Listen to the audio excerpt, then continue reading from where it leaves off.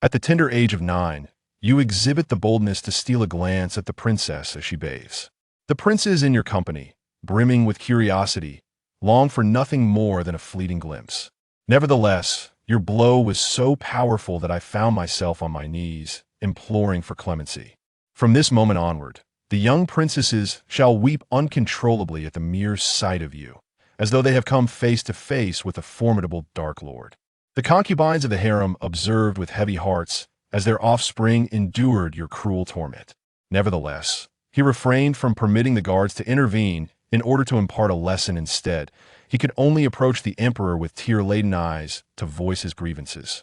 The emperor, however, replied, "My dear child, you are endowed with remarkable lineage. You are indeed the grandson of the illustrious General Wu Cheng, a formidable presence at the frontier. One day, as you meander leisurely through the opulent royal palace, by sheer happenstance, I found myself entering a chamber. I beheld a young lady bathing in her delicate undergarments. You must perceive with utmost clarity, lest you be captured immediately by the palace sentinels." Upon discovering this affair, the emperor of the Great Xia transformed his customary disposition. Summoned before you solely to encounter a withering rebuke, whilst commanded to contemplate my transgressions in solitude, barred from departing the estate even a single pace without the requisite authorization.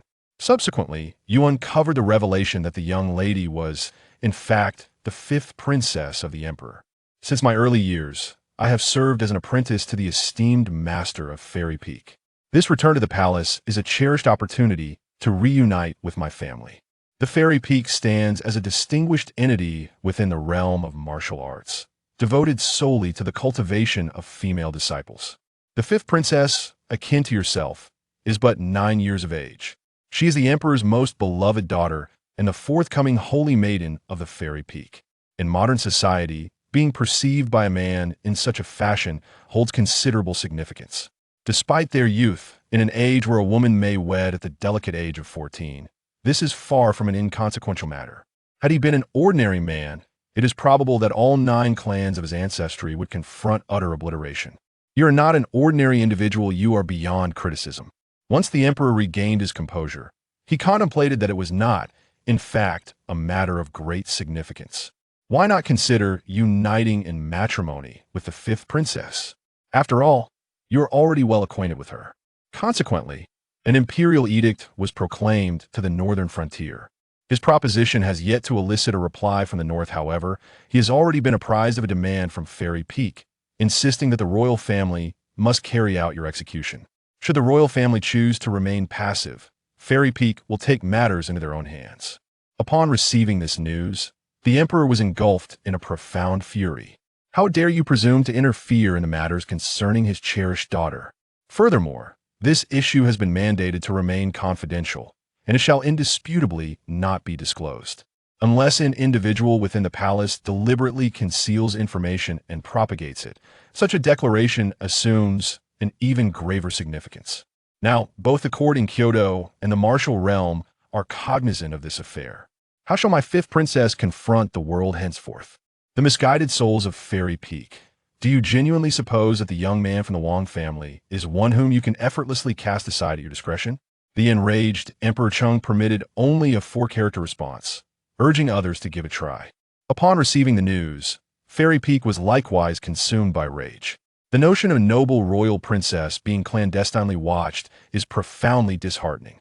How can a sovereign monarch remain passive in the face of such an indignity? Indeed, let us seize control of our own destiny. The progeny of a humble minister presumes to unite in matrimony with me, a sanctified maiden. Initially, the conveyed message was modified to portray the progeny of a 7th-rank minister clandestinely observing the 5th princess as she bathed, characterized as a depraved being, a mere mass of filth. The northern frontier has been captivated by tales of the prince's gallant deeds, and all proclaim, what an admirable young man. Indeed, a deserving scion of a noble lineage. King Wu Cheng, upon receiving such accolades, could not restrain his exuberance, his smile extending nearly to the nape of his neck. It is truly regrettable that one cannot convert uncooked rice into a sumptuous dish, thereby wasting such a remarkable opportunity. One must also take into account one's age. Harboring ambition does not necessarily imply possessing the requisite capability. Shortly thereafter, King Wucheng was bestowed with a decree from His Majesty, commanding him to orchestrate a union between himself and the fifth princess.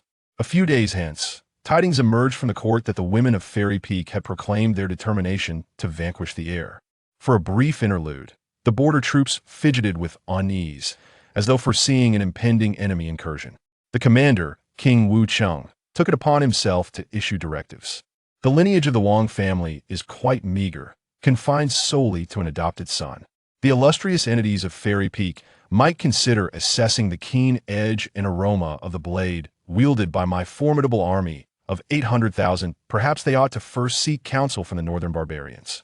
Certain civil officials within the court seized the opportunity to cast aspersions upon King Wucheng, audaciously asserting that he neglected the nation's safety and was solely preoccupied with inciting the ire of Fairy Peak.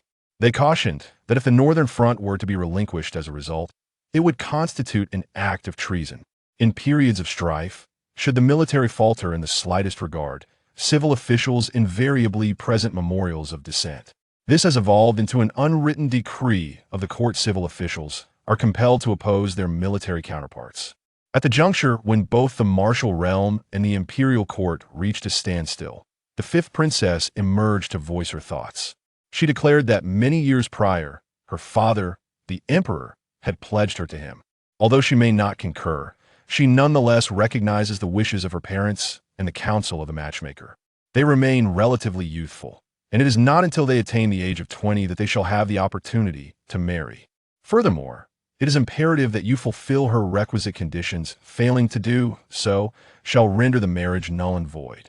Her master remained unaware of this issue, which is the reason for her profound anger. Gradually, the situation was subdued. From the tender age of 9, following the calamity you instigated in Kyoto, King Wucheng determined that your presence in the capital could no longer be tolerated. A child of once great promise, devoid of proper guidance, risks descending into the realm of mere folly. Furthermore, Kyoto undeniably conceals perils. Consequently, a decree was proclaimed to Emperor Cheng, commissioning individuals to accompany you to the northern frontier. You have resided in North Sai for under a year, maneuvering through the military encampment with extraordinary finesse. Each day, they partake in brotherly fellowship with the generals, occasionally gathering to ponder the courageous soldiers stationed at the front lines. I have also gleaned from their discourse that an imperative confrontation, one that must be triumphed, is on the verge of being initiated. Consequently, you clandestinely infiltrated the battleground, yearning to behold the resolution with your own eyes. On the battlefield, circumstances shift in an instant, lurking ominously in every corner. How long can an innocent child persevere? Just as the enemy's arrows were poised to descend, a valiant soldier advanced to protect you from the looming peril. You were also rendered unconscious by a soldier, ultimately attaining a bittersweet triumph in a grand conflict.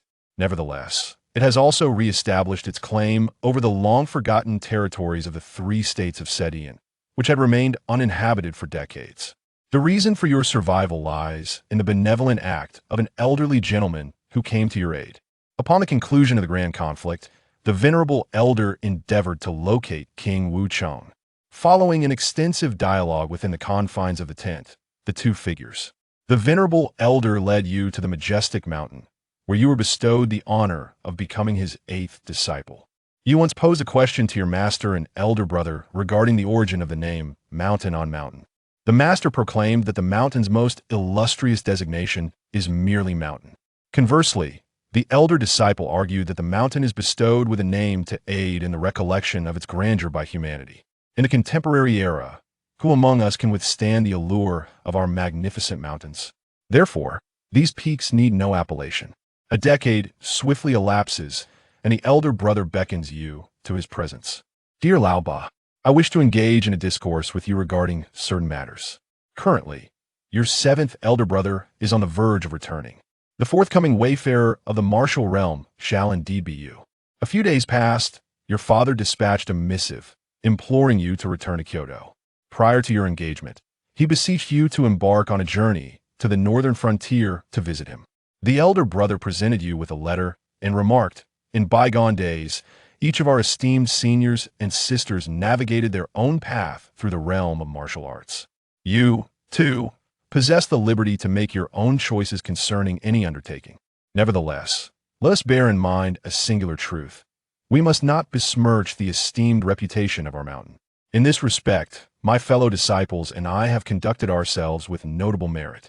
Apart from your second elder brother, he was detained by the master in the Mingdong for 3 years following his return. You must bear in mind not to imitate your second elder brother, who is outmatched by a woman in the realm beyond. With a furrowed brow, you contemplate, is it indeed so merciless? You're cognizant that Myeongdong is designated as a sanctuary to restrain those malevolent denizens of the underworld. These individuals are primarily adept practitioners who traverse the martial realm, ensnared and brought back by my esteemed predecessors. You are cognizant of the remarkable martial skills possessed by the second brother. On the mountain, aside from the master and the senior brother, none can contend with him. What extraordinary woman might he have encountered to endure such a defeat? My revered elder brother perceives your bewildered expression and kindly admonishes you. In the domain of martial arts, each disciple is bestowed with a duty by the master. Until this task is fulfilled, one is forbidden to return to the mountain. You are no exception to this rule. What is the precise undertaking? In due course, your lord shall apprise you. Nevertheless, you must first journey back to the capital to address affairs pertaining to your betrothed. The elder brother stands, facing away from you. I have sought the oracle's wisdom concerning your destiny. You find yourself ensnared in the misfortunes of romantic entanglements. One must not readily permit one's heart to be influenced by a woman. You hesitate to meet the gaze of your elder brother, for a laugh nearly escapes your lips. Instead, you offer him a grave nod. The woman at the mountain's base is a fierce tigress. Should the junior brother cross her path, he must undoubtedly take care to avoid her. The elder brother tenderly placed his hand upon your shoulder, conveying his contentment. Ah, dear little brother, you have truly captured the essence with merely a suggestion. With this understanding, I find solace. Today is undeniably a magnificent day, a day when all that one desires is destined to manifest. You step forth from Lu Ye's bamboo courtyard with a buoyant gait, brimming with profound elation at your entrance into this realm. A decade, a complete 11 years have elapsed. Apart from the over 6 months dedicated to the northern competition, I have dwelled upon this mountain for 10 uninterrupted years.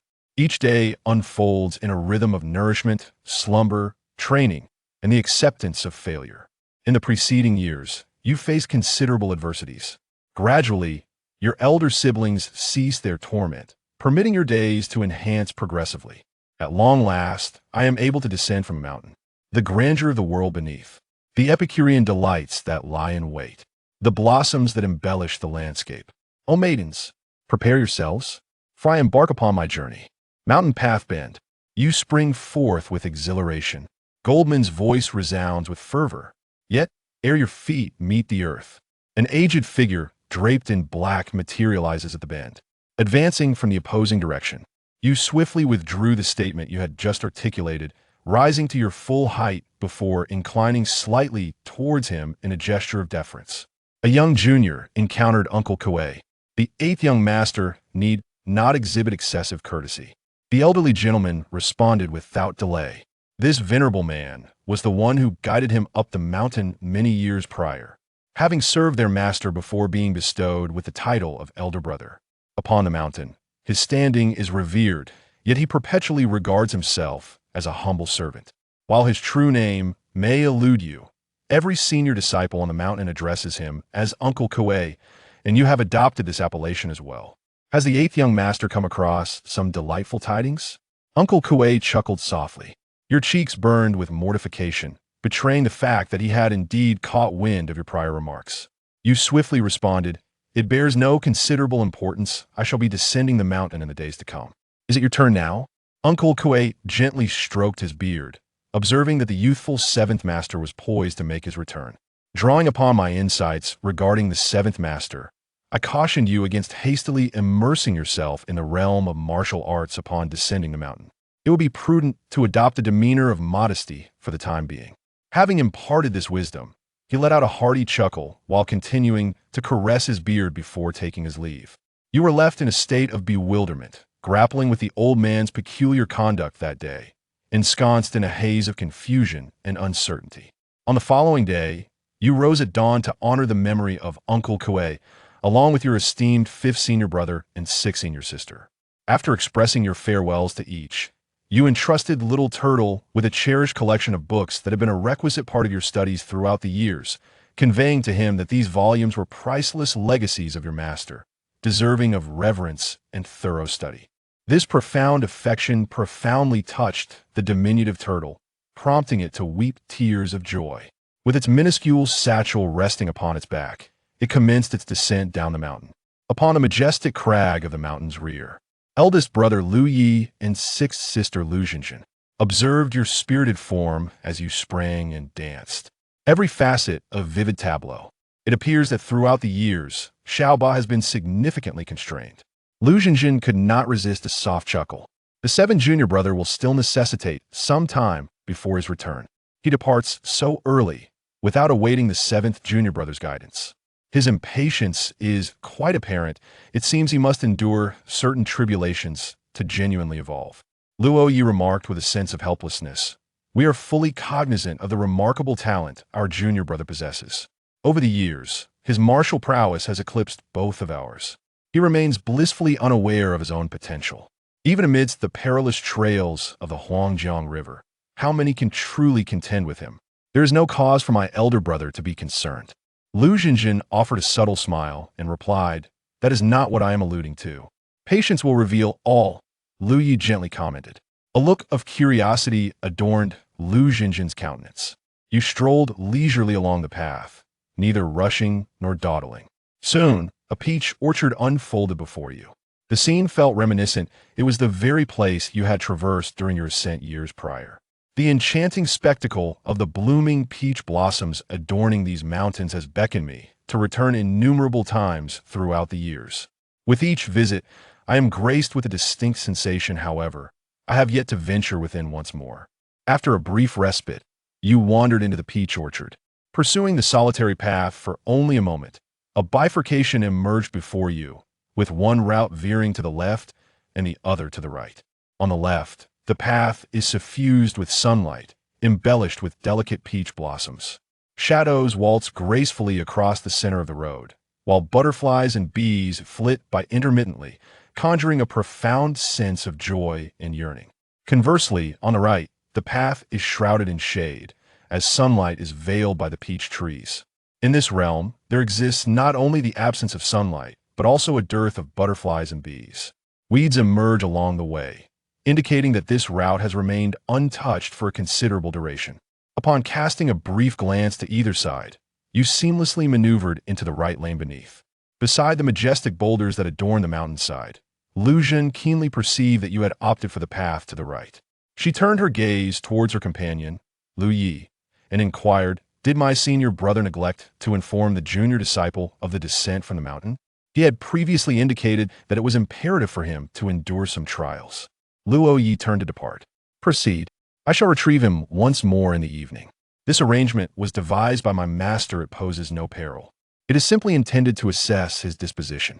Lu Jinjin cast another fleeting glance towards the peach grove before pivoting to follow her senior brother, Lu Yi. Is there truly no alternative escape aside from the exit at the heart of the formation? Lu Jinjin asked. It is not the case. It is simply more convenient to exit from the focal point. One may also take leave from the path that winds through the peach grove, Lu Yi remarked nonchalantly. Nevertheless, throughout the years, few have dared to venture forth.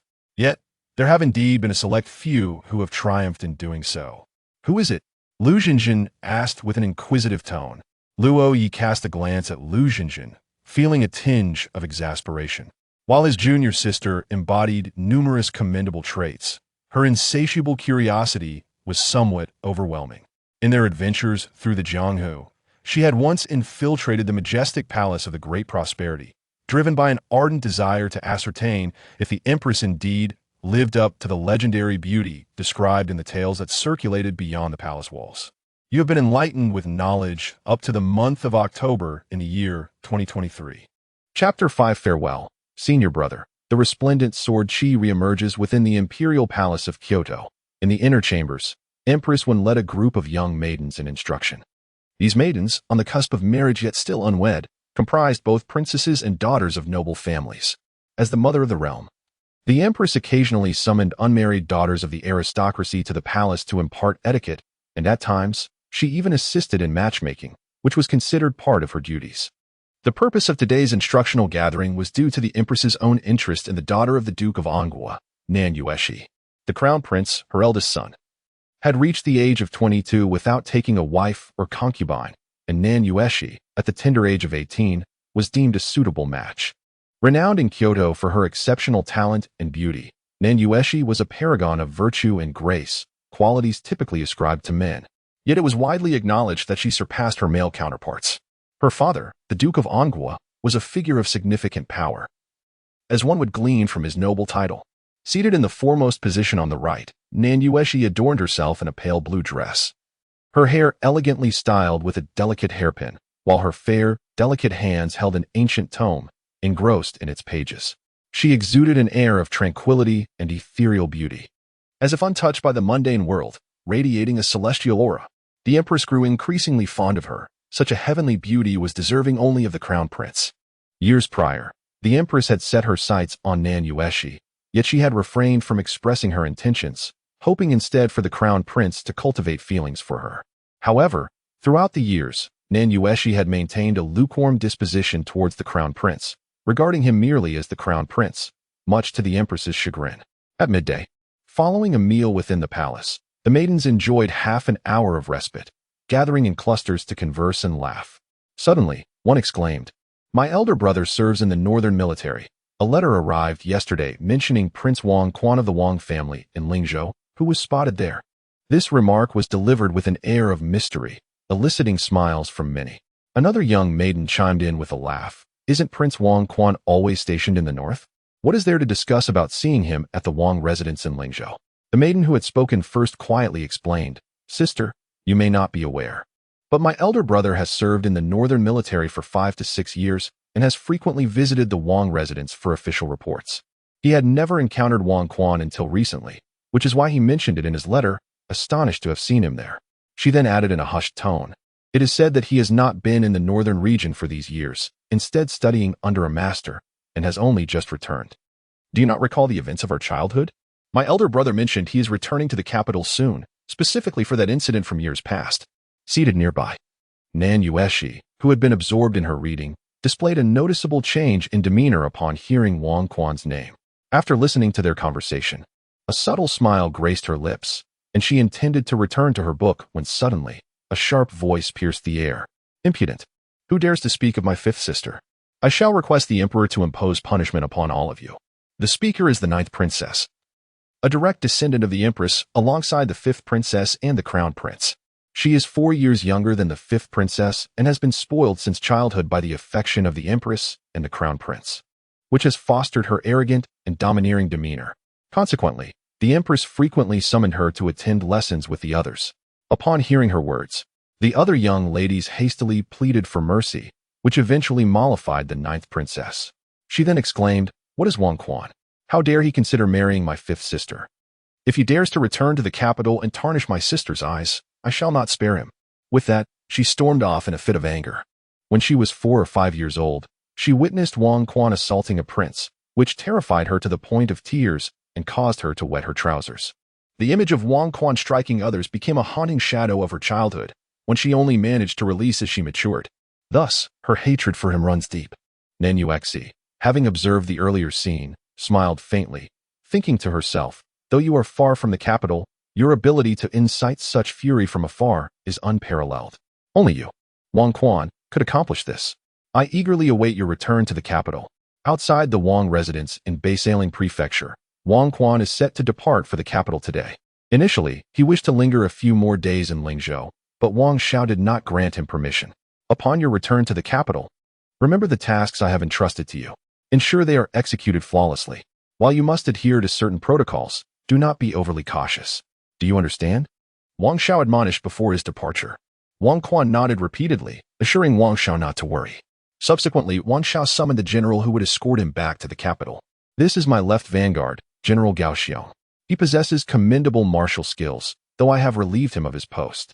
From now on, he will accompany you. It is prudent to have assistance while navigating the affairs of the capital, the prince informed Wang Quan. At this moment, Gao Xiong had donned plain attire. Yet the sword at his waist remained unchanged. Rest assured, my lord, I vow to protect the young master with my life, ensuring he suffers no harm. Gao Xiong declared with a serious expression. Wang Xiao cast a glance at Gao Xiong, signaling him to withdraw, then turned to Wang Quan, saying, Gao Xiong is young yet formidable in battle, unafraid to engage in combat. He is a valuable asset. More importantly, he is loyal. When you ascend to the throne, he could serve as your right-hand man. However, his prideful and unruly nature may pose a challenge for you in taming him. Wang Quan nodded, having perceived from their initial meeting that Gao Xiong was not particularly warm towards him. His courtesy stemmed merely from Wang Quan's status as the heir. Once the instructions were concluded, Gao Xiong led forth a carriage, which, though simpler than usual, was still considerably larger than the average carriage, drawn by 2 horses. Besides Gao Xiong, no one else accompanied them, as he assumed the role of the coachman.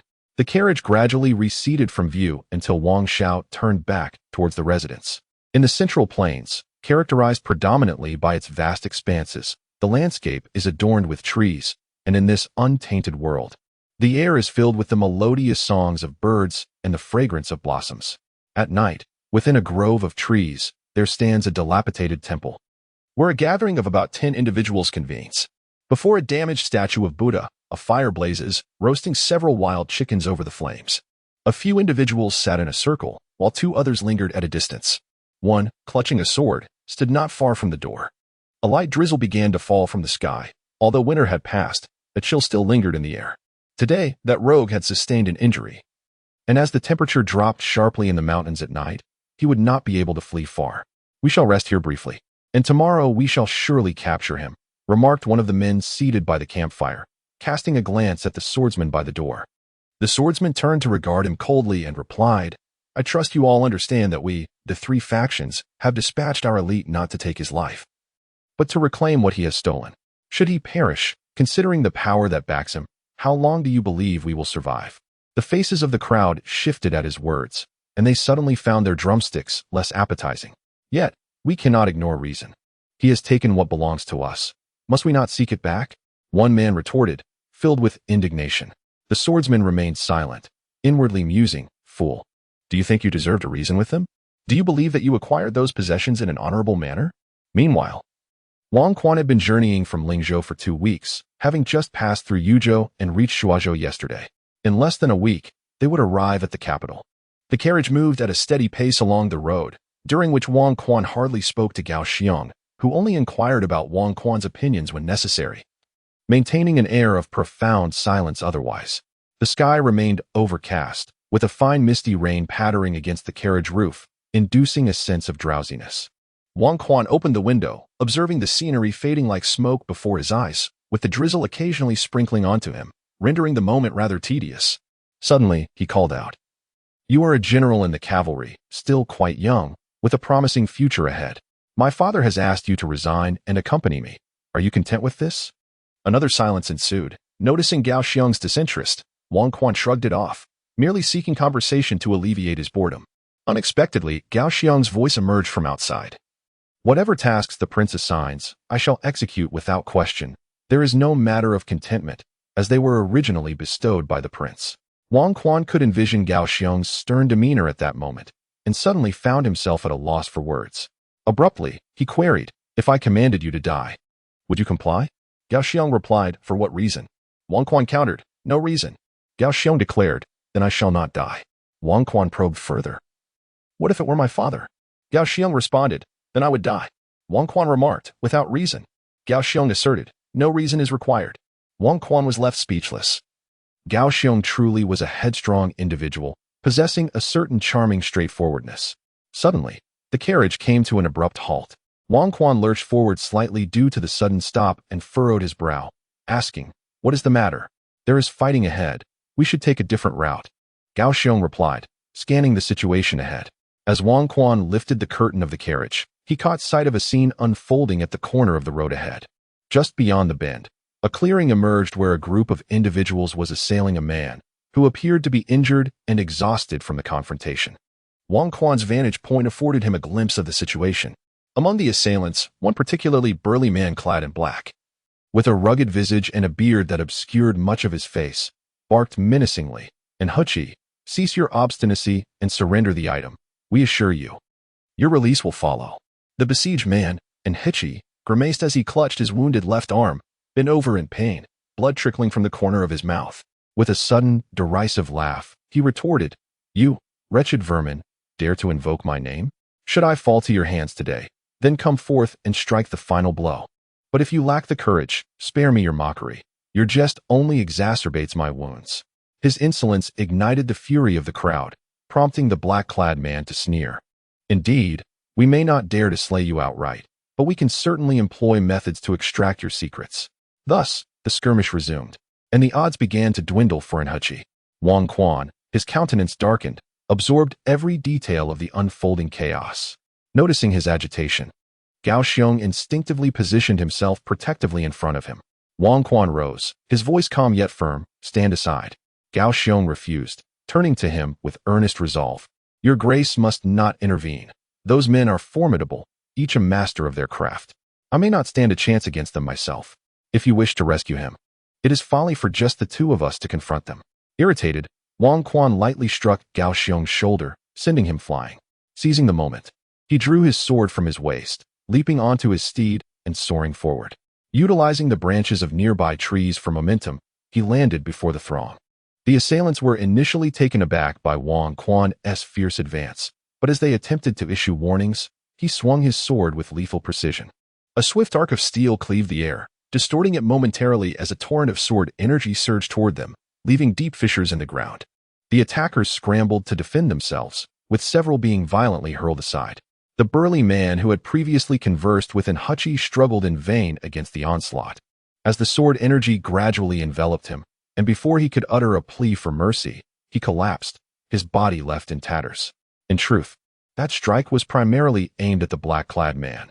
His earlier words had been particularly egregious, and he was the mightiest among the group, while the others merely fell victim to the residual force of the attack. Though Gao Xiong had been knocked back, he remained unscathed and quickly regained his senses to see the prince rushing toward danger.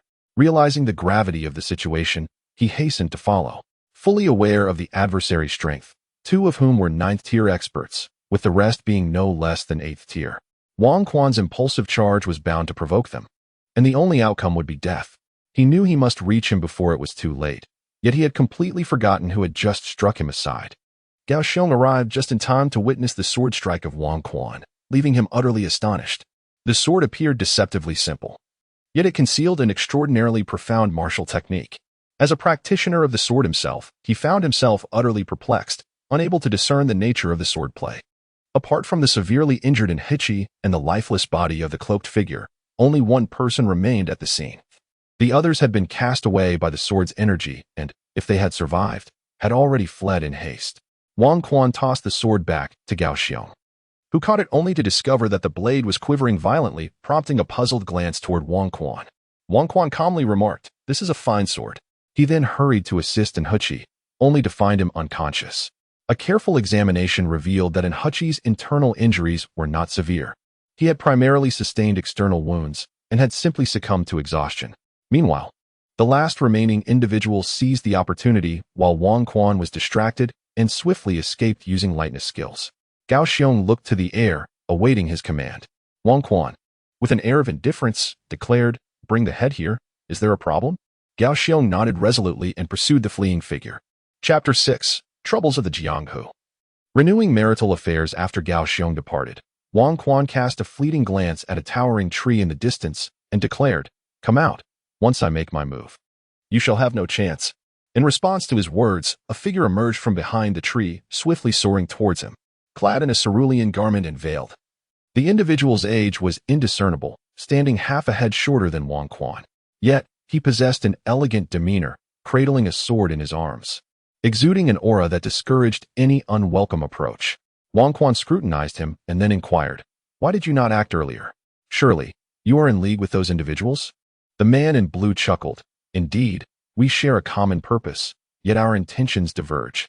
They seek not only the artifact, but also to eliminate witnesses. While my sole desire is to obtain the object without resorting to violence, or rather, I lack the courage to do so. A smirk played upon Wang Quan's lips. You wish to reap the benefits without exertion? Had I not appeared, you might have succeeded. But why did you not seize the opportunity to flee? Do you still wish to test your luck? Nay, the blue-clad man replied, fixing his gaze upon Wang Quan's eyes. I merely came to extend my greetings, Your Highness. I did not anticipate that the illustrious heir of the Wang family, renowned for his prowess in the Jianghu, would possess such extraordinary talent. Even more surprising is your identity as a disciple of the esteemed Mount Shang. Wang Quan furrowed his brow, somewhat astonished. This individual seemed to possess considerable skill. He then stated, given your restraint, I shall spare your life. Depart now. He was disinclined to engage further, as he needed to tend to his elder martial brother's injuries. Besides, the man in blue spoke with neither servility nor arrogance, suggesting he was not an adversary to be underestimated. Thank you for your mercy, Your Highness. Allow me to convey a piece of information. Your return to the capital is likely to conclude the matters concerning the Saintess of Fairy Peak, is it not? However, I fear it may not unfold smoothly. It is said that Ouyang Xiao, the young master of the Ouyang family, intends to trouble you. He has long harbored affections for the fifth princess and will undoubtedly not remain passive. With that, he executed a swift retreat, disappearing from sight in mere moments. Wang Quan paid little heed to the man's words. He dismissed thoughts of the Ouyang and Sima families. Once he had finalized his engagement dissolution with the Princess of Nanning, she could pursue whomever she wished, and he would no longer concern himself with her affairs. As evening fell in the dilapidated temple, the remnants of the fire previously kindled by the earlier group still smoldered. Gao Xiong had returned after hunting the fleeing man, bringing along some game. Wang Quan brought Enhichi to this location and began to channel his energy to heal him. At that moment, Enhichi had regained consciousness. His internal injuries were not severe and were nearly mended, though the wounds from the blade would require time to recover. Upon realizing it was his junior disciple who had rescued him, Enhichi felt a profound sense of shame. He reflected on the past. When he had descended from the mountain, Wang Quan was merely 17, just barely reaching the 7th rank, while he himself had already attained the 8th rank. In the brief span of 3 years, Wang Quan had made remarkable progress, now standing at the same level as himself. It was indeed humiliating that he had once instructed this junior disciple, and now he found himself in need of rescue. Subsequently, Enhichi recounted his experiences in the Jianghu over the years and the circumstances surrounding his pursuit to Wang Quan. Wang Quan listened thoughtfully, realizing the vastness of the world of Jianghu. 7 paramount forces, 2 ancient clans, countless small to medium factions, along with thousands of wandering heroes without affiliations, together form the vast realm of the Central Plains. This time, the 3 sects pursuing Enhichi, the Longwei sect, the Songling sect, and the Tianxin sect, belonged to the second tier of sections. They conspired to annihilate the renowned Mei family and cunningly attributed the deed to local bandits. The Mei family of Yuzhou is a lineage of blacksmiths, revered for their weaponry, which is sought after by countless practitioners of martial arts and even utilized by many in the military. Their unique forging techniques and enigmatic martial arts have made them the envy of many. Although the Mei family does not possess many masters, they are often sought after by skilled martial artists for their weaponry, which dissuades most from targeting them. However, the 3 sects collectively dispatched 29th-tier masters, completely wiping out the Mei clan and masking the event as a bandit raid. They seized the martial arts manuals and forging recipes, dividing them among themselves. Unexpectedly, a surviving member of the Mei family encountered Enhichi and, before succumbing, divulged the entire affair to him. Enhichi then ventured into the 3 sects, risking his life to steal the martial arts manuals and formulas, only to be relentlessly pursued by the 3 factions until he crossed paths with Wang Quan. Wang Quan recalled the dark-clad figure he had seen earlier, who had been clutching a sword. He inquired, 7th brother, among those who injured you, was there a man dressed in green wielding a sword? Enhichi pondered for a moment, nodding as he replied, indeed, there was such a person. But he did not harm me. On several occasions, when I was on the verge of injury, he either intentionally or unintentionally shielded me.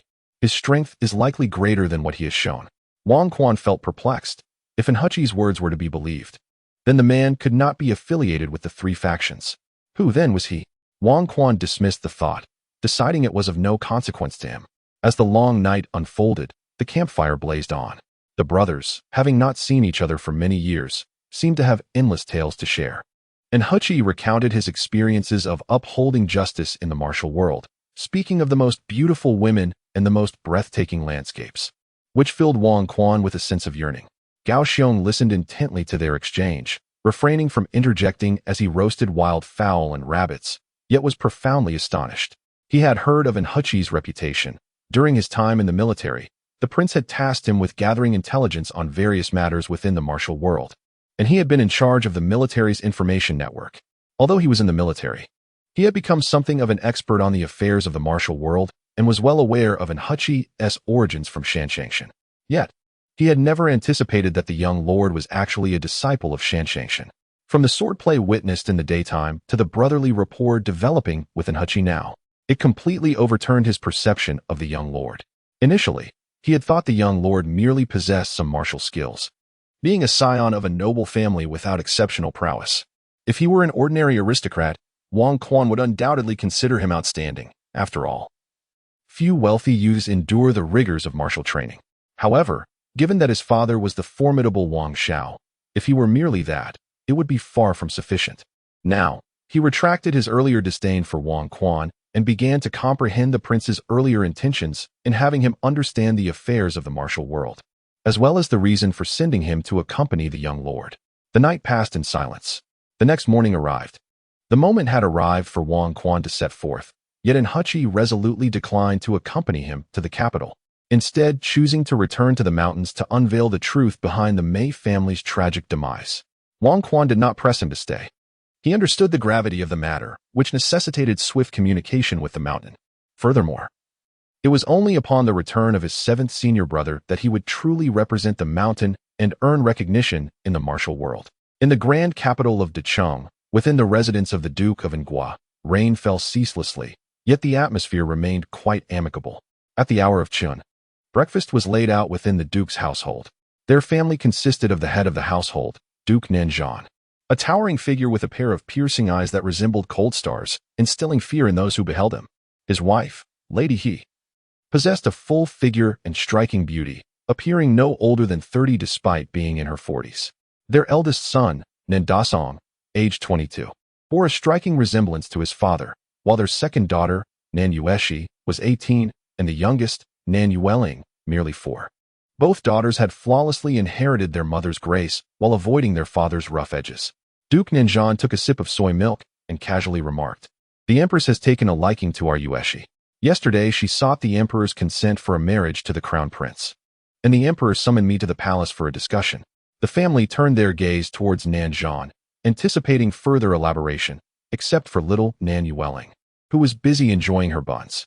Nanzhan looked up at everyone and, with a grand gesture, laughed heartily. "Of course, I refused. Was there ever any doubt?" A collective sigh of relief escaped the others as they resumed their meal. However, Nanzhan's voice rang out once more, prompting them to look up again.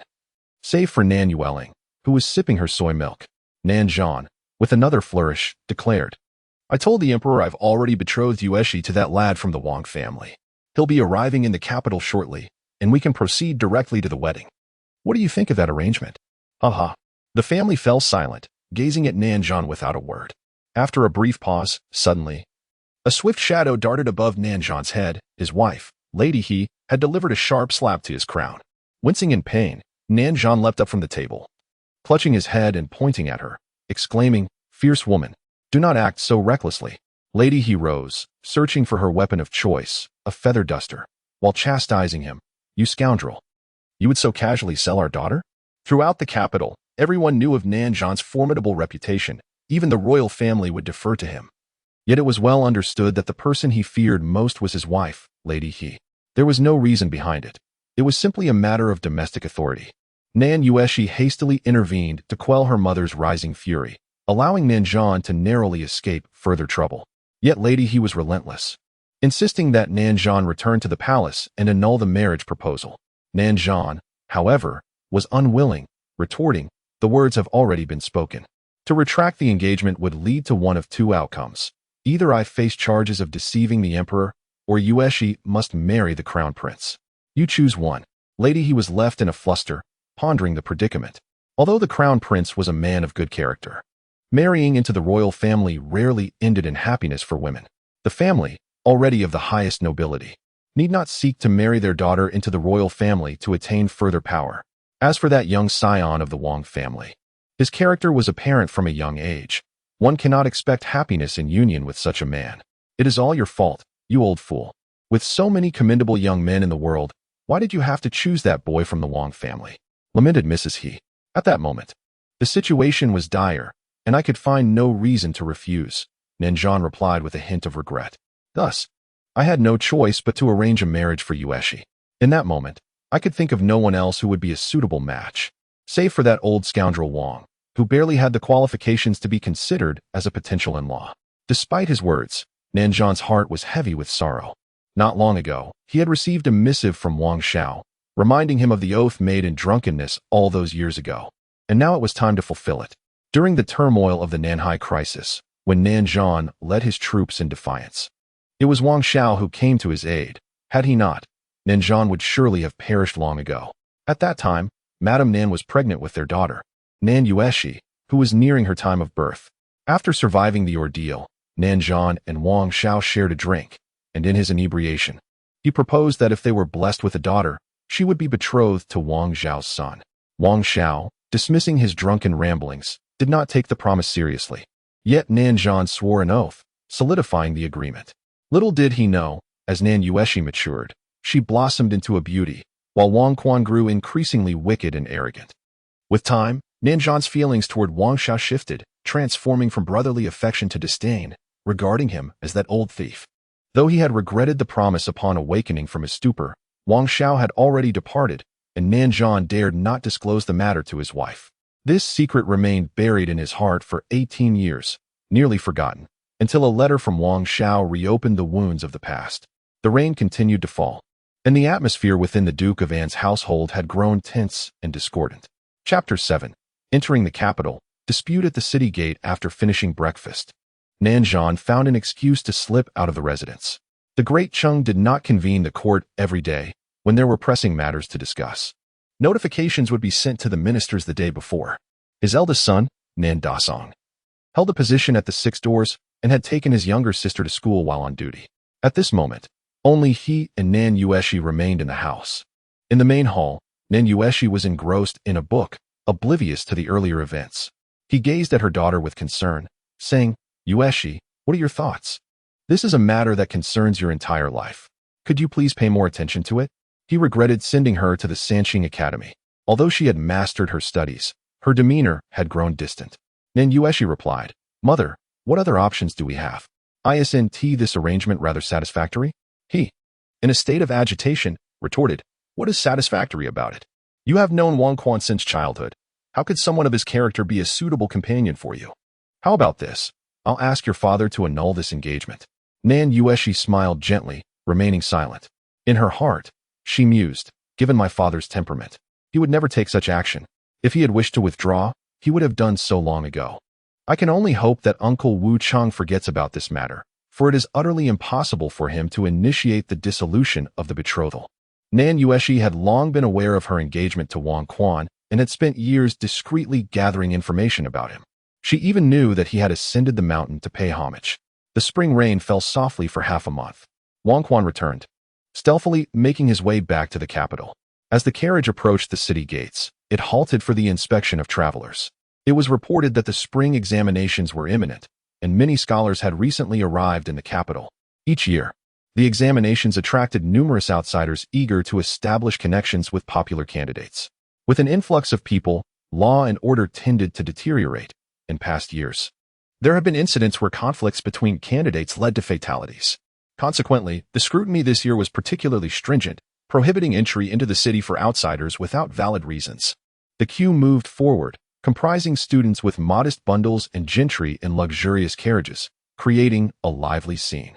Ahead of Wang Quan's group was an exceptionally opulent carriage, undoubtedly among the finest in civilian transport, making their own vehicle seem inferior by comparison. As the line shortened and Wang Quan's turn approached, a commotion arose at the checkpoint, drawing the attention of onlookers. Wang Quan and his companions, being nearby, observed closely as a confrontation occurred between a scholar in the carriage ahead and a man adorned with a travel bag. In truth, it was not much of a conflict. The scholar, upon reaching the checkpoint, was requested by the city guards to present his travel permit. However, due to the incessant rain in recent days, the permit had become damp and was somewhat illegible. The guards were unwilling to grant passage. The scholar pleaded repeatedly, and the guard, momentarily softened, prepared to let him through. However, the occupants of the luxurious carriage behind him voiced their objections. A young woman alighted from the carriage, possessing striking beauty and grace. She donned an exquisite long gown adorned with rich brocade, and her head was crowned with a delicate array of emeralds and pearls, exuding an air of opulence. She remarked, "The travel permit is an essential document for passage. If it is unclear, how can one be allowed to depart? I find this individual exceedingly suspicious. Could he possibly be a foreign spy?" The scholar, taken aback, hastily elucidated, "I am not a foreigner. I hail from a mountain academy and have come to the capital to partake in the spring examination.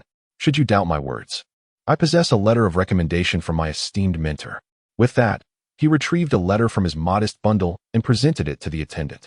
The woman, upon hearing this, scoffed, "What is this mountain academy you speak of?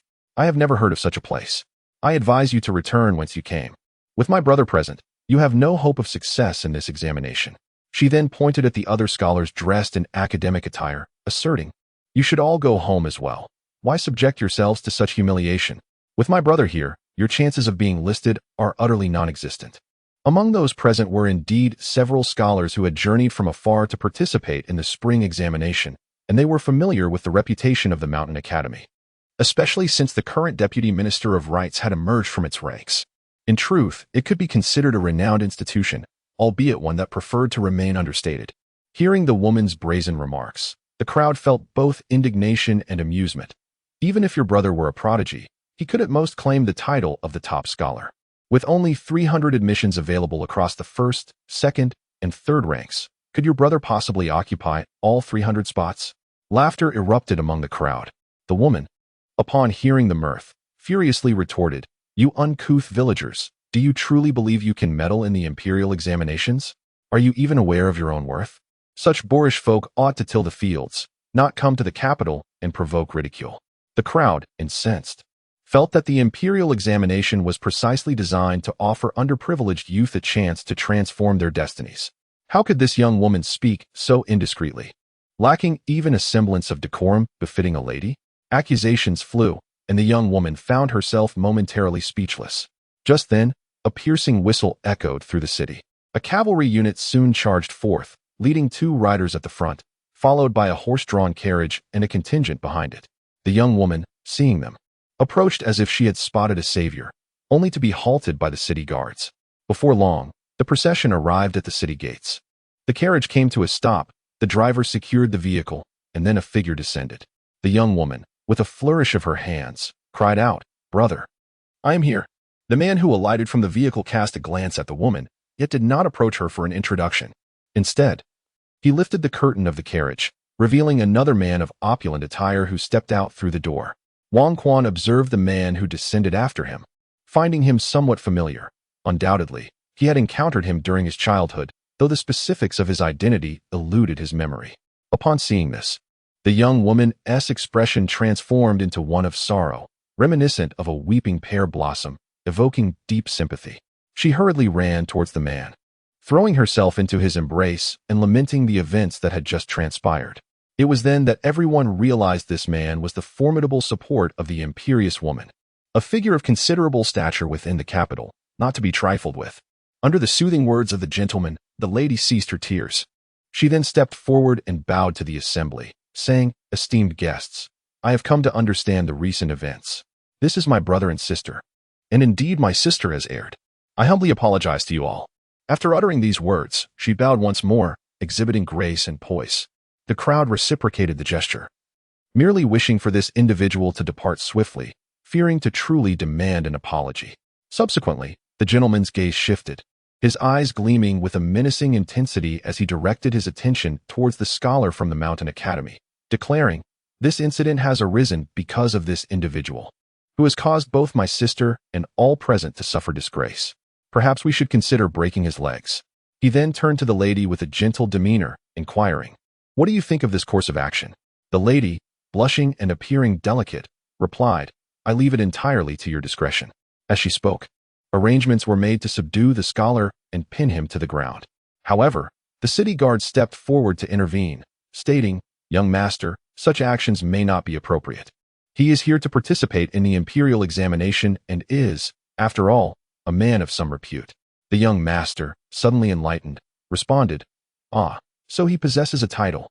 In that case, we cannot proceed thus. We must break all his limbs instead." Chapter 8.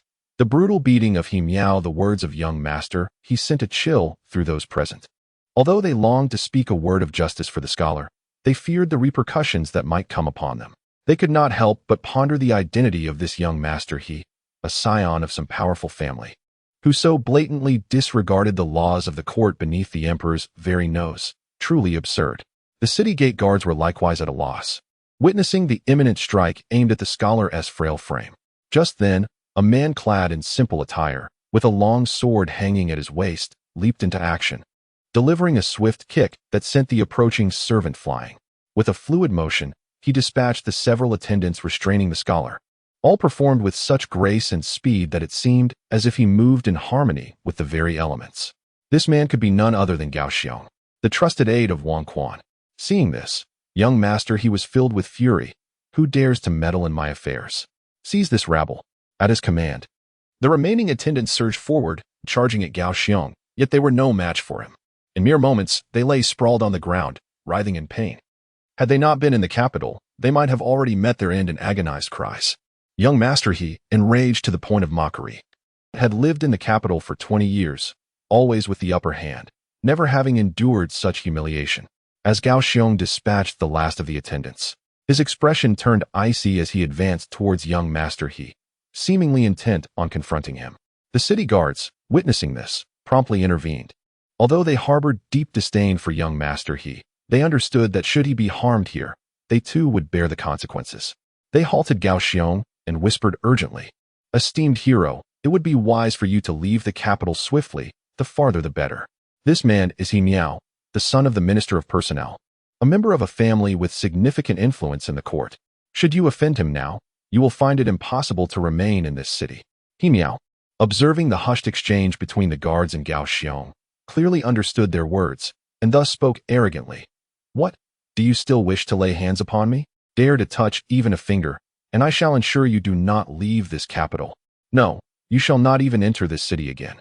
If you wish to flee, do so swiftly, for you will not survive the night." The scholar, hearing this, expressed his remorse. "I have brought you trouble, esteemed sir. You should leave at once, lest you lose your life for my sake." Gao Xiong remained silent, instead turning his gaze towards Wang Quan, prompting the attention of the gathered crowd to shift in his direction.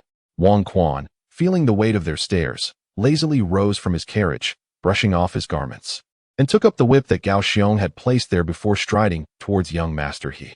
He proclaimed, "I had intended to be an inconspicuous man. Yet there are always fools who, for reasons unknown, incite a desire to strike them as soon as they are seen." Wang Quan approached He Miao, locking eyes with him, and suddenly laughed. "Isn't it a coincidence? You are precisely such a person." Just as He Miao attempted to respond, Wang Quan struck him with the whip, causing him to roll on the ground in pain, the lashes following one after another, relentlessly raining down upon young master he. The onlookers were rendered speechless by the scene before them, utterly astonished by the unexpected turn of events. Yet, witnessing the agonizing cries of the man surnamed, he brought a sense of satisfaction to their hearts. Wang Quan refrained from employing his inner strength, carefully modulating his force to avoid rendering the man unconscious, as he continued to strike with the whip, blow after blow. The guards stationed at the gate attempted to intervene, only to be halted by Gao Xiong, while the true instigator of the chaos, a richly attired woman, shrieked like a shrew, "Have you lost your mind? You madman! Cease at once. Do you know who he is? He is the son of Lord He, the Minister of Personnel. If you dare to strike him, you will all face dire consequences." In a flurry, she turned to a man beside her, exclaiming, "Brother, hurry to Master He's residence and summon help. We must bring someone to deal with these ruffians who dare to commit violence in broad daylight." No sooner had she uttered these words than her voice was silenced by a whip across her mouth, causing blood to gush forth. "No more cries. For every sound you make, I shall deliver another lash," Wang Quan declared fiercely. The woman, paralyzed by pain or perhaps overwhelmed by humiliation, promptly fainted. Meanwhile, her brother, endowed with exceptional talent, stood nearby, dumbfounded and trembling, rendered speechless by the unfolding events. Not far from the city of Kyoto, when Sheng, who had just completed a review of the Imperial Guard, was hastily returning to the capital. The Imperial Guard served as the final bastion of defense for the city. And as the commander of the Royal Guards, he maintained strict discipline, conducting monthly inspections to ensure the safety of the capital. Approaching the city gates, he spotted a crowd gathered, curious about the commotion. Upon galloping closer, his eyes fell upon Wang Quan mercilessly whipping a man who was nearly unrecognizable. Yet he showed no signs of relenting. Since assuming his role as the commander of the city guards, Wen Sheng had never encountered such a heinous occurrence. Halt! His voice rang out like thunder, catching Wang Quan's attention. He turned to see a figure clad in armor, a sword hanging at his waist, striding toward him with an imposing demeanor. The guards at the gate knelt in respect upon his arrival. Who are you to commit such violence in the presence of the emperor? Release him at once. Wen Sheng commanded, his eyes sharp as swords. Wang Quan remained unfazed, casting a glance at him before resuming his assault with the whip. Observing this, Wen Sheng launched a palm strike toward Wang Quan, who retaliated in kind. Their palms meeting in a standoff, though they did not make contact. A mere inch separated their hands, as their inner energies clashed in a cyclical dance, causing both to rebound and step back. To the untrained eye, it appeared as though they were evenly matched, yet neither had exerted their full strength. Wen Sheng, taken aback, noted that the young man before him, seemingly in his teens, possessed remarkable inner strength, a true prodigy, undoubtedly mentored by an extraordinary master. Which family do you hail from? And why do you resort to violence within the capital? Wen Sheng's demeanor softened, recognizing that someone of such caliber could not simply be a common thug. There must be underlying circumstances.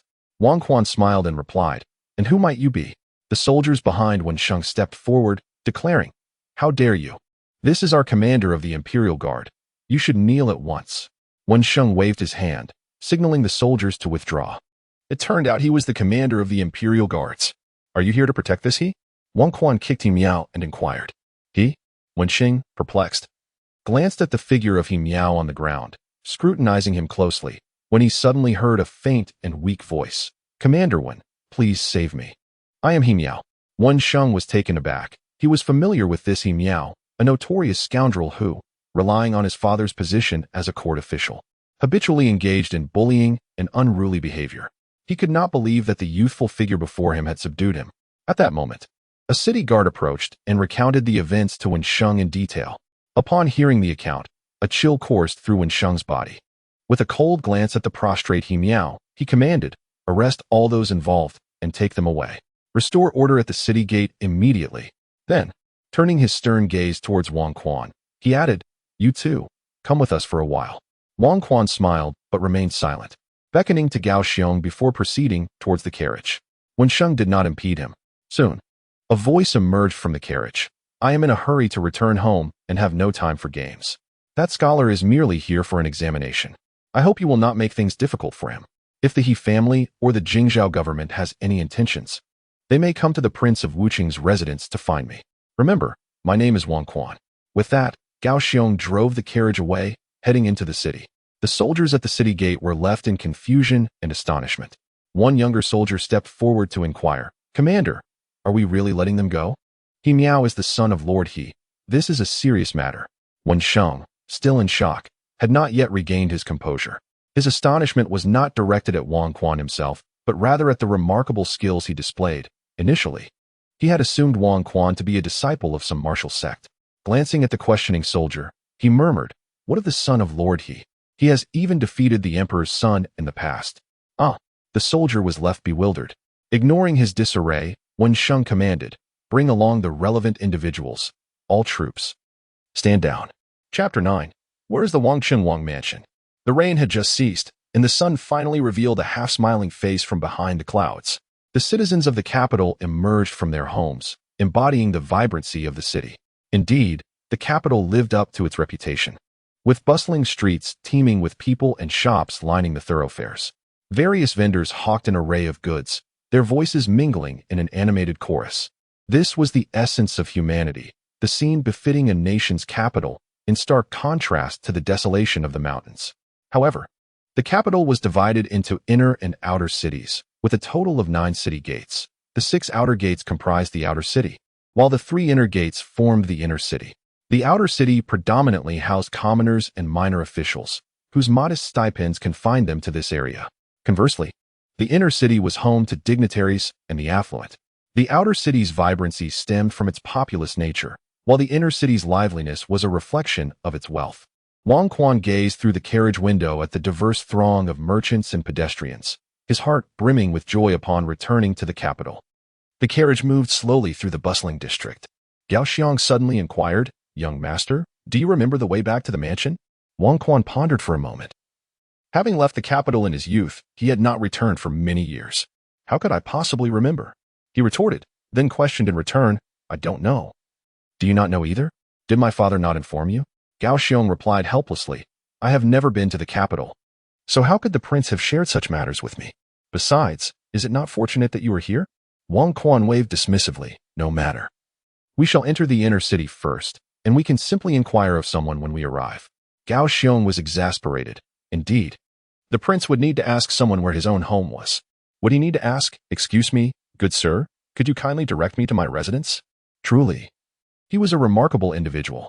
The capital was indeed vast. It took 2 full hours to traverse from the outer city to the inner city, and by the time they arrived, it was well past the time of shun.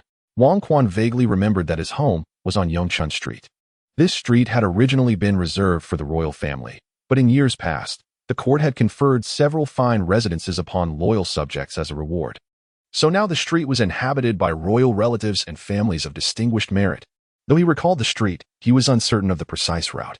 Yongchun Street was so expansive that searching for his home house by house would be an arduous task. Wang Quan found himself in a quandary. After meandering about, they finally located the entrance to Yongchun Street. Without further ado, they proceeded onward. Wang Quan signaled Gao Xiong to steer the carriage toward Yongchun Street. But after only a few steps, they were halted by a group of patrolling guards. There appeared to be 7 or 8 of them, having blocked the road with makeshift barriers. The leader spoke, "Who are you? This is royal territory, and entry is not permitted without authorization." Just as Gao Xiong prepared to respond, a commotion arose from behind.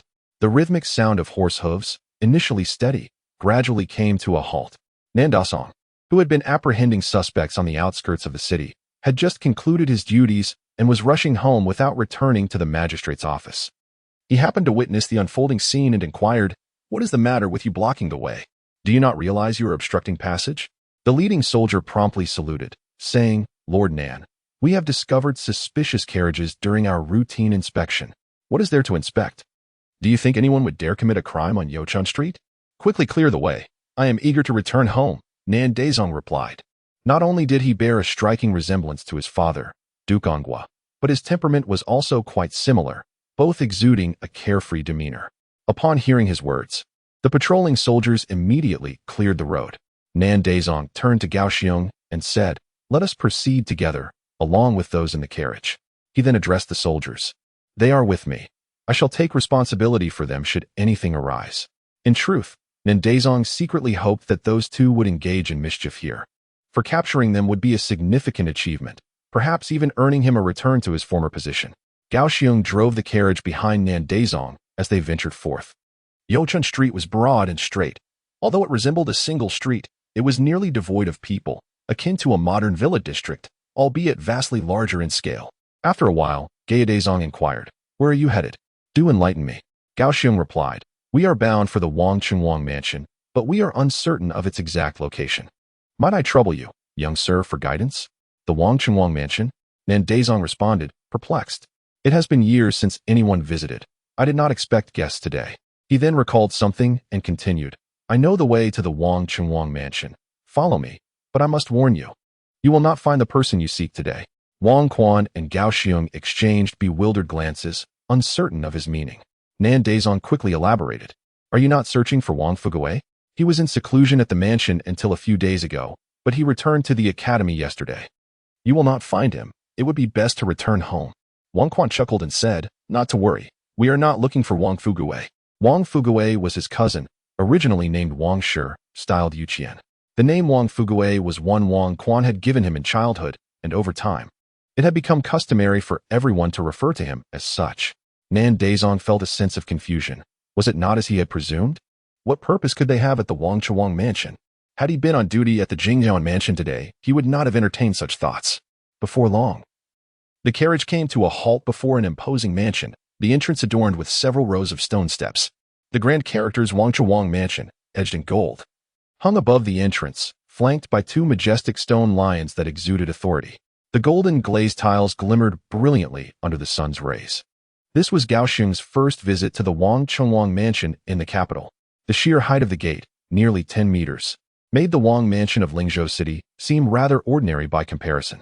After escorting them to this location, Nan Dazong turned and walked toward the mansion across the street. A servant from the estate came forth to take the reins, leading the horse to the backyard, while Nan Dazong entered the mansion directly. It turned out that the Anghua Duke's residence was located directly opposite the Wang Chuang mansion. Wang Quan observed the scene and realized who he truly was, suddenly recalling a memory of a snot-nosed little girl chasing after him, calling him brother. With a subtle nod, he signaled to Gao Xiong to knock on the door. The sound of the knocker echoed against the entrance, reminiscent of childhood memories flooding Wang Quan's mind. Before long, the grand door of the Wang residence swung open, revealing two gentlemen, one in his 20s and the other in his 30s. The doorman promptly opened the door wide and knelt, exclaiming, "Welcome back to the residence, young master." The servants and maids in the courtyard, upon witnessing the scene, hastily knelt in unison, echoing the greeting, "Welcome back to the residence, young master." It was evident that they had received prior notice of Wang Quan's return to the capital and had been eagerly awaiting his arrival. Wang Quan strolled leisurely through the entrance of the Wang residence, making his way towards the inner courtyard. Upon returning, Nan Dazong traversed the small hall at the front and spotted his little sister playing at the stone table in the yard, her tiny feet swinging playfully in the air. An utterly charming sight. He approached and picked her up, gently admonishing, "How many times must I say it? Girls shouldn't climb onto the table." Nan Yueling, with her round, bell-like eyes, innocently inquired, "But can boys do it?" "No, boys cannot either. It's a matter of decorum," Nan Dazong replied patiently. Realization dawned on Nan Yueling as she remarked, "But I saw you sitting at the table drinking last time, so you must be a eunuch, right?" Given the frequent visits from eunuchs in the palace to deliver edicts, she had become familiar with the term. Nan Dazong nearly choked on his own breath, looking at his little sister with exasperation, choosing not to respond further. Instead, he glanced towards the main hall and said, "Silly child, go play by yourself." With that, he headed towards the hall. Chapter 10, The Banquet at the Duke's Residence from a Considerable Distance. Nan Dazong could hear his mother still brooding over the events of the previous day. Whenever she had a moment to spare, she would summon Nan Yueshi to her side, urging her to be cautious and advising her to keep a low profile, insisting that she must not allow Wang Quan to find her. Nan Yueshi felt as though her ears were about to develop calluses. After all, what could she do? Her father had arranged her marriage before she was even born. The most troubling aspect was that she could not confide in her mother, leaving her to endure it all in silence. As Nan Dazong entered the inner hall, he found a place to sit, but his mother didn't even spare him a glance, continuing her lecture. "Yueshi, you must be more prudent. Marriage is not a trivial matter. Choosing a husband is akin to selecting a revered text. One must always strive for the best, and Wang Quan is certainly not a suitable match." Unable to bear the sight of his younger sister suffering any longer, Nan Dazong interjected, "Mother, this marriage is not for Yueshi to decide. It ultimately rests with father. Speaking to her about it is futile." "Silence, you infilial son. I was not addressing you, yet here you are, interjecting." Mrs. Nan, enraged by his interruption, swiftly redirected her ire towards him. "Pray tell, when do you intend to marry? Even the dogs in the household know to seek a maid outside. Why have you not brought home a young lady? If you do not provide me with a specific timeline today, you shall not leave this place." A pained expression settled on Nan Dazong's face, and he cast a pleading glance at Nan Yueshi, silently imploring, "My dear sister, I am doing this for your sake. You must rescue me." Nan Yueshi offered a faint smile and nodded gently, promising to help him next time. Just as the siblings found themselves in a predicament, laughter erupted from outside the hall. "Ha ha ha, what a thrill. This lad always knows how to endear himself to the people. Excellent, excellent. Madam, please instruct the kitchen to prepare more for dinner. My appetite is insatiable today. I could devour 8 bowls of rice." Nan Zhan entered the inner hall, brimming with excitement. Nan Dazong felt as though he had found a true savior and promptly rose to greet his father. "What has brought such delight to father? Please share it with us." Nanjan seated himself in the head of the table, chuckling as he stroked his beard. You cannot imagine. Today that he one whose son stood up for a woman at the city gate and was brutally beaten. He was left a bloody mess, nearly unrecognizable to his father. Fortunately, Wenxing happened to pass by and saved him. Otherwise, he would have almost been beaten to death. When that old, he went to Wenxing demanding the culprit. Wenxing claimed he dared not apprehend the assailant and let him go home. Do you know who the assailant was? Nanjan teased, creating a moment of suspense. The family looked at Nanjan, and after a brief silence, Nan Dazong ventured, could it be one of the princes? No, that doesn't seem right. While the princes possessed the capability to do such things, they would not dare to act so brazenly in public. Moreover, He Miao is quite close to the third prince. Nanjan chuckled. Incorrect. It was not a prince at all. The assailant was none other than the young man from the Wang family across the way. Who would have thought that he would return to the capital today and commit such a gratifying act? Truly, he embodies the spirit of his esteemed father. Laughter once again filled the room, leaving everyone momentarily speechless. The first to react was Nan Dasong, who suddenly recalled the two individuals who had just visited the Wuqing Wangfu. The youth among them bore a striking resemblance to Wang Quan. In an instant, he reached a resolution and, gazing at the others with bewilderment, remarked, I believe I just encountered Wang Quan. I even escorted him to Yongchun Street. Is that correct? Why didn't you mention it sooner? Nanjan retorted. I didn't recognize him at the time. He mentioned he was headed to the Wuqing Wangfu, and out of curiosity, I led him there. It struck me as odd that after so many years, two visitors suddenly appeared. I assumed they were seeking Wang Shi. The group fell into a moment of silence. Within the Wuqing Wangfu, in the family shrine, Wang Quan's first act upon returning home was to pay homage to his mother, a task his father had instructed him to undertake upon his return to the capital. Over the years, Wang Quan had not honored his mother, and now, as an adult, it was imperative that he did so. After completing the rites, he proceeded to the grand hall, where the estate steward had been waiting for some time. The steward, surnamed Feng, was affectionately referred to as Grandpa Feng by Wang Quan during his childhood. This steward had once accompanied Wang Quan's grandfather in numerous battles. But after sustaining an injury, he could no longer fight and was appointed as the steward of the Wangfu by Wang Quan's grandfather. Your Highness, the young master. Upon seeing Wang Quan, Steward Feng prepared to kneel in respect, but Wang Quan, not daring to allow such a gesture, hurriedly assisted him to his feet. Steward Feng held a significant position within the Wangfu. Even Wang Shao addressed him as Uncle Feng. For many years, while Wang Shao was stationed in the northern territories, it was Feng who managed the affairs of the estate. Wang Quan casually chose a seat in the hall, and soon after, a maid entered with tea. Noticing that Steward Feng still stood, he promptly urged him to sit beside him. With a warm smile, Steward Feng remarked, the young master has grown. I received word from the prince not long ago, learning of your imminent return to the capital. I awaited your arrival day and night, and I would not trade this moment for anything. Your efforts over the years have been greatly appreciated, Grandpa Feng, Wang Quan said with a bittersweet expression, observing the aged steward. The urgency with which Wang Shao had summoned Wang Quan back to the capital stemmed from two reasons: to familiarize him with the current political landscape of the capital and, more poignantly, to allow him the chance to see Steward Feng, who was approaching the twilight of his life. As time passed gradually, the sky dimmed, and the hall was illuminated by candlelight. Steward Feng listened attentively as Wang Quan recounted the events of the past years, while also sharing the changes that had transpired in the capital. Suddenly, footsteps were heard from outside the hall. Gao Xiong entered and reported, Young Master, the Duke of Anghua's estate has sent someone to invite you for a discussion. The individual who came is the same one who guided us today. Wang Quan nodded with a smile and turned to Steward Feng, saying, Grandpa Feng, please enjoy your meal. I shall take a stroll next door. Do not wait for me. Steward Feng smiled and nodded in agreement. In the adjacent room, Nan Dasong sat sipping tea when he soon saw Wang Quan enter with a cheerful demeanor. Brother Nan, I apologize for not recognizing you today. My sincerest apologies. In their childhood, the two shared a delightful camaraderie. Nan Dasong, who was 2 years the elder, often bore the brunt of blame during their playful antics, not realizing how many injustices he endured in the name of Wang Quan. There was also Wang Fuguei, and the trio was famously known as the three mischievous lads of Yongchun Street, undefeated across the entire stretch of that thoroughfare. However, after Wang Quan was taken to the northern frontier, their triumvirate disbanded. Those who enlisted did so, while others pursued their scholarly ambitions. and the raucous joy of their youth was never to be recaptured. With a roll of his eyes, Nan Dasong remarked, "How could I know whether you were deliberately toying with me? When I inquired, why did you not reveal your identity directly?" Wang Quan, with a respectful bow, replied, "At that time, I was unaware it was you. Had I known, I would never have dared to deceive. Let us settle this matter later. My father requests your presence for a drink. You must hasten.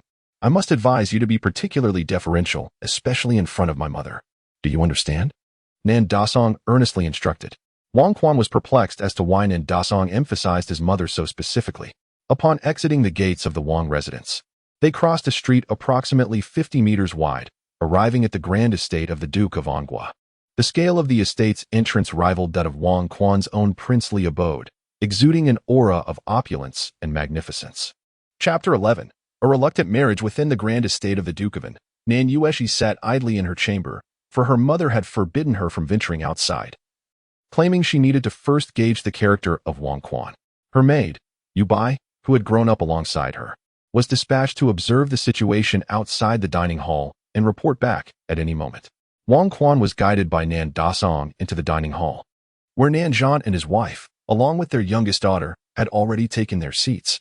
"Ha ha ha, dear nephew, please take a seat," Nan Zhan exclaimed, pulling out a chair beside him to invite Wang Quan over. Wang Quan first offered a respectful greeting, addressing them as uncle and aunt, and then noticed Nan Yueling at the table, her large eyes fixed upon him, leaving him uncertain of how to address her. Seeing Wang Quan's awkwardness, Nan Dasong chuckled. "This is my younger sister." As Wang Quan took a seat, his heart fluttered. The little girl bore a striking resemblance to the child who had once chased after him. Calling him brother, why had she not grown? He refrained from asking further questions. Perhaps she had fallen ill. Come, fill the cups. Let us drink heartily today," Nan Zhan declared with enthusiasm. Wang Quan was aware of the cordial relationship between Nan Zhan and his father. The Duke's household had looked after him during his childhood, often inviting him for meals, so he felt at ease. After several rounds of drinks, Nan Zhan was already quite merry, somewhat intoxicated, while Nan Dasong was even more inebriated, his tolerance not matching that of his father. After a moment of contemplation, Nan Zhan inquired, "Zimu, what do you think of our Yueshi?" Wang Quan raised an eyebrow. Such questions typically hinted at ulterior motives. He glanced at Nan Yueling and remarked, "The little sister is quite charming." The Nan family members exchanged puzzled looks. Was charming not a term reserved for children? However, Nan Zhan paid no heed. With a grand gesture, he proclaimed, "Then I shall betroth Yueshi to you. You should promptly inform your father and come to propose in due time." At that moment, Wang Quan, mid-sip, sputtered his drink all over Nan Dasong's face, jolting him awake. What? He exclaimed, shaking his head in disbelief. "This matter cannot be. I do not consent." Both Wang Quan and Madame Nan voiced their objections simultaneously. Upon hearing Wang Quan's refusal, Madame Nan's expression soured instantly. "Why do you refuse? Who are you to decline?" She rose, pointing an accusatory finger at him. "Why do you reject my daughter? Is she not worthy of you?" Wang Quan stammered awkwardly, "No, aunt, the little sister is indeed innocent and exceedingly delightful." "It's just what?"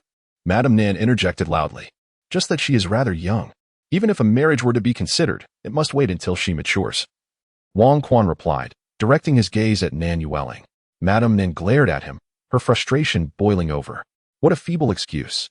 My daughter is in the bloom of her youth, at the age of 18. Who would not be smitten by her?" Wang Quan, sensing her ire, retorted, "But aunt, do you not also oppose this? Is this not a mutual agreement?" "That is different," she replied. "I firmly disagree, believing that you are unworthy of my daughter, Yueshi. This is an undeniable truth. If you are fortunate enough to marry Yueshi, you ought to be grateful. How dare you refuse?" Madame Nan has not been this enraged in a long time. She was not even this furious when Nan Zhan mentioned a potential alliance with the Wang family. Witnessing his wife's fury, Nan Zhan felt a sense of trepidation, yet he could not bear to see Wang Quan endure such torment. So he rose to offer his counsel. "My lady, let us deliberate on this matter at a later time. The hour is late, and we should rest." "Absolutely not. Until this issue is resolved, no one shall depart. However, you are correct. Bring the third young lady back to her chamber to rest." With that, the maidservants entered and carried away Nan Yueling, closing the door behind them. At that moment, only Wang Quan and the Nan family remained in the room. Nan Dazhong had already slumped over the table, resembling a lifeless creature, completely oblivious to the earlier commotion. Madame Nan, exuding authority, sat firmly in her seat, gazing at both Ninjan and Wang Quan with an unwavering resolve. Hearing Madame Nan refer to the third young lady, Wang Quan realized his misunderstanding. He had not anticipated that during his 10 years away from the capital, the Nan family had welcomed another daughter, one who bore a striking resemblance to Yueshi in her youth. Pray tell, how shall we resolve this matter? Madame Nan inquired imperiously. Wang Quan felt as though he were sitting on pins and needles, while Nanjan continued to cast him meaningful glances. Finally, Wang Quan timidly replied, "What do you believe should be done, dear aunt?" After a brief silence, Madame Nan spoke. "Initially, I was opposed to this union. Even if your Wang family wields immense power, I have no interest. However, your audacity to insult my daughter is unforgivable." Wang Quan retorted, "Aunt, I have not even met Nan Yueshi. How could I have insulted her? Do you dare to publicly refuse a marriage proposal? Is that not an affront? What face will my Nan family have in the capital henceforth?"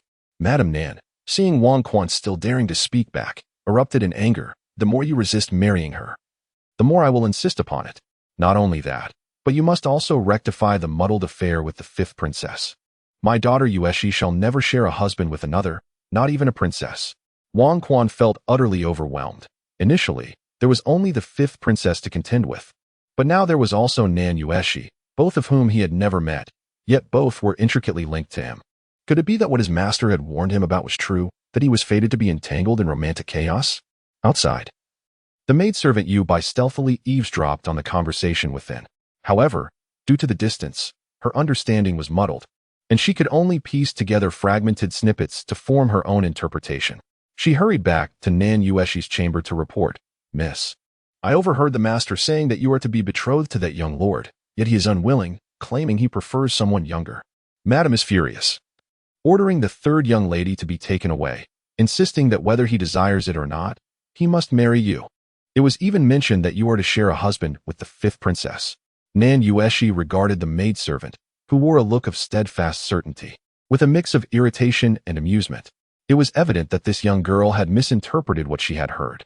Knowing her mother's temperament all too well, it was impossible for her to make such statements.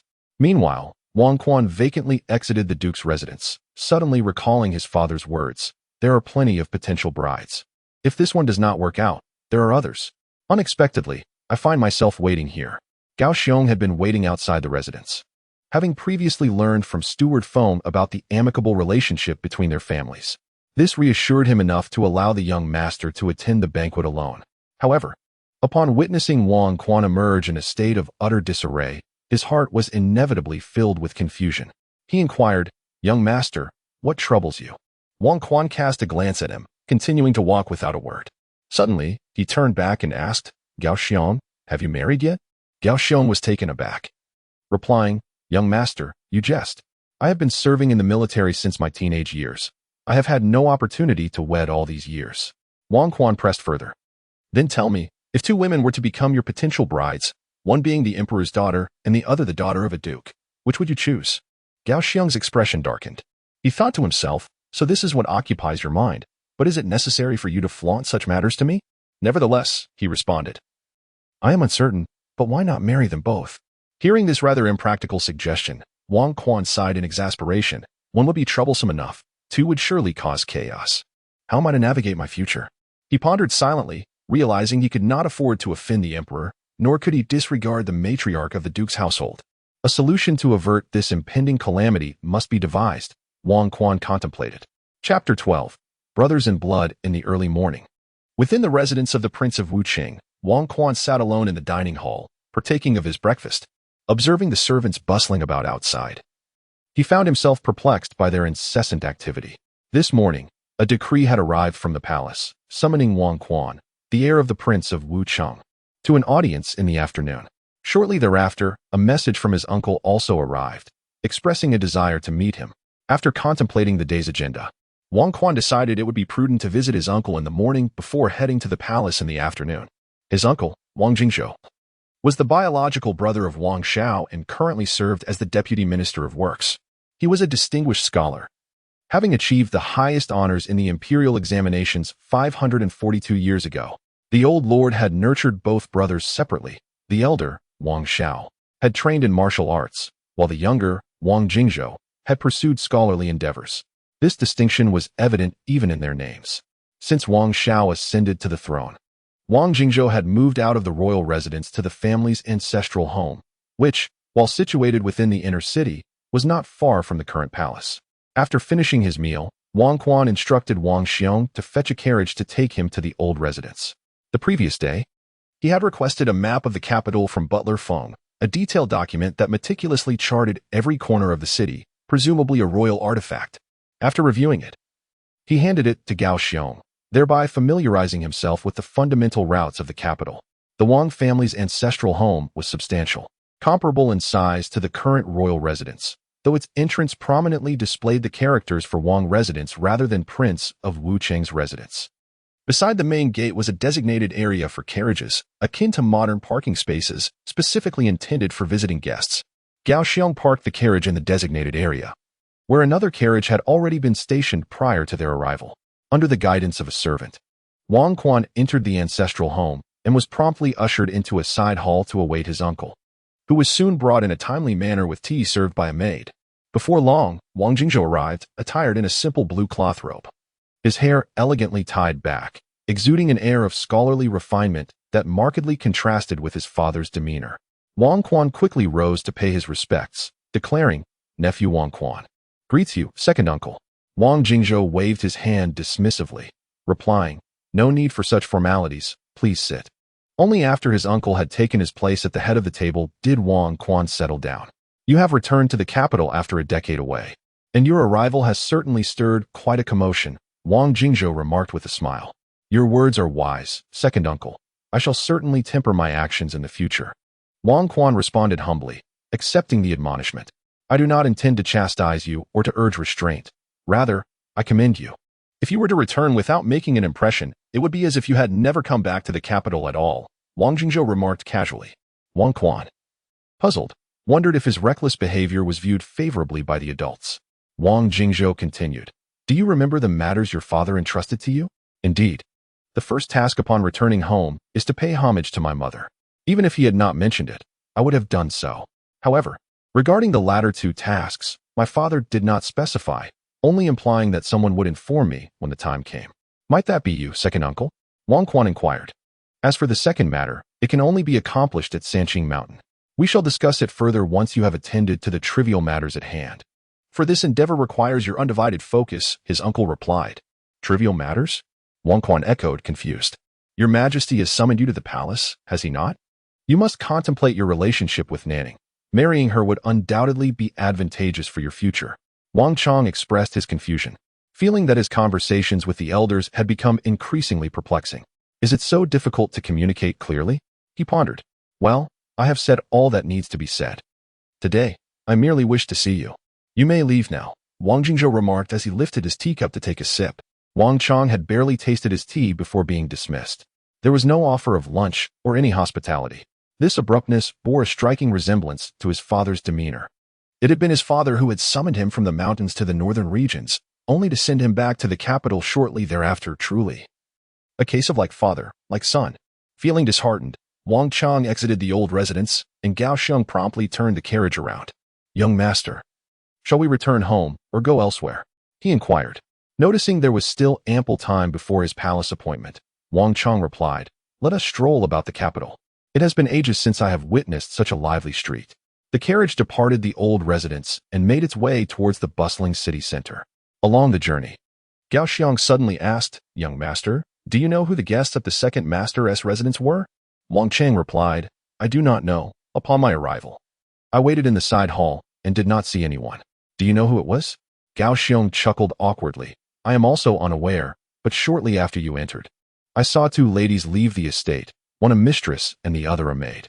The young lady possessed an ethereal beauty unlike any I have ever witnessed, and she appeared to be of a similar age to you, quite a fitting match." Wang Chan's expression darkened as he retorted, "I am not a stallion. Must every beautiful woman in the world be my match? I would be utterly exhausted." Gao Xiong smiled silently, thinking that had Wang Chang seen the lady, he would have surely been captivated. Ever since Wang Chang had boasted of his two extraordinary fiancées the previous night, Gao Xiong had regarded him as a typical young man, eager to discuss beautiful women. The Zhuai Lu is the largest tavern in the capital, a favored gathering spot for scholars and talented individuals. This year, being one of the imperial examination years, the tavern had placed a couplet beside its entrance, offering free lodgings to any scholar who could complete it, covering all expenses until the conclusion of the examinations. However, within half a day, a scholar succeeded in responding with a matching line, prompting the tavern to post additional couplets, which the scholar also completed, garnering much acclaim. The Zhuai Lu then accommodated this scholar in the finest room on the top floor. As Wang Chong and his companion approached, they decided to enter the tavern for a spot of tea. After entrusting their carriage to a young attendant, they ascended the stairs. The establishment boasted 5 stories, with the first floor serving as a bustling hall for merchants, carriage drivers, and common folk, primarily a place for meals and rest, attracting a considerable crowd due to its affordability. Wang Chong opted for the second floor, which was slightly less crowded. This level primarily catered to scholars from out of town, and the prices were reasonable enough for even moderately well-off candidates, with the added advantage of being in close proximity to the examination hall. Wang Quan chose a window-side seat, where the view was splendid, albeit a tad too close to the stairs leading to the 3rd floor. Nevertheless, he paid it no mind. He ordered a pot of tea, a flask of wine, a pound of beef, and a plate of peanuts, and the two began to drink merrily. Occasionally, snippets of conversation from the neighboring table reached him, where several candidates were discussing the upcoming spring examination. At an opportune moment, one candidate remarked, "Who do you think has the best chance this time?" "Need I say?" Another replied, "Isn't it obvious that the Zhuai Lu has summoned individuals to the top floor?" "That may not be the case," interjected a third. "Though Tian Jiwen is indeed eloquent, his forte lies in couplets. The Zhuai Lu merely stumbled upon his strength. In my opinion, the one with the greatest hope is undoubtedly Lai Yufeng from Yunzhou. I've heard he is closely associated with the son of the Minister of Personnel, Lord He. Historically, those who have connections with the He family have fared well in the imperial examinations." Wang Quan furrowed his brow. The imperial examination was akin to a college entrance examination, and if such connections were permissible, what fairness could there be in the world? Soon after, one of them chuckled and said, "You may not be aware, but yesterday, Lai Yufeng's younger sister came to the capital to visit him. At the city gate, she clashed with a candidate from the Mountain Academy. Ultimately, young Master He arrived to defend her, intending to break the candidate's legs, but a significant figure was present at the time. And not only did he fail to harm the candidate, but he himself was nearly beaten to a pulp by this notable individual." Skeptics in the group questioned, "Surely that is mere rumor. Who would dare assault the son of a minister in broad daylight? Only a madman would attempt such a thing. Are you suggesting that person was a prince? You may scoff, but as you know, I arrived in the capital just yesterday. This is what I witnessed firsthand. Young Master, he was whipped into a pitiable state by that person. It was only when the military arrived that he was rescued. The guards at the city gate knelt in reverence to the leading general, indicating that he must hold considerable power. Yet, even such a figure did not utter a word upon the departure of that individual. Instead, he apprehended Lai Yufeng and his companions." The group collectively inhaled sharply, and after a moment of silence, someone inquired, "Do you know who struck young Master He? Could it truly have been that prince?" The informant replied, "I was too far away to approach and did not hear their conversation. However, it should not have been a prince. If it were, young Master He and that general would surely be acquainted, but I did not observe any formal greetings exchanged." Another silence ensued. For the first time, Wang Quan found himself observing others discuss matters concerning him. It felt akin to soaring through boundless skies, a dream woven by fate. Chapter 13. The first meeting with the Crown Prince. It is easy to imagine that, after He Miao was struck by Wang Quan, someone had to take responsibility. However, the people of the He household dared not provoke Wang Quan. As for the candidates from the Mountain Academy, Wang Quan had previously made his stance clear, and with Wen Sheng vouching for him, it was the Lai siblings who would ultimately suffer. It seemed unlikely that Lai Yufeng would be able to participate in this spring examination, after indulging in a round of drinks. As Wang Quan and his companions stood to depart, they were called to a halt by an individual descending from the upper floor. With utmost respect, this person addressed Wang Quan, saying, "Young Master, my lord requests your presence upstairs." Wang Quan raised an eyebrow, having just returned to the capital a day prior, and wondered who in this city would invite him. He gestured for the man to lead the way. They ascended to the 5th floor, where the man opened a door, allowing Wang Quan to enter directly. Cao Xiong attempted to follow, but the guide blocked him, stating firmly, "My lord has only invited this young master. No one else may enter." Cao Xiong frowned and glanced at Wang Quan, who found the situation amusing. He felt a curious sense of being led, eager to discover who awaited him inside. Signaling for Cao Xiong to remain behind, he stepped into the room alone. Upon entering, Wang Quan was not greeted by a scene of violence, but rather a spacious room adorned with elegant decor. To the left stood a couch for resting, while slightly to the right was a beautifully carved tea table, laden with an array of exquisite tea utensils, all hinting at their fine quality. As Wang Quan ventured further, he encountered the host. The man, upon seeing Wang Quan, lifted his chin slightly, and within his almond-shaped eyes sparkled like stars. Clad in a deep purple satin robe, cinched at the waist with a jade belt and wielding an ivory folding fan, he bore an uncanny resemblance to a refined young woman disguised as a man. Had it not been for the visible Adam's apple, one might easily mistake him for a lady. While an ordinary person dressed thus might evoke the impression of a nouveau riche, this individual wore his attire with an air that suggested it was entirely befitting. He regarded Wang Quan with a subtle smile and said, "Wang Quan, I have awaited this moment for a long time. Please, take a seat." He seated himself at a small circular tea table by the window, busily arranging the tea utensils. Wang Quan, puzzled, thought, "Do I know you?" Nevertheless, he complied and took a seat beside him. The man poured a cup of steaming tea and offered it to Wang Quan. "Compared to wine, I prefer tea, as it keeps the mind clear and facilitates contemplation," he remarked casually as he handed over the cup. Wang Quan accepted the tea and placed it on the table, inquiring, "Do you enjoy pondering?" The man smiled, ceasing his actions, lifted his gaze, and replied, "I know what you are thinking. In truth, we share a significant connection. If all goes as expected, we may soon become partners." Wang Quan was bewildered by his words and watched him, awaiting further explanation. The elegantly dressed man continued, "My surname is Huang. I am Huang Yan. This afternoon, you shall enter the palace, and indeed, that moment is when we should truly meet. However, regrettably, I have matters to attend to today and must proceed with those obligations. Thus, I can only come to see you in advance." Wang Quan was taken aback, his pupils dilating in surprise. The surname of the emperor is synonymous with the royal lineage, and he had already gleaned much information about the capital from Butler Feng. Is this not the crown prince, Huang Yin? It is no wonder that this individual exudes an aura distinct from ordinary folk. Huang Yin then smiled and remarked, "Are you somewhat astonished? But I am merely a humble prince. I should not be of any consequence to you." Had an ordinary person heard the crown prince utter such words, they would likely begin contemplating their own burial site. "Your Highness has come to visit me today, not just to engage in trivial chatter, I presume?" Wang Quan promptly inquired. "Actually, there is nothing of great importance. I merely wish to meet you and become acquainted. However, there is indeed a serious matter at hand. My father summons you to the palace, likely regarding your marriage to Nan Ning. I am uncertain of your sentiments on the matter, but I hope you will wed her." "Why?" Wang Quan asked, perplexed. "Firstly, Nan Ning is my full-blooded younger sister, and naturally, I wish for her to have a good fate. Besides, who else could be worthy of her besides you? Secondly, Nan Ning is the saintess of Fairy Peak, a formidable force within the martial world that you surely comprehend. Once you become her husband and eventually ascend to the throne, it would be immensely beneficial for both you and Ardacheng. In the present day, the martial factions are growing ever stronger, while the court lacks a plethora of top-tier experts.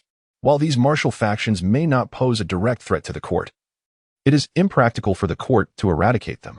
Should a great conflict arise in the future, we will inevitably have to rely on them to some extent." Wang Quan appeared contemplative, recalling that his second uncle had expressed similar sentiments. However, can marriage truly be measured by its benefits? He felt a certain aversion to such a union.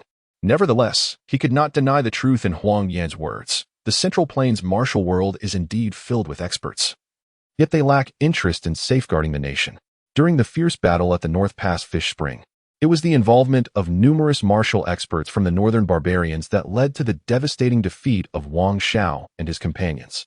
Had there been assistance from the Central Plains martial experts, the outcome would surely have been profoundly different.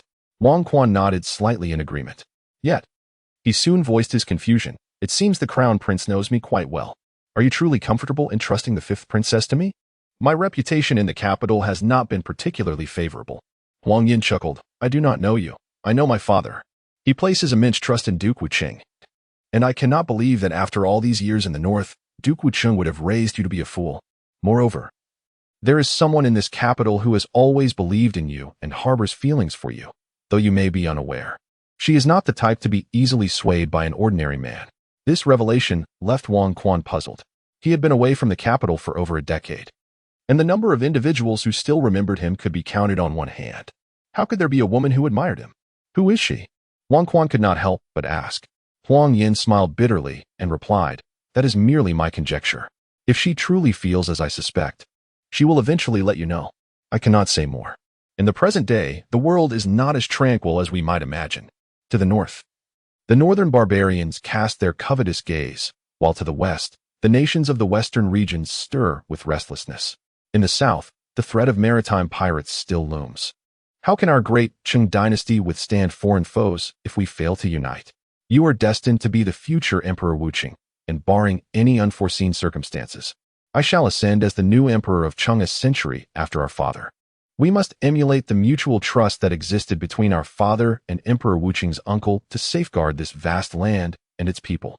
Huang Yin rose, gazing earnestly at Wang Quan, and spoke slowly.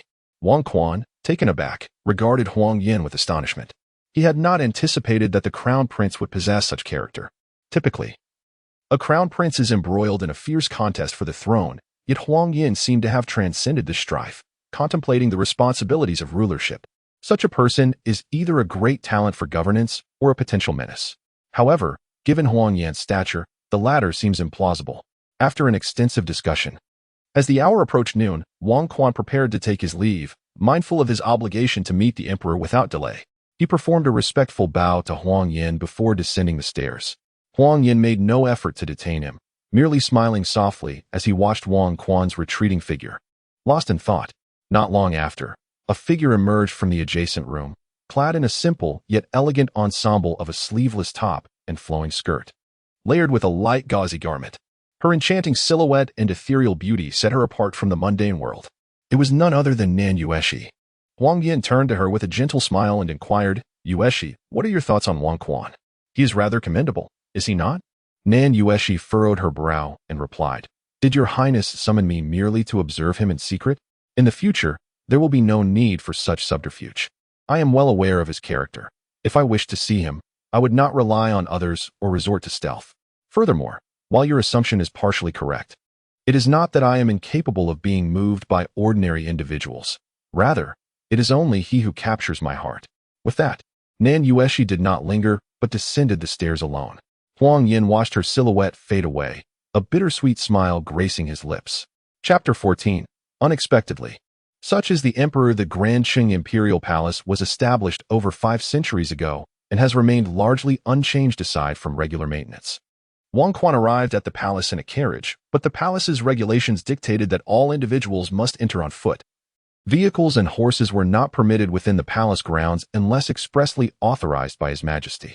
Eunuchs had already been waiting at the Meridian Gate and promptly approached Wang Quan upon his arrival.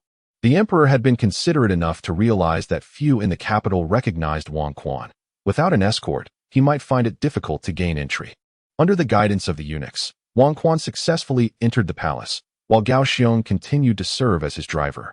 As they approached the Hall of Supreme Harmony, a group of palace maids surrounded a young girl, approximately 15 or 16 years old, who was making her way towards them. Observing this, several eunuchs hastily cleared a path, kneeling at the side of the road with their heads bowed deeply, not daring to raise them. Understanding the situation, Wang Quan surmised that the girl was likely a princess.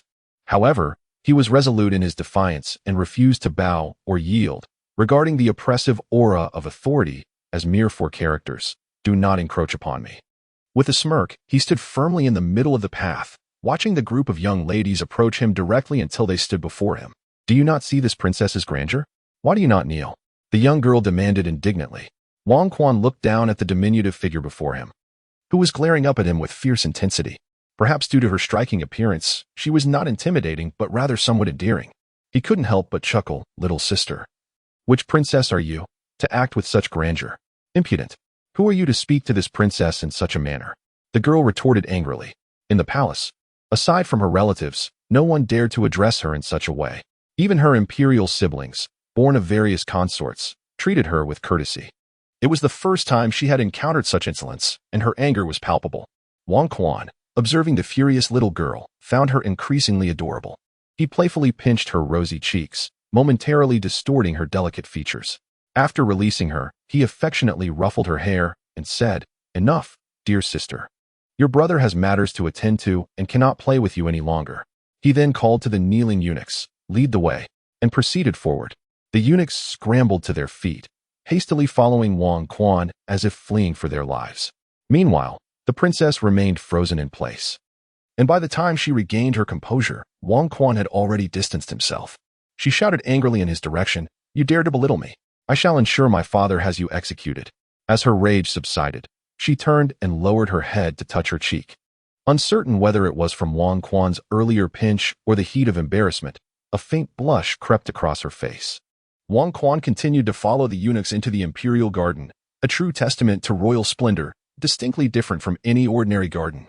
As spring graces the land, a myriad of blossoms unfurl in eager competition, particularly the pristine pear blossoms that captivate the eye.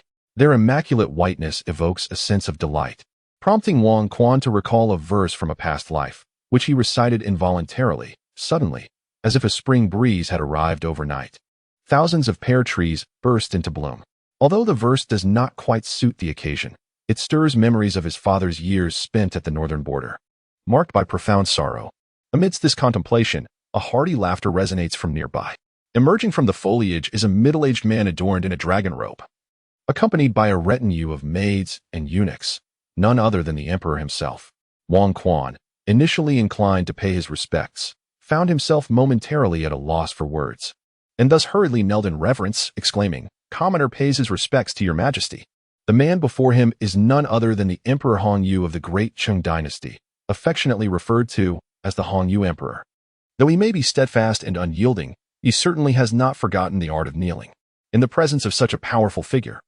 Failing to do so could render one forever unable to rise again. Hongyu, noticing Wang Quan's position, quickly assisted him to his feet, playfully chiding, "You little rascal. After 10 years, have you grown so distant? Have you forgotten how, in your youth, you dared to point at me and call me a villain when I punished you?" Wang Quan felt a rush of embarrassment, astonished at his own childhood audacity. The emperor continued with a chuckle, "What do you mean, commoner? Your father is a nobleman. There are no commoners like you in this realm. He is 2 years my senior, and from now on, you shall call me Uncle Emperor, for you are my nephew. Understood?" With an awkward smile, Wang Quan respectfully replied, "Understood, Uncle Emperor. That's more like it." Hongyu smiled gently, taking Wang Quan by the hand and guiding him to a stone table where they sat. "Your earlier couplet was quite delightful, but why only 2 lines? Recite the whole poem for me." Wang Quan felt a wave of embarrassment. The poem had been learned from his textbooks, not his own creation. Nevertheless, since the emperor wished to hear it, he rose, gazing at the sea of pear blossoms, lifted his chin slightly, and recited, "The north wind sweeps the ground, breaking the grasses. In Hutian, August brings the falling snow." Suddenly, as if a spring breeze had arrived overnight, thousands of pear trees burst into bloom. Hongyu lowered his head, murmuring, "The north wind breaks the grasses, the August snow falls. This speaks not of the north, but where else?" A bittersweet smile crossed his face as he addressed Wang Quan. "Are you lamenting my decision to send your father to the northern frontier for over a decade? Uncle Emperor, you misunderstand. I merely found inspiration in the pear blossoms." Wang Quan refrained from elaborating on the poem's meaning, for the more he explained, the less coherent it seemed. "It is not your fault. There is little to be done. The northern barbarians frequently invade the borders, and only your father possesses the strength to safeguard the northern territories." The Emperor Cheng expressed his remorse, stating, "This has caused you to be distanced from your parents since childhood. Initially, I was opposed to your father taking you to the north, as it is fraught with chaos and danger. However, I eventually acquiesced, wishing for you to reunite as father and son and for your father to guide you properly. Yet, I never anticipated that shortly after your arrival, you would be sent to that mountain. It truly infuriates me." Wang Quan was taken aback, as few were aware of his journey to the mountain. But it seemed the emperor was indeed attentive to him. Hongyu promptly placed a hand on Wang Quan's shoulder and remarked, "But fear not. For the mountain is a sacred place of martial arts. You will undoubtedly learn much there, which will strengthen your prospects regarding your union with Nan Ning." Wang Quan hastily replied, "Uncle, let us put aside the engagement with the 5th princess. We have scarcely met throughout our lives, and it seems absurd to be burdened with such an arrangement. I believe the 5th princess would not wish for it either. Hong Yu's expression turned serious as he retorted. Who says you have not met? Did you not sneak a glance at little Wu while she was bathing? Do not attempt to deceive me. If you do not marry her, I shall hold you accountable, and your father will not be able to protect you. Do you believe me? Indeed. Associating with the emperor was akin to dancing with a tiger. One moment, they were sharing light-hearted banter, and the next, he was threatening consequences. Where could Wang Quan seek justice for this? He forced an awkward smile before a spark of inspiration lit up his eyes as he devised a clever excuse. However, my father has arranged a marriage for me with the daughter of Lord Nan of the Nguagong family, named Nan Yueshi. As you know, it is difficult to defy parental commands. I cannot let the fifth princess suffer in this matter. I am aware of this, the emperor replied. Though little Wu is of noble birth, she is still a child of the Jianghu, and those of the Jianghu do not concern themselves with trifles. As a grown man, you should not fuss over such matters. I have made up my mind. Once little Wu returns to the capital, we shall choose a day to settle this matter. You will marry both little Wu and the daughter of the Nan family. You may decide who is older and who is younger. However, before that, you must first win over little Wu. Although I assure you she will marry, it is best for you to capture her heart yourself, lest your marital authority falter in the future. Alas, I almost forgot. Having spent so many years on the mountain, I hear that there are few people there, and even fewer women. You may be at a loss as to how to please a lady. Yet worry not, Hong Yu added, placing another hand on Wang Quan's shoulder. I will assist you. If you find yourself in difficulty, come to me, and I shall secretly impart a few techniques to you. But this must remain confidential. Wang Quan was left speechless. Having such a father was indeed a stroke of fortune.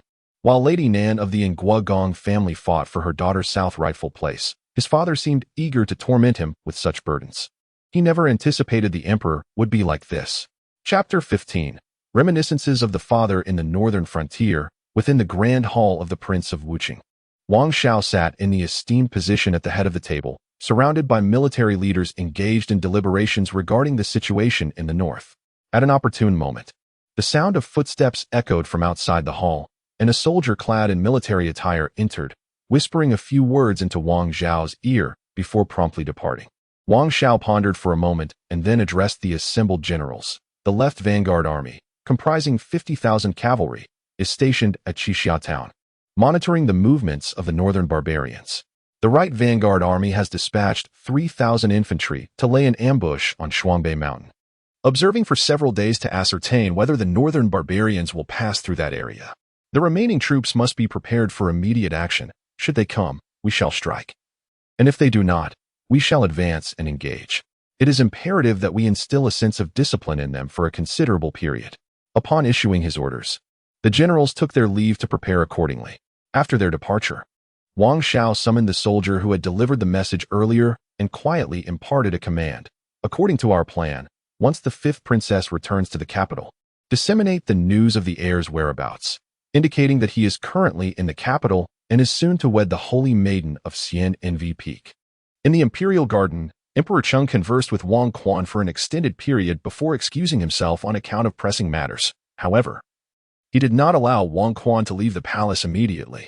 A family banquet was organized that day within the palace, and the emperor invited Wang Quan to partake, encouraging him to reacquaint himself with the various princes and princesses, for after more than a decade apart, who could truly recognize one another.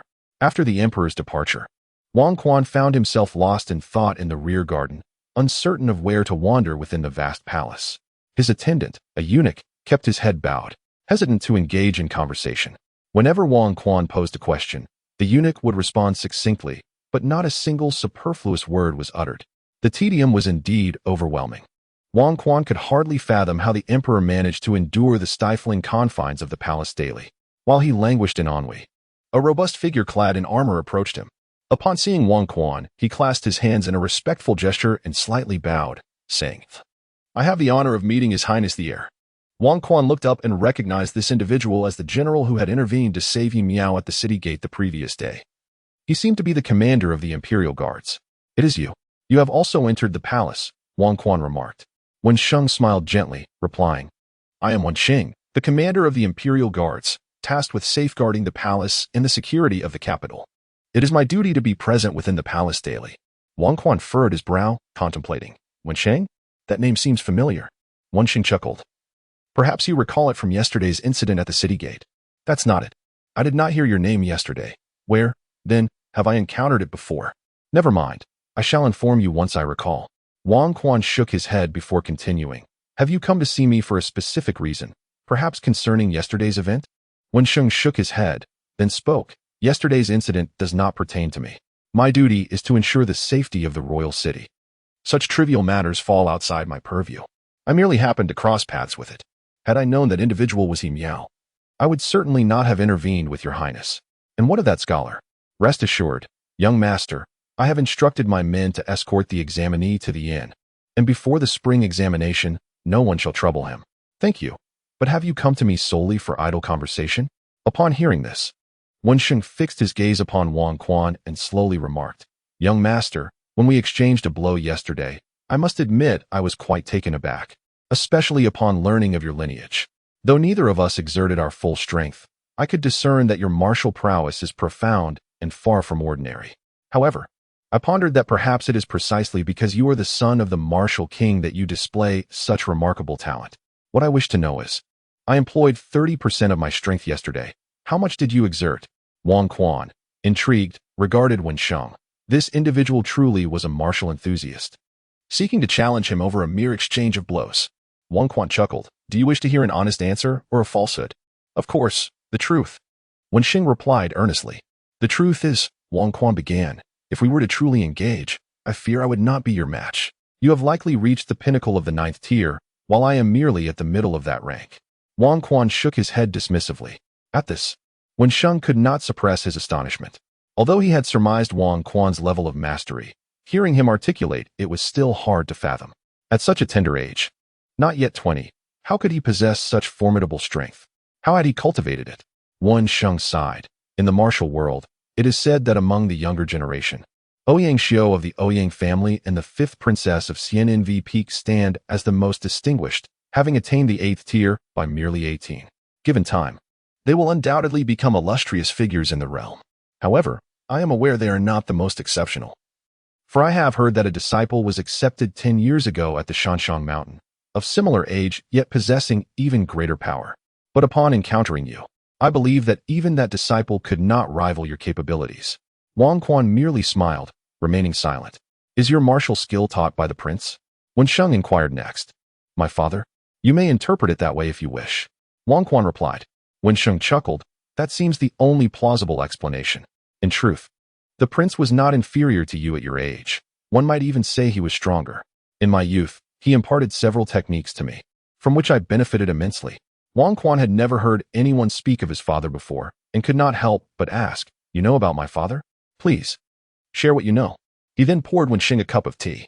Wen Sheng lifted the teacup, took a sip, and continued, Actually, my knowledge of the prince is limited. I was quite young at the time. However, I heard that he, for reasons unknown, annihilated a sect overnight alongside a heroic figure, leaving not a single soul behind. He was merely in his early 20s then. Later, when the old prince passed away, he returned from the martial world to the court. And it was during that time that I had the fortune of meeting him. He recognized my talent and casually taught me a few moves. Wang Quan was somewhat taken aback, never having anticipated that his father possessed such formidable prowess. During their time in the Northern Territories, he had observed his father treating the soldiers with kindness, earning their deep respect. It was utterly surprising to learn that in his youth, he had been equally fierce, effortlessly annihilating an entire sect. In their daily encounters, his father did not exhibit such ferocity. Yet, upon reflection, it was clear that his father could not have extinguished an entire lineage without just cause. There must have been a significant reason behind it. Could this matter pertain to his mother? Wang Quan nodded in agreement. It must be so. Had it not been for profound enmity, his father would never have resorted to such drastic measures. The clansmen were unlikely to have faced any peril, leaving only his mother, whom he had never met, as the possible catalyst for his father's wrath. Chapter 16. Is indecency the family banquet within the imperial palace, as the name suggests, is merely a gathering for the emperor and his family to share a meal. However, among the emperor's women, only the empress is permitted to attend, unless a favored consort is granted special permission to join. The princes and princesses born of the consorts are allowed to partake, as all offspring of consorts, aside from the empress's legitimate children, are considered as the empress's progeny, generally raised under her care and referred to as Mother Empress. The banquet is hosted in the Hall of Radiance, where the princes and noble sons sit in a row, while the princesses and consorts occupy another. Naturally, the emperor and empress sit at the elevated position. As Prince Wang Quan engaged in pleasant conversation with Wen Sheng, a eunuch approached to inform them that the banquet was about to commence, bidding farewell to Wen Xing and leading the way to the Hall of Radiance, where most attendees had already taken their seats. Inside the hall, the ninth princess seethed in silence due to Wang Quan's earlier affront, vowing that should she encounter him again, he would undoubtedly pay for his transgressions. The sixth princess, perceiving her sister's discontent, inquired, "Little Nine, has someone offended you? Why do you appear so glum?"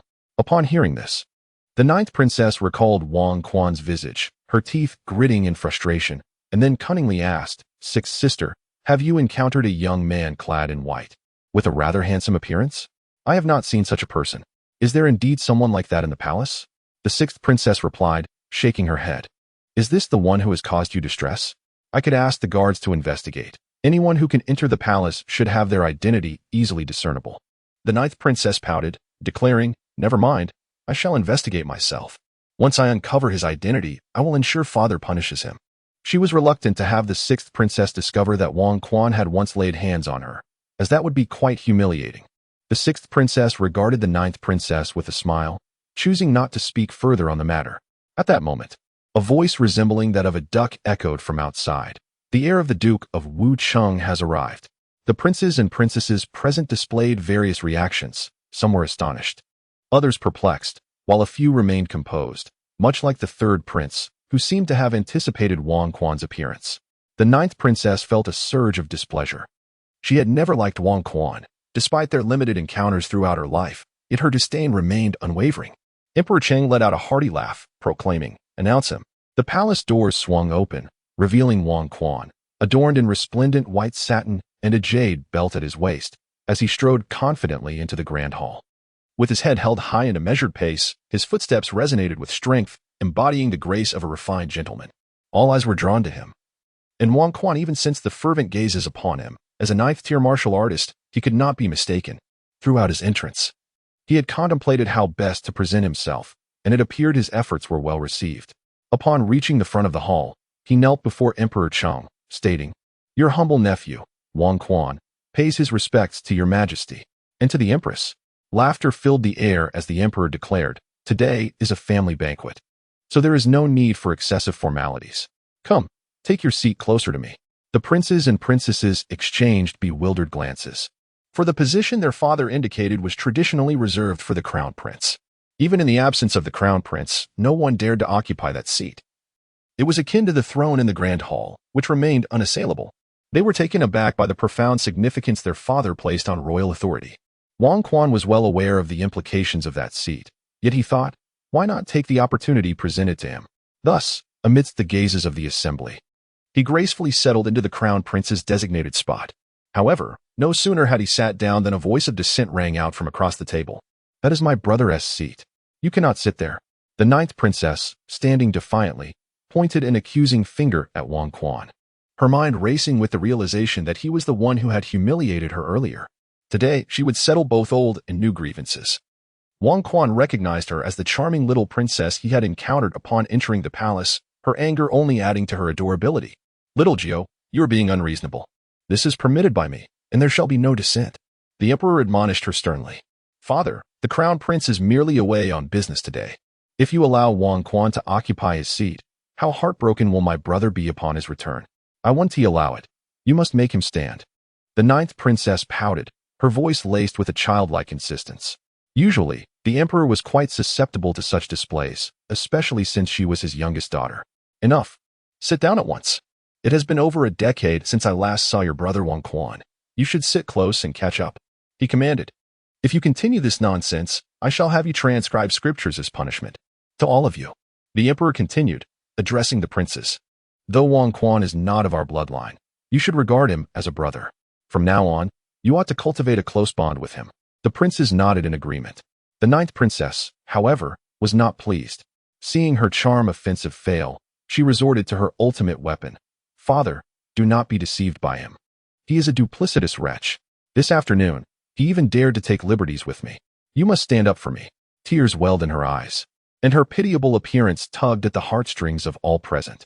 Wang Quan felt as though he had been stabbed in the chest, realizing that beneath the ninth princess's endearing exterior lay a cunning heart. Whoever married her would surely face immense challenges. The assembly was momentarily stunned, but soon the hall erupted into chaos as they rallied against Wang Quan. Even the guards outside were perplexed by the commotion within, unsure of whether to intervene. Meanwhile, the ninth princess had buried her face in the embrace of the sixth princess, tears streaming down her cheeks, though inwardly she was gleeful, thinking to herself that this tactic had indeed worked. She was determined to ruin Wang Quan's reputation. Such a scheme truly risked inflicting harm upon herself while attempting to vanquish her foe. From her elevated position, the empress watched anxiously, her heart heavy with unspoken sorrow as she glanced at the emperor. A decade ago, due to a series of unfortunate events, Wang Quan inadvertently witnessed his cherished second daughter emerging from the bath, which led to her inexplicably bearing a marriage contract. Moreover, the exquisite daughter-in-law he had personally sought for his eldest son was seized by Wang Quan as well. Now, he even refuses to spare his third daughter. The Wang family truly demonstrates an intolerable level of audacity. The emperor turned to the empress, signaling her to remain calm, and then inquired, "Little Jiao, you claim that Wang Quan has committed an act of impropriety against you. Could you elaborate on the nature of this impropriety? Were there witnesses?" At this moment, the ninth princess was in tears, yet she managed to respond through her sobs. He treated me in the same manner as one would in an ordinary act of impropriety. I had several maidservants present. The assembly was immediately enveloped in confusion. Was Wang Quan truly so foolish, or perhaps so audacious as to dare to publicly commit such an act against a princess? Upon hearing this, the emperor too sensed the dubiousness of the situation and pressed further. "Pray, detail the specifics of how he wronged you." "It was simply that he dared to call me little sister. When I chastised him, he pinched my cheek, and even patted my head," the ninth princess lamentably recounted. The onlookers were struck dumb, their foreheads adorned with beads of sweat. They were genuinely taken aback by the ninth princess's predicament. Is this truly considered an act of impropriety? And even if it were, was it necessary to weep so sorrowfully? It left us all under the impression that Wang Quan had taken far greater liberties with you. Chapter 17. Beware of royal power. The Emperor Qing wore an expression of helplessness as he turned to the empress, who responded with an awkward smile. He then asked, "Little Jiao, do you understand what constitutes impropriety?" The ninth princess was taken aback and then choked back tears, exclaiming, "Impropriety? Does it not mean that he has been disrespectful to me? It would have been one thing if he merely failed to bow upon seeing me. But he even dared to lay his hands upon me. Apart from father and my elder brother the crown prince, no other man has ever touched my face. And he had the audacity to pinch it." Before she could finish her lament, she cradled her small face and burst into tears, her sobs genuine and fueled by indignation. Unlike her previous feigned cries, seeing her distress, Wang Quan felt a twinge of guilt. He truly should not have jested with her, for she was still just a child. He turned to Emperor Cheng and said, "Your Majesty, it is indeed my nephew's fault, and I am willing to accept punishment." Emperor Cheng, equally exasperated, addressed the weeping ninth princess. "Did you hear? Your brother Wang Quan has already admitted his mistake. You should calm down. Moreover, pinching your face and ruffling your hair is merely a sign of affection, treating you as a sister. Why must you interpret it so excessively? I do not care. This is clearly a tarnishing of my reputation. How am I to conduct myself in the future?" She sobbed, her words punctuated by sniffles. The onlookers were at a loss for words. While Wang Quan's actions were somewhat reckless, it hardly warranted such a severe accusation of ruining her reputation. What animosity did she hold against him? Very well. Since you claim that Wang Quan has sullied your reputation, the solution is quite simple. I shall decree a marriage between you two, allowing you both to choose a date to wed, Emperor Cheng declared with utmost seriousness. At this proclamation, the hall fell into an immediate silence, and the ninth princess ceased her crying in commotion, staring wide-eyed with tears glistening in her gaze. The empress, visibly anxious, implored the emperor, "Your Majesty," but he waved her off, indicating she need not elaborate. Wang Quan felt a headache coming on. Did he truly have to bear the burden of another marriage? "No, father, please. I do not wish to marry Wang Quan," the ninth princess pleaded, kneeling in desperation, her eyes brimming with tears, appearing quite pitiful. Wang Quan could not help but smirk. "You do not wish to marry me? I have no desire to wed you either." He scoffed. "You are neither striking nor alluring. How absurd. That cannot be. Did you not assert that Wang Quan has tarnished your reputation? If you do not marry him, How shall you ever find a match in the future? No, it is imperative that this young man takes responsibility for you, Emperor Qing jested. The assembly stifled their laughter, enjoying the spectacle of the ninth princess digging her own grave. Wang Quan did not ruin my reputation. Perhaps I simply misremembered. She quickly denied. Is that so? Yet I have heard that you seem rather displeased with the union between your fifth sister and your brother Wang Quan. I had thought you harbored feelings for him and did not want your sister to marry him, wishing to claim him for yourself. Emperor Cheng continued to tease her. Father, he truly did not tarnish my reputation.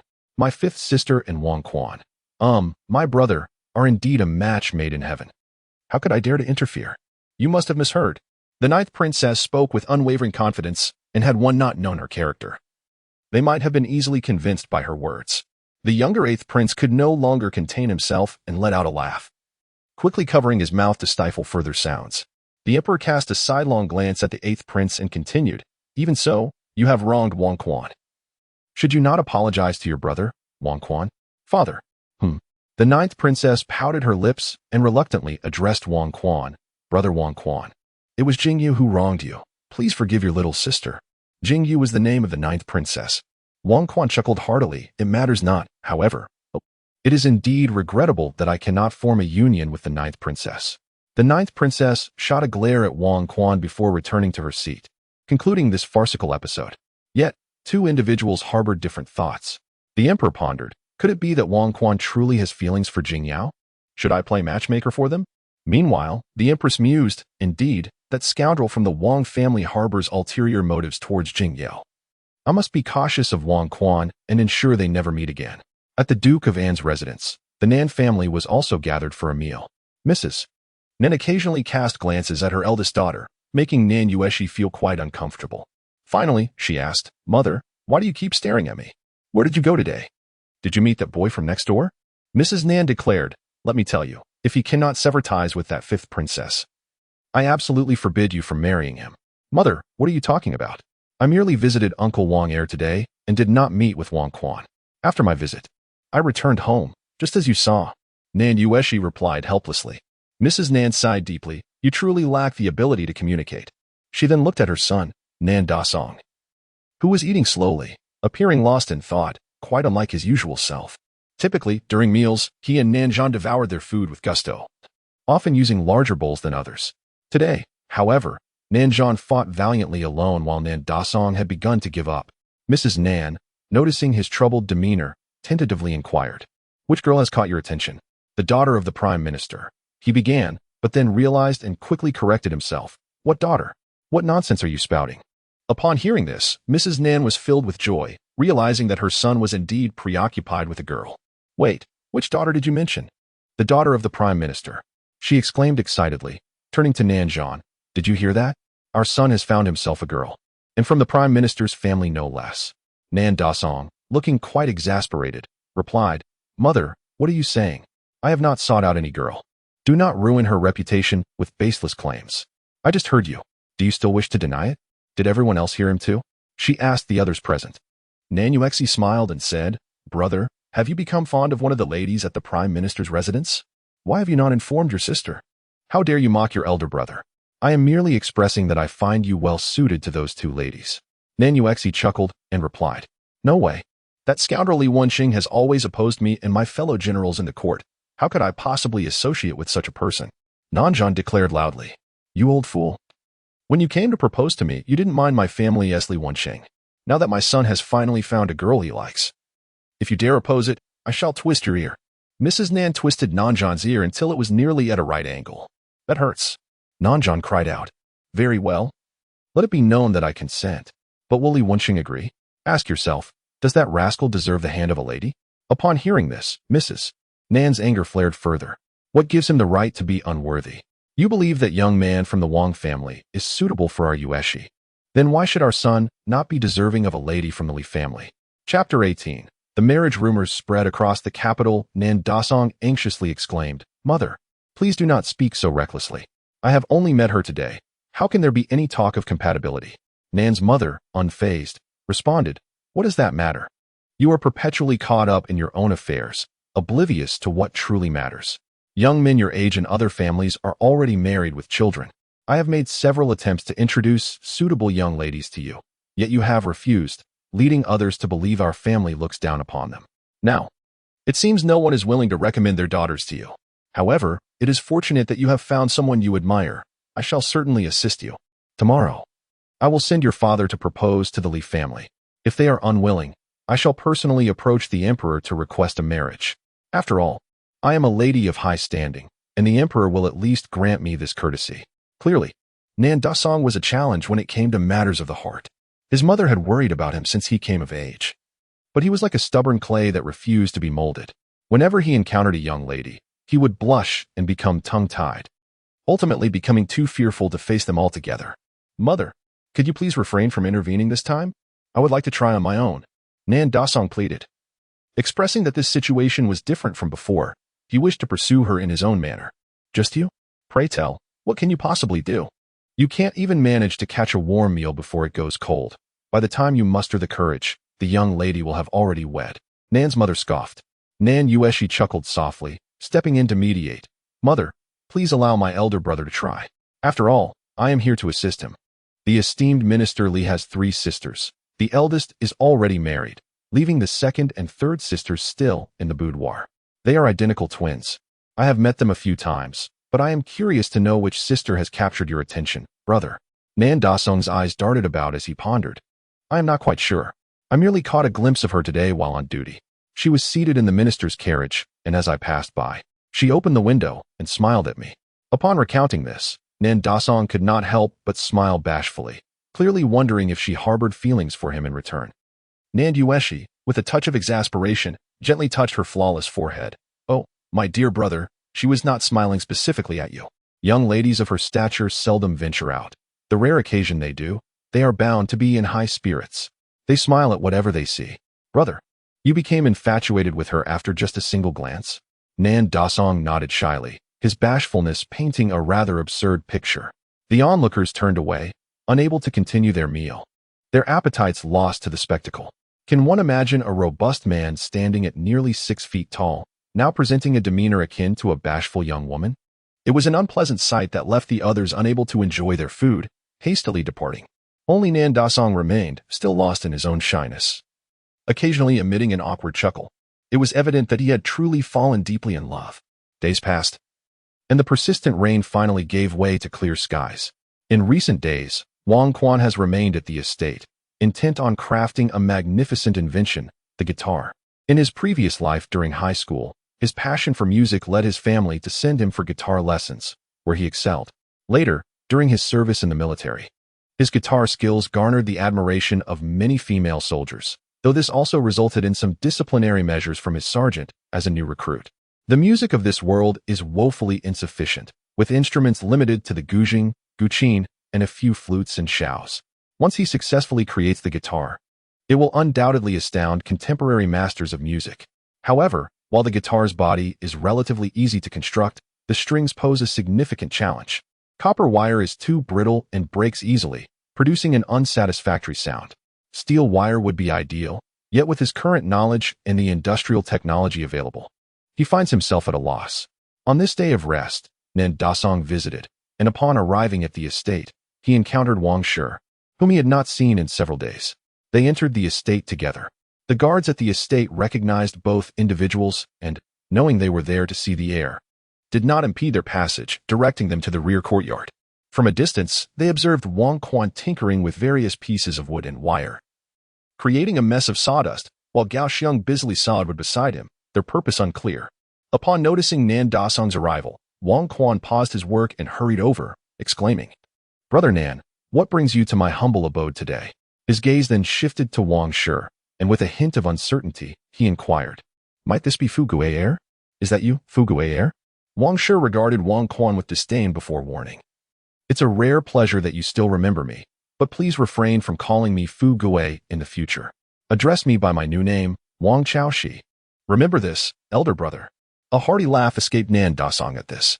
Wang Fugue shot an exasperated glance at Wang Dasong, choosing to remain silent thereafter. Wang Quan was perplexed. Even if one were to dislike the name Fugue, why would one go so far as to change their birth name? Very well. Fugue heir, but why the name change? And to something so effeminate. Does your uncle know? Nan Dasong chuckled heartily. Ah, Zimu, you are unaware. Not long ago, he sought our Ueshi for guidance in poetry and prose, only to be thoroughly humiliated by her. Since that day, he has shut himself away, poring over books, vowing to reclaim his lost dignity. He even changed his name, though he was given a sound thrashing by Uncle Wang for it. Yet, he remains unrepentant and insists we call him Wang Chaoshi in private. With this revelation, Wang Quan understood. Chaoshi implies surpassing Nan Yueshi. Wang Fu Gui regarded the two with a scornful expression, retorting, "What do you know? To know shame and strive for excellence is the path of a gentleman."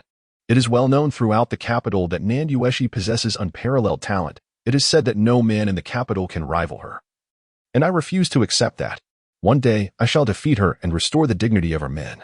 With a fervent eloquence that resonated profoundly, Wang Quan could not help but express his admiration, exclaiming, "Indeed, brother, I stand by you. How could a man of stature stoop beneath the shadow of a mere woman? Would that not invite the ridicule of the world? Fu Gui, strive earnestly. I wish you triumph over her soon." Touched by these words, Wang Shi felt a sense of validation, realizing that his endeavors were not entirely in vain. He responded emotionally, "After all these years apart, I am astonished to discover that you possess such depth of character. Had you not departed from the capital in years past, we brothers would have entered the Sanqing Academy together, and it would not have been her, Nan Yueshi, who wielded such influence. Yet, I pity you, dear brother. The trials you shall endure in bringing Nan Yueshi into your household are surely formidable." While the initial part of his statement was rather agreeable, the latter part left Wang Quan somewhat perplexed. He had only learned of his betrothal to Nan Yueshi upon returning to the capital, so how could Wang Fu Gui have known? He promptly inquired, "How did you come to know of my engagement with Nan Yueshi? Did Nan Dagu reveal this to you?" Nan Dasong swiftly denied it, asserting that he would never divulge such information. His mother had long instructed him not to disclose this matter until Wang Quan had severed ties with the fifth princess. Wang Shi, perplexed, remarked, "I heard it from rumors circulating outside. It is said that your uncle and Nan's father arranged your marriage in your youth, and soon you shall wed Nan Yueshi. Surely, this news is known to all in the city. Were you not aware?" Both Wang Quan and Nan Dasong were taken aback, bewildered as to who had leaked this information.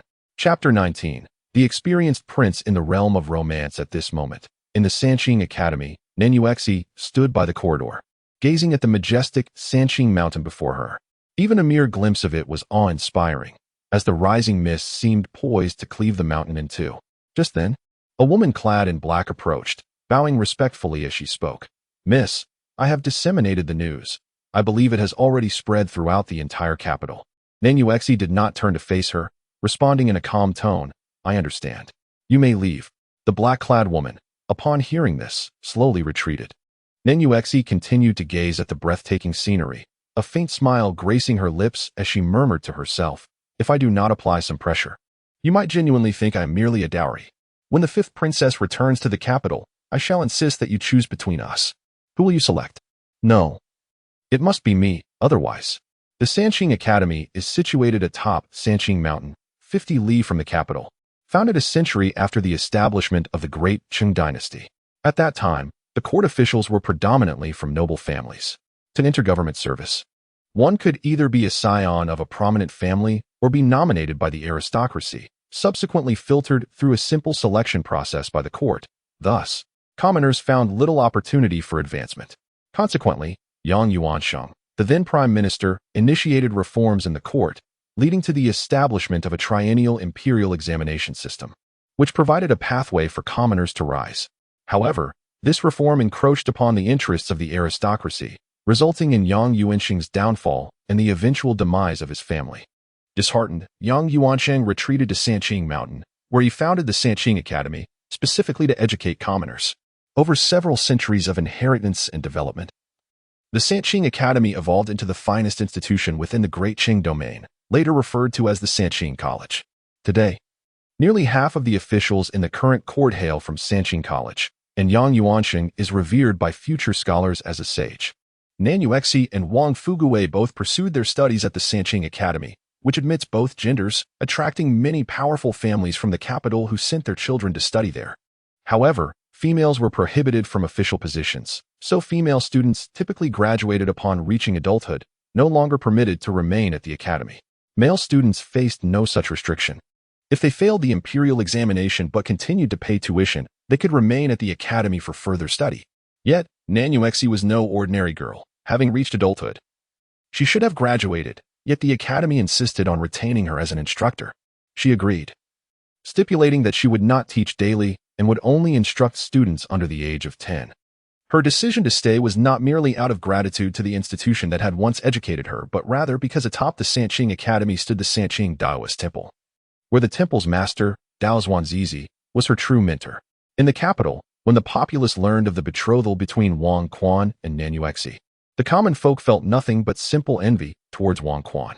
To be betrothed to both the current fifth princess and a renowned talent of the capital is indeed a cause for envy among others. The truly qualified young gentlemen from esteemed families, who might aspire to admire Nan Yuexi, are filled with indignation. They harbor no objections regarding the engagement to the fifth princess, as their encounters with her have been scarce, and they remain oblivious to the affairs of the martial world. However, they are acutely aware that Nan Yuexi is not a woman to be coveted by just anyone. It is clear that Prince Wang Quan, captivated by her celestial beauty, has sought to exploit his status as the son of the martial achiever king to forcefully pursue her hand in marriage. In a short time, the prominent young nobles of the capital, under some unseen leadership, gradually congregated to form an alliance against this union, vocally opposing the marriage. They vehemently denounced Wang Quan and exaggeratedly publicized certain indiscretions from his childhood, tarnishing his reputation. Consequently, even the common folk of the capital began to harbor a deep-seated aversion towards him. Within the martial achiever king's residence, Wang Fuqian observed the two men lost in thought and recalled that he had yet to articulate the purpose of his visit. Thus, he addressed Wang Quan, saying, "There is no need for you to ponder excessively. After all, this matter cannot remain concealed for long. It would be wiser to contemplate how you might manage her should you indeed bring her into your home, lest you find yourself outmatched and bring disgrace upon our family name." Nan Dazong glanced at Wang Fuqian, momentarily taken aback. "I suspect you are alluding to someone, but I lack the evidence." Wang Quan, growing impatient, shot a look at Wang Fuqian, thinking to himself, "What do you know? Do you believe I am like you, so easily swayed by a mere girl that I would alter my name? It is truly a disgrace to our ancestors. If I manage to wed this young lady, you shall see how I, Wang Gu, will demonstrate my prowess." Noticing their silence, Wang Fuqian continued, "I have come to convey a message from my father. Tomorrow, you are to ascend Sanqing Mountain to seek out the head of the Sanqing Taoist Temple. At that time, you will understand what you must do." Wang Quan's heart jolted. He had been awaiting news from his second uncle for several days, and it seemed the second task his father wished him to undertake was related to the head of the Sanqing Temple. He then inquired, with the spring examination approaching, "Should you not be preparing diligently? How is it that you have time to relay messages from my second uncle?" "The spring examination?" Wang Fuqian replied with pride. "I placed 10th in the second rank 3 years ago. Do I truly need to prepare again?" Wang Quan was taken aback.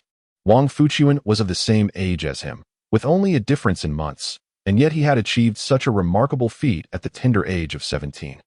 It was indeed the mark of a prodigious talent.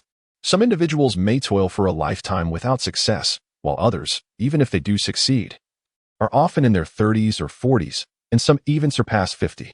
Indeed, every member of the Wang family is exceptionally gifted. But why did you not seek an official position within the government? What are you currently doing?" Wang Quan questioned, perplexed. Before Wang Fuqian could respond, Nan Dazong interjected. "You are unaware, but when Fuqian achieved his rank, he was indeed eligible for an official appointment. However, Wang Ershu entered the palace to speak with the emperor, asserting that Fuqian was too young and thus unsuitable for official duties. The sovereign concurred, and thus he declared that once Fugua reached the age of 20, he would personally arrange a suitable position for him, counting his official years from the age of 17. Consequently, Fugua became an instructor at the Sanqing Academy, where he has remained ever since. Upon hearing this, Wang Quan gradually grasped the essence of the situation, and his admiration for Fugua deepened. He had only heard of those who were too old to hold office due to their age upon passing the imperial examinations. Yet he had never encountered anyone too young to assume such roles. "Truly, you are a rarity akin to a scorpion's excrement." Seemingly perceiving Wang Quan's thoughts, Wang Fugua, with a hint of arrogance, remarked, "Brother, there is no need for excessive admiration. After all, even among family, differences in talent are inevitable. You must not place undue pressure upon yourself." Upon hearing this, the slight admiration Wang Quan had just felt evaporated in an instant. "Huh, Here I am, a mere youth. Already a ninth-rank master. Do I flaunt it everywhere? It is simply that discretion is my guiding principle. Ignoring Wang Fugua, he turned to Nan Dasong and inquired, "What about you? What brings you here today?" Nan Dasong immediately fidgeted, hesitating as if torn between speaking and holding back, resembling a bashful maiden, which was indeed rather nauseating to behold. "Enough. If you do not speak, I bid you farewell. I have matters to attend to." Wang Quan could no longer endure the discomfort. At last, Nan Dasong whispered, "I have taken a liking to a young lady. Ever since I laid eyes upon her, I have been unable to eat or sleep well. Yet, I am at a loss as to how to pursue her. I thought to seek your counsel, for you, Zimu are a seasoned veteran in matters of the heart. Do lend me your assistance."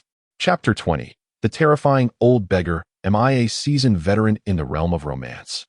Who has spread such unfounded rumors about me? Throughout my life, I have encountered but a handful of women, truly a Navi young man at heart. Beware, for I may pursue a defamation case against you.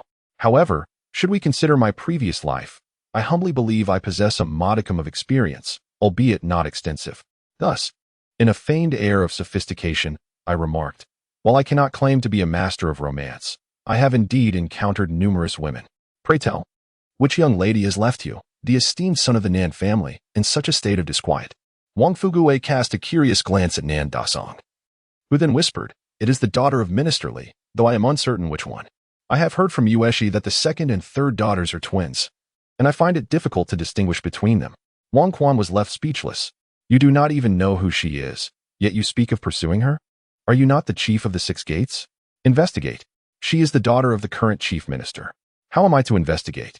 If word gets out that I am prying into her affairs, Minister Li might suspect the Nan family is plotting against him. The political climate could become unstable. And that is no trifling matter," Nan Dasong replied with utmost seriousness. Wang Quan stroked his chin thoughtfully and mused. "This presents quite a dilemma. I cannot simply go to the Li residence and inquire about her, can I? But Minister Li has sons. Why not summon one of them for a conversation?" Nan Dasong's eyes brightened momentarily, but his expression soon fell as he lamented, "Minister Li does have 2 sons, but you forget, back when you were in the capital, we once played together and I had a run-in with those 2 rascals. You broke the hand of the second son, Li Zongxing, and he insists I was the one who struck him. Do you recall that time when my mother was in hot pursuit of me, and I had to hide in your home to escape?" Wang Quan suddenly realized the truth of the matter. How embarrassing. I had no idea I had been such a scoundrel in my youth. Nan Dasong sighed again.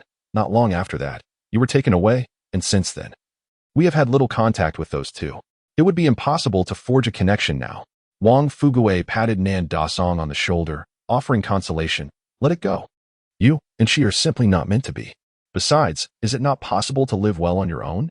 Why seek a woman to manage your life? Look at me. I have never had any interest in women. They are merely fleeting shadows. What is there to be concerned about?"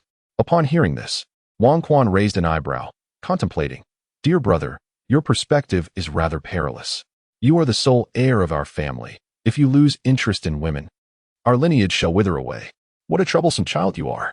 Nan Dasong glanced at Wang Fugue, his disdain evident. "Is that so? Yet I distinctly recall a night when I was on duty at the brothel, witnessing you embrace a courtesan, showering her with affection, and ultimately retreating to your chamber with her.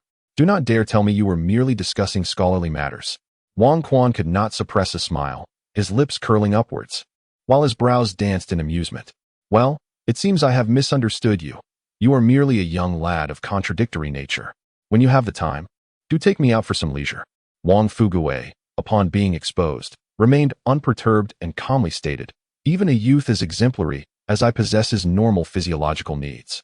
Besides, the court of imperial entertainment is part of the imperial structure. My patronage contributes to the treasury and fosters national prosperity. What is there to be so astonished about?" Wang Nan and his companion gazed at the earnest Fugue with newfound admiration, marveling at his ability to speak so nobly about visiting brothels. Truly, he was a prodigy who excelled at the age of 17. Let us not digress. If you genuinely harbor feelings for the lady from the Li family, perhaps I can assist you, but you must agree to one condition. Wang Fugue redirected the conversation. Hearing that Fugue could be of help, Nan Dazhong eagerly inquired, "Can you truly assist me? How will you do so, and what must I do?" "Indeed, I can, but I possess my own clever strategies. Simply await my guidance." "What is the condition you speak of?" Nan Dazhong asked. The condition is this. You must observe what books Nan Yueshi has been reading lately and procure for me the tomes she has previously studied. In our future competitions, you shall aid me. Isn't that tantamount to betraying my sister? Absolutely not. I refuse. Nan Dazhong shook his head in denial. Oh, is that so? Then I shall be of no assistance. Wang Fugui replied nonchalantly. After a moment of contemplation, Nan Dazhong finally resolved himself. It's a deal. The following day, as dawn broke, Wang Quan and Gao Xiong set off from the capital. Sanqing Mountain lies 50 miles north of the city. Shortly after exiting the city, Wang Quan entered a thicket. Due to the recent rain, the puddles on the ground had not yet dried, and as the carriage sped along, the wheels splashed water from the small pools. At this early hour, most people would still be asleep, and the road should have been deserted. Yet, coincidentally, as the carriage passed a puddle, murky water splattered onto a man sleeping by the roadside. Wang Quan, immersed in internal cultivation within the carriage, remained blissfully unaware. Just as the carriage passed the man, Wang Quan suddenly opened his eyes and swiftly leapt from the carriage. Gao Xiong, realizing something was amiss, shouted, "Master, be careful." At that moment, as both leapt away from the carriage, it shattered into pieces. A powerful wave of energy surged towards them. Wang Quan and Gao Xiong hurriedly summoned their strength to defend themselves, but the force propelled them several meters away. They barely managed to counter the impact. And as they landed, Wang Quan's hand pressed against Gao Xiong's back, sliding several more meters before they finally came to a halt. The carriage lay in ruins. The horses dismembered, and the scene was engulfed in chaos and dust. Wang Quan tasted blood in his throat, and a trickle of crimson escaped his lips. Wiping it away and observing the footprints left behind, he wore a grave expression. Gao Xiong coughed, spewing blood, his face turning pale. He quickly regulated his breathing and weakly addressed Wang Quan. "Thank you for saving me." When venturing outside, Wang Quan instructed Gao Xiong not to address him as young master to conceal his identity, facilitating their endeavors. Thus, when in public, Gao Xiong referred to him as Master Wang. Enough of the superfluous chatter. What exactly transpired? Did we offend someone along the way? Wang Quan surveyed their surroundings, his expression grave. Gao Xiong pondered momentarily before shaking his head in negation. At that moment, a commotion arose from the site where the carriage had been destroyed. Smoke gradually dissipated, revealing a figure emerging. The individual had disheveled, white hair and was clad in tattered rags, resembling a decrepit beggar. However, as he moved, the air around him warped, an indication of his internal energy leaking, a phenomenon Wang Quan had never witnessed to such an extent. Both Wang Quan and Gao Xiong remained vigilant as the old beggar approached them, step by step. Should the situation turn dire, Wang Quan was prepared to flee with Gao Xiong at a moment's notice. It was no jest. A being of such caliber was beyond his capacity to confront. To remain would be to await death, and he could only wonder where they had provoked this old monster. Chapter 21. The waterway era. Gao Xiong gazed at the figure before him, suddenly recalling the person he had seen sleeping by the roadside moments ago. Could it be him? He immediately turned to Wang Quan and remarked, "My lord, this old beggar must be the one who was sleeping just now by the road. When our carriage passed, it ran through a puddle. Perhaps the dirty water splashed onto him, thus soiling his clothes and provoking his ire." Wang Quan scrutinized the old beggar's attire, dismissing Gao Xiong's words. There was not a single clean spot on the old man. Could he be any dirtier? Soon enough, the old beggar stopped 10 meters away from Wang Quan, tilting his head towards him, and said, "Young lad, are you all right? I sincerely apologize. I was awakened abruptly and could not temper my temper. I hope I did not harm you." Upon hearing this, both Wang Quan and Gao Xiong fell silent, inwardly ridiculing the old man. "What an outrageous morning temper you have. With that blow, just now, any ordinary person would have been torn to shreds. How could they stand before you to receive an apology?" Though they thought this, Wang Quan dared not utter such words. Instead, he clasped his hands in a gesture of respect and said to the old beggar, "It was my fault for disturbing your peaceful slumber. I humbly ask for your forgiveness." "Ha ha ha, you were quite impressive, lad. You managed to withstand my strike without harm, although I had reined in most of my strength. Let me boast a little, few can endure even a fraction of my power. Not only did you emerge unscathed, but you also shielded another at a critical moment. Truly commendable." The old beggar expressed his admiration for Wang Quan. Startled by the old man's words, Wang Quan realized that the previous strike had indeed been a restrained one. Even so, he felt a slight internal injury. Had the old man unleashed his full force, he would have surely perished on the spot. Even his master brother would likely not match this old fellow. Could it be that this ancient one was on par with his master? Why the silence? Are you in awe of my skills? The old beggar laughed heartily. Come, tell me where your teachings originate. Perhaps I know of them. Wang Quan forced a smile and replied, I am a disciple of the Nameless. It is inappropriate to speak of it. However, I am curious about your esteemed name. I am truly in awe. The old beggar's demeanor shifted, and he scolded, Is it shameful to claim a nameless master? I see you do not wish to share with your elder. You are being quite evasive. Speak up. Otherwise, I shall not let you off lightly. With a smile plastered on his face, Wang Quan felt a surge of exasperation. You switch between calling me old one, grandfather, and this old man in just a single sentence. If I could best you in battle, you would see how I respond to such insolence. Under the old beggar's imposing presence, Wang Quan had no choice but to answer truthfully. He was curious to see how the old man would react upon hearing his master's name. Thus, he responded, I am a disciple of the Mount Shangshan. I rank 8th among them. Indeed, upon hearing Wang Quan's words, the old beggar paused momentarily before inquiring, Mount Shangshan? Is that the same Mount Shangshan where Pu Yongtian resides? It was evident that this old man was familiar with his master's name. Once, I had inquired about my master's name from my 5th senior brother. He mentioned that very few in the martial world knew of our master's name. And aside from the disciples, only those of comparable strength to our master were deemed worthy of such knowledge. Most in the martial realm referred to my master as the venerable sage of the mountain. Wang Quan responded, Indeed, Pu Yongtian is the name of my master. The old beggar sighed. Have I been in seclusion too long, or am I simply uninformed? I had no idea that this Pu Yang had already taken on his 8th disciple. When I first encountered him, he had only Su Qing and Gu Wushang as his students. Wang Quan had 7 senior brothers and sisters, the eldest brother Su Qing, the second brother Gu Wushang, the third brother Qing Yinian, the 4th sister Nangong Qianhua, the 5th brother Lu Yi, the 6th sister Lu Jinjin, and the 7th brother Enhechi. Wang Quan was also surprised, pondering how long this old fellow had been in seclusion. The 3rd brother had been in the sect for 2 decades. Had the old man truly been in isolation for over 20 years? The elder, knowing of my master, must surely be a friend, yet I am uncertain how to address him. I am called Huang Dingtian. I am not a friend of your master. Rather, we are more akin to adversaries. However, seeing your potential, why not consider becoming my disciple? Allow me to impart to you some unparalleled martial arts. What could Pu Yang possibly teach you? His skills are but mediocre, unworthy of your time. The old beggar boasted shamelessly. Wang Quan chuckled. I appreciate your kind intentions, elder. But I have already pledged my allegiance to my master, and to transfer my loyalty to another would be an act of betrayal, which I would never consider. You still possess some sense of loyalty. Do you know how many sought my guidance in the past? I didn't even spare them a glance, let alone accept them as disciples. Are you truly not tempted to reconsider? The old beggar urged with a grin. Wang Quan shook his head in mirth. Very well. I once made similar remarks to Su Qing and Gu Wushang, who, like you, refused to join my ranks. One wonders what merits Pu Yang possesses that his disciples are so unwaveringly loyal. Enough of this. I shall take my leave.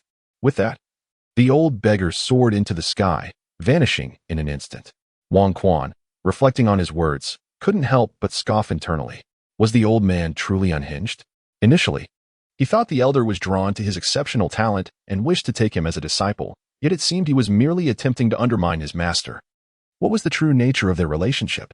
With the old beggar gone, he was left with a pile of useless wood scraps and 2 dead horses. Fortunately, they were not far from Sanqing Mountain. Noticing Gao Xiong's pale complexion, he said, You have sustained internal injuries. Return home to recuperate. I shall proceed to Sanqing Temple alone. There is no need for you to accompany me. Gao Xiong shook his head, replying, There is no need for concern, my lord. My injuries are not severe. I can recuperate at Sanqing Temple. Allow me to accompany you. What if you require my assistance? Wang Quan understood that Gao Xiong was worried about his safety. He would not feel at ease unless he followed, as it was his father's command. Thus, he ceased his persuasion and turned towards Sanqing Mountain. As the sun gradually ascended, its rays filtered through the trees, casting a luminous glow upon the road. The once tranquil forest began to come alive with the cheerful cacophony of birds, flitting back and forth among the branches, sometimes solitary, at other times in jubilant flocks. This vibrant scene eased Wang Quan's spirit. A welcome reprieve from the lingering tension caused by the old beggar he had encountered earlier. The sudden relaxation made him feel somewhat drowsy. After a short while, they emerged from the woods to find a grand river before them, its banks remarkably wide. A few boats lay anchored along the shore. Yet not far ahead stood a magnificent stone bridge that appeared strikingly modern. In an era where wooden bridges predominantly prevailed, this structure seemed oddly out of place. Could such a marvel truly have been constructed in this time? The sight inevitably conjured thoughts of the Zhaozhou Bridge, though it was evident that this bridge far surpassed it in scale. As Wang Quan and his companion approached the bridge's entrance, they noticed a stone tablet erected there, inscribed with the words Water River period. It remained uncertain whether this referred to the bridge's name or the identity of its builders. Chapter 22. The Emperor's Summit within the Imperial Palace of the capital. Today marked the day of court assembly. The palace guards were diligently patrolling, with teams alternating in their duties. On the path to the Golden Lawn Hall, a group of guards was methodically carrying the imperial palanquin. Emperor Hongyu sat within, eyes closed. One hand pressed against his forehead, applying pressure to his temples, his expression weary. The necessity of attending court signified that matters of significance demanded the emperor's resolution. And such matters were surely not trivial. Otherwise, the Ministry of State Affairs and the Chief Minister would have resolved them directly. When Sheng, positioned beside the palanquin as a guardian, noticed the fatigue etched on the emperor's face. He spoke softly, "Your Majesty, you have been exceedingly fatigued of late. Might it be prudent to adjourn today's morning assembly and deliberate on another day?" The emperor neither opened his eyes nor responded verbally, merely gesturing with a hand to proceed with the court session. Sighing, when Qing gently urged, "Your Majesty must take care of your health." But before he could finish, he raised his hand sharply, commanding the procession to halt. He then surveyed the surroundings with a grave expression, startled by Wen Cheng's sudden command. The emperor furrowed his brow and turned his gaze toward him. Wen Cheng hastily clarified, "I beg your pardon, Your Majesty. From early this morning, I sensed we were being followed. Initially, I believed it to be a mere illusion, but I have now distinctly perceived that the individual is in close proximity. Their movements are enigmatic, indicating they are undoubtedly a formidable opponent." He then ordered the accompanying guards, summoned the patrolling guards immediately to protect His Majesty. "We must not leave his side." With that, he leaped onto the rooftop, scanning the vicinity for the elusive figure. The emperor frowned deeply, his expression grave. He held great trust in Wen Cheng, fully aware of his exceptional martial prowess. Otherwise, he would not have entrusted him with the critical task of safeguarding the palace walls. Although there had been attempts on the emperor's life in the past, they were mostly thwarted by Wen Cheng before the assailants could even lay eyes on the emperor. However, Wen Cheng's demeanor this time was markedly different. The emperor had never witnessed him so tense, leading him to suspect that this intruder might not be an ordinary adversary. Before long, several patrol guard teams arrived, each wielding weapons to encircle the emperor protectively. Wen Cheng, standing atop the tiled roof, continued his search for the mysterious figure, but found nothing. Just as he began to doubt his instincts, a shadow suddenly appeared behind him, launching a punch in his direction. Wen Cheng's reflexes were sharp. He swiftly turned and crossed his arms defensively in front of his chest.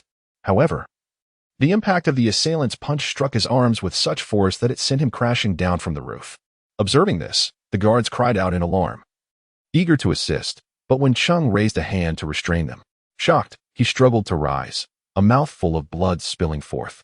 He realized that this seemingly simple punch had inflicted injury upon him, and he understood that he was no match for this adversary.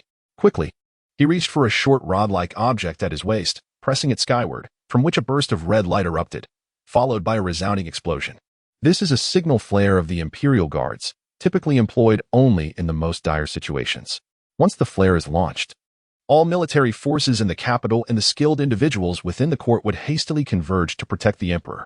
Such a device is rarely utilized, and Wen Cheng had only brought it along as an exception after sensing an intruder within the palace this morning. To his astonishment, it has indeed been called into action now. As he witnessed the successful ignition of the signal flare, Wen Cheng burst into a maniacal laughter, blood spilling from his mouth.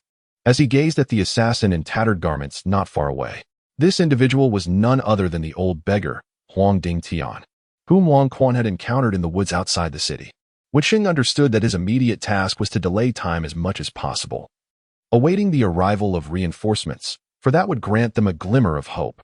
With determination, he propelled himself toward the assassin, thrusting his sword, fully aware that he was no match for this foe. Yet, even at the cost of his own life, he was resolved to stall the man. The assassin, seemingly unfazed by Wen Cheng's charge, stood with his hands clasped behind his back, allowing the sword to approach him. Just as Wen Cheng was about to strike, An intangible force enveloped his sword like a barrier, thwarting all his attempts to advance further. Suddenly, the old beggar clenched his fist, unleashing a surge of internal energy that shattered Wenxing's sword and sent him crashing heavily to the ground. The old beggar flew toward the spot where Wenxing had fallen, seemingly intent on delivering a final blow to end his life. At that moment, a voice emerged from the crowd of guards surrounding the emperor. "Please, have mercy, your majesty." At the opportune moment, Emperor Hongyu stepped forth from the throng, kneeling and bowing his head to Huang Dingtian. The guards, witnessing this unprecedented act, were rendered speechless, having never seen an emperor kneel before anyone, let alone an old beggar attempting to assassinate him. Naturally, upon seeing their sovereign bow, they too felt compelled to kneel. While the guards were struck dumb with shock, Wenxing, despite his grievous injuries, clearly heard Hongyu address the old beggar as grandfather. Could it be that this beggar was indeed of royal blood? Huang Dingtian turned to regard Hongyu with a frosty glare, speaking coldly. "It is a rare delight that you, the emperor of Decheng, still remember this old man. Truly impressive memory." Hongyu, trembling with fear, pressed his forehead to the ground, unable to raise his head, and replied, "How could this grandson ever forget the esteemed presence of grandfather? For many years, I have sought you, yet there has been no word. I feared." "Feared what? Feared that I was dead?" Huang Dingtian rebuked sharply. "Not at all." Hongyu's forehead remained deeply embedded in the earth as he exclaimed. Wenxing, lying on the ground, listened to their exchange, his mind reeling in shock. He had never anticipated that this old beggar was indeed of royal lineage, the emperor's grandfather. Even more astonishing was the beggar's formidable prowess, capable of inflicting such severe injuries upon him, indicating a cultivation level of at least the 9th rank or higher. In today's world, the number of formidable individuals above the 9th rank is exceedingly scarce. To his knowledge, they scarcely exceed a mere handful. Should news of such a master within the royal family circulate, it would undoubtedly stir monumental waves throughout the martial realm. However, Wenxing's expression suddenly shifted, as if a thought had struck him. He called out to Emperor Hongyu, "Your Majesty." Emperor Hongyu remained on his knees, his gaze averted, offering no response. Witnessing this, Wenxing felt a fresh trickle of blood escape from the corner of his mouth. His injuries prevented him from rising once more. In a state of urgency, he directed the guards behind the emperor, summoning the last remnants of his strength to command, "You all, hurry and exit. Go and gather the palace guards with my token. Secure the entrances and exits of Taya Gate, allowing no one to enter and ensuring that word of this matter does not escape. Should even a whisper of it leak, the consequences will be dire." The palace guards trembled at his words, rising in fear and swiftly dividing into two groups, making their way towards the two gates. In an instant, all the guards vanished, leaving only Emperor Hongyu, the imposing Huang Dingtian, and the barely conscious Wenxing behind. Huang Dingtian turned to regard the faltering Wenxing, his expression impassive, lost in thought. Suddenly, he extended a hand, channeling his energy to draw Wenxing closer. To Wenxing's astonishment, he was effortlessly pulled through the air into Huang Dingtian's grasp. The latter then rotated his body, directing his energy towards Wenxing's back. In a brief moment, Wenxing's pallid visage visibly transformed to a healthy flush. Once Huang Dingtian ceased his effort, Wenxing collapsed once more onto the ground. However, he was filled with elation, for the transmission of energy from Huang Dingtian had allowed him to make a slight advancement in his cultivation, revealing what seemed to be the first crack in the barrier of his realm. Slowly, Wenxing rose to his feet, only to kneel once more. Bowing deeply as he expressed, "I, your humble servant, offer my heartfelt gratitude to the royal ancestor for sparing my life, and for the gift of your transcendent teachings." Chapter 23, South War. Come in here on this day, South Morning Court. The ministers were gathered outside the Golden Chariot Hall, waiting, with spring just beginning. The weather had yet to warm, and many officials were huddled around charcoal stoves for warmth. South War, observing these civil officials congregating for heat, could not conceal his disdain. He found their demeanor utterly contemptible and turned away, pondering how cold it could possibly be. Could it rival the desolate chill of the northern wasteland? As he was lost in his derision, a figure approached and remarked with a smile, "General Nan, you ought to consider our plight. These officials are not all as robust as you. Some are naturally frail. The weather remains unforgiving, and their actions are but a necessity. I believe His Majesty would not impose any penalties for this." Turning to see who spoke, South War recognized the voice of the Prime Minister, Li Wensheng, an old adversary in the court. He retorted with mockery, "I have said nothing. Yet you leap forth seeking rebuke. Why don't you join them by the stove for warmth? You all feast on lavish meals only to claim it's fatigue from state affairs, a bunch of pitiful creatures. Li Wenxin's lips twitched slightly before he launched a counterattack. Where's the busyness of General Nan? You must attend to both court and household matters. If I were in your shoes, I would be overwhelmed. How do you manage to juggle both so adeptly? Oh, I see. It must be because your lady wife is so gracious and manages the household splendidly. South War's expression darkened immediately, realizing Li Wenxing was mocking him for being henpecked. However, he quickly thought of a retort and replied with a smile, Indeed, my wife is exceptional, and when your daughter enters our family, she will soon know. With that, he burst into laughter. Li Wenxing's face changed dramatically at the implication, and he pointed an accusing finger at South War, exclaiming, What do you mean by that? Old man, are you contemplating my daughter? I warn you, don't even think about it. South War laughed heartily and replied sternly, That is not for you to decide. When the time comes before he could finish, both men noticed a red flare rising from within the palace, followed by an explosion that illuminated the sky. Their expression shifted dramatically as Li Wenxing shouted, That's the signal flare for an attack on the Imperial Guard. His Majesty is in danger. It appears to be near the Taihe Gate. With a grave countenance, South War commanded the other generals in attendance. Quickly inform the Imperial Guard and the Royal Forest Army to assemble and rush here. Order the 6th Division of the Thunderbolt Corps, all experts above the 8th rank, to come for support. Having given the orders, he dashed toward the direction of the signal flare. Though the flare seemed close, the vastness of the palace meant it took South War some time to reach the Taihe Gate. Upon arrival, he saw a group of Imperial Guard attendants emerging, their faces smeared with dirt, appearing utterly terrified and shaken. A surge of anger welled up within South War as he rushed over, seizing one of the attendants and demanding fiercely, Where is His Majesty? Where is he? The attendant, startled by South War's intensity, stammered, His Majesty is inside with the Grand Commander, and there's an assassin. In a fit of rage, Nanzhan forcefully struck the guard, sending him sprawling, and exclaimed, How dare you cowardly flee in the midst of battle? I will summon His Majesty to rescue you before I deal with you myself. With that, he attempted to charge forward, only to be intercepted by the guards. Before they could offer any explanation, Nanzhan, fueled by fury, retorted with a mocking laugh. I never imagined you traitors would betray us. Very well, I shall deal with you now. He then lunged at the group. The Imperial Guards hastily retreated, attempting to clarify. General Nan, His Majesty is safe inside. Securing Taihe Gate is the Commander's orders. We are merely following directives. Please do not make things difficult for us. Upon hearing this, Nanzhan paused, his skepticism evident. If there is no danger, then why signal for help? This is utterly nonsensical. The leader of the guard squad stepped forward, kneeling to explain. Initially, the commander engaged in combat with that individual and was injured by a single strike. Subsequently, the commander fired the signal flare, and then, what happened afterward? Speak. Nanzhan demanded sharply. I am afraid I cannot disclose further details, General. Please, do not press me. The guard leader replied, lowering his head in resignation. Nonsense.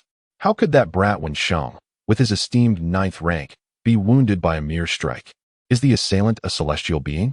Just as Nanzhan was about to retort further, a voice rang out behind him. Regardless of what transpires inside, I must enter to investigate. Let us see who dares to obstruct me. Li Wenxing, breathless from running, declared. Nanzhan questioned, What brings you here? You are as defenseless as a fledgling. If a conflict arises, who will protect you? You are a burden. Li Wenxing replied earnestly, What an absurdity. When our emperor is under attack, it is the duty of a loyal subject to shield him from harm.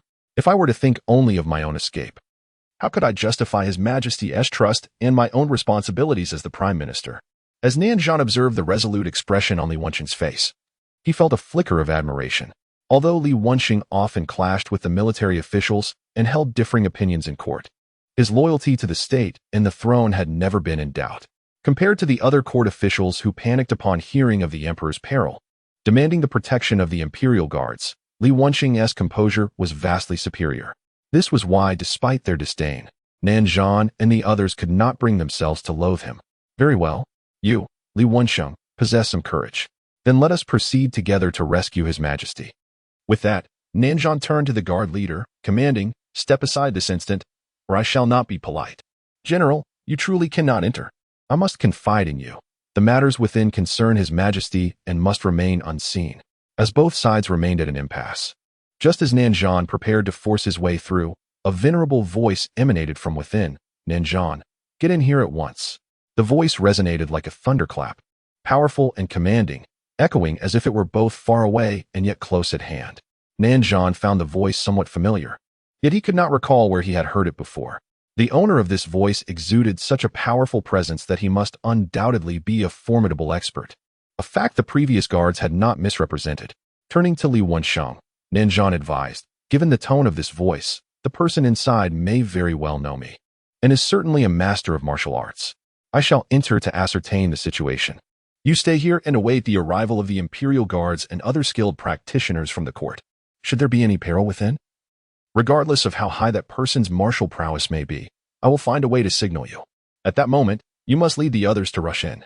However, remember, without my signal, you must not act recklessly. What if the young guard's words hold truth?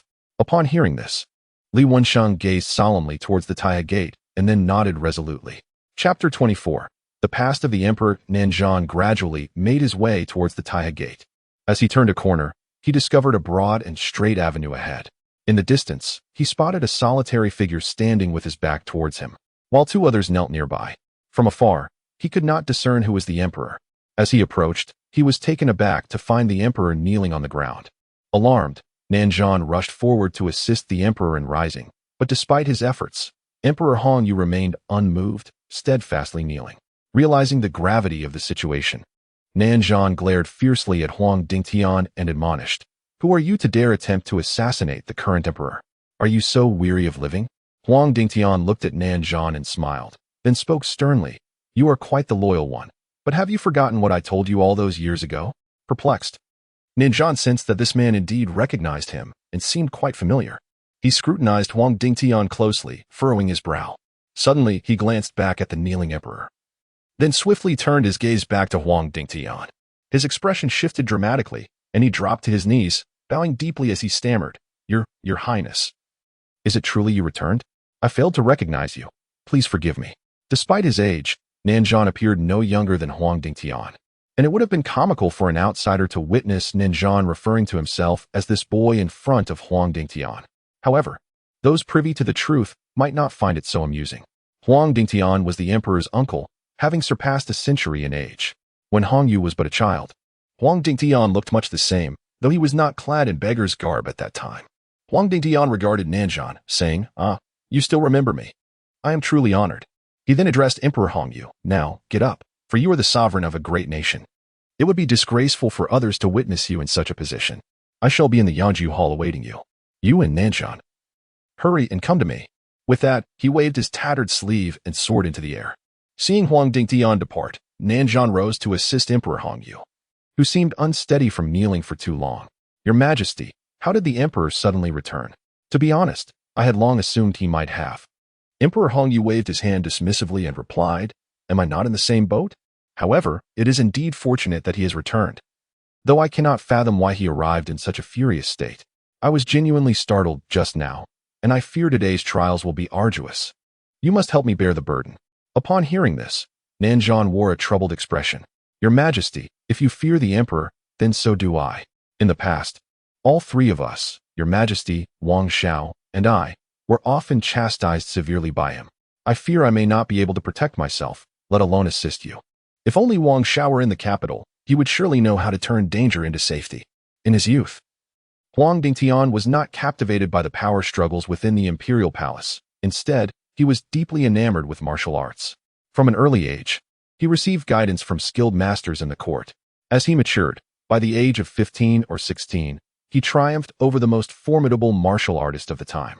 Following the passing of the previous emperor, his elder brother ascended the throne, bestowing upon him the title of a first-rank prince and appointing him as the commander of the Imperial Guard.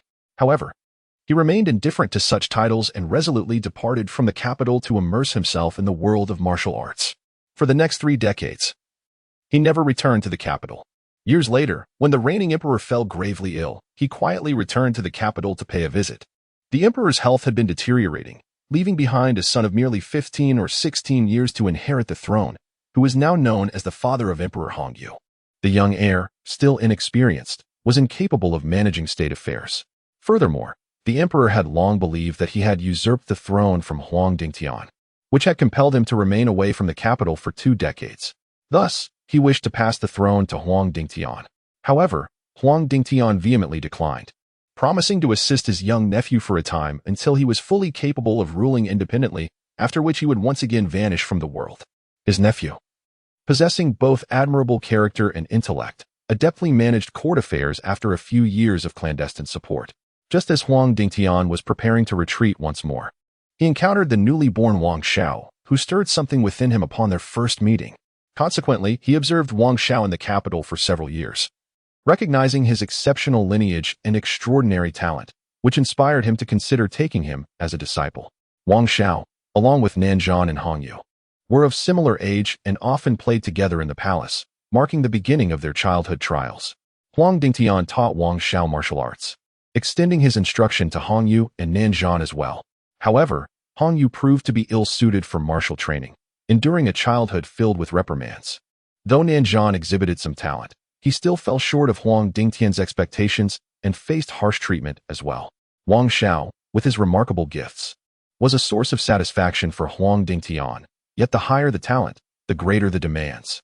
Consequently, Wang Xiao found himself subjected to the most rigorous discipline.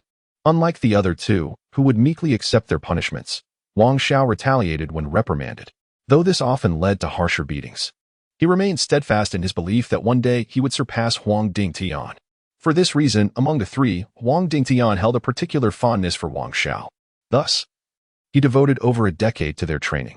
After Hongyu was declared the crown prince at the age of 10, he ceased to train alongside them, a decision Huang Dingtian did not contest. Years later, on a clear morning, Huang Dingtian departed from the capital without a word, and no one knew his destination. From that moment on, the three of them never saw him again. Nanzhan helped Emperor Hongyu to his feet and turned to look at Wenxing, who was now slumped on the ground, unable to move. Although Huang Dingtian had previously channeled his energy to heal Wenxing's injuries, internal wounds do not heal swiftly. Even though he felt a surge of vitality within, he still experienced an overwhelming sense of weakness. With a gaze filled with remorse, he looked at Hongyu and said, "Your Majesty, I am truly unable to move and cannot bow before you." Hongyu waved his hand dismissively and then addressed Nanzhan, saying, "Summon the Imperial Guards to carry Commander Wen back for treatment. You and I must hasten to the Yanju Palace. If grandfather waits too long, neither of us will escape unscathed." Immediately, Nanzhan shouted towards the entrance of Taya Gate, and shortly thereafter, Li Wenxing arrived with a considerable number of attendants. Upon witnessing the scene before them, the onlookers were momentarily bewildered. They had anticipated a fierce confrontation. Yet the only ones present were the incapacitated Wenxing and the two of them. Could it be that the assassin was Wenxing himself? Emperor Hongyu surveyed the assembly with growing impatience and declared, "I have no desire to explain this matter to you. Quickly take Wenxing away and summon the palace physician for his treatment. The rest of you may disperse. Today's events must not be disseminated. Simply state that the palace was conducting an exercise, and the morning court is hereby adjourned, to be discussed on another day. Lastly, clear the way for me. I have pressing matters to discuss with General Nan." With that, Emperor Hongyu, under the bewildered gazes of the crowd, grasped Nanzhan's arm and swiftly departed. Chapter 25. The Era of Water and Rivers, Part 2. On the other side, Wang Quan and Gao Xiong emerged from the woods, arriving at the Grand Bridge beside the river. The stone tablet at the bridge's edge bore the inscription "Era of Water and Rivers." The two glanced at the tablet before turning their gaze toward the straight expanse of the bridge, uncertain whether this phrase referred to the river or the bridge itself. Wang Quan, captivated by the three characters, ran his fingers over the etching, sensing an inexplicable familiarity within the strokes. Just then, a voice resonated from beneath the bridge. "Might I inquire if you gentlemen are puzzled by the meaning of this inscription?" Wang Quan looked down to see an elderly man, clad in a sheepskin coat and wearing a bamboo hat, skillfully rowing a boat. He appeared to be a local fisherman. With a smile, Wang Quan clasped his hands in greeting and asked, "Good sir, do you happen to know the significance of this inscription?" The old man chuckled, docking his boat at the shore and holding up 2 fish as he approached Wang Quan and his companion. "I am but a humble fisherman, unworthy of such titles as sir. The true scholars reside atop the 3 Clear Mountains. You must not be from the capital. Perhaps you are here to study at the 3 Clear Academy on the other side?" Wang Quan smiled slightly, but offered no explanation. The old man pointed at the stone tablet and continued, "It is not surprising that you, as outsiders, are unaware. The three characters inscribed here represent the name of this bridge, as well as that of its builder." Wang Quan nodded, finding this aligned with his thoughts, though he was unfamiliar with the surname Shui. Noticing Wang Quan's lingering confusion, the old man elaborated, "This river is called the Wei River, which encircles the capital. On the opposite mountain lies the Three Clear Academy.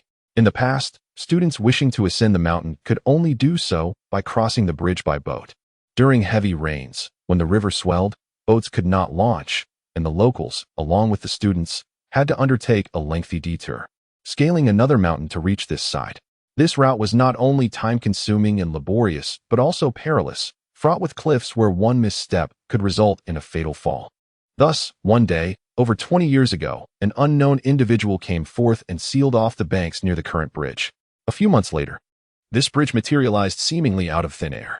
It remains a mystery how that person constructed a structure so sturdy, spanning such a wide river. Truly, it is a marvel. You scholars of today ought to be grateful to him." Wang Quan found it hard to believe that one person could create such a bridge, unless that individual were divine, which seemed implausible. "Good sir, was this stone tablet also left by that person?" The old man chuckled softly, shaking his head. "When that individual departed, he left only the bridge. Not a trace of anything else remained, not even the scraps from the stone used for its construction. Regarding the stone tablet, the specifics of its age remain unclear.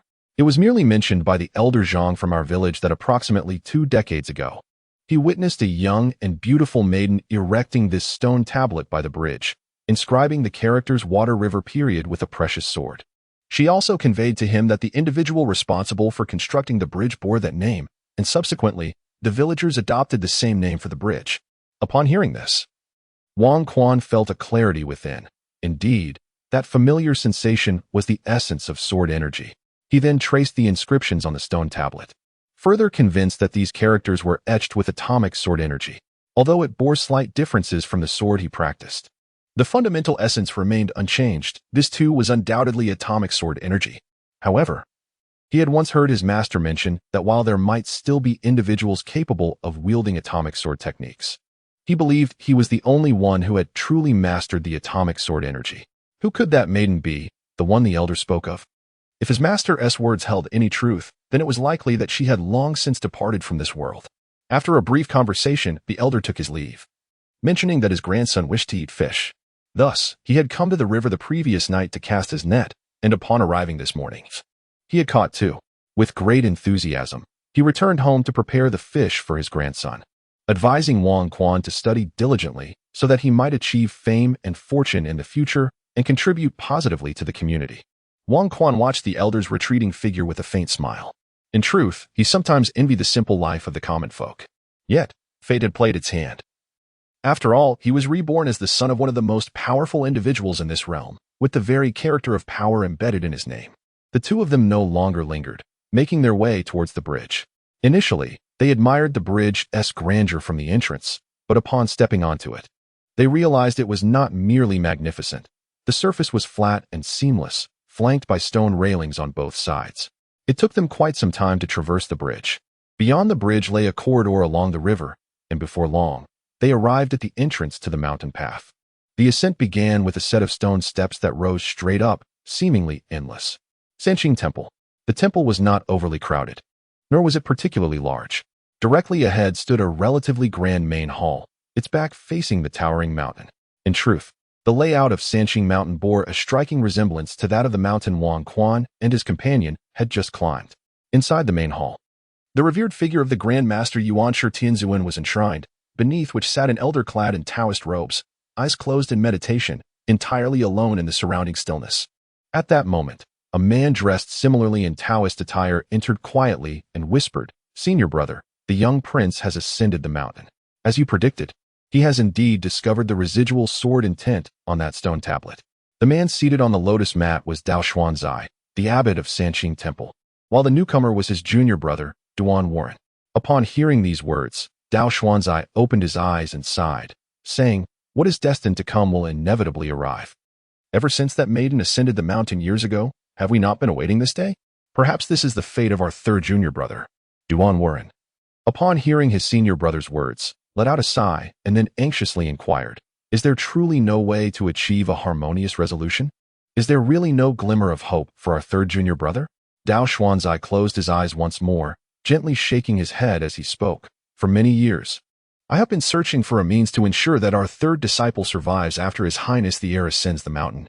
Yet, you are aware that the power of that technique is exceedingly rare. Perhaps only the venerable old master from the mountain could assist us, granting our third disciple a glimmer of hope."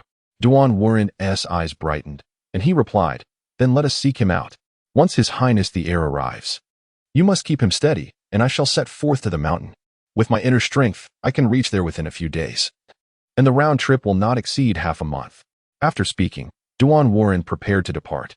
However, he was promptly halted by Dao Xuanzai, who cautioned, "Before we discuss whether you can even meet the old master at the mountain, have you considered that His Highness is, in fact, a disciple of the mountain? Surely the old master is aware of this situation.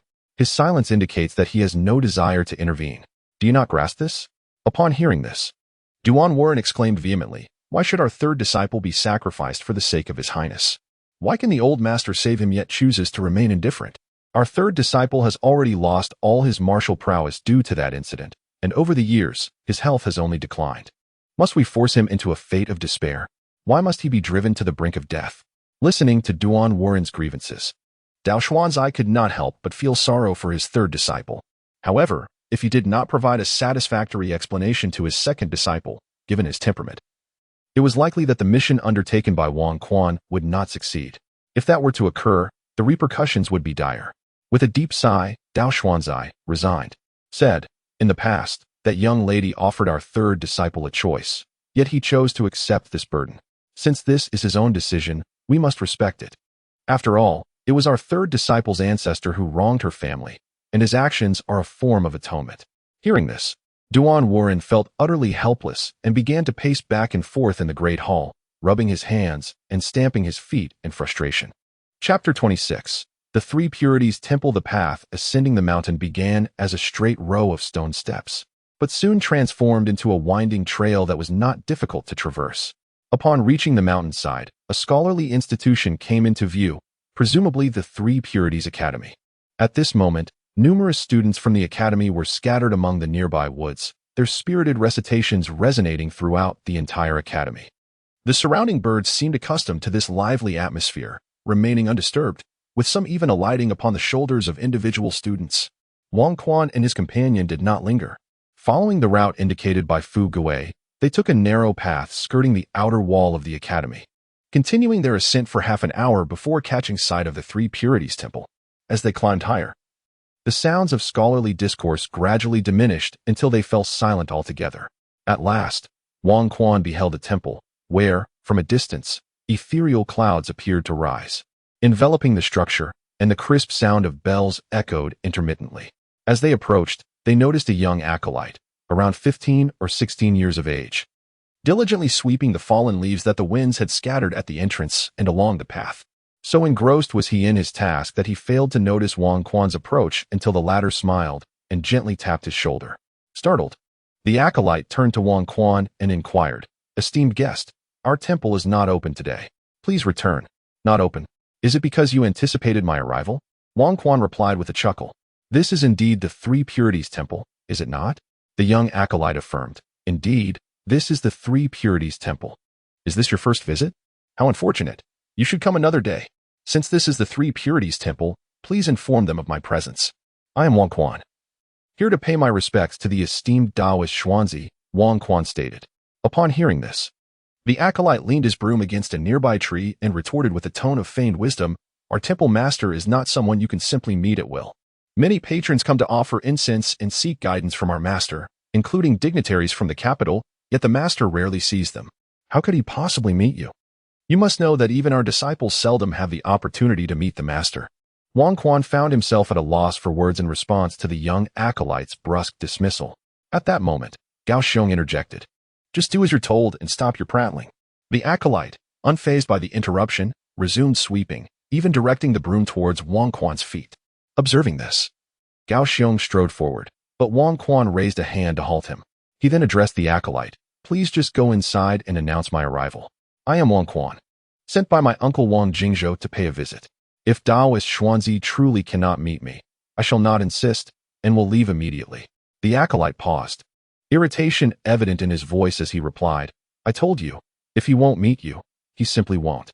I have encountered many like you, here to seek our master's guidance, whether for wealth or elixirs. Our master has made it clear that he will not see such individuals." Just as the acolyte finished speaking, a commanding voice resonated from within the temple. "Xingji, do not be unreasonable. The young master is a distinguished guest." An elder with an ethereal demeanor emerged from the temple, swiftly approaching them. In the depths of his heart, Wang Quan mused, "Indeed, this individual is aware of his identity. He must be the one my second uncle wishes for me to locate." The young Taoist, upon encountering this man, hastily performed a bow and exclaimed, "Disciple pays respects to the esteemed master." The old Taoist, however, disregarded the young disciple and instead bowed to Wang Quan, stating, "This humble disciple has acted improperly. I sincerely hope His Highness will not take offense." Observing the old Taoist bowing before him, Wang Quan promptly assisted him to his feet, saying, "It is of no consequence. I am hardly a tyrant. Are you the esteemed Dao Xuanzi, as mentioned by my second uncle?"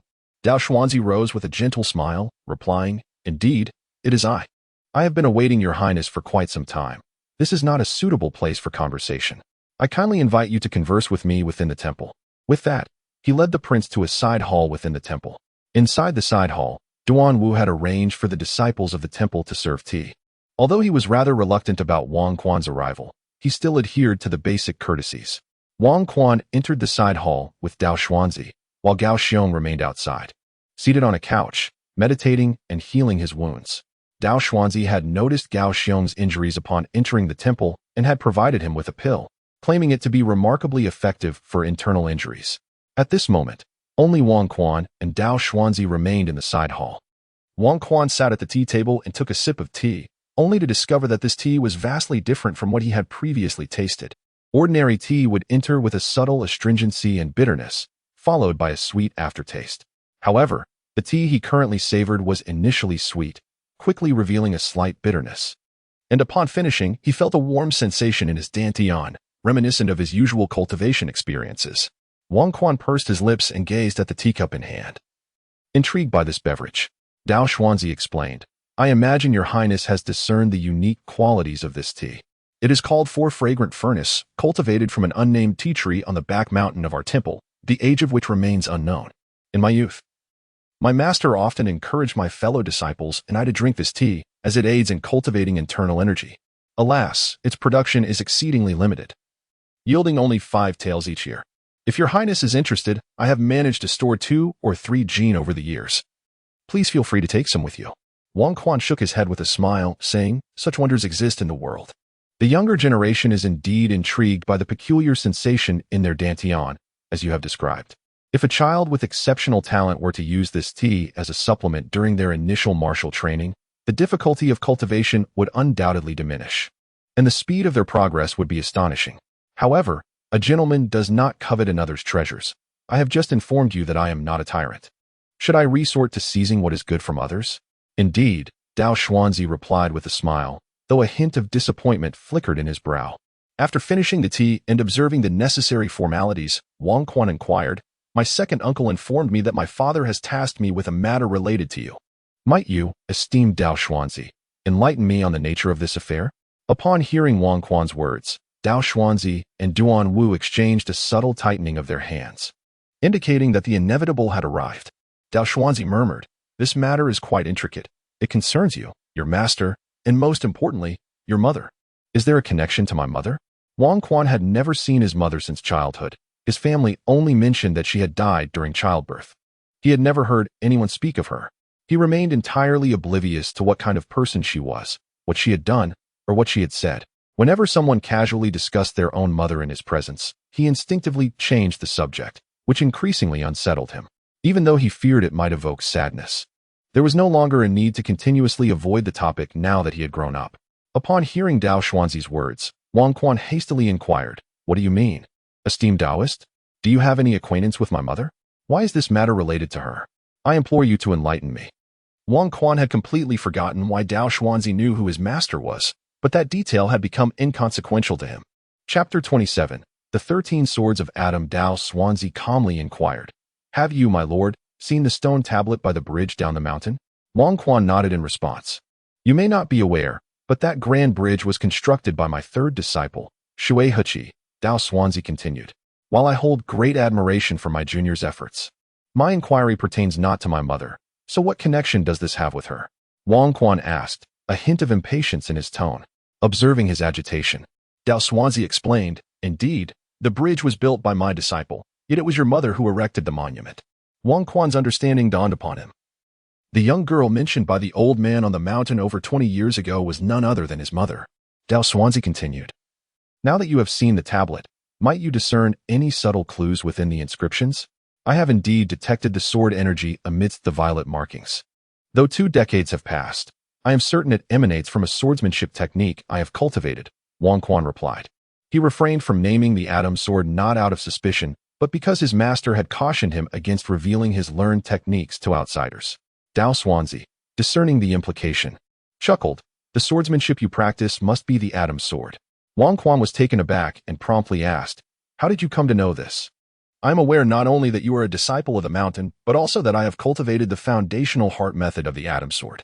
However, have you ever pondered why, despite being able to cultivate sword energy and intent, you have never practiced the techniques of the Adam sword, not even a single stance? Dao Swansea countered. Wang Quan was further astonished. How could this venerable priest know so much about him? Yet, he conceded the truth in Dao Swansea's words. He had never practiced the techniques of the Adam sword. He had inquired with his master, who claimed he did not know them, insisting that it sufficed to focus on mastering the foundational heart method. Nevertheless, Wang Quan found it hard to accept his master's explanation.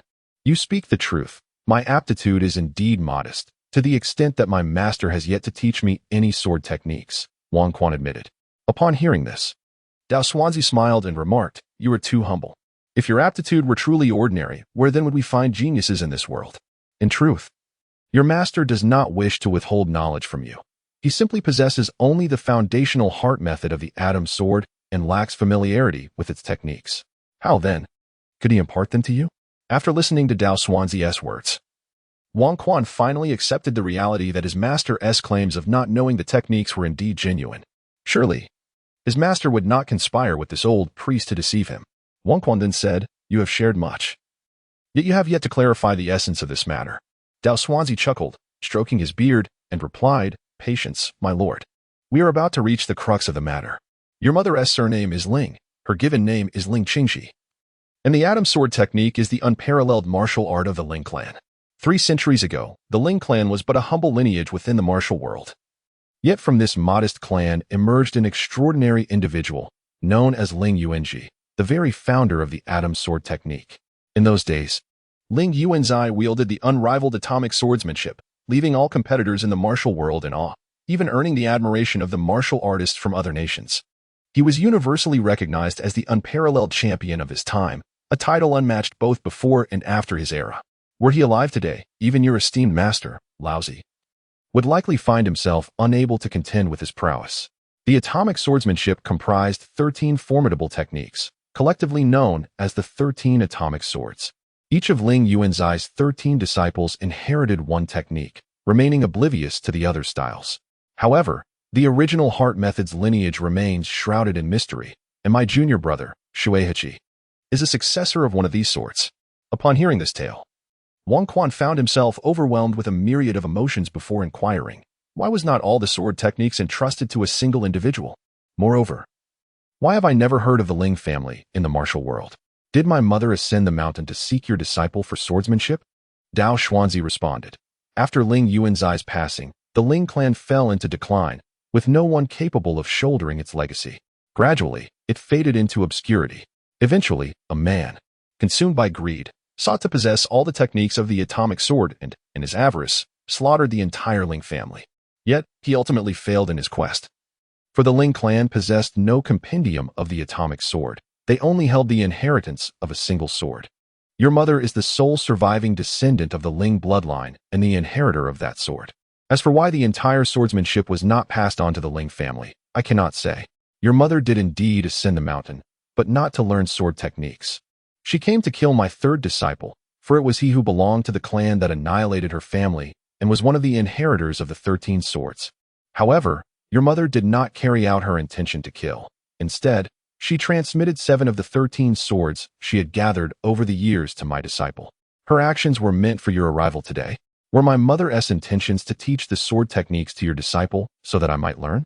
Wang Quan exclaimed in disbelief. Indeed, Dao Xuanzi affirmed. Not long after she imparted the techniques to my disciple, I learned of her passing. Wang Quan felt a disquieting sense of unease. Why would his mother bestow the sword techniques to a stranger instead of teaching him directly after his birth? If Dao Xuanzi's account holds truth, one possibility emerges. His mother must have sensed impending danger, suggesting her demise could not have been due to complications in childbirth. Pray tell, where is that esteemed elder Shui now? Why is there no mention of his name in the martial world? Wang Quan asked. Shui Heqi, having learned the 7 swords from his mother, along with his own sword, possessed a total of 8 techniques. Given his martial prowess, it was inconceivable for him to remain unnoticed in the world. Dao Xuanzi wore a bitter expression as he replied, I understand the thoughts weighing on the young lord's mind. Yet the truth remains as such. When Ling Yuanzai imparted the swordsmanship, it was tailored to each individual's constitution. One cannot bear the weight of so many formidable techniques, unless one cultivates the original heart method of the atomic sword and develops the sword's essence and intent. However, the foundational heart method is exceedingly arduous to cultivate, and moreover, it necessitates that one begin their training from a tender age, even before embarking on the path of martial arts. Any presence of other martial energy within the body during the cultivation process renders success unattainable. Thus, my impoverished disciple, in a bid to atone for his family's transgressions and to revive the atomic sword technique in the world, forcibly integrated the remaining 7 sword techniques into his being without having previously practiced the foundational heart method, transforming himself into a vessel for these sword techniques, awaiting the arrival of the heir to claim them. Since that fateful decision, he has lost all martial prowess, his condition deteriorating progressively, and in recent years, he has been on the brink of collapse. To avoid passing before the heir's arrival, he implored me to seal him away. Consequently, he now lies in slumber within the temple. Chapter 28. The path arranged by Ling Qingji. Wang Quan's expression faltered slightly as he inquired. Was his action compelled by my mother? Not at all. When Madame Wang ascended the mountain, she had already reconciled with my junior disciple. At that time, she informed us of the consequences of this matter, yet my junior disciple was still willing to proceed in this manner. Your mother did not impose any coercion. Wang Quan softly asked, if I were to extract that sword technique from Senior Shui's body, what would happen to him? Would he live or die? Dao Xuanzi bowed his head slightly, a look of sorrow and indignation crossing his face as he replied, he would die.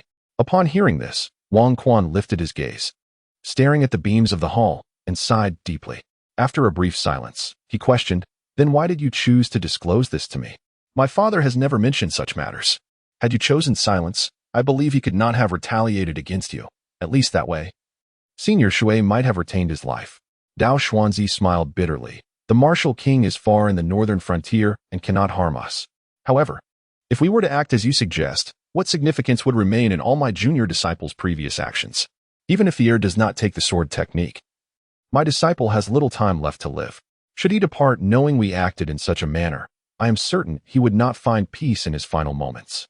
Wang Quan nodded, stating, take me to meet that Senior Shui. In a stone chamber within the temple, Dao Xuanzi and Duan Wu led Wang Quan to this place. Inside the chamber lay a frail old man on an ice bed, the surrounding stone walls emanating a blue chill, creating an eerie atmosphere. This stone chamber was originally used by me for meditation. Ever since my 3rd disciple's sword energy erupted uncontrollably last year, I sealed him here. This ice bed can somewhat contain the sword energy within him, Dao Xuanzi explained. He then swiftly formed hand seals, conjuring a talisman that appeared before him. With a push of his hands towards Shui Heqi, the talisman gradually enlarged and slowly penetrated his body. Wang Quan, observing Dao Xuanzi's technique, felt a deep curiosity. The cultivation system of the Taoists was indeed vastly different from others, exuding an air of sophistication. After a short while, Shui Heqi's fingers moved, and he slowly regained consciousness. Upon opening his eyes, he beheld his 2 senior brothers and a young man. You awaken me, brother. It appears this young man is the heir. Shui Heqi said weakly as he rose. However, with each movement, a blue aura involuntarily emanated from his body, as if it were slicing through the skin of Wang Quan and the others. Duan Wu hurriedly stepped forward to support Shui Heqi, saying, This is the one who has come today to take your life. Oh, this Taoist holds quite a grudge against me, doesn't he? It is not I who has reduced your junior disciple to this state. If you have the capability, go seek out my father. Brother, that is not the case. My junior disciple has been waiting for the heir all these years. Now he can finally be liberated. You should be happy for me. Since my two senior brothers have awakened me, please step outside for a moment. I have matters I wish to discuss with the heir. Dao Xuanzi lamented with deep sorrow. Junior brother, why must you be so resolute? Even if you wish to pass on your teachings, there is no need to rush at this moment. We have been brothers for over 40 years. Is there nothing you wish to share with us at this parting? Brother, you know my time is limited. If I cannot accomplish this task, I shall depart this world with regret. Dao Xuanzi, aware of Shui Heqi's long-standing aspirations, refrained from saying more, shaking his head as he led the weeping Duan Warren out of the stone chamber. After their departure, they securely closed the door and cast a spell to ensure the two within would not be disturbed. Far away in the northern frontier, King Wang Shao was assessing military affairs in his camp, preparing for an imminent march toward the northern barbarian borders. At that moment, a scout arrived to report, Your Highness, the young master has ascended to the Three Purities Temple. Wang Shao waved his hand and replied, Understood, you may leave. Once the scout departed, Wang Shao stepped outside the tent and gazed at the sky, murmuring, Qingji, our son has finally grown up. And he has successfully embarked on the path you laid out for him. Rest assured, since the resumption of hostilities, the Decheng forces had been on the defensive. However, this time, Wang Shao resolved to take the initiative and attack the northern barbarian borders, determined to capture several cities. In the Battle of Yuchuan Pass a decade ago, numerous martial arts masters emerged from the northern barbarian army. The true experts on Decheng's side, apart from himself and a few military officials, included merely the esteemed Master Kuei from the Shanshangshan. This situation had led to devastating losses for the Northern Guard Army, with over 300,000 troops dwindling to fewer than 10,000 by the end. Even though they managed to reclaim the 3 lost border states, the losses were profoundly disheartening. Wang Shao believed that, in terms of military strength, no army could rival theirs. Yet he feared the abundance of skilled adversaries might overwhelm ordinary soldiers. After all, even an 8th-grade warrior could effortlessly annihilate a 100-man squad. If multiple 9th-grade masters joined the assault, the consequences would be unimaginable. This time, however, the situation was different. The venerable master of Shanshangshan had dispatched his eldest and second disciples to lend their support, alongside several martial experts voluntarily coming to aid. The master himself had ventured into the northern barbarian territory to engage in discourse with the foremost master of the north, Yin Quebec. With such a formidable lineup, victory seemed assured. Within the stone chamber, Shui Heqi gazed at Wang Quan's face and remarked softly, The young master bears a striking resemblance to your mother, looking at you. I am reminded of the time she stood before me. This was not the first time Wang Quan had heard such words. His father had previously expressed the same sentiment, affirming his likeness to his mother. What kind of person was my mother? Wang Quan inquired with curiosity. Coughing softly, Shui Heqi's complexion turned somewhat pale. Yet he regained his composure and replied, I find it difficult to describe her, for I have only seen her once. However, there is no doubt she was a prodigy of martial arts, having cultivated to the 9th grade at a young age and mastering the 7 swords of the primordial sword. Had she not passed away, she would have been unparalleled in this realm.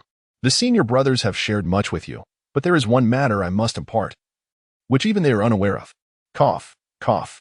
Another bout of coughing interrupted Shui Heqi's words. Wang Quan promptly stepped forward to channel his inner energy into Shui Heqi, hoping to alleviate his discomfort, but was halted. It is futile. There is no need to squander your vital energy. My internal organs have been ravaged by sword energy, and my time is limited. Listen carefully to what I have to say. The 13 swords of Yuan here, you may acquire 8 of them. But there are 5 others that you must seek out and master. Once you have fully integrated all 13 swords, they will coalesce into a new martial art. The specifics you must discover for yourself, for even the esteemed Master Ling Yuanji was unable to complete the final sword. Furthermore, the Yuanji sword technique cannot be wielded with an ordinary sword. It cannot withstand its oppressive force. Even a fine sword will inevitably shatter after executing merely a few moves of the Yuanji sword technique. Wang Quan understood this implicitly. During his initial journey to the capital, he had wielded the sword carried by Gao Xiong in the woods to rescue 7th senior brother. Even the mere release of sword energy had caused that blade to tremble incessantly. Yet, what could be done? Possessing a formidable sword technique without an unparalleled sword renders the skill ineffective. Chapter 29. The Broken Blade. Just as Wang Quan was engulfed in worry, Shui Heqi provided clarity. To master the sword technique with finesse, it is imperative not only to diligently train, but also to possess an extraordinary weapon. It is a well-known fact that there are 10 legendary weapons in the world, each capable of slicing through iron as though it were mere mud, and infinitely sharp. Furthermore, these divine weapons share a common trait. Each possesses a spirit of its own. In other words, not every weapon is born a divine artifact. Rather, it acquires consciousness through the bond formed with its owner during their time together. With only 10 divine weapons in existence, whenever one ascends to become a divine weapon, another must inevitably be destroyed. The sword wielded by our ancestor, Ling Yuanzi, during his reign over the martial world was such a divine weapon. Forged by his own hands and named the Yuan Zijian. According to an ancient manuscript from my family, when the Yuan Zijian ascended to divine status, it was during a confrontation with another divine weapons master, where it severed that master's divine weapon in the heat of battle. Countless weapons have met their end beneath the blade of the Yuan Zijian, earning it the moniker Broken Blade. After our revered ancestors' passing, the whereabouts of the Broken Blade became a mystery. When your mother ascended the mountain to seek me out, she not only entrusted me with the Yuan Zijian technique, but also insisted that I convey to you the necessity of mastering the remaining 5 sword techniques and locating the Broken Blade. Both are indispensable. Upon hearing the name Broken Blade, a jolt of recognition surged through Wang Quan. Was this not the very weapon his senior brother had mentioned when descending the mountain, which their master had instructed him to retrieve? It seemed to be located in a place known as the Mountain Sea Gorge, though the exact location had not been disclosed to him. It became evident that the master had long been aware of all these matters and likely had ties to the Ling family. Otherwise, how could he possess the foundational heart method of the Yuan Zijian? After sharing all this, Shui Heqi sat on the ice bed, taking a moment to recover as blue sword energy continued to seep from his body. With a pallid expression, he urged, "Let us proceed. I have said all that needs to be said. Time is of the essence, and we must begin promptly. I do not know how much longer my body can endure." Wang Quan quietly inquired, "What must I do?" Shui Heqi shifted back slightly and instructed, "Sit up here and relax your body. Continuously circulate the foundational heart method. The rest I shall handle." Wang Quan complied, positioning himself cross-legged with his back facing Shui Heqi, and began to operate the foundational heart method. At the right moment, 2 hands pressed against his back, and he immediately felt a warmth spread across his back as a familiar energy seeped into his body, gradually redirecting towards his dantian. Suddenly, a wave of pain surged from his dantian, swiftly radiating throughout his entire being. This pain intensified over time, causing Wang Quan to involuntarily twitch. In that instant, sword energy erupted within the stone chamber, deep gouges etched into the surrounding walls. Endure. Do not stop midway, or all your efforts will be in vain. And you shall become a mere shell of your former self, Shui Heqi cautioned. Startled, Wang Quan quickly adjusted his posture and intensified his circulation of the foundational heart method. The pain was excruciating. He could only wonder how Shui Heqi had managed to endure such torment during his own trials. Dao Xuanzi and Duan Wuren stood vigil at the stone door, having sensed the unfolding events within. "My junior brothers have begun," Dao Xuanzi lamented. Tears welled in Duan Wuren's eyes as he seated himself before the stone portal, forming the Lotus Mudra with his hands upon his knees, silently reciting an incantation. Inside the stone chamber, waves of azure energy incessantly flowed from the body of Shui Heqi into that of Wang Quan. Initially, Wang Quan felt as if he were passively absorbing the energy. However, when the foundational heart method circulating in his dantian encountered the sword techniques transmitted by Shui Heqi, the two forces initially repelled each other. Yet, they gradually merged into a singular entity, prompting Wang Quan to actively draw energy from Shui Heqi's form. Time slipped away, ticking away minute by minute, an hour, half a day. In the imperial palace of the capital, Nanzhan and Emperor Hong Yu hurriedly arrived at the Yangju Hall. Inside, Emperor Zhentian reclined upon the dragon couch, while a young girl, around 16 or 17 years of age, stood before him, furiously pointing at his nose. This girl was none other than Princess Jingyao. Early in the morning, she had brought a pot of black-bone chicken soup to the Yangju Hall, eager to ensure her father could enjoy it immediately following his morning court session, as she had specifically instructed the royal kitchen to prepare. Though she could be somewhat willful and unruly within the palace, her filial piety toward her parents was undeniable. which was why Hongyu had always held her in such high regard. However, shortly after arriving at the Yangju Hall, fatigue overcame her, and she dozed off on the couch. Upon awakening, she was dismayed to find Emperor Jin Tian, dressed like a beggar, consuming the very soup she had meticulously prepared. In a fit of protectiveness akin to a hen defending her chicks, she rushed forward to reclaim it, only to discover the pot nearly empty. Just as she was momentarily taken aback, Emperor Jin Tian finished the last drop. After finishing his meal, he reclined on the imperial couch. Indifferent to the furious Princess Jingyao, should anyone dare to rest in the emperor's designated spot, it would be tantamount to occupying the throne of the Golden Wan Hall, a crime punishable by treason. As Jing Yao berated Emperor Jin Tian, she called for assistance from outside the hall. But the guards had just rushed to Taihe Gate to provide protection, leaving no one to respond. Jing Yu had never encountered Emperor Jin Tian before. Had it been anyone else in her situation, they would have suspected him to be an assassin infiltrating the palace, assuming the guards outside had already been slain, and their instinct would be to flee. Yet, Jing Yu seemed rather oblivious, continuing to point at Emperor Jin Tian, hurling accusations of treason and threats of extermination against his entire lineage. As Hongyu and Nanzhan entered the hall, they were taken aback to hear Jing Yao threatening to annihilate Emperor Jin Tian's kin. Alarmed, they rushed forward to cover her mouth and admonished her, "You wretch. Kneel and pay your respects to your royal great-grandfather." Unaware of her father's arrival, Jing Yao, still indignant, felt someone clasping her mouth. Turning to see her father, she disregarded his words and quickly launched into her complaint. "Father, this old beggar has stolen the black-boned chicken soup I prepared for you while I was napping. And now he lies upon your imperial couch, a spot I wouldn't dare occupy myself. You must send the guards to apprehend him, exterminate his entire lineage." Hongyu, upon hearing Jing Yao's words, immediately rebuked her with a loud and furious voice. "Preposterous. Did you not hear what I proclaimed? This is your royal great-grandfather, my esteemed ancestor.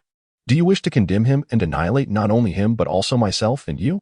Insolent child, hurry and kneel to pay your respects to your royal great-grandfather." Beseeching his forgiveness, Jing Yao, utterly bewildered, thought to herself that her eldest ancestor was merely her imperial grandmother, who had passed away when she was only 10. She had never heard of any royal great-grandfather. If such a figure existed, how old would he be? And could he possibly resemble the man before her? Thus, feeling indignant, she retorted, "Father, kneel." As soon as Jing Yao uttered her protest, Hongyu silenced her with a thunderous command. Faced with her father's blazing fury, she reluctantly pouted and knelt, mumbling indistinctly, "I pay my respects to the emperor." Chapter 30. What kind of emperor are you? Emperor Huang Dingtian reclined on his throne, casting a sidelong glance at Hongyu and inquired, "Is this little girl your daughter?" Hongyu promptly responded, "In answer to your majesty, this is my youngest daughter, named Jingyao." Sitting up without pretense, Huang Dingtian retorted, "It appears your daughter possesses more courage than you. Upon seeing an enemy, she knows to speak her mind. Yet you, who should stand as the sovereign of a nation, display such cowardice. What has become of you? She is not courageous. Rather, she is foolish. When faced with a stranger in the palace, with no guards nearby, instead of fleeing, she chooses to hurl insults. If it were not for your esteemed presence, she would not have known how perilous her situation was. As for my own courage, I am not lacking," Hongyu replied, his face a mask of humility and deference. "You think so? Then explain why I deem you cowardly and inept. Speak, or I shall not hesitate to strike you down." Huang Dingtian glared at Hongyu, his fury palpable.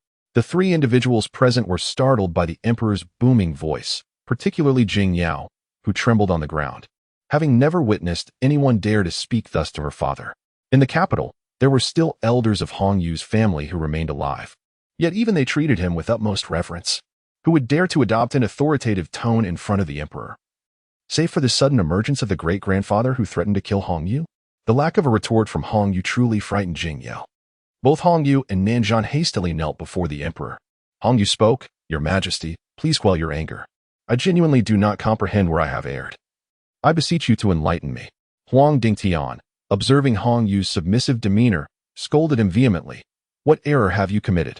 Your fault lies in your fear upon encountering me. Why do you kneel before me? You are the emperor of the Dicheng dynasty. Do you need to bow to the living, apart from our ancestors? Have you become spineless? Stand up." At these words, Hongyu, trembling, stood upright, bowing his head in a posture of utmost respect. Nanzhan, sweating profusely, knelt beside him, anxiety coursing through him as he silently prayed not to be implicated. Meanwhile, Jing Yao, kneeling behind Nanzhan, fought back tears, genuinely terrified. Huang Dingtian's anger had not yet dissipated as he continued. In your grandfather's time, the court was united, with a single command: who would dare to defy? Your father ascended the throne and surpassed him, ruling the Daicheng with absolute authority. This is the dignity and stature befitting an emperor. But what about you? Tell me, what have you accomplished these years? The ministers bicker among themselves, creating chaos, while external foes approach, and you merely cling to a defensive stance. Do you believe the enemy will not breach the capital, allowing you to continue your comfortable reign? Had it not been for that Wang Xiao, who has valiantly held the northern border all these years, your head would have long since been on the chopping block. I ask you, during the Battle of Yichuan Pass, why did the northern barbarians' forces engage skilled warriors from their own ranks? Yet our Dacheng army lacked such prowess. With a furrowed brow, Hong Yu lamented at that time. I had dispatched individuals to command the major factions of the martial world to lend their support. However, they all claimed their sects were too insignificant and their disciples too weak to be of any assistance, thus refusing to send anyone. What nonsense!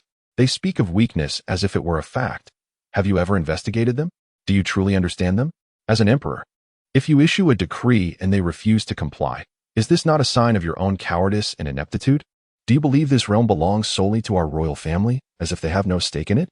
If they refuse to go, will you not send envoys to implore them? If 1,000 men are insufficient, dispatch 10,000. If 10,000 are lacking, then send 100,000. Do you truly fear that you cannot rally them? A mere handful of martial factions should not be able to thwart you. What kind of emperor do you think you are? As Hong Yu's voice grew increasingly vehement, a crowd had gathered outside the Yangju Palace, comprising concubines, princes, princesses, and ministers who could make their way there.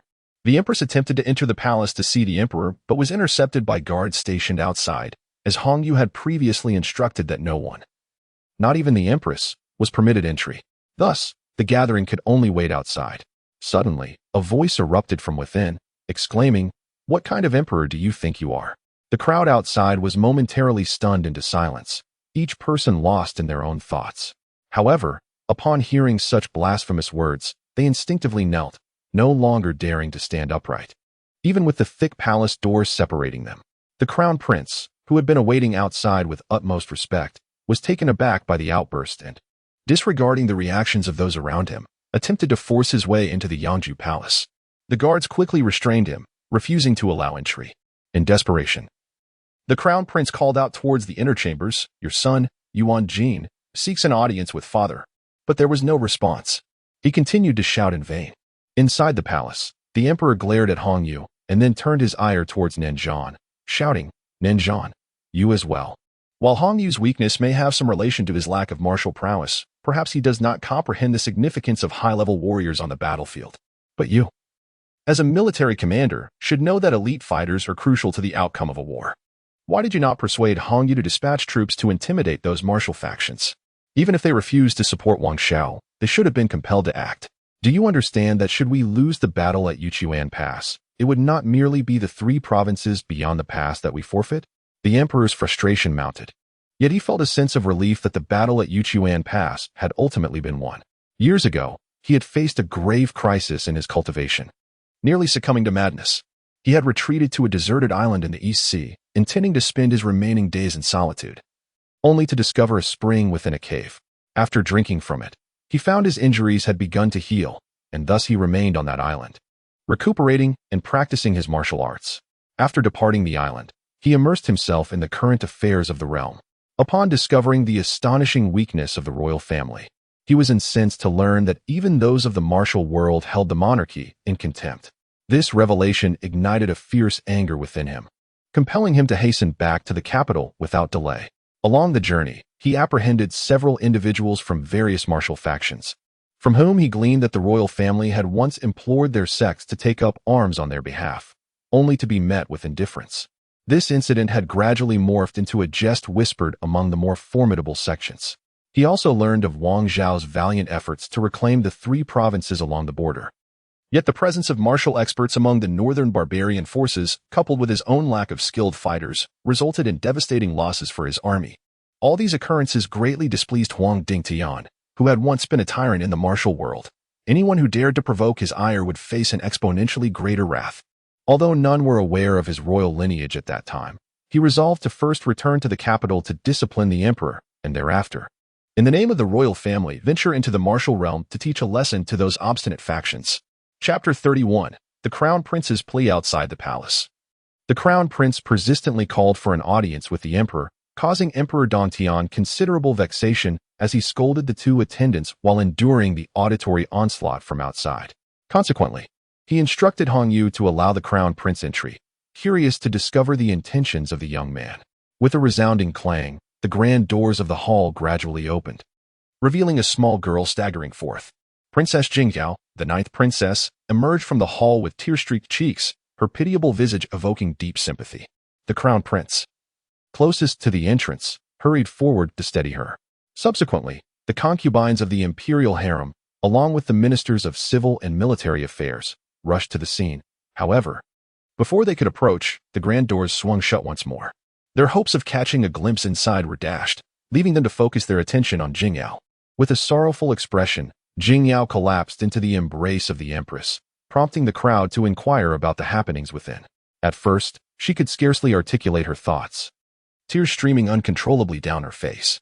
Suddenly, she looked at the Crown Prince and said, "Brother Crown Prince, Father Emperor requests your presence inside." Upon hearing this, the Crown Prince immediately turned and strode into the hall. "Brother Crown Prince," Jingyao called after him.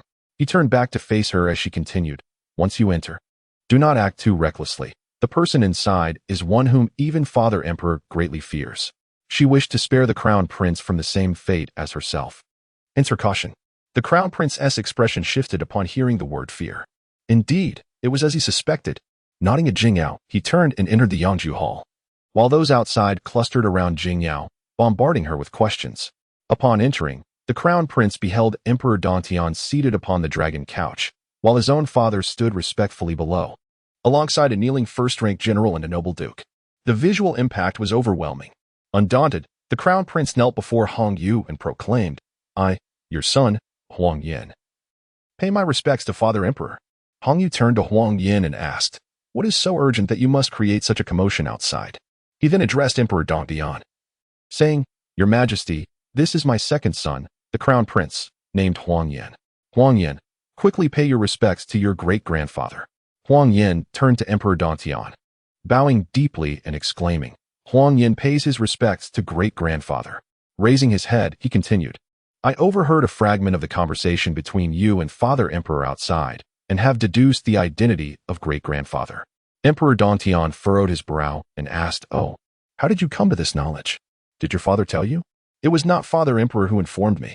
After being named Crown Prince, I often assisted him in state affairs. Previously, I had seen some records regarding great-grandfather in the Cabinet's archives, though they were fragmented. I surmised that if there exists anyone capable of prompting such unusual behavior from Father Emperor, it could only be you, who once guided and taught the late Emperor." Huang Yin replied with resolute clarity. The Emperor, with an impassive expression, remarked, "You possess a certain cunning. What compels you to intrude upon me? Is it merely to gaze upon my visage?" Huang Yin replied with a smile, "To behold the true form of the ancestor is indeed a privilege for Yin. Yet my visit is not solely for this purpose. I am aware that the ancestor abhors constraints and relishes the freedom of wandering the world. However, our nation currently faces both internal and external tribulations. I beseech the ancestor to lend assistance to my father, the Emperor." With that, he prostrated himself heavily upon the ground. Surprised, the Emperor gazed at Yuan Jin and, after a moment of silence, inquired, "Internal and external troubles? Pray, elucidate what constitutes the external threat and where the internal strife lies." Huang Yin raised his head and responded, "The visible external threat is the northern barbarians. Since their incursion into our northern provinces over 40 years ago, they have remained a persistent menace to our dynasty. The situation worsened after my uncle, King Wuqing, reclaimed the lost territories a decade ago. The unseen external threats include the South Sea marauders and the various nations of the western regions. Should anything befall my uncle on the northern front, I assure you that these nations will conspire to invade our realm, and even if our empire is robust, we shall be gradually eroded. Thus, my uncle's defense of the northern frontier is of paramount importance. It is precisely because he has been stationed there that the region has remained secure all these years. Yet, the internal strife serves as the catalyst for these external threats. I have meticulously studied the Battle of Yuchuan Pass from a decade ago. Had there been the support of our martial experts from the Jianghu, I am confident the losses would not have been so grievous. Certain high-ranking officials in the court are preoccupied with their own interests, neglecting the overall stability of the realm. While the Jianghu forces disregard the court's summons and pay no heed to the precarious situation at the borders, this constitutes the internal turmoil. Upon hearing this, the emperor was momentarily taken aback. He had not anticipated that this young lad, appearing to be in his 20s, could possess such profound insight into the prevailing circumstances. "You are quite impressive," the emperor exclaimed. "Your ability to delineate the state of affairs within the court so clearly is indeed commendable. However, have you shared this perspective with your father?" Huang Yin hesitated, then quickly replied, "I had intended to discuss this with my father during the morning court session. But with the ancestor's sudden return, I understand. In the future, should you have any valuable suggestions, it would be wise to present them to your father promptly. You may leave now," the emperor instructed. Huang Yin hesitated momentarily before taking his leave. As he departed, the emperor contemplated in silence until Huang Yin had exited the hall. After which he turned to Hong Yu and remarked, "Look at yourself. Is your intellect truly inferior to that of your son? The issues he perceives, you fail to grasp?" Hong Yu chuckled awkwardly and replied, "Though I may not see as far, it suffices that Yin possesses such insight. After all, I intend to pass this position on to him in due course. Is it that you genuinely cannot fathom these matters, or are you feigning ignorance? Do you think I cannot discern the truth? Everything your son knows is what you have chosen to impart to him, what you wish to remain concealed from him. How could he possibly uncover? Even the cultivation of a successor must be approached with prudence. However, from a young age, you have exhibited this timid disposition, which is indeed unbecoming of an emperor. In times of peace, you might have made a commendable ruler, but the present circumstances demand that you cultivate a sense of strength. Although the time I spent teaching you during your childhood was not extensive, I can discern your capabilities. In terms of intellect, you are the most astute, even surpassing Wang Xiao. Yet, regarding martial talent, that lad excels beyond compare. As for you, Nanzhan, you possess qualities of both, yet neither is particularly formidable, embodying sheer mediocrity. At your age, barely reaching the 9th rank is disappointing. Even a young child I encountered this morning in the woods outside the city surpasses you. Do you not feel a sense of shame?" Upon hearing the words of Emperor Ding Tian, Hong Yu mused, "This morning? The child in the woods outside the city. Who could that possibly be?" A thought flickered through Hong Yu's mind. He was aware of the events surrounding Ling Qingji and knew that Wang Quan had departed the city early this morning for Sanqing Mountain. Could it be that the emperor referred to that child? Chapter 32. The foolish Emperor Hong Yu inquired, "Grandfather Emperor, what does that little lad look like?" To which Huang Dingtian retorted, "What? Do you not recognize him?" He continued, "The boy stands around 8 feet tall and possesses a handsome countenance. Of course, he pales in comparison to my youthful self. He dresses like a wealthy scion, accompanied by a capable bodyguard, and he appears to have come from the capital." Reflecting on the boy's martial prowess, Huang Dingtian mused, "His talent in martial arts truly is remarkable, reminiscent of Wang Zhao's exceptional skill in his youth. Yet, when I offered to take him as my disciple, he foolishly declined. Such a promising talent squandered." Hong Yu began to piece things together, though he remained uncertain whether Wang Quan's strength truly surpassed Ninzhan's. Nonetheless, he felt confident that the young man encountered by Huang Dingtian was indeed Wang Quan. He smiled and said, "Grandfather Emperor, I believe I know who this young man is. He has a connection with you, does he not?" "Oh, pray tell. Who is this lad? Could he be your son?" Huang Dingtian exclaimed in surprise. In truth, Huang Dingtian hoped that Wang Quan was of royal lineage, as it would legitimize his desire to take Wang Quan under his wing. Although this would complicate their familial hierarchy, the world of martial arts often disregarded such mundane conventions. Hong Yu chuckled, "I too would wish for him to be my son. Alas, he is not. He is the son of Wang Xiao, named Wang Quan. While he may not be my son, he can certainly be my son-in-law. I have already decided to marry the 5th princess, Nan Ning, to him." Nanzhan interjected, "That lad is also my future son-in-law." Huang Dingtian suddenly grasped the connection. Indeed, Wang Xiao had once studied martial arts under him, making Wang Quan his junior in the martial world. This meant that Wang Quan was a generation above Pu Yongtian, an old master. Realizing this, Huang Dingtian erupted in laughter. "Ha ha, Wang Xiao has truly done well. His son is equally extraordinary. The notion of sending this boy to Pu Yongtian as a disciple brings me immense joy. It is a testament to my excellent pupil, always considering his master's interests. He no longer felt displeased at Wang Quan's refusal to become his disciple. Rather, he would be truly upset if anyone were to separate Wang Quan from his mountain. When he next encountered Pu Yongtian, he would surely discuss their respective standings to avenge his past defeat. Hong Yu and Nan Zhan were left in confusion, pondering why sending Wang Quan to the mountain was of concern to him, and who Pu Yongtian was. In the midst of their bewilderment, Huang Dingtian spoke again. Have you both pledged your daughters to that young man? Have they wed yet? Hong Yu divulged all previous matters to him. To which Huang Dingtian promptly responded, in other words, you intend to marry your daughter to him. The women of Fairy Peak are unwilling. And it seems your daughter is not particularly keen either. Moreover, she must return to compete against Wang Quan after a while. He then turned to Nanzhan and said, you were the one who, in a drunken stupor, promised Wang Xiao to marry your daughter to Wang Quan as a token of gratitude for his earlier rescue. Is that correct? Both Hong Yu and Nanzhan answered in unison, indeed. Huang Dingtian took a deep breath, shook his head, and in a fit of rage, rebuked them with a sardonic smile. Are you both fools? What purpose does your brain serve? Do we, the royal offspring, need to seek the guidance of those women at Fairy Peak? When did our royal matters become the concern of those women? The world is in your hands. And yet you display such weakness. And you, Nanzhan, does Wang Xiao require your gratitude?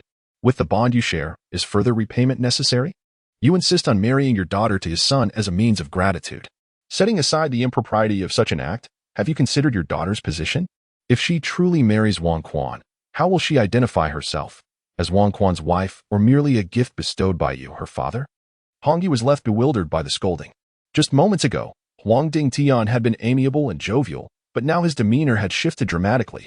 It is said that serving a monarch is akin to accompanying a tiger, yet Huang Dingtian's capricious temperament surpassed that of any ruler. Nanzhan felt even more distressed. He had no desire to marry off his daughter. Had it not been for his drunken folly, he would never have agreed to such a thing. Yet, he found it difficult to voice his true feelings and could only endure the situation. Huang Dingtian, unable to quell his anger, commanded Hong Yu, you, immediately send someone to Fairy Peak to bring her back. Act as you typically would. I wish to see what those women will do next. Do they think your daughter can contend with Wang Quan? Remember, do not disclose my information to anyone. After speaking, Huang Dingtian rubbed his temples, exasperated by Hong Yu's feeble demeanor. He had navigated the martial world for decades without ever showing weakness before others, only to discover that his own kin were so spineless. Get out of my sight. I am vexed by your presence. Hong Yu hesitated and suggested, what about you? Perhaps you could suffer a bit and stay in the nurturing residence? Huang Dingtian, impatient, replied, you needn't concern yourself with me. I am not accustomed to residing in your wretched place. It makes me feel uneasy. I will be in the capital for some time. Do not seek me out unless necessary, but I will come to you if I require anything. With a grand gesture, Huang Dingtian flung open the palace doors. Before anyone could react, a shadow flashed past, and he vanished without a trace. Hong Yu scoffed inwardly, thinking, I only feel discomfort from what you're wearing. Watching Huang Dingtian depart, both Hong Yu and Nanzhan exhaled in relief, finally free from the presence of this troublesome figure. Outside the hall, many individuals remained kneeling. When the crown prince had emerged earlier, the chancellor, Li Wensheng, inquired about the circumstances within, yet the crown prince remained reticent, leaving the gathered crowd to await developments. The gravity of the situation was undeniable. Without a resolution, it seemed unlikely that tensions would subside. Hong Yu was troubled, constrained by the emperor's edict not to disclose his existence, while the assembly of elderly officials steadfastly refused to depart. Each was a seasoned minister, cunning as a fox, and a mere fabrication would likely be insufficient to appease them. He recalled the emperor's teachings. I am the son of heaven. I should not be beholden to the whims of my ministers. As these thoughts festered, his frustration deepened. Perhaps he had been too indulgent towards these officials over the years. With a stoic expression, he stepped out of the grand hall, and a chorus of respectful greetings ensued. Addressing the assembly before him, Hong Yu proclaimed, as for today's events, esteemed officials, there is no need for further inquiries. Your opinions of me are of no consequence. However, I implore you to guard your tongues with utmost vigilance.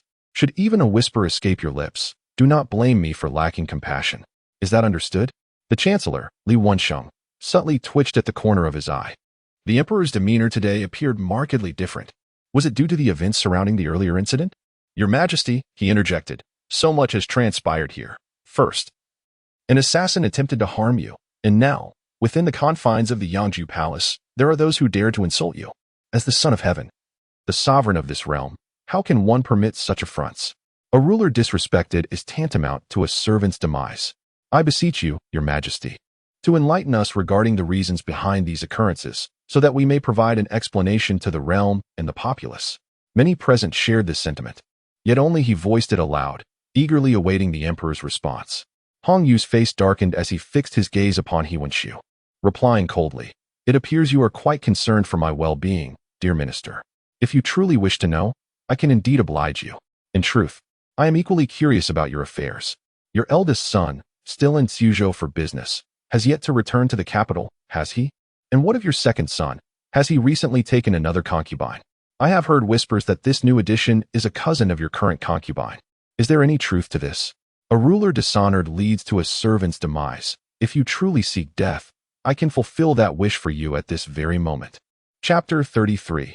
The vitality of the Water River era. When Emperor Hongyu uttered his final words, his countenance was ashen, and his voice resonated like a thunderclap, rendering the assembly mute with trepidation. Chancellor Li Wensheng could hardly commend He Wenxiu for his recent actions. He found it utterly incomprehensible that he could be so foolish. How had one so lacking in situational awareness managed to attain the esteemed position of a minister? The emperor had already made his sentiments clear, indicating his desire for discretion regarding the events within the palace, and his demeanor had shifted dramatically. At such a moment, silence should have been the prudent course. Yet He Wenxiu persisted in his inquiries, a foolhardy endeavor indeed. Kneeling upon the ground, He Wenxiu was drenched in perspiration, beads of sweat cascading to the floor. For he had not anticipated that Emperor Hongyu would possess such intimate knowledge of his family's affairs. This revelation suggested that the emperor had long been observant of him. The current emperor seemed a stranger compared to the man he had once known. "Your Majesty, I beseech your forgiveness. I assure you, my only concern is for your well-being, devoid of any ulterior motives," He Wenxiu pleaded fervently. Emperor Hongyu regarded the prostrate He Wenxiu with a disdainful huff, then turned his gaze to the assembly, declaring, "I have just instructed you to refrain from inquiries and to keep your mouth shut. It appears you have not comprehended my words clearly. Thus, I shall reiterate, any matter occurring within the palace today must not be disclosed to the outside world. Those who defy this command shall face the annihilation of their entire clan and the extermination of their 9 generations. Is that understood?"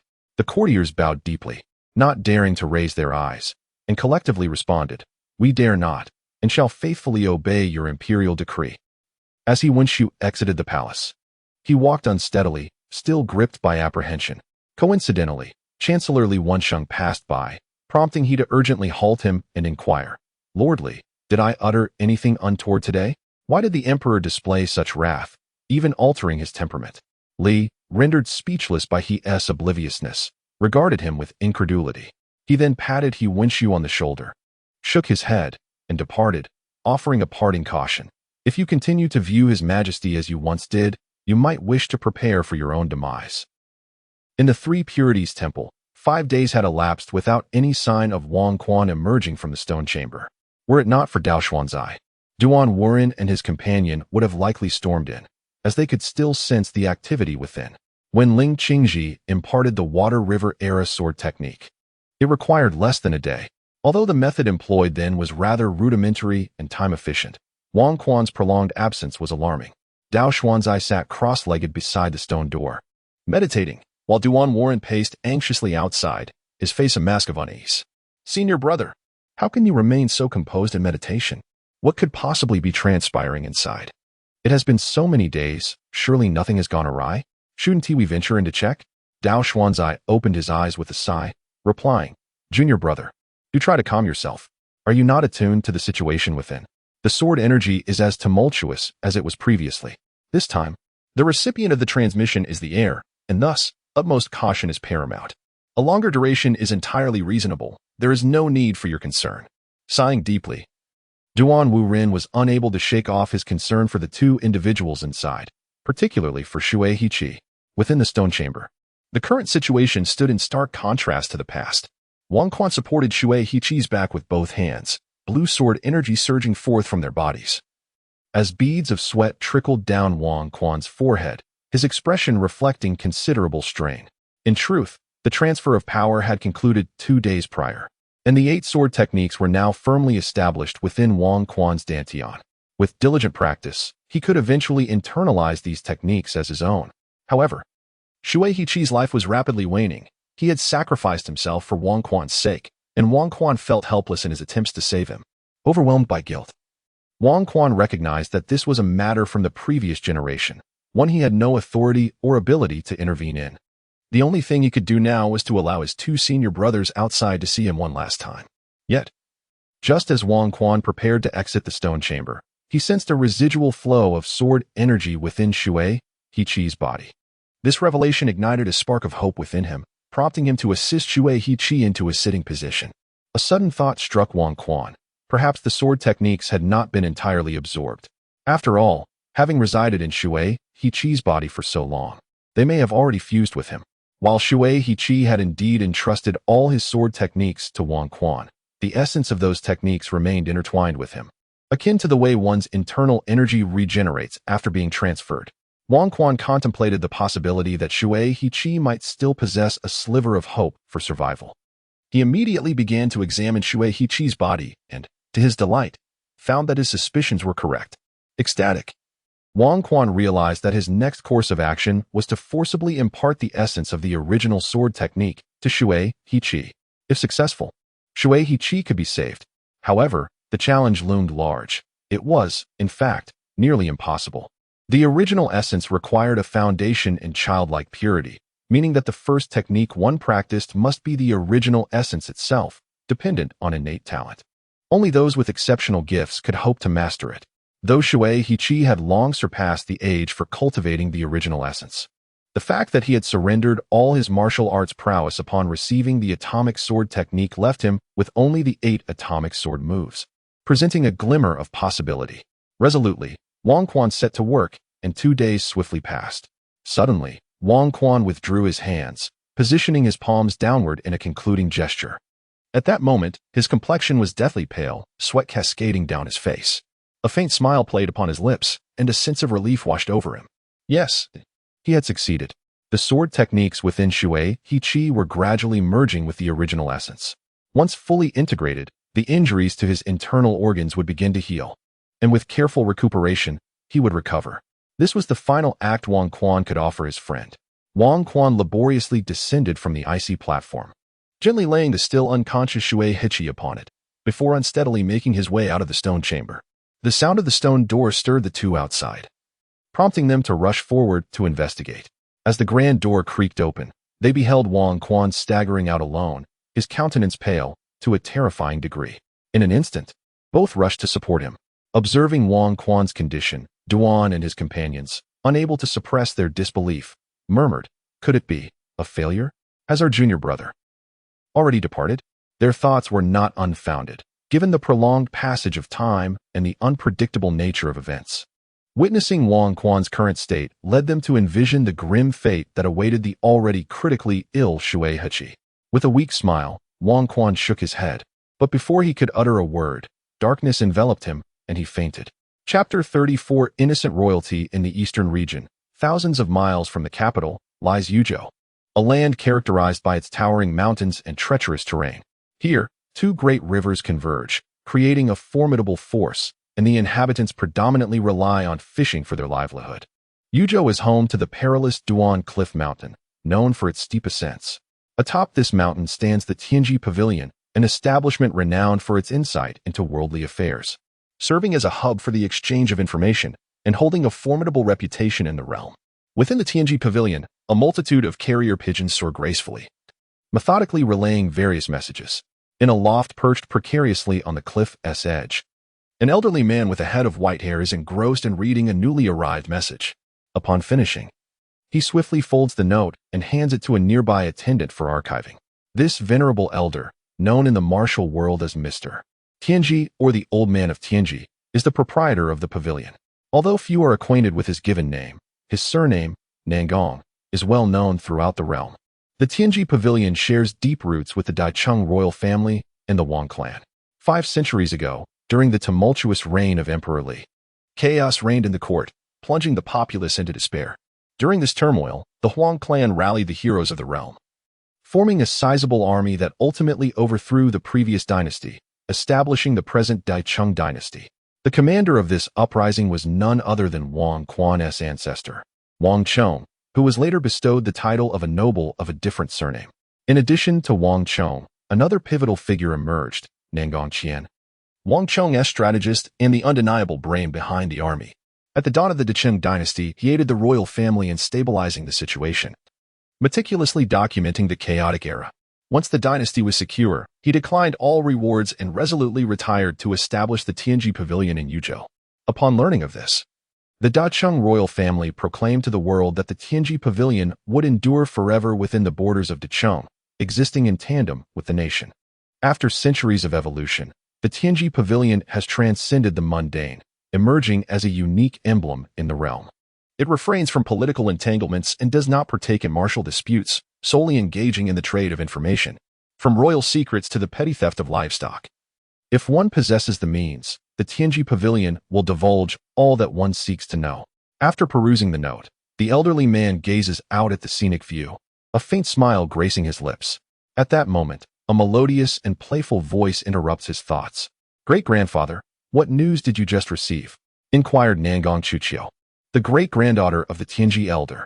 Turning his head, the elder replied with a smile, "It is news from the capital. Someone has returned to Kyoto. It seems there will be significant developments there soon. Haven't you always wished to see Wang Quan? This time, I shall grant you permission." Nangong Chuchio's cheeks flushed slightly, and with a hint of defiance, she retorted, "Who wants to see Wang Quan? I intend to teach him a lesson. Every letter my sister sends back speaks of how exceptionally gifted he is, even claiming that it won't be long before he catches up to her."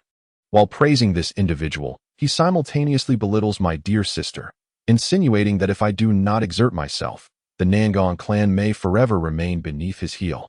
Nangong Chuchio, at the tender age of 19, is the younger sister of Wang Quan's esteemed fourth senior sister, Nangong Qianwei.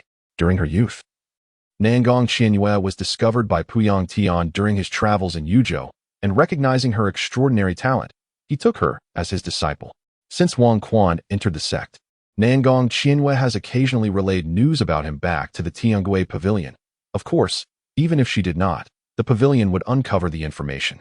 Consequently, this has been used to provoke Nangong Chuchio, leading her to harbor disdain for Wang Quan, having never even laid eyes on him. Meanwhile, Wang Quan, along with his misfortune, is entirely unaware of Nangong Chuchio's existence, enduring unwarranted envy for so long. As her frustration grew, Nangong Chuchio continued, after diligent study and practice, "I have finally broken through to the upper 8th tier. I believe I am among the finest of my generation within the martial world. My purpose in traveling to the capital is to confront Wang Quan and teach him a lesson. I have heard that the princess of Xian'an Peak, Huang Nanning, intends to compete against him as well. Once he is schooled by two young women, he shall see how he can maintain his reputation in the martial world thereafter." The elder of Tianggui chuckled and shook his head, saying, "Chuchio, you need not deliberately seek to challenge Wang Quan. Your aspirations should not be solely fixated on him. You are inherently a prodigy among countless others. To challenge Wang Quan would only tarnish your own dignity. In truth, news of Wang Quan reaches him daily, naturally. He is aware of Wang Quan's true level of cultivation, but he refrains from disclosing this to Nangong Chuchio. First, he wishes to establish a goal for her to inspire her diligence. Second, what if revealing the truth were to discourage her? He originally did not want Nangong Chuchio to travel to the capital, but certain circumstances necessitated her presence there. Nangong Chuchio remained resentful. Though she verbally agreed not to seek trouble with Wang Quan lightly, in her heart, she contemplated the freedom she would have in the capital, where she could act as she pleased, unrestrained by anyone. On Xian'an Peak, the envoy dispatched by Emperor Hongyu to escort Princess Nanning had arrived. The peak, inhabited solely by women, found itself attended by a retinue of military men sent to bring the princess back to the capital. Thus, this large group was arranged by the elder of the outer peak to stay in an inn at the foot of the mountain, which is also considered part of Xian'an Peak's domain. Only the leading general of the imperial guard and a palace eunuch proceeded to ascend the peak to meet the princess. Xian'an Peak occupies a vast territory, encompassing 3 towering mountains arranged in a triangular formation. The outer 2 peaks are designated as outer peaks, while the innermost peak is the inner peak, reserved for disciples with the most exceptional talents. Princess Nanning, residing within the inner peak, is the most distinguished presence there, as she is the saintess of this generation at CNNV Peak. Only those disciples with the finest talents and qualifications can be chosen as the saintess. Undoubtedly, CNNV Peak has devoted immense efforts to nurture Nan Ning, and she is not disappointed, recently achieving a breakthrough to the 9th rank, becoming the youngest 9th rank expert in the history of CNNV Peak. Just as the entire peak basked in this joyous atmosphere, unexpected guests from the capital arrived to escort her. It was then that they realized Nan Ning was bound by a marriage contract, which, in strict terms, rendered her not entirely a free individual. This revelation intensified their reluctance to accept her engagement. How could they allow such a remarkable and beautiful disciple, whom they had painstakingly cultivated, to be squandered by a frivolous scion of the aristocracy? However, as a member of the royal family, Nan Ning's fate could not be forcibly altered by CNNV Peak, yet it was a source of solace that she herself harbored a strong aversion to the marriage arrangement. Chapter 35.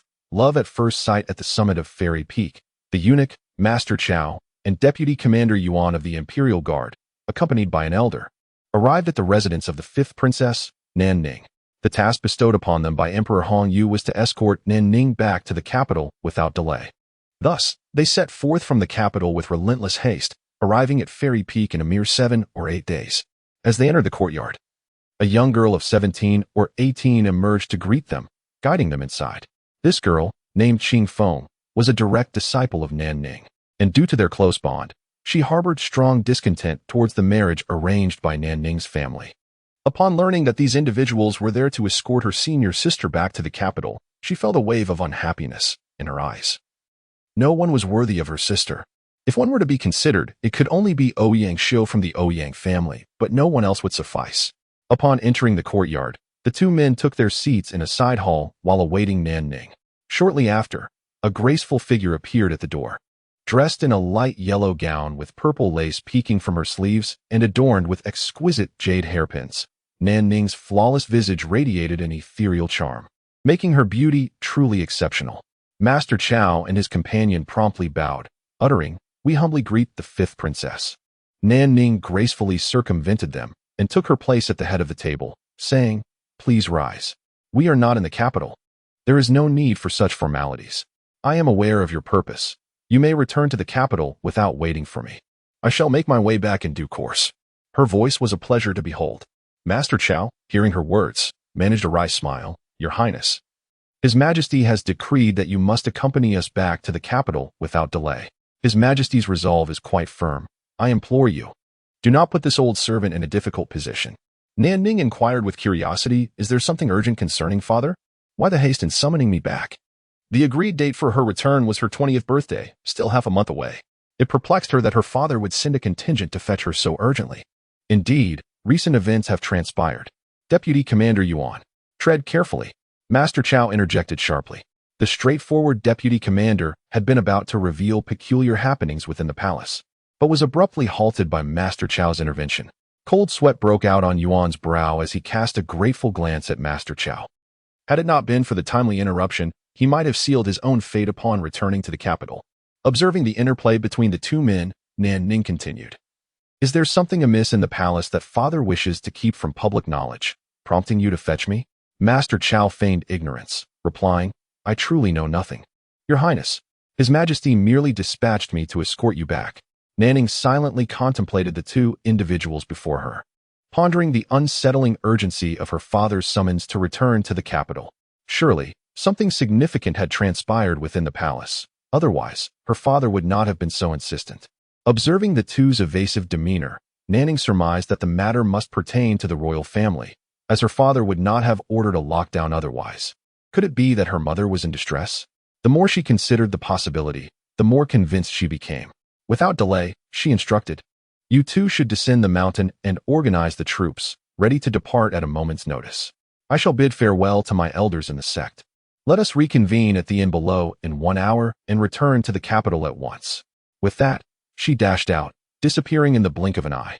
The two attendants exchanged glances, their hearts swelling with relief at the unexpected ease of the situation, and promptly set off down the mountain. Meanwhile, within the Three Pure Ones temple, Wang Quan gradually awoke, his eyes fluttering open to reveal a young woman squatting by his bedside, her head resting against the bed.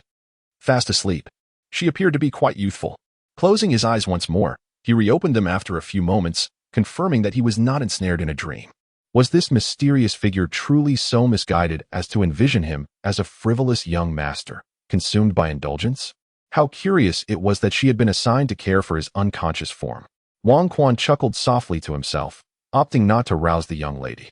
Instead, he chose to close his eyes and assess his own physical condition. Upon thorough examination, he discovered that he was in remarkably good health. The atomic sword technique had seamlessly merged with his foundational heart method, infusing him with a vigorous vitality. It seemed that his injuries had completely healed. Opening his eyes to gaze at the beams of the ceiling, he reflected on the events of recent days with a sense of joy. Not only had he mastered the atomic sword technique, but he had also preserved his life during the Water River period. He found himself free of any debts of gratitude. Suddenly, a delicate fragrance wafted through the air, emanating from the young woman beside him. It was utterly enchanting. As he turned his gaze toward her, she happened to awaken at that very moment, their eyes locking in an electric moment of connection. In that instant, a wave of realization washed over Wang Quan.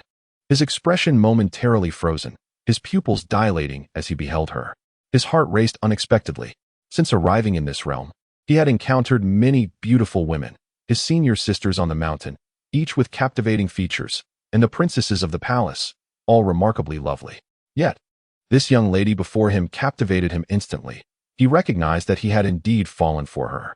Despite his skepticism regarding the notion of love at first sight, he found himself compelled to believe. The girl's flawless visage bore the subtle imprint of sleep, her left cheek faintly flushed, and beneath her long lashes, her large, pearl-like eyes blinked at him. "Oh dear, I think I am in love," he mused. The young lady, noticing Wang Quan had awakened, exclaimed with delight, "Brother, you have finally awakened. Is there any discomfort you still feel?" "Brother?" Wang Quan pondered, perplexed. When had he acquired such a sister? "May I inquire, who are you?" he asked, seeking clarification. "It appears, dear brother, that you have completely forgotten me. I am Nan Yueshi. Have you truly forgotten me?" Nan Yueshi spoke with a hint of sorrow. Wang Quan's mind buzzed, as he was suddenly reminded of the little girl from his childhood who would chase after him, calling him brother. Glancing at the enchanting woman before him, he could discern a striking resemblance, though Wang Quan had never considered this possibility. Once again, a wave of realization washed over him, almost overwhelming his thoughts. He recalled that Nan Zhan had once mentioned the intention of marrying Nan Yueshi to him. At the time, he had been quite reluctant. Now, reflecting on it, he felt an urge to slap himself.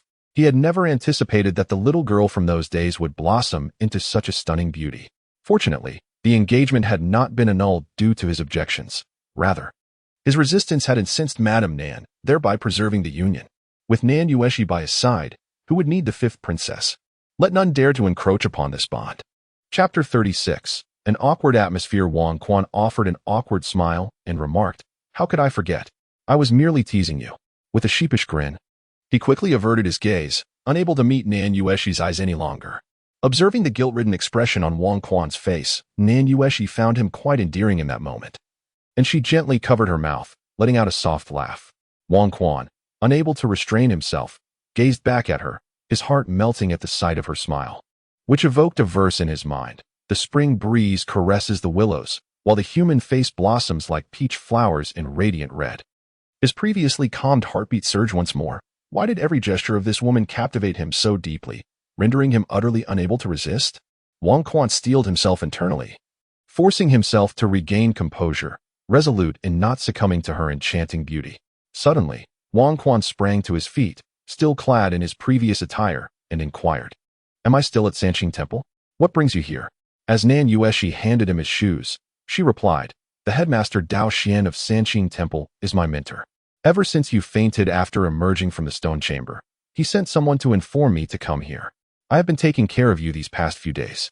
Wang Quan, feeling a bit embarrassed, accepted the shoes and asked, "These past few days? How long have I been asleep?" "You have been in a coma for 3 whole days. If it weren't for the headmaster's examination revealing that you merely exhausted your inner energy and were not in any serious danger, the guard outside would have summoned troops to Sanqing Temple," Nan Yueshi explained, holding up 3 fingers. Wang Quan chuckled awkwardly, envisioning the situation. Indeed, that guard possessed quite the military temperament. At that moment, the door to the room swung open, and Dao Xian, accompanied by Duan and others, entered. They visited Wang Quan daily to monitor his condition and ensure he faced no complications. Upon seeing that Wang Quan had awakened, they hastily exclaimed, "Young master, you are awake. Why not lie down and rest a bit longer? Why are you getting up?" Wang Quan casually glanced at Nan Yueshi and replied, "I feel quite invigorated now." Dao Xin approached the bedside and placed his fingers on Wang Quan's wrist. As he took Wang Quan's pulse, Wang Quan distinctly felt a surge of powerful inner energy coursing through him. He recognized this as Dao Xin's method of examining his health. However, he was taken aback, for he realized that such a manipulation of inner energy was not something just anyone could achieve. He had only witnessed it in two individuals before, his own master and the old beggar he had encountered in the woods outside the city days prior. Could it be that this old Taoist was also a formidable figure? What extraordinary beings had he encountered during these days? Shortly thereafter, Dao Xin smiled and remarked, "It seems the young master has indeed recovered. Your inner energy was severely depleted, but with diligent practice, you shall restore it." Having said this, Dao Xin rose and, along with Duan and the others, bowed deeply to Wang Quan in a gesture of respect. Expressing gratitude, the young lord remarked, "I am deeply thankful that you disregarded your own safety to save my junior disciple, Shui Heji. This kindness is something I shall never forget. Once my disciple's health improves, I shall personally visit to convey my thanks." On that fateful day when Wang Quan collapsed, the two brothers entered the stone chamber only to discover that Shui Heji not only survived but was also rejuvenating. Dao Xuanzi had already surmised that Wang Quan was the one who had preserved his life. Observing the scene, Wang Quan immediately assisted the two to their feet and said, "Senior Shui endured this calamity for my sake. Being able to save him is a way of repaying his kindness. By the way, how is Senior Shui faring now?" "The junior is still in a coma. Yet I have examined his injuries," the Taoist replied. "He is indeed revitalizing, with a mysterious true energy emerging within him. May I inquire, Your Highness, what exactly is happening?" "For many years, I have sought ways to save my junior disciple, and I believe that only your esteemed master might possess the means to aid him. I never anticipated that it would be you who ultimately saved his life," Dao Xuanzi remarked. Wang Quan smiled and responded, "In truth, it is also Senior Shui's own fortune. After he imparted the sword technique to me, I realized that it had already fused with his essence. Although it was passed to me, its foundation remained intact. Thus, I approached it with a sense of experimentation and transmitted the original sword's foundational method back to Senior Shui. To my surprise, it proved effective. By merging the foundational method with the sword technique within him, he could harness the sword energy, enabling the method to mend his battered body." Dao Xuanzi suddenly comprehended. Having previously thought that Shui Hechi was merely experiencing a fleeting moment of clarity, upon hearing Wang Quan's explanation, he felt reassured. However, Wang Quan suddenly interjected, causing Dao Xuanzi and his brother to tense up, their gazes fixed upon him in anticipation of his next words. Wang Quan, observing their expressions, chuckled and said, "While Senior Shui's injuries may heal, his cultivation may not recover. I cannot discern whether this is a blessing or a curse. The original sword's foundational method demands rigorous training, and Senior Shui has long since ceased to meet its requirements. Moreover, the method I transmitted to him is incomplete. Approximately only 60%. I fear that this is due to Senior Shui's limited grasp of the 8 sword techniques, restricting him to cultivating just 60% of the foundational method.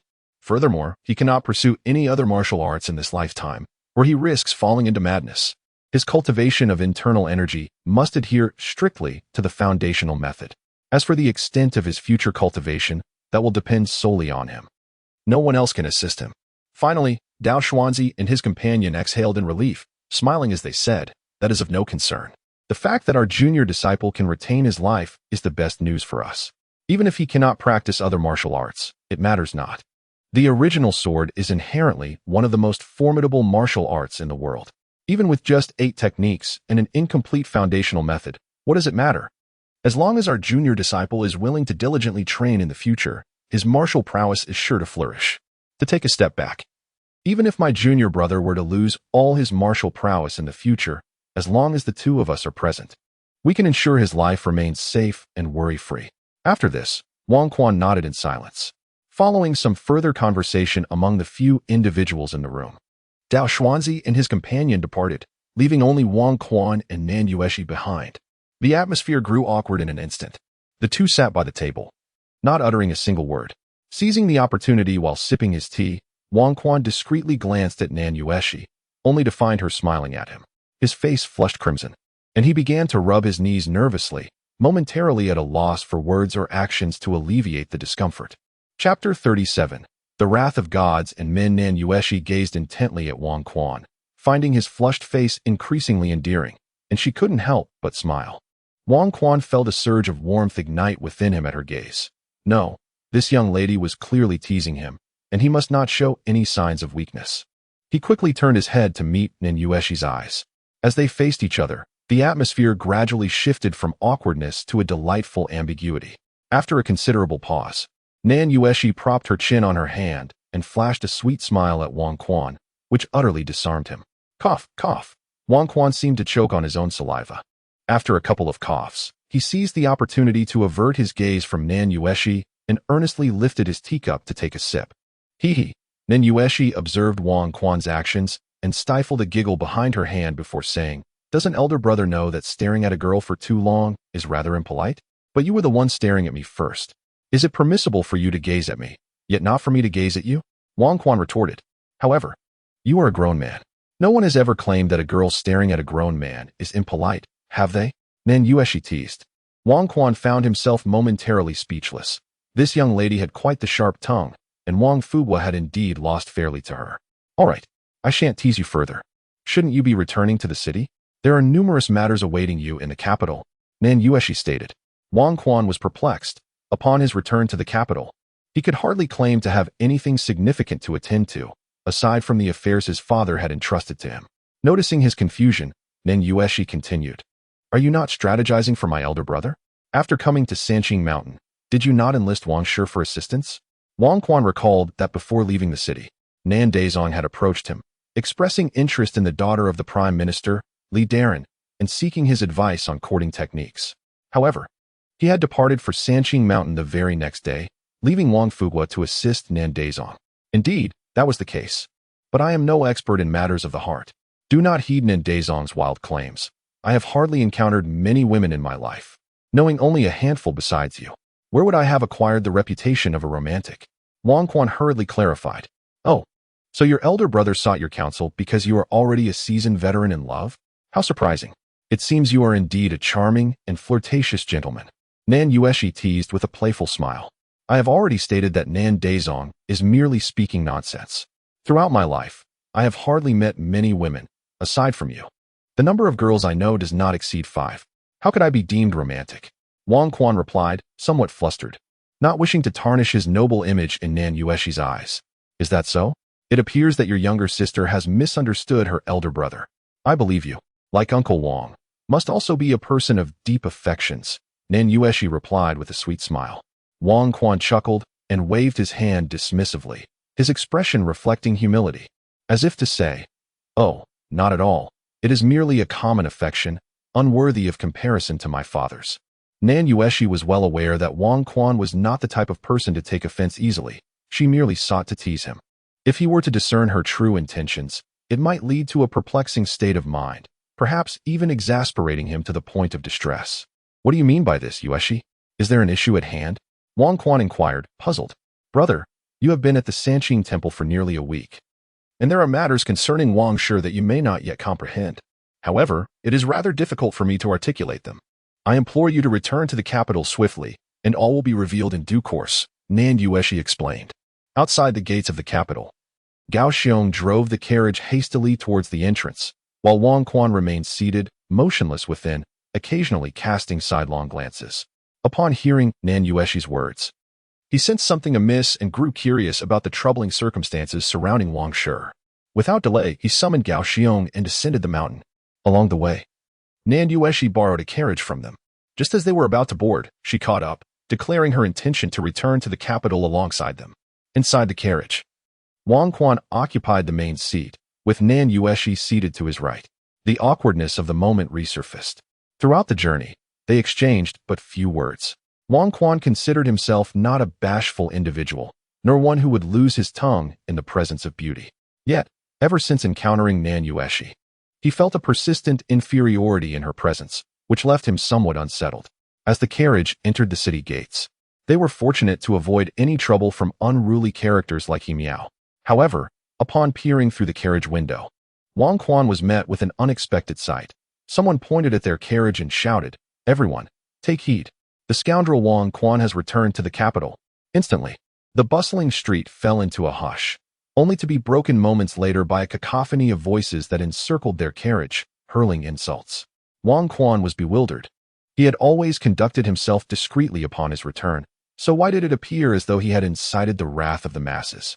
As the crowd swelled, nearly the entire street had converged around the carriage, rendering it immobile amidst the throng. The scene was nothing short of spectacular. Gao Xiong, nearly overwhelmed by the torrent of public outcry, continued to call out for the young master. In resignation, Wang Quan exited the carriage. The sight of him further incited the crowd's fury as they shouted and cursed, their words a blur of indistinct grievances.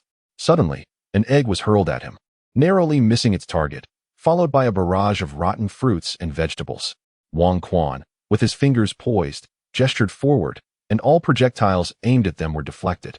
Though he himself remained unscathed, his primary concern was for Nan Yueshi still seated inside.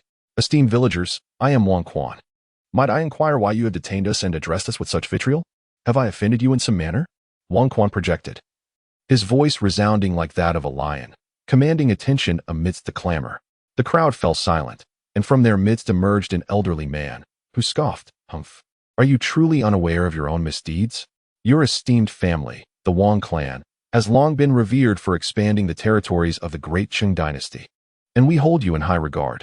However, it is truly disheartening to discover that two unfilial descendants have emerged from your lineage, which tarnishes the noble reputation of the Wang family.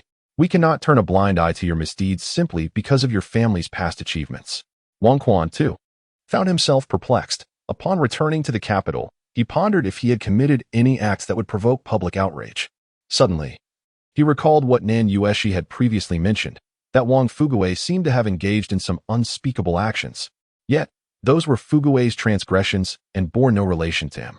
With a smile, he replied, "Esteemed sir, it appears you are mistaken. My name is Wang Quan. The individual you seek is likely Wang Shi. You should direct your inquiries to him, as he resides at the Wang Manor on Shuifang Street, which is quite easy to locate." Wang Quan did not anticipate that Fuguei's actions would incite such widespread indignation and deemed it prudent to distance himself from the matter. Chapter 38. Deceit revealed. The old man chuckled coldly, declaring, "We seek you, Wang Quan. Though the deeds of Wang Shi are undoubtedly shameful, they pale in comparison to your transgressions. If you wish to depart today, you must provide an account to those you have persecuted and to the innocent souls who have already perished. Otherwise, you shall have to trample over my body. Let us see whether you dare to do so." Instantly, a chorus of agreement erupted from the crowd, as if they themselves were the victims of persecution. Wang Quan was momentarily taken aback. It turned out they had indeed come for him. He pondered, how could he be accused of persecuting the innocent? It was utterly absurd. At that moment, a faint voice emerged from within the carriage, audible only to Wang Quan. It was Nan Yueshi. This elder is the former Grand Tutor, Zhang Xianji, the teacher of the current emperor. He has been in retirement for several years and holds considerable prestige in the capital. Even the emperor must afford him some respect. "Do not offend him too gravely," she cautioned.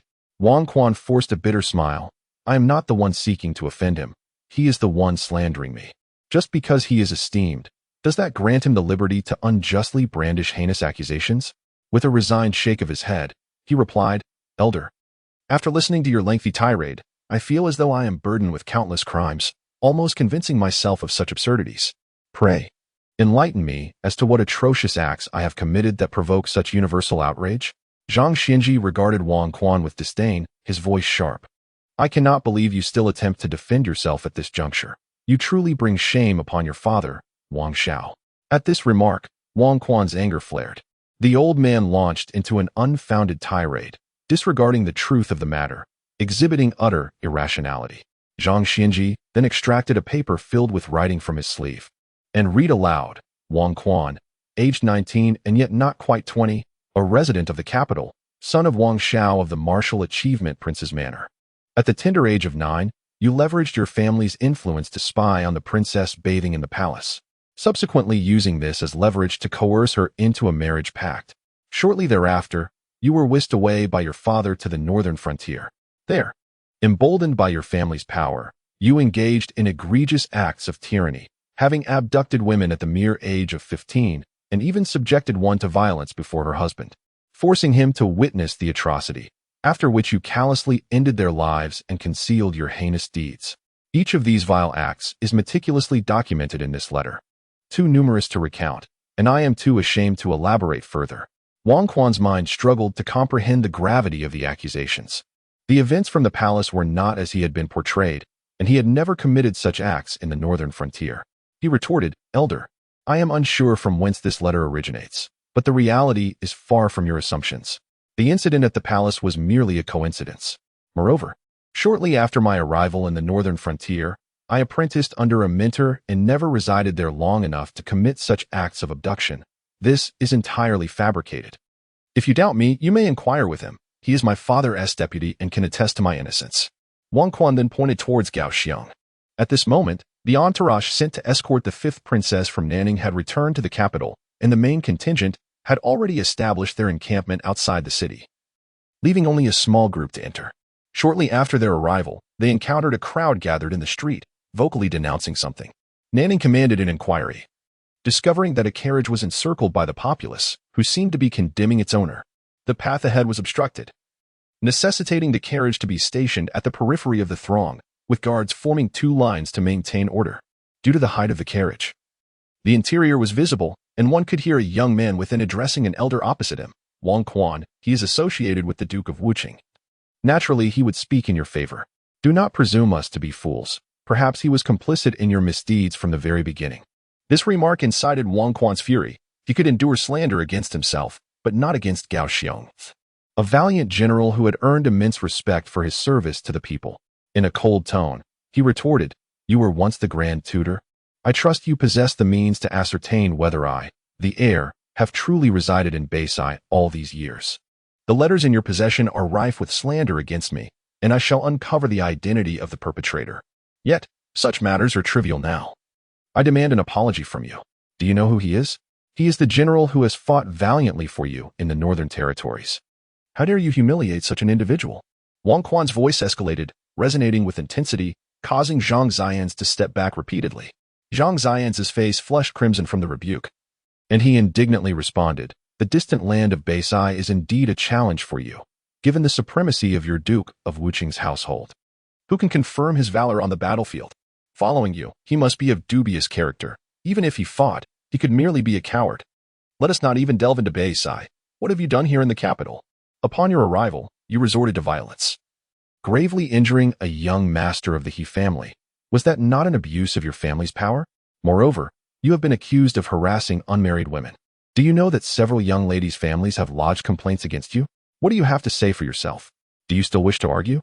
I have heard that you not only desire to wed the fifth princess, but have also set your sights on Miss Nan of the Anghua Duke's estate. That young lady is both talented and beautiful, a renowned prodigy in the capital. How could someone of your ilk ever be worthy of her?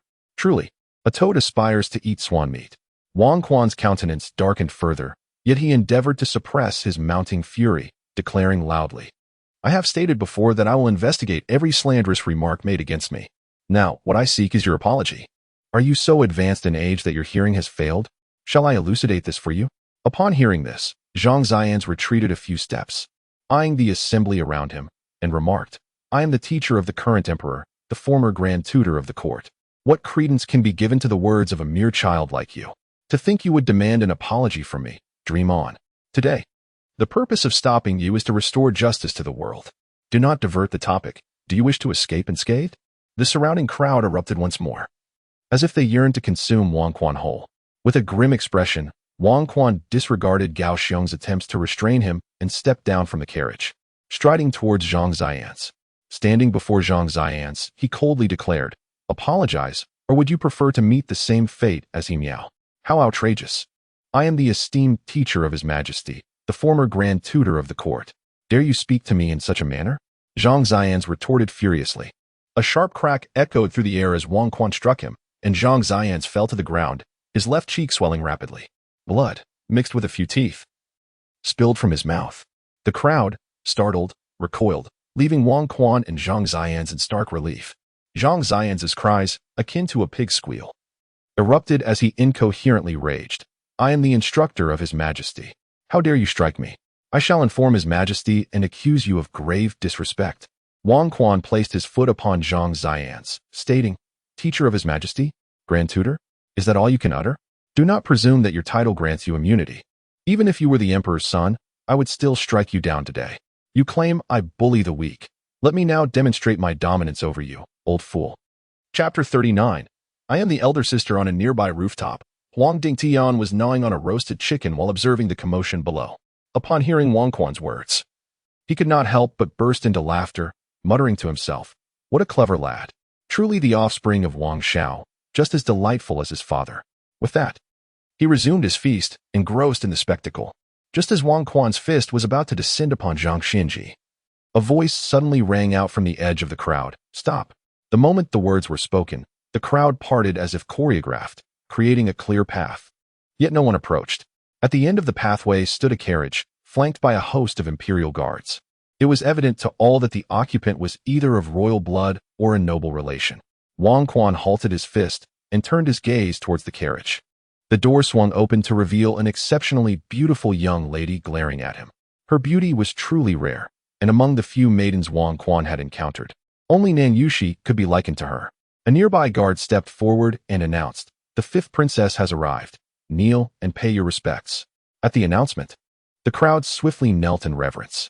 This left Wang Quan, still standing out conspicuously. Impertinent. Do you not see the fifth princess has arrived? Are you incapable of kneeling? The guard, noticing Wang Quan's defiance, was visibly enraged. Wang Quan frowned slightly and, with an indifferent expression, replied, Perhaps the princess should better manage the loose tongues among her retinue, lest I guarantee their ability to speak in the future. Wang Quan appeared somewhat irked. He had initially felt a modicum of favor towards the fifth princess, but that sentiment dissipated with the guard's insolent remark. The guard, incensed by Wang Quan's retort, advanced towards him, seemingly intent on administering a reprimand. However, before he could make a move, a figure swiftly intervened. It was Gao Xiong. With a deft kick aimed at the guard's legs, the guard let out a yelp and became a true cripple. Wang Quan, maintaining a stern demeanor, addressed Nan Ning. What is the meaning of this, fifth princess? Are you jesting with me? Nan Ning responded, He is not my subordinate, nor did I instruct him to act. It was entirely his own folly. Oh, it seems he wished to impress the princess. Such a person does not seem to embody loyalty. Perhaps it would be better to dispose of him to spare the princess from future disgrace. He then signaled Gao Xiong to take action, his hand raised high, poised to deliver a decisive blow. Wait.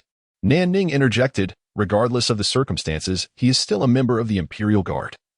It is not for you to decide his fate. Wang Quan waved a hand dismissively. Gao Xiong, seeing the command, tossed the guard heavily onto the ground before the carriage. Consider this a favor to the fifth princess, but I advise you to select more astute subordinates in the future. Foolish individuals like this one only tarnish the princess's reputation. Having spoken, he turned towards his carriage, preparing to depart. You cannot leave. You have struck me in the presence of the fifth princess. What regard do you hold for the law of the kingdom? I implore the fifth princess to discern right from wrong, and when I present my case to His Majesty on the morrow, I hope you will come forth to testify. With that, Zhang Xinji struggled to his feet, and, swaying unsteadily, approached the carriage of Nan Ning, stating awkwardly, Fifth princess, Wang Quan is indeed a tyrant. You have witnessed his misdeeds. I am aware of the engagement between you and him, but I urge you to reconsider. He covets not only you, but also Miss Nan of the Angua Duke's residence. Such a fickle individual is hardly a suitable match. Wang Quan cast a sidelong glance at the pair in the distance, eager to discern the fifth princess's sentiments. Nan Ning, with an inscrutable expression, regarded Zhang Xinji briefly before responding. The nature of Wang Quan is of no concern to me. To you, I must clarify that the events of yesteryear do not pertain to you.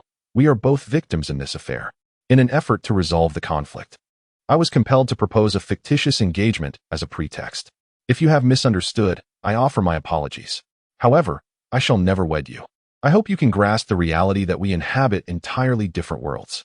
On the 3rd day of next month, which happens to be my birthday, I will host a martial arts tournament among the younger generation of the pugilistic world at Xian En Peak in the capital. I hope you will take the stage to challenge me. Though you are not of the martial realm, as the heir of the Wu Chengwang estate, you are indeed qualified to participate. At that time, I will seize the opportunity to annul the engagement, thus preserving some semblance of dignity for your Wang estate.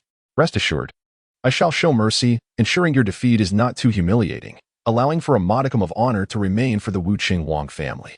Observing Nan Ning's nonchalant declaration, Wang Quan could not help but be incensed to the point of laughter. Do you presume yourself to be of such significance that everyone would fawn over you? In that case, I must thank your Highness the Fifth Princess for preserving our family's dignity. However, what if I choose not to challenge you? What then? Wang Quan, I have already conveyed that we are not of the same world. Your persistent entanglement is utterly futile. Even if you do not take the stage, I possess myriad means to dissolve our engagement. At that juncture, I fear your Wang estate will be left with little dignity. Are you certain of your course? Nan Ning replied, her demeanor indifferent. At that moment, Zhang Xianji interjected, Wang Quan, do you truly believe that the influence of your estate surpasses all? Does your character merit the company of the Fifth Princess or Miss Nan? His words pierced sharply, particularly as they were uttered within the ears of royalty, evidently attempting to sow discord between the Wang estate and the imperial family. Silence. Nan Ning shot a glare at Zhang Xianji, admonishing him. Though she was not well acquainted with the former Grand Tutor, having only encountered him a few times, she discerned from his previous remarks that he was merely a pretender wielding false authority, which left her feeling a sense of disdain. Suddenly, a melodious voice emanated from the carriage behind Wang Quan. Whether my brother is worthy of her Highness, the Fifth Princess, is not for you to decide. As for me, my father arranged our betrothal long before my birth, a matter beyond your jurisdiction. If you have any objections, feel free to approach my father or Uncle Wang. I am certain they would welcome your discourse. With that, Nan Yueshi stepped out of the carriage, fixing her gaze on Nan Ning, and continued, how imposing is her Highness, the Fifth Princess, truly deserving of the esteemed title as a disciple of the Fairy Peak. Have not the people of Fairy Peak taught you the virtue of filial piety? The mandates of parents and the words of matchmakers dictate our fates. Even if a divorce were to be considered, it should be initiated by His Majesty, should it not? Are you aware that you unilaterally proposed the dissolution of our engagement? Nan Ning regarded the enchanting woman before her, her eyes subtly narrowing. She recognized Nan Yueshi, for the two had conversed on various occasions during previous trips to the capital. Perhaps it was their rare beauty that fostered mutual admiration, as their interactions had always been pleasant. In Nan Ning's eyes, Nan Yueshi was an intelligent and gentle maiden, even considered a close confidant. Sister Yueshi, your words today seem unlike your usual demeanor. They are rather sharp. Is it because of Wang Quan? Your Highness, you jest. My betrothal to my brother predates your arrival. Upon entering, you should refer to me as elder sister. Nan Yueshi replied calmly. Her words left the crowd in shock. Was this truly the Nan Yueshi they knew? Had she begun vying for the matriarch's position before even entering the door? And against the current princess no less. Not far off, atop a nearby roof, Emperor Ding Tian could no longer contain his laughter, and with a swift leap, he descended before the gathering. Chapter 40. The elder daughter-in-law and the younger daughter-in-law. The crowd scarcely had time to react when they beheld an elderly man clad in ragged garments approaching Wang Quan while engaging in conversation. Ha ha ha, you truly are a remarkable fellow. Wang Xiao is fortunate to have a son like you. Your temperament not only pleases me, but your choice of bride does as well. As the saying goes, like father, like son. In this regard, your younger wife is not quite on par with your elder one. Huang Dingtian playfully patted Wang Quan on the shoulder, gesturing towards Nan Yueshi and then to the Fifth Princess, with a teasing glint in his eyes. Wang Quan appeared rather embarrassed, thinking to himself that they had yet to cross the threshold, and thus wanted not to speak so freely. He inwardly mused that if one could articulate well, they ought to speak more. Ah, it's you, Elder Huang. It is indeed a privilege to encounter you once again. Wang Quan then leaned closer to Huang Dingtian and whispered, however, you are mistaken on one point. The elder daughter-in-law will always remain the elder daughter-in-law, while the younger one may not necessarily hold that status. Feigning indignation, Wang Dingtian retorted, what is this? Are you looking down upon her? It is she who looks down upon me. However, I must admit, I find her disposition unappealing. I prefer the elder wife, Wang Quan replied with a grin. Coughing lightly, Nan Yueshi interjected with a couple of coughs. Observing this, Wang Quan promptly introduced her. This is Elder Huang, a venerable figure I met on the day I visited the Sanqing Temple, just outside the city in the woods. Upon hearing this, Nan Yueshi bowed slightly and addressed Huang Dingtian. Yueshi pays her respects to Elder Huang. I have long heard of your esteemed name, and to meet you today is a stroke of serendipity. Oh, Young lady, you have heard of me? Huang Dingtian inquired with curiosity. He had not used his real name in the martial world, instead adopting a formidable moniker, Huang Batian, during his earlier years. However, as time progressed, he adopted a beggar-esque persona, and his original name faded into obscurity. The people of the martial world simply referred to him as the old beggar. Nan Yushi smiled and replied, "My master once spoke of the renowned figures in the martial world, and your name was among them, so I took note." Your master? Who might that be? Huang Dingtian asked, puzzled, as one who recognized his name could not be an insignificant novice. My master is Dao Xian Zhenrin of the Sanxing Temple, Nan Yushi answered. Oh, so it is that young rascal Dao Xian. Ha ha ha, he is quite the character. I once gave him a lesson during his travels, but his skills are indeed commendable. Wang Quan grimaced, thinking to himself how Huang Dingtian seemed to have a penchant for trouble wherever he roamed. Recalling how he nearly met his demise due to a fit of rage some time ago, now laughing and joking as if nothing had transpired. Elder, have you come to Kyoto on business? Do allow me to host you at my residence. It would be my pleasure to extend my hospitality, Wang Quan suggested. I would rather not visit the royal palace. What amusement could possibly exist in your paltry Wang residence? No, I shall decline. Huang Dingtian waved his hand dismissively. Very well, your word is law, for who am I to question one of such martial prowess? Wang Quan conceded. Huang Dingtian then turned and beckoned to Nan Ning, saying, Ah, you girl, come here. Impudent. You, wretched beggar, are you not aware that she is the princess of our realm? How dare you summon her so brazenly? Demanding an audience without first coming to kneel in reverence. Zhang Xianji, undaunted, has once again spoken foolishly. With a resounding clap, he was instantly sent sprawling, crashing into a stall by the street, lying there in a state of unconsciousness. The Emperor Dongtian withdrew his hand and inquired, Has he always been this audacious? Wang Quan stifled a chuckle and replied, He is indeed quite brave. Dongtian nodded and continued addressing Nanning, saying, I called for you, young lady. Why do you not heed my summons? Nanning furrowed her brow. Although Dongtian's previous strike appeared unimpressive and lacking in force, at worst, Zhang Xinji might suffer a few broken bones without life-threatening consequences. She had felt an inexplicable paralysis when attempting to shield Zhang Xinji from that seemingly weak attack, which was rather unsettling. Disregarding the objections of the guards, Nanning approached Dongtian and asked, Who are you? Why have you summoned me? Dongtian replied, The women of Fairy Peak have failed to teach you properly. Your short-sightedness is truly remarkable. Enough. It seems you are unworthy of this lad. Return and inform your father to personally write to Wang Xiao to annul this marriage proposal, stating that it is my command. Nanning, hearing Dongtian's blunt words, could not help but feel angered. It seemed that everyone today was speaking on behalf of Wang Quan. I know not who you are, esteemed elder, but your disrespect towards my sect is a blemish upon your noble stature. The matter between Wang Quan and myself shall be resolved by me without burdening my father. Wang Quan has two paths before him. Either he challenges me openly, and I shall grant him face, or he follows my lead. The choice is his. Dongtian, darkening his expression, retorted, Do you presume that in your ninth-tier realm, no one will be able to contend with you? Have the women of Fairy Peak only taught you arrogance and hubris? Nanning, feeling defiant, responded, Who are you to criticize me? What relevance do you have in this matter? I shall not repeat myself. Should Wang Quan defeat me, what harm is there in becoming his servant? But does he possess the strength to do so? Esteemed elder, do not presume to lecture me simply because of your might. If you truly have the ability, go to Fairy Peak and discuss it with my master. Dongtian's temper flared. He had initially intended to preserve a semblance of dignity for his granddaughter by having her father annul the engagement, lest she lose face after being bested by Wang Quan. However, he did not anticipate her ingratitude and her defense of her sect. Infuriated, he exclaimed, Very well. Your foolish father decided to send you to Fairy Peak for cultivation. I knew this day would come, and indeed it has. What have those women taught you apart from disdain and arrogance? I shall confront them directly. With that, Dongtian vanished in the blink of an eye, evidently on his way to Fairy Peak.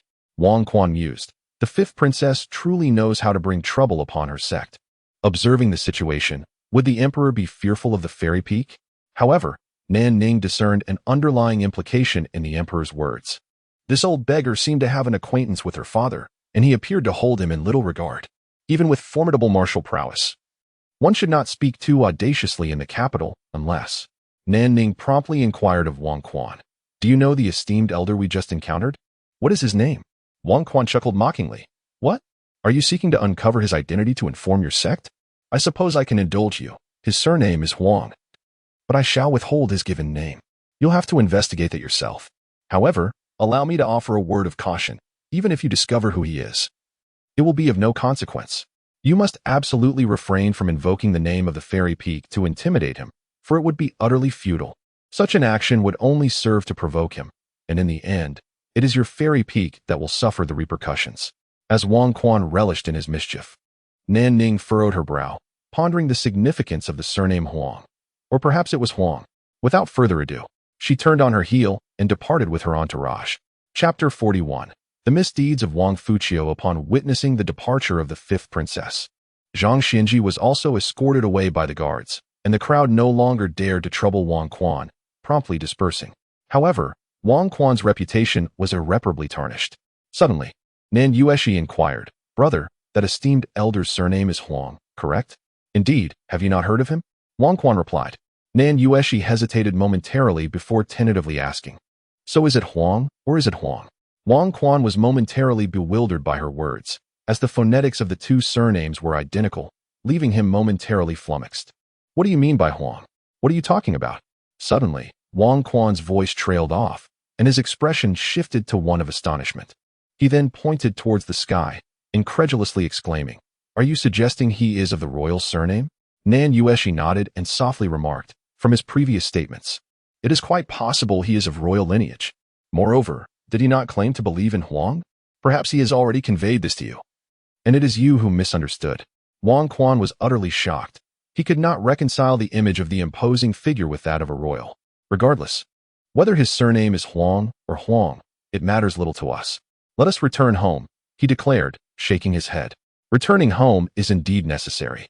But you shall go to your residence, and I shall return to mine. We are not the same. Do not conflate me with you. After hearing Wang Quan's words, Nan Yueshi's demeanor shifted abruptly, adopting a rather brusque tone as she entered the carriage first. Wang Quan was momentarily taken aback, puzzled by her sudden change. He stared blankly at Gao Xiong, who shrugged his shoulders in confusion, indicating he too was at a loss. With a sigh, Wang Quan turned to board the carriage.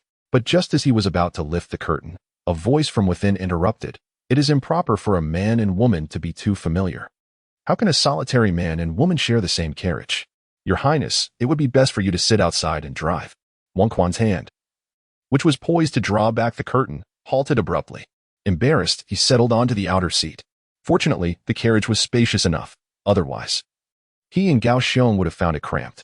The carriage traveled swiftly, and soon they arrived outside the Duke of Anghua's residence. Wang Quan had specifically instructed Gao Xiong to stop there. Although their homes were merely separated by a street, he wished to spare Nan Yueshi the extra steps. Upon disembarking, Nan Yueshi disregarded Wang Quan entirely, huffing in disdain before entering the residence, while the carriage was taken away by the household servants. Wang Quan, bewildered, turned to Gao Xiong and asked, Have I done anything to offend her? No, your actions have been entirely reasonable. Nothing inappropriate has occurred, Gao Xiong replied. Then have I said anything to provoke her? Wang Quan pressed. Your words have also been perfectly reasonable. There is nothing amiss, Gao Xiong affirmed. I should not have bothered to ask you. Wang Quan cast a fleeting glance at Cao Sheng before hastening into the manor.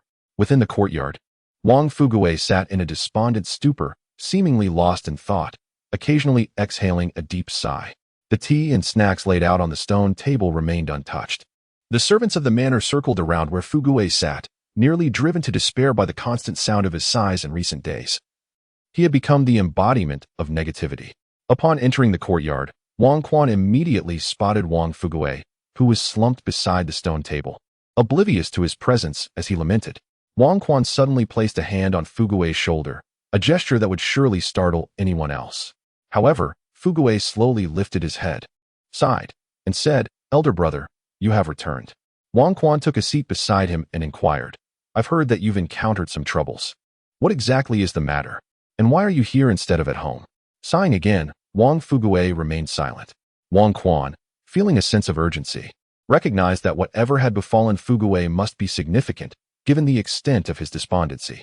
He offered words of consolation. Tell me, what has transpired? With me by your side, we can face any adversity together. Yet, all he received in response was another sigh. Wang Quan shook his head, resigning himself to the notion that this boy might be beyond saving. Perhaps his uncle should consider having another child. At that moment, the voice of Nan Dasong echoed from outside the courtyard, his presence announced before he appeared. He rushed into the courtyard, breathless, and exclaimed, "Zimu, I heard from Yueshi that you have returned at last. If you hadn't come back soon, I would have gone to Sanqing Temple to find you." Noticing Dasong's urgency, Wang Quan poured him a cup of tea and urged, "Slow down. Tell me, what has happened? What is going on with Fuguwei?" Dasong sighed heavily. Before you went to Sanqing Temple last time, Fuguwei offered to assist me with the matter concerning Miss Li. However, it seems he has entangled himself in this situation." "What do you mean he has entangled himself? Please clarify." Wang Quan pressed for details. "Let me be straightforward," Dasong replied. "Initially, Fuguwei helped me uncover the identity of the young lady I encountered. Coincidentally, both Miss Li are students at the Sanqing Academy, and he used his position as a tutor to approach one of them. To my surprise, the Miss Li he found is indeed the one I met. Isn't that a good thing?" Wang Quan remarked. "What good can come of it?" Dasong lamented. "The Miss Li I imagined to be gentle and wise turned out to possess a personality as fierce as a tiger." On that day, Fuguwei approached her, seeking to uncover which among the sisters had once arrived at Yongle Street in a carriage. However, the young lady remained reticent and instead remarked that Fuguwei, despite his youth, must have attained his position as a tutor at the academy through the influence of his family's power. She proposed a contest of sorts to discern the answer.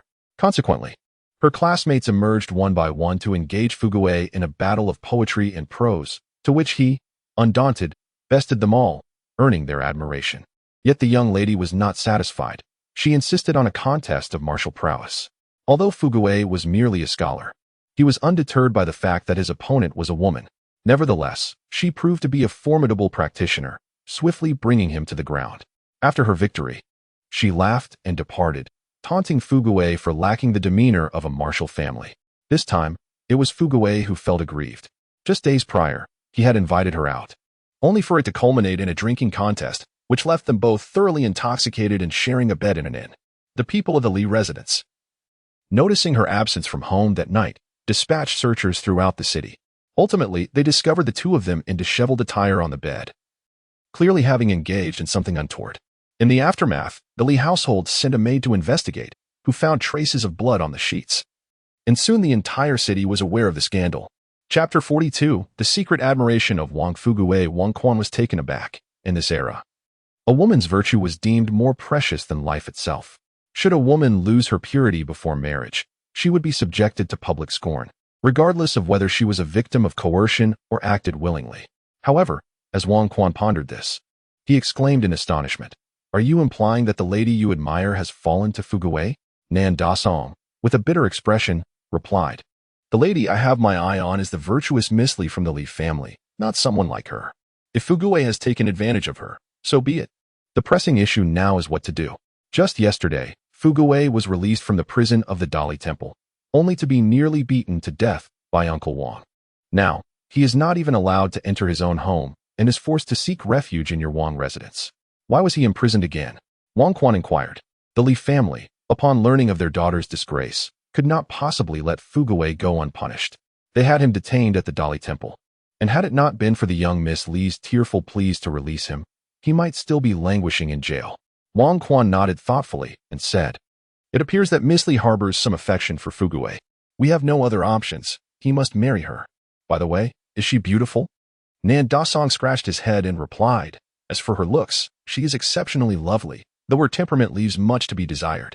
I fear Fuguwei might struggle to cope with her. Whether he can manage or not is no longer our concern. Time is of the essence. I shall go to the old residence to find Uncle," Wang Quan declared, casting another glance at Wang Fuguwei. "You stay here and keep an eye on him. We shall discuss everything upon my return." With that, he summoned Gao Xiong, and they hurriedly departed in a horse-drawn carriage toward the old residence. Nan Dasong watched as the two rushed out, then turned to the distracted Wang Fuguwei, feeling a pang of guilt. "Fuguwei, it is my fault that you are in this predicament. Look at your current state. My heart aches for you."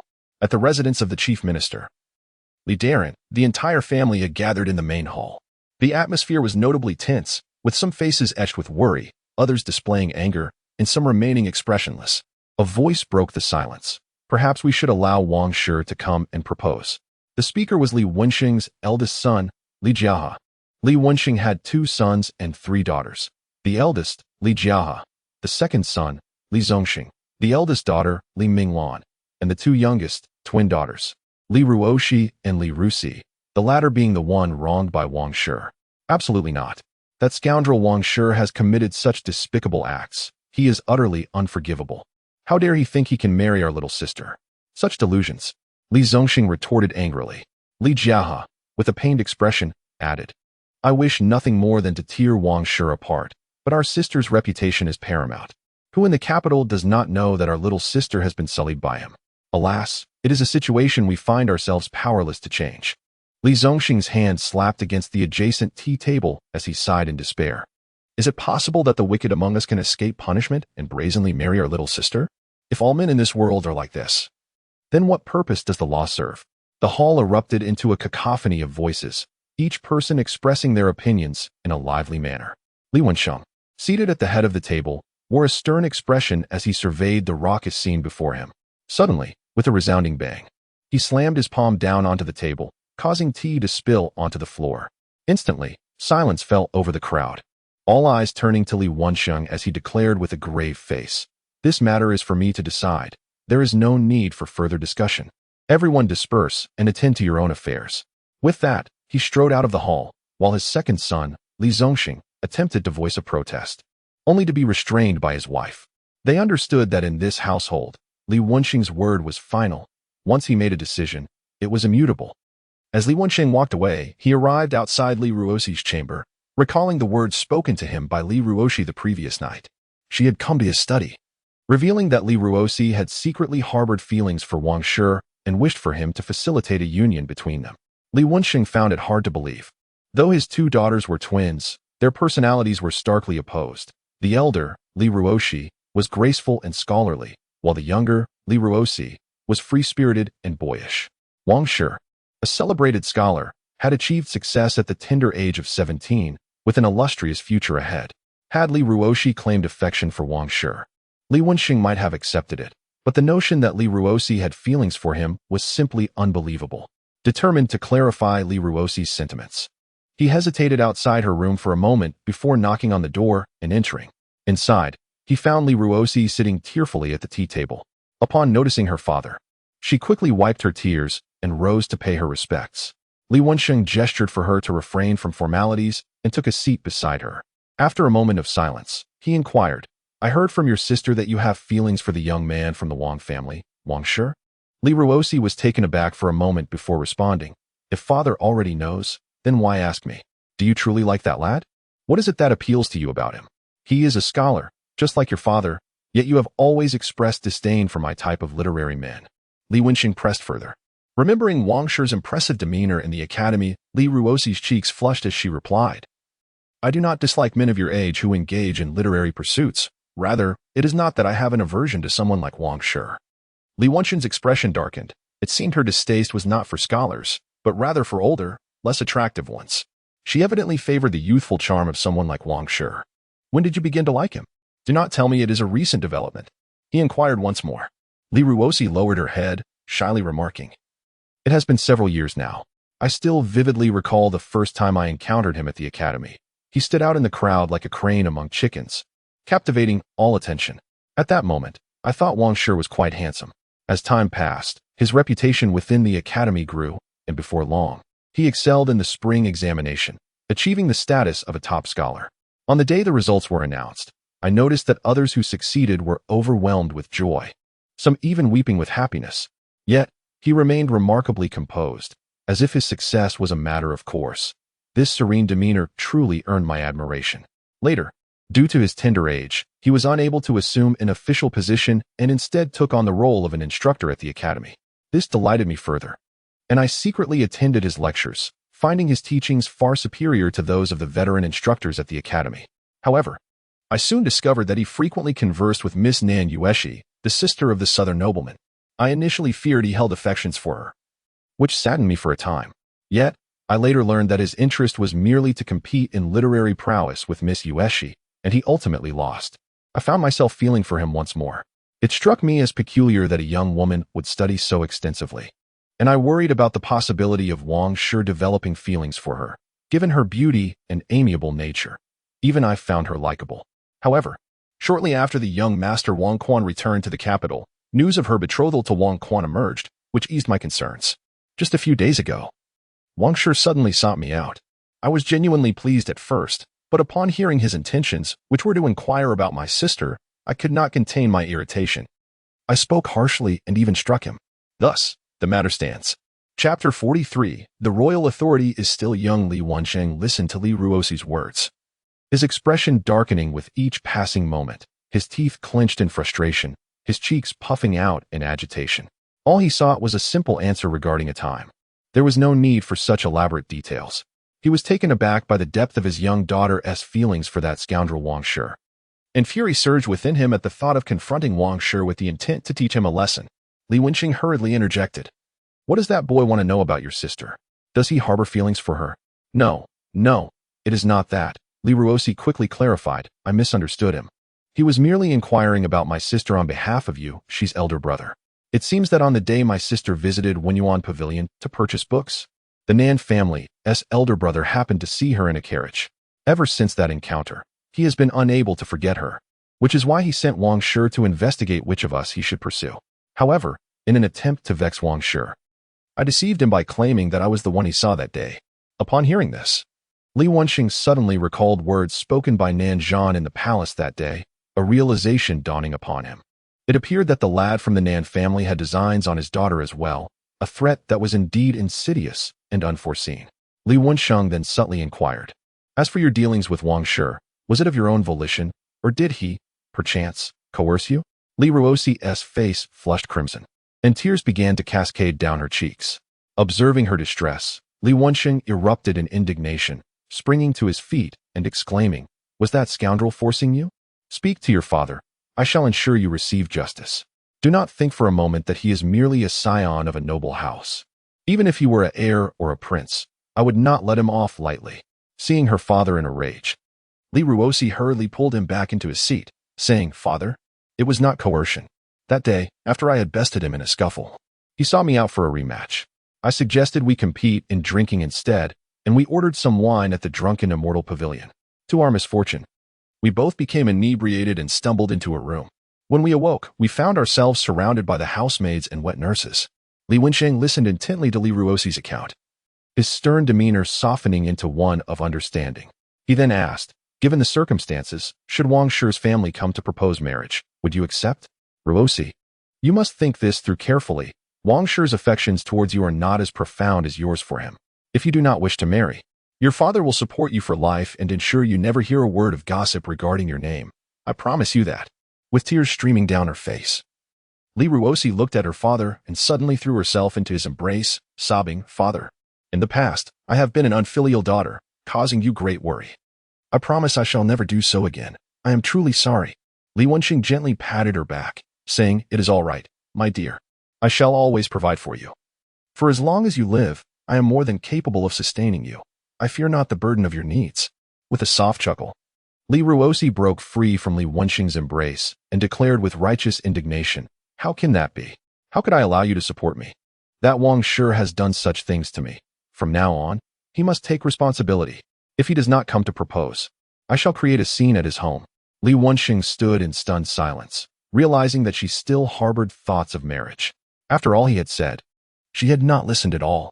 Instead, she concocted a dramatic performance, leaving him elated with the misconception that she intended not to marry.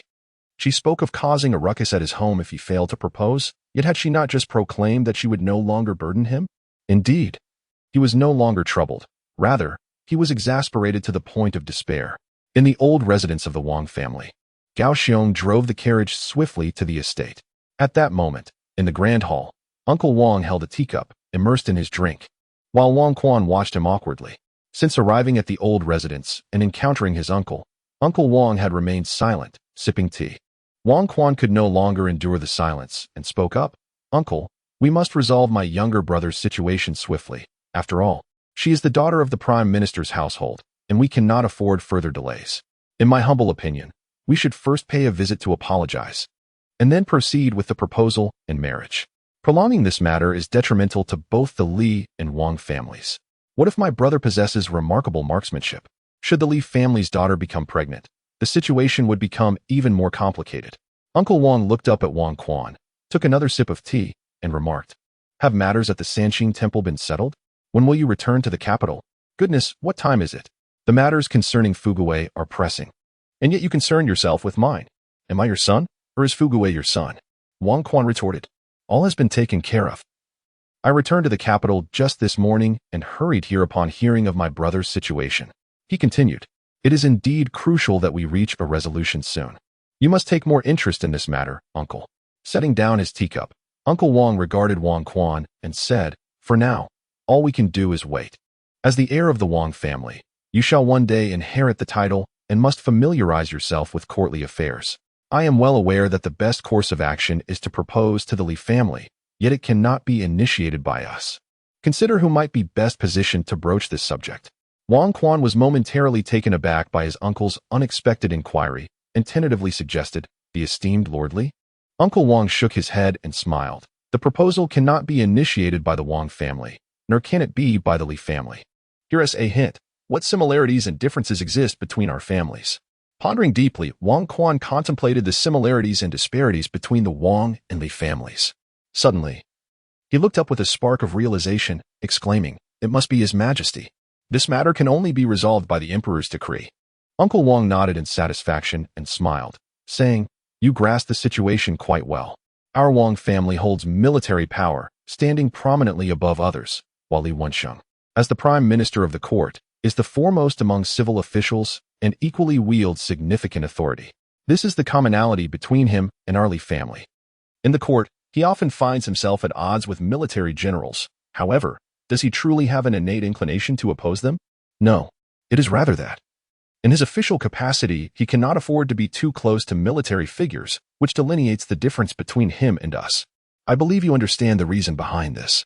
Wang Quan nodded, acknowledging the truth of his words. One side consists of military magnates, while the other is the pinnacle of civil officials. Naturally, they cannot grow too intimate. Uncle Wang continued, "The matters between our Wang family and the Li family are already known to His Majesty. Given His Majesty's trust in us, we can certainly approach the Li family to propose a marriage openly.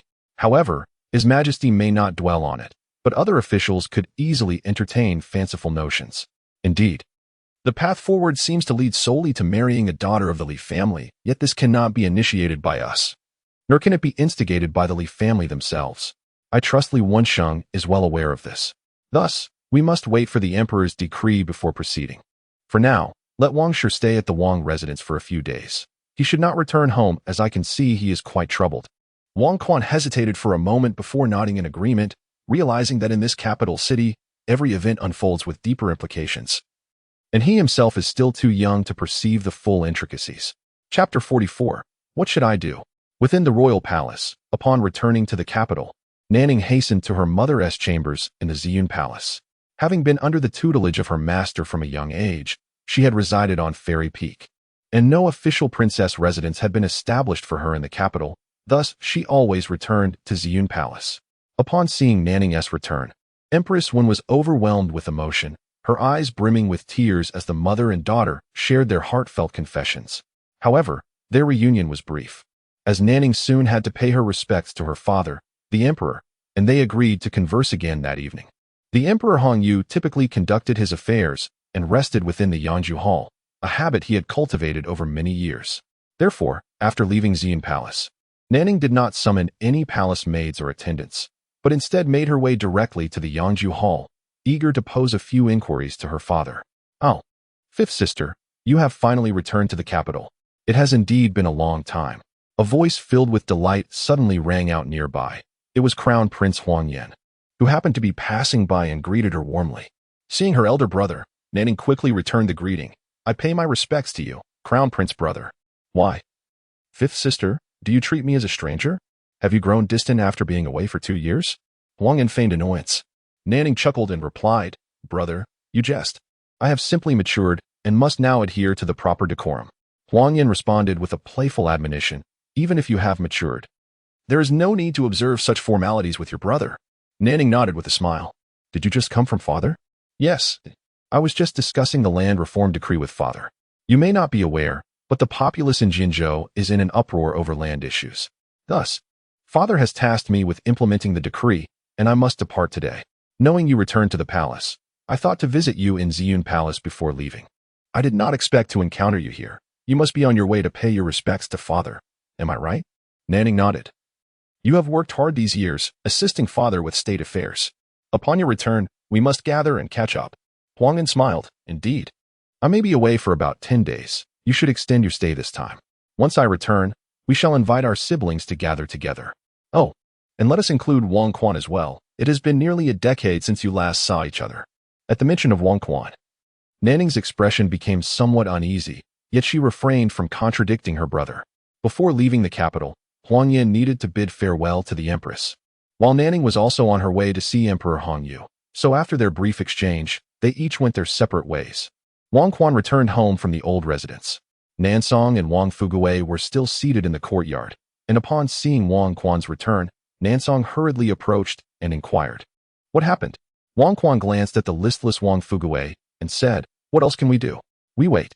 We shall see when the palace issues an edict. And then Fugui can bring the young lady from the Li family home." Nansong sighed and remarked, "Why must this matter await the Emperor's decree? Will His Majesty issue a decree to apprehend Fugua? After all, if the Prime Minister insists on seeking justice for his daughter, it would be difficult for the Emperor to refuse." Wang Quan cast a fleeting glance at Nan Dasong, then remarked, "I had contemplated this matter previously, but my uncle informed me that the Li family would not pursue Fugua for this reason. However, the intricacies of this situation are rather profound, given your intellect. It would be challenging for me to elucidate it to you, so it would be prudent for you to refrain from further inquiries. The pressing concern now is how to orchestrate a grand yet discreet wedding for Fugua in the future. This is what you should consider. I trust the imperial edict will arrive soon. I entrust this matter to you." Nan Dasong scratched his head, realizing the complexity of the situation. Meanwhile, Fugua, having overheard their conversation, sighed deeply and finally spoke. "Nan Dasong, I had initially intended to distance myself from your trivial affairs, but considering your genuine remorse, I shall no longer keep this from you. The young lady you have taken a fancy to is named Li Ruoshi, and she happens to be my future sister-in-law." For a moment, Nan Dasong was bewildered, but soon he grasped the implication, his excitement erupting as he exclaimed, "Are you saying that the lady I saw that day is not the same person as yours? Mine is the elder sister, while yours is the younger." Wang Fugua closed his eyes and nodded. "Ha!" Nan Dasong was overwhelmed with joy and, laughing heartily, dashed away. Wang Quan, perplexed by Nan Dasong's reaction, turned to Fugua and asked, "Are you implying that they are not the same person? Does that mean you have been deceiving him all along?"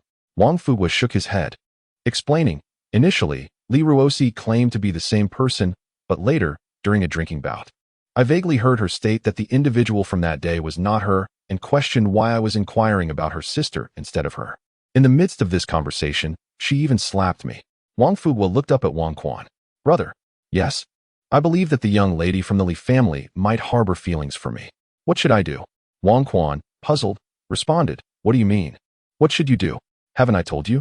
Once the imperial decree arrives, you too will be wed. What else is there to consider?" Wang Fugua, unable to contain his emotions, replied with a quivering voice, "Brother, I am not worthy. I have tarnished that young lady's reputation and subjected her to public scrutiny. What am I to do?" Wang Quan, observing his brother's despondency, offered words of comfort. "Once you are married, it will no longer be deemed that you have sullied her virtue, and any slander will eventually fade away. I shall assist you." Wang Fugua burst into tears. "But brother, I cannot possibly contend with that young lady. Surely, after we marry, she will strike me again. What shall I do? Will you help me? Is it too late for me to learn martial arts?" Upon hearing this, Wang Quan fell silent for a considerable time, then gently patted Wang Fugua's head, saying, "Silly child. Once you are married, if she chooses to strike you, simply let her do so with all her might. When the day comes that she has struck you down, I shall come to retrieve your remains. Fear not, as long as I am here, the Wang lineage will not falter. You and I are brothers, bound by the ties of kinship for a lifetime. When the time comes, I shall take for myself 17 or 18 wives, and beget 2 or 3 dozen sons. After all, our bloodlines are not vastly different. It would not be amiss to adopt 1 or 2 as grandsons for our uncle. This way, you can depart with greater peace of mind, and all that I can offer is but a small token of my devotion." Chapter 45. 2 decades of skill. How much more do you wish to accomplish, Your Highness? A melodious yet slightly irritated voice rang out from a distance. There approached Nan Yueshi, her expression stern. Upon noticing her, Wang Quan quickly ingratiated himself. Yueshi, what brings you here? If I do not come, how could I possibly grasp your highness's grand aspirations? 17 or 18 seems rather insufficient, does it not? Given your esteemed status, 1,000 would be a more fitting number. If not 3,000 in the harem, Nan Yueshi remarked, a hint of bitterness in her tone. 1,000 would barely suffice, but rest assured, Yueshi, you would undoubtedly be the first, Wang Quan teased, observing the jealousy flickering in her eyes. Nan Yueshi's expression shifted slightly, a faint blush appearing on her cheeks. Before she feigned anger, dream on. My mother has invited us for dinner at our residence this evening, along with Wang Shi. With that, she turned on her heel and departed, her face aflame. Wang Quan had long discerned that Nan Yueshi bore no aversion to her betrothed. Yet, her sudden ire was undoubtedly provoked by Nan Ning's presence. No woman remains indifferent to her man's associations with others. It is often said that women are capricious, and such fickleness has its reasons. By uncovering the cause, it becomes clear how to placate them. Wang Quan then turned to Fu Gui, boasting, do you see? My brother's 2 decades of experience can hardly be matched by a mere handful of young ladies. Let it be known, I have not failed to impart wisdom to you. When dealing with women, one must not solely seek to please. At times, it is prudent to provoke them just enough to ensure they cannot easily part from you. After all, it is often said, a man who is not a rogue shall not be loved by a woman. As he spoke, Wang Quan chuckled, though he soon noticed Fu Gui's discomfort, as if he had something to say but hesitated. He patted Fu Gui on the shoulder and remarked, are these principles too complex for you to grasp at once? Fear not. With your innate talent, you shall soon comprehend their essence. Take your time. Should you have any uncertainties, do not hesitate to inquire. I shall gladly impart all my knowledge from these past 2 decades. Surely, you can manage one little girl? Wang Fu Gui immediately adopted a serious demeanor, ready to engage in a scholarly discourse with Wang Quan. Brother, I generally agree with your perspective. Yet what should I do if a particular situation arises? Wang Quan lowered his head slightly, extending his right hand confidently. Pray, share. Wang Fu Gui leaned closer and whispered, what if a young girl were to stand right behind you, aware of your 2 decades of skill? What would you do? Please, demonstrate. With that, Wang Fu Gui swiftly distanced himself from Wang Quan. The latter's expression shifted, revealing a hint of unease as he appeared to grasp the implication. He smiled awkwardly, stiffly turning his body. Before him stood a visage of unparalleled beauty, though it bore the chill of frost. It is utterly impossible. How could she have returned after having left? Given my status as a mere 9th-grade martial artist, I should have been able to sense that another person was standing behind me. What on earth is happening? As Nan Yueshi stepped out of the inner courtyard, she recalled the erratic demeanor of Nan Dazhong upon his return to the residence and contemplated inquiring about it with Wang Quan. However, she hesitated and turned back, only to overhear Wang Quan's remarks. This time, she was genuinely incensed. The young lord is indeed a charming rogue, and I am certain he has had his fair share of romantic entanglements. I insist that the young lord come to my residence tomorrow to annul our engagement. I can no longer delay your marriage, my lord. With that, tears glistened in the corners of Nan Yueshi's eyes, her anger intertwined with a sense of grievance. And she hurriedly departed. Upon witnessing her retreat, Wang Quan felt a pang in his heart, but before he could utter a word, Nan Yueshi had vanished from sight. Wang Fuqian rose and patted Wang Quan's shoulder, reveling in his brother's misfortune. Brother, your predicament is far worse than mine. Nan Yueshi is a woman of her word. It seems you are in for a rough time. Wang Quan grasped the hand that Fuqian had placed on his shoulder and applied a gentle pressure, eliciting a yelp from Fuqian, who quickly begged for mercy. Brother, I was wrong. Please forgive me. Wang Quan appeared oblivious to his pleas, maintaining his grip. As the hour grew late, Wang Quan, accompanied by Fuqian, whose left hand was wrapped in bandages, made their way to the duke's residence. Wang Fuqian trailed behind his brother with a sullen expression, constantly mumbling. His demeanor markedly improved from his previous self-pitying state. Upon entering the grand estate, they turned to find a small bamboo grove, behind which lay a series of interconnected lakes, resembling a string of gourds, with several quaint little bridges constructed at the junctions. Although Wang Quan had often played in the duke's residence during his childhood, he had never taken note of its beauty. He had visited again on the day of his return to the capital, but it was nighttime then, and he had not paid attention. Now, however, he was struck by the elegance of the estate, hardly expecting it to belong to a martial general. Crossing the bridge, they entered the inner courtyard, where Nan Dazhang had been waiting impatiently. Upon seeing Wang Quan, he demanded, "Zimu, you have finally arrived.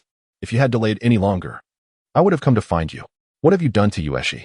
She returned from your residence looking utterly dejected, tears on her face, and without uttering a word. She retreated to her room, refusing to come out. "Speak. Have you mistreated her?" Having never witnessed his sister in such distress, he was clearly concerned, and as her brother, he felt compelled to ascertain the truth. Before Wang Quan could respond, Wang Fuqian interjected, "Mistreated her? It was nothing short of inhuman. Look at my hand. It was nearly ruined." He raised his left hand for Nan Dazhang to see. "What is this?" Nan Dazhang inquired, perplexed. "He is indeed being foolish. You need not pay him any mind. I am measured in my actions. It was merely a slight swelling, yet he insisted on wrapping it with herbs and bandaging it." "Why did Zimu act against Fuguei?" Nan Dazhang asked, perplexed. Wang Quan sighed, then proceeded to recount the previous events to Nan Dazhang. Initially, Wang Quan had no intention of divulging the matter, but as Nan Dazhang is Nan Yueshi's brother, he felt obliged to provide an explanation. Upon hearing the account, Nan Dazhang felt a sense of relief. He had anticipated a far more serious issue, only to discover it stemmed from trivial matters. "Women, one can understand," he mused. Then slyly inquired, "Zimu, I was right about you. You are indeed a seasoned player in the realm of romance. Does your 2 decades of expertise truly possess such efficacy? Perhaps you could impart some of it to me." Wang Quan was left speechless. "I warn you, do not spread rumors about me being a master of romance, especially in front of Yueshi. If you continue to slander me, I will ensure your wife becomes your younger sister-in-law. Do you believe that?" Nan Dazhang immediately gestured for silence, gazing at Wang Quan with eager anticipation. Wang Quan, with a hint of exasperation, replied, "When I find the time, I shall pass it on to you." Nan Dazhang nodded enthusiastically. Wang Fuguei observed Nan Dazhang's obsequious demeanor with disdain, thinking to himself that if his brother's tactics were truly effective, they would not be in such a desperate predicament now. "Well then, tell me where Yueshi's room is," Wang Quan casually remarked. "What do you intend to do?" Nan Dazhang questioned, suspicion etched on his face. "Of course, I aim to find a remedy. This is merely the first lesson I impart to you. Remember, when a girl is saddened or feels wronged because of you, you should be pleased, for it indicates she holds you in her heart. However, you must not allow her to remain in sorrow. You must learn to bring her joy and happiness. Observe closely and learn well." Nan Dazhang felt a stirring in his heart. Wang Quan was indeed a mentor, each of his words rich with philosophical depth. He promptly disclosed the location of Nan Yueshi's room to Wang Quan, genuinely curious to see how he would proceed. Meanwhile, Wang Fuguei maintained his air of disdain, never believing that Wang Quan could truly win over Nan Yueshi. If she had no feelings for him, then no amount of effort would bear fruit. It must be said, Wang Fuguei's understanding of Nan Yueshi was quite astute. Chapter 46. An inevitability. Wang Quan retrieved a bag from behind him, seemingly containing something intriguing. Wang Fuguei, curious, inquired, "I've always wondered what you were so mysteriously concealing within that bag." With a faint smile, Wang Quan extracted the contents, revealing an object resembling a large gourd, albeit flat and slender, with several strings stretched across its surface. "Is this a musical instrument? Why does it take such an unusual form?" Nan Dazhang pondered aloud. Wang Quan extended a finger in approval, replying, "You are correct. This is indeed a musical instrument. However, unlike ordinary ones, this has undergone a transformation through my enhancements, and I have named it the guitar." "A guitar? Can this contraption produce sound?" Wang Fuguei questioned skeptically. Ignoring him, Wang Quan cradled the guitar and proceeded towards Nan Yueshi's room. Nestled in the backyard, her chamber was a secluded haven, befitting a daughter who deserved her own space. As Wang Quan traversed the corridor, he arrived at the small courtyard, where he found the maid, Yu Bai, lost in thought. Upon noticing Wang Quan's presence, Yu Bai puffed up her cheeks in indignation, exclaiming, "Who permitted you to enter here? This is my young lady's residence, and outsiders are not allowed. Leave at once." Wang Quan chuckled, "Are you unaware of my identity? I have come to see your young lady. Do point me to her room." "Bah, you truly have a thick skin. You've made my young lady cry, yet you still have the audacity to seek her out. Begone, I say." "Oh, so you do recognize me? How bold of you to speak to me in such a manner," Wang Quan teased. "Humph, my young lady has expressly forbidden you from stepping foot in this courtyard, regardless of whether you are a young master or a noble heir. Anyone she does not wish to see is strictly prohibited from entering, Yubai retorted defiantly. Wang Quan, uninterested in further banter, declared, if you will not let me pass, I shall simply call your young lady out.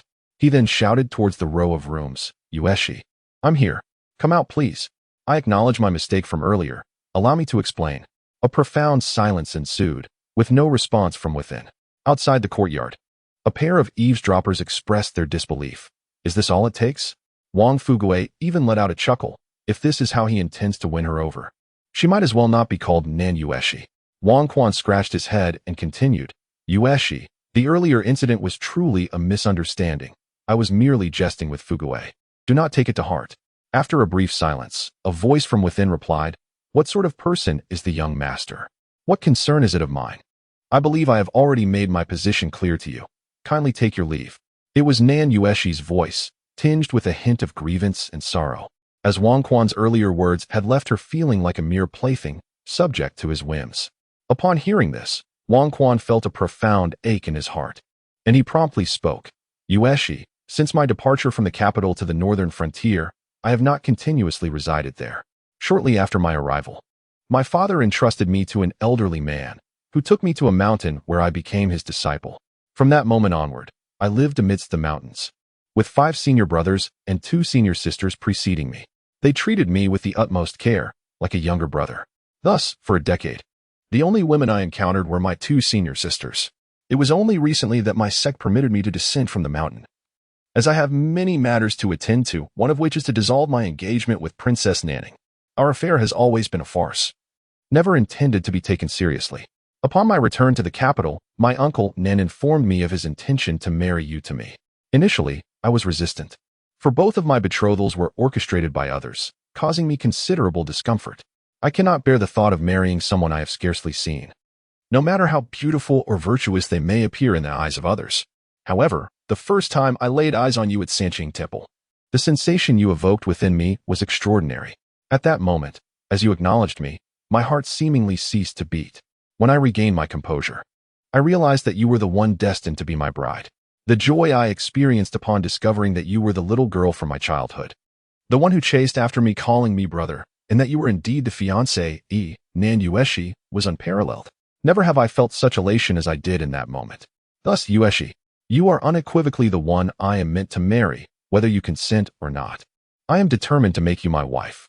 Inside the room, Nan Yueshi's cheeks flushed crimson, tears streaming down her face. In the capital, she had many suitors, yet none had ever dared to confess their affections in her presence. While there were countless poems written in her honor, she never paid them any heed. The candid declarations made by Wang Quan, so unreserved for this era, rendered her momentarily speechless, her hands covering her blushing face, torn between being touched and feeling bashful.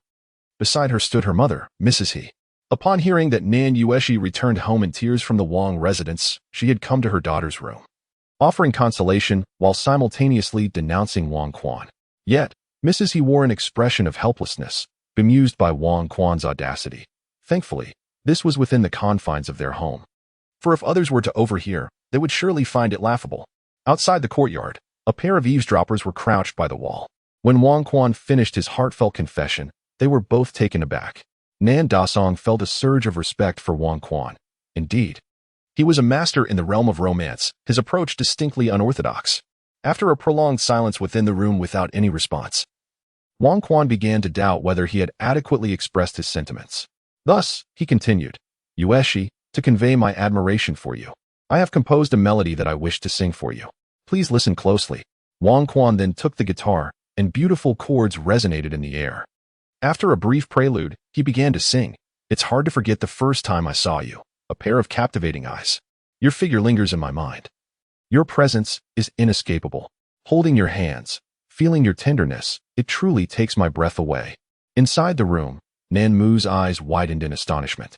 She genuinely did not expect Wang Quan to possess such talent.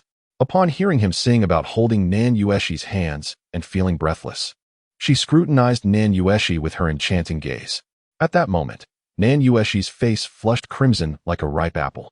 Upon meeting Nan Mu's gaze, she panicked and vehemently denied any implication, while Nan Mu's expression seemed to convey, I don't believe you for a second.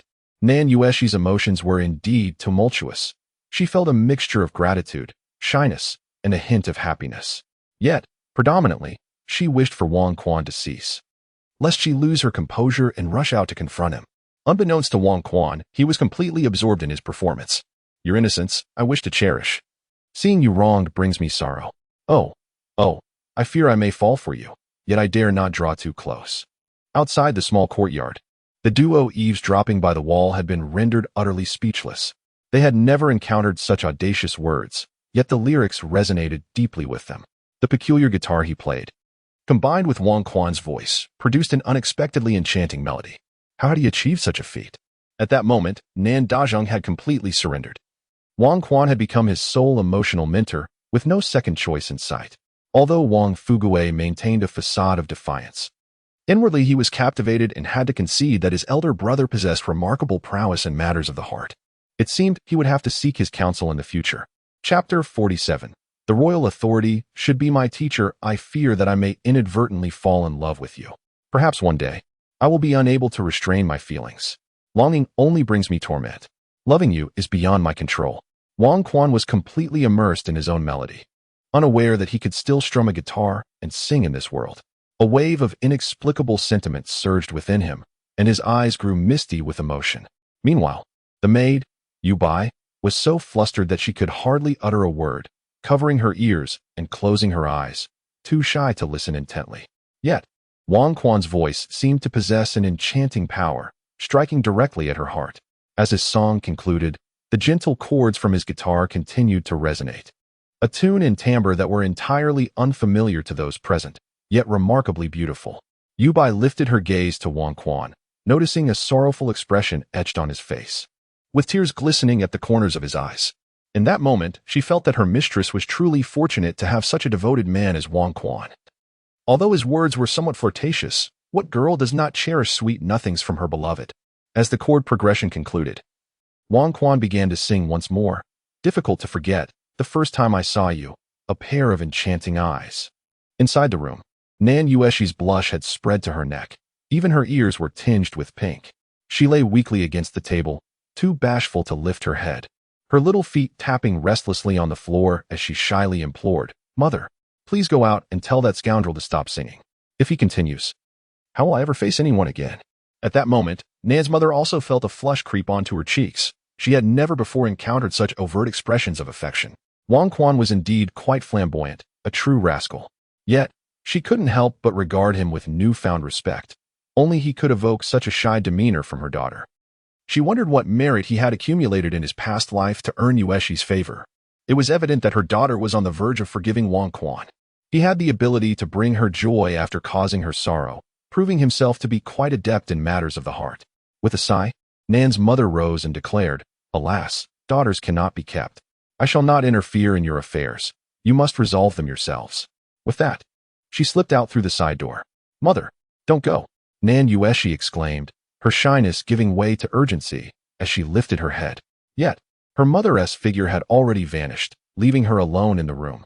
After exiting through the side door, Nan's mother stole a glance back at the courtyard, observing Wang Quan deeply engrossed in his serenade. A subtle smile graced her lips as she turned to leave.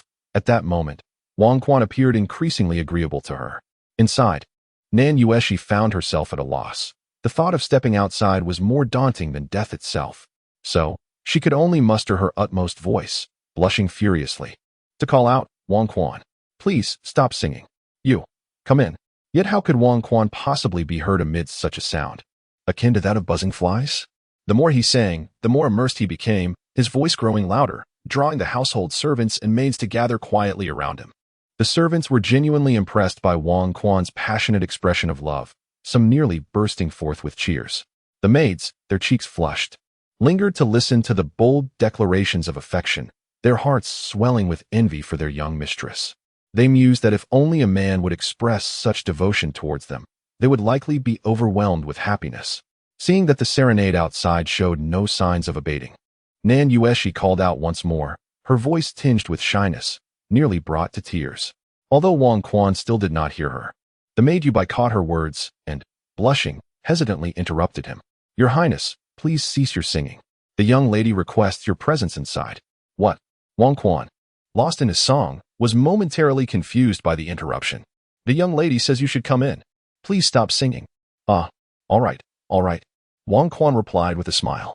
He then set aside his guitar, handing it to Yu Bai, and before entering the house, he cast a slight smile towards the duo lurking by the wall outside.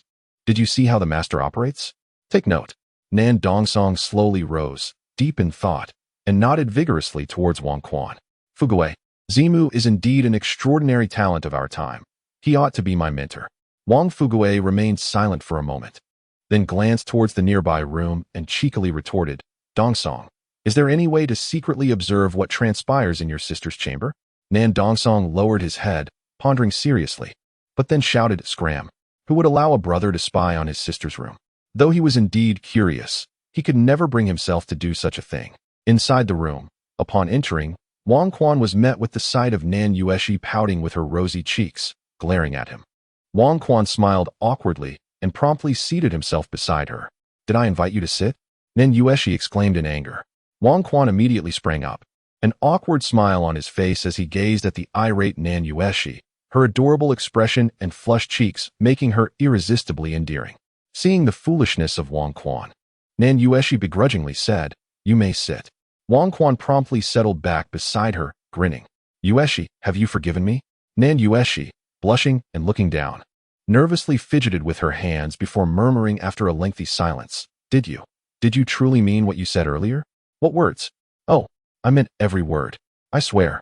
Wang Quan declared, raising his hand as if to swear an oath. Don't. No need for that. I believe you. Nan Yueshi hurriedly interjected. Was that song composed by you? She asked, her voice growing softer and her face increasingly crimson. Indeed, it was crafted especially for you. Wang Quan thought to himself, I apologize. Teacher Yu Qingqing. As Nan Yueshi lowered her head further, her breath grew somewhat rapid, yet she quietly inquired, Have you composed for many girls? Not at all. Aside from you, I have not crafted melodies for anyone else. This is my very first composition, Wang Quan replied, a hint of shyness in his voice. But did we not just meet today? When did you find the time to compose? Wang Quan contemplated her words and realized that indeed, he had only encountered Nan Yueshi in the early hours of the day, leaving no opportunity for composition. Nevertheless, he remained unperturbed. A gentle smile gracing his lips as he responded, The mere thought of your every smile and frown floods my mind with inspiration. It is as if the music arose spontaneously, effortlessly taking form. If you do not believe me, I can serenade you with a brand new piece right now. I assure you it will be no less enchanting than the previous one. Nan Yueshi hastily interjected, There is no need for that. Perhaps at a later date. You may play for me privately. She wished to avoid the embarrassment of such overt expressions being overheard. While Wang Quan may have been thick-skinned, she found herself unable to bear it. Chapter 48. Hand in hand, Nan Yueshi summoned her courage to look up at Wang Quan. Her cheeks flushed as she declared, I no longer wish to hear your melodies. If you truly possess such talent, compose a poem for me now. Otherwise, you are deceiving me. Nan Yueshi was not genuinely expecting Wang Quan to create a poem on the spot. Rather, she aimed to challenge him. Upon hearing her words, Wang Quan lowered his head in contemplation as the verses of Tang and song poetry flickered through his mind, only to be dismissed one after another. Eventually, he raised his gaze and replied, Yueshi, I must apologize. Poetry is not my forte. Just as Nan Yueshi was about to speak, Wang Quan continued, However, there are sentiments I wish to convey to you. He gazed earnestly at Nan Yueshi, taking her hands in his and reciting, In life and death, our fates are intertwined.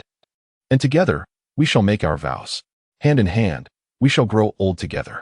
Nan Yueshi was momentarily struck dumb, tears cascading down her cheeks as her lips quivered, leaving her momentarily speechless. Observing her tears, Wang Quan gently wiped them away, declaring, I, Wang Quan, vow that in this life, I shall not betray you in the slightest. Should I falter, may both gods and mortals forsake me.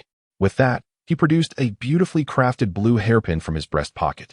The pin, devoid of gold or silver embellishments, nor adorned with jade, was made of an unknown material, yet its exquisite craftsmanship rendered it a masterpiece.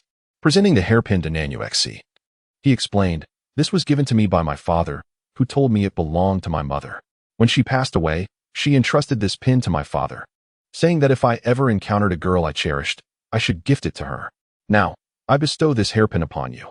hoping that my mother's spirit may witness that her son has found the one he wishes to protect for a lifetime. May I place it in your hair? Wiping her tears, Nanuexi blushed and nodded vigorously, a smile illuminating her face. Wang Quan chuckled at her response and carefully adorned her hair with the pin, which suited her exquisitely. Nanuexi touched her head and smiled sweetly, asking, "Does it look beautiful?" "Indeed, it is stunning. I trust your mother was equally enchanting in her time." Wang Quan replied with a grin. In that moment, Nanuexi felt an overwhelming sense of happiness. Although she had never met Wang Quan's mother, she had heard from her own mother that Wang Quan's mother was a remarkable beauty in her youth, wearing the hairpin that once belonged to her. Now placed there by Wang Quan himself, filled Nanuexi with pride and joy.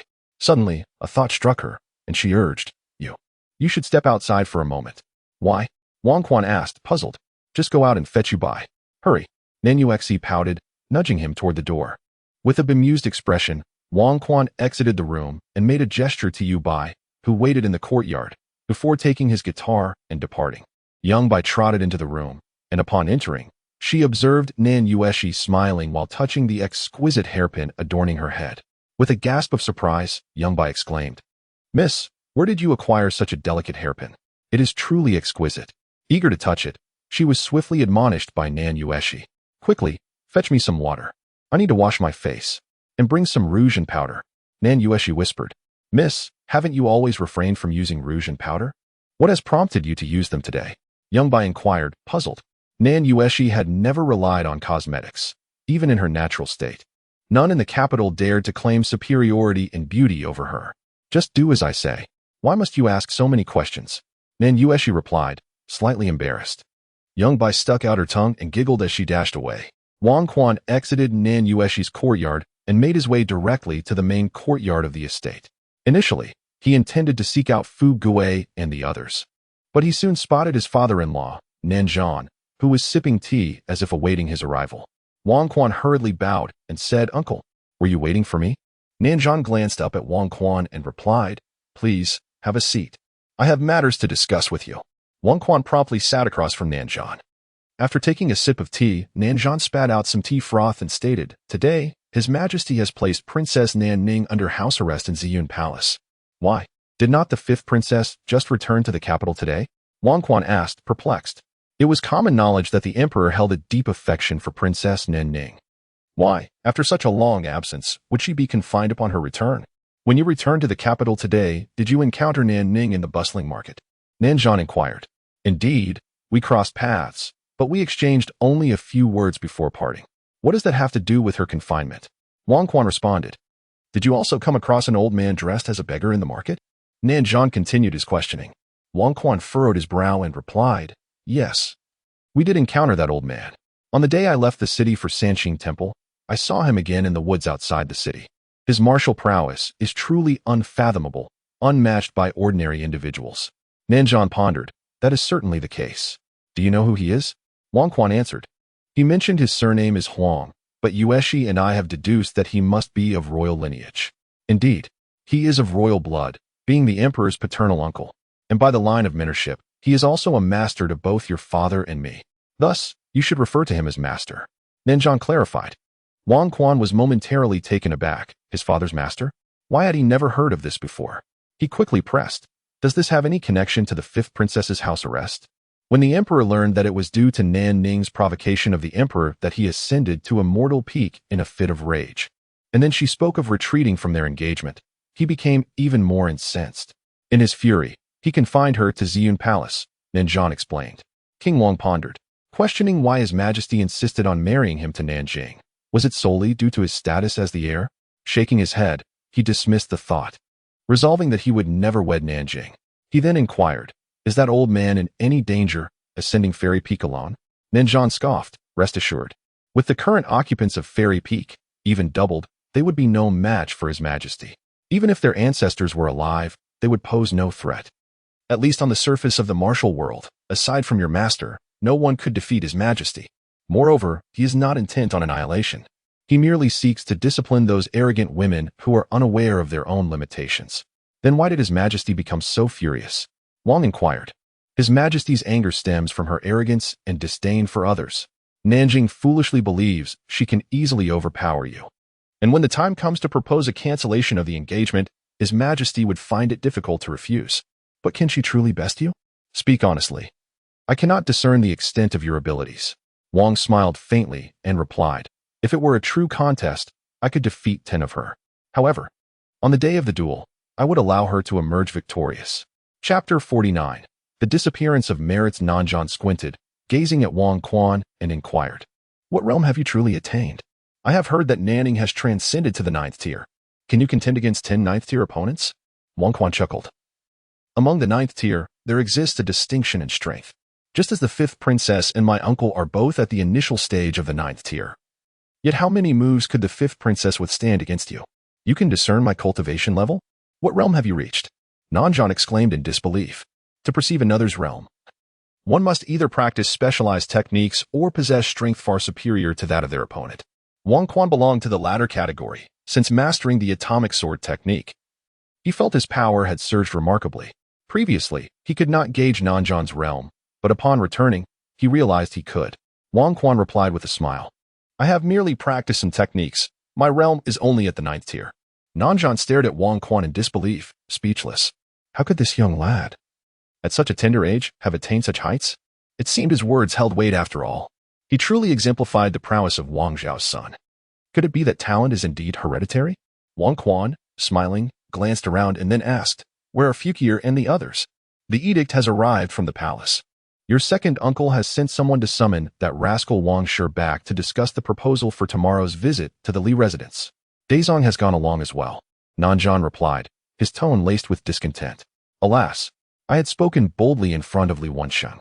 I originally thought that Daizong could restore my honor. But it appears that the offspring of your esteemed Wang family has outshone us, turning raw rice into cooked. So soon? Wang Quan had anticipated that it would take several days for the edict to be issued. Uncle, I shall not dine at your residence today. I must go and take a look. Wang Quan stood up to declare. You must see for yourself.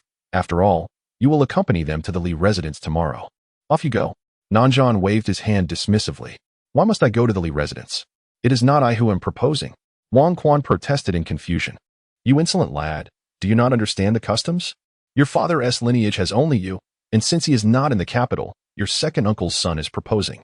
It is customary for your lineage to attend together. If you do not go, who will? Nanjan said sternly. Wang Quan suddenly comprehended. Indeed, this was a customary practice akin to that of his hometown. I warn you, the daughters of the Li family are all stunningly beautiful. Do not go and fall for someone. Otherwise, you will find yourself entangled with your cousin-in-law, and I shall not let you off easily. Your scandalous exploits have spread throughout the capital. I have heard all about them. They say you made my daughter cry today. Is that true? No, you cannot leave. I have yet to settle the score with you. As Nanjan spoke, he became agitated, rising to seize Wang Quan. Sensing the impending confrontation, Wang Quan swiftly dodged, seizing the opportunity to make his escape while exclaiming, Uncle, it was all a misunderstanding. I have already clarified everything with Yueshi. You impudent rascal. Come here so I can vent my frustrations on you. South Zhan exclaimed loudly, but Wang Quan had already vanished without a trace. Observing this, South Zhan cursed under his breath and took a seat once more, when suddenly another voice emerged from nearby. From afar, a voice called out, You wish to strike someone? Who do you intend to hit? It was Madame Nan, accompanied by a gaggle of maidservants. It's that insufferable Wang Quan. As soon as I returned home, I heard that rascal made our daughter weep. I am merely preparing to give him a taste of his own medicine, South Zhan replied sheepishly. Why should you? An old fool, meddle in matters between young couples? If you care so much, why don't you tend to your own son? He is well past the age of finding a wife, and yet you seem indifferent to his plight. Where are they? Madame Nan said, her face contorted with anger. South Zhan was momentarily perplexed. When did Wang Quan and their daughter become a couple? He was unaware of this development. Besides, was Madame Nan the one who disliked Wang Quan the most? Why was she acting so strangely today? They all departed. An edict from the palace has arrived. Wang Jingzhou is to escort Wang Shi to the Li residence for a marriage proposal tomorrow. They have gone to the Wang family's ancestral home, Madame Nan stated furiously. Why should he concern himself with someone else's marriage? I'll break his legs when he returns. She exclaimed. Look at them. Those boys often squander their time together. Yet Wang Shi has not learned a single virtue from his companion. Why doesn't he take a page from Wang Quan's book and seek a good woman? If he were to consummate the relationship first, would the bride still flee? The girl he fancies nearly fell into Wang Shi's clutches. If I were him, I'd wish to find 2 blocks of tofu to end it all. After Wang Shi spoke honestly to him, you should have seen his pathetic reaction, singing and dancing as if it would change anything. If he had any sense, he would emulate Wang Quan and boldly approach the girl. Even if he were to be cast out as a rogue, I'd still consider him a man of honor. Madame Nan's ire only grew. Look at the 2 young men from the Wang family. One is shameless and eloquent, while the other is brazen and decisive. And then there's your son, who spends his days chasing after criminals. How is capturing wrongdoers going to help him win a wife? South Jean wore a pained expression, lamenting how every issue seemed to be thrust upon him. If his son was inept, he ought to scold him directly. Why direct that frustration at him? At that moment, another voice approached. It was Nan Yueshi. Father, mother, have you seen Brother Wang Quan? South Jean and his wife turned to Nan Yueshi, their eyes wide with astonishment. Dressed in a new pale purple gown, she resembled a celestial being descending to earth, exuding an ethereal charm. Her hair had been meticulously styled, and most notably, Nan Yueshi had adorned herself with makeup. South Jean and his wife had never witnessed Nan Yueshi donning makeup before. Even without it, she was stunning, but now, she embodied the essence of unparalleled beauty. My dear daughter, what has happened to you? South Jean inquired with concern. Upon noticing the peculiar gazes of her parents, Nan Yueshi touched her face and inquired, what is the matter? Is my makeup not satisfactory? Not at all. Yueshi, you are absolutely stunning. Ignore your father's nonsense. Nan mother remarked with a glance at Nan Jean, followed by a warm smile directed at her daughter. Have you seen Brother Wang Quan? Nan Yueshi asked, her head lowered, a hint of shyness evident in her demeanor. The heart of Nan Jean felt as though it had been pricked by needles. It dawned on him that the source of his daughter's affections was this young man. When had he captured her heart? She had even gone to the trouble of adorning herself for him, a privilege her own father had never received. He has left for his family's old residence. Nan Jean replied, a tone of displeasure in his voice. Upon hearing this, the previously bashful Nan Yueshi's face fell, disappointment washing over her as she realized her brother had already departed. Observing her daughter's dismay, Nan mother promptly turned to Nan Jean, exclaiming, what do you mean he has left? Aren't you going to chase after him? Hurry up. With that, she gave Nan Jean a gentle kick. No need, father. Since he has left, I shall return to my room, Nan Yueshi said, turning away with a heavy heart. Watching his dejected daughter leave, Nan Jean felt a pang of sorrow.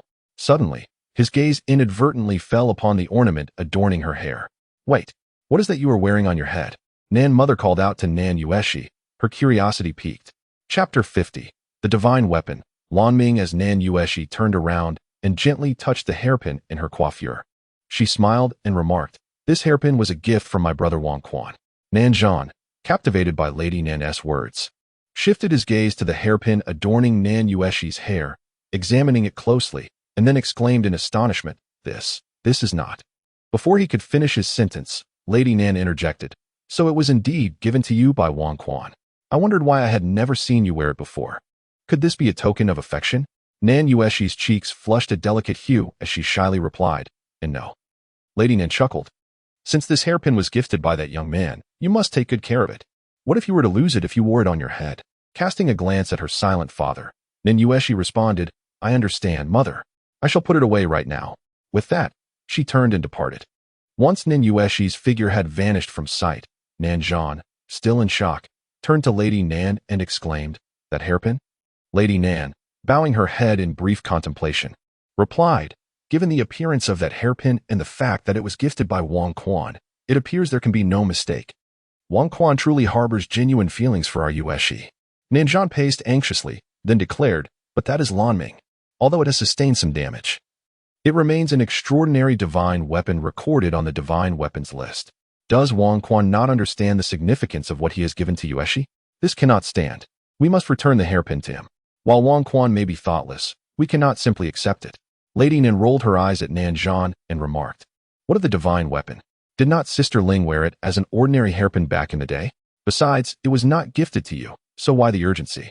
I do not understand martial arts and am unfamiliar with divine weapons. But since we have decided to marry Yueshi to Wang Quan, what does a piece of jewelry from the Wang family matter? Nan Jean, now frantic, retorted, but Lan Ming is not merely jewelry. Though Wang Quan's mother treated it as a hairpin and wore it daily, it is, in essence, a sword, a divine sword. Divine weapons possess their own sentience. Until they recognize their master, they may act out at any moment. What if it were to harm Yueshi? Nanzhan's concerns were not unfounded. Each divine weapon has its own temperament. If it falls into the hands of someone it does not acknowledge, it will not only fail to unleash its true power, but may also retaliate against its wielder if provoked. In response, Lady Nin smiled gently and said, "Although I am unversed in martial arts and cannot identify divine weapons, I am familiar with Lanming. Not long after Sister Ling gave birth to Wang Quan, I visited her, and she once took down Lanming, telling me that when Wang Quan grew up and found a beloved, he should gift Lanming to her. At that time, Sister Ling had already sealed Lanming's consciousness, rendering it merely an ordinary hairpin now. There is no need for alarm. However, as a precaution, I shall advise Yueshi against wearing it daily. Should an astute observer catch sight of it, it might incite unwelcome desires." Upon hearing this, Nanzhan nodded as if unburdened, thinking that if this were the case, it would indeed be for the best. Nevertheless, he remarked, "As for the matter concerning Lanming, I fear that Wang Quan may not be aware. I must speak the truth to him." "Suit yourself," responded Madame Nan. "Dinner is already prepared. If you wish to speak, then do so. I shall attend to my meal." With that, Madame Nan turned and made her way to the dining hall. Nanzhan promptly caught up with his wife, chuckling awkwardly. "There's no rush. It is far more important to dine first." In the old residence of the Wang family, when Wang Quan arrived, they were in the midst of dinner. After finishing their meal together, they gathered in the hall to discuss the matters pertaining to the proposal to the Li family the following day. Nan Dasong, with a rather brazen demeanor, had followed along with the intent of accompanying Fu Gui to propose to the Li family, but was promptly rebuffed by Uncle Wang Quan. The relationship between the Nan and Wang families was not one of blood ties. Thus, the Wang family was puzzled as to why a member of the Nan family would wish to accompany them. Both Wang Quan and Fu Gui were well aware of Nan Dasong's intentions, but could not openly address them. They merely stated that Fu Gui held deep brotherly affection for Nan Dasong, and as an elder brother, he wished to assist in his younger brother's matrimonial affairs. Consequently, Uncle Wang Quan arranged for Nan Dasong to assume a position among the household servants, specifically tasked with registering the betrothal gifts, thereby allowing him to accompany them to the Li residence. Naturally, Nan Dasong was quite pleased with this arrangement. He would gladly carry boxes if it meant he could lay eyes on Li Ruoshi. The Wang family had summoned numerous clan elders and deliberated for nearly 2 hours. Once they had reached a consensus, they set about procuring a multitude of betrothal gifts that very night. As the principal lineage of the Wang family, they were obliged by tradition to provide a substantial dowry for their cousin, yet Wang Quan was somewhat oblivious to these customs. Fortunately, Steward Feng had taken care of matters in advance, having prepared for the aftermath of Fu Gui's earlier escapades. After the imperial decree was issued, Uncle Wang Quan had even dispatched someone to inform the relevant parties. By this time, various items from the Wang residence were being delivered in an orderly fashion. Box after box of gifts was brought into the old residence, filling the expansive courtyard to near capacity. Wang Quan felt a deep sense of reflection, realizing that the first among the brothers to marry would be his cousin, who had little interest in women. Indeed, the whims of fate can be quite capricious. The night passed in silence. Early the next morning, a grand procession from the Wang family set forth to propose marriage. By this time, the streets were populated with citizens who, upon witnessing the marriage procession, might have mistaken it for a wedding celebration. Riding at the forefront was Wang Fu Gui, followed closely by Wang Quan and Nan Dasong, as the townsfolk instinctively parted to make way for the Wang family entourage. Amidst the bystanders, murmurs arose. "Look, the one leading is Wang Shi, the very same who not long ago disgraced the daughter of the chancellor. It appears they are heading toward the Li residence. Could it be an attempt at reconciliation? Are you blind? Can you not see the gifts being carried behind them? It is clearly a marriage proposal." Another interjected. Alas, who would have thought that Wang Shi, having committed such a despicable act, would still brazenly proceed to propose marriage? Truly, the heavens are unjust. Someone remarked with a hint of disdain. I find it hard to believe that Wang Shi is the kind of individual capable of such deeds. During the last imperial examination, he was among the top scholars, achieving second place.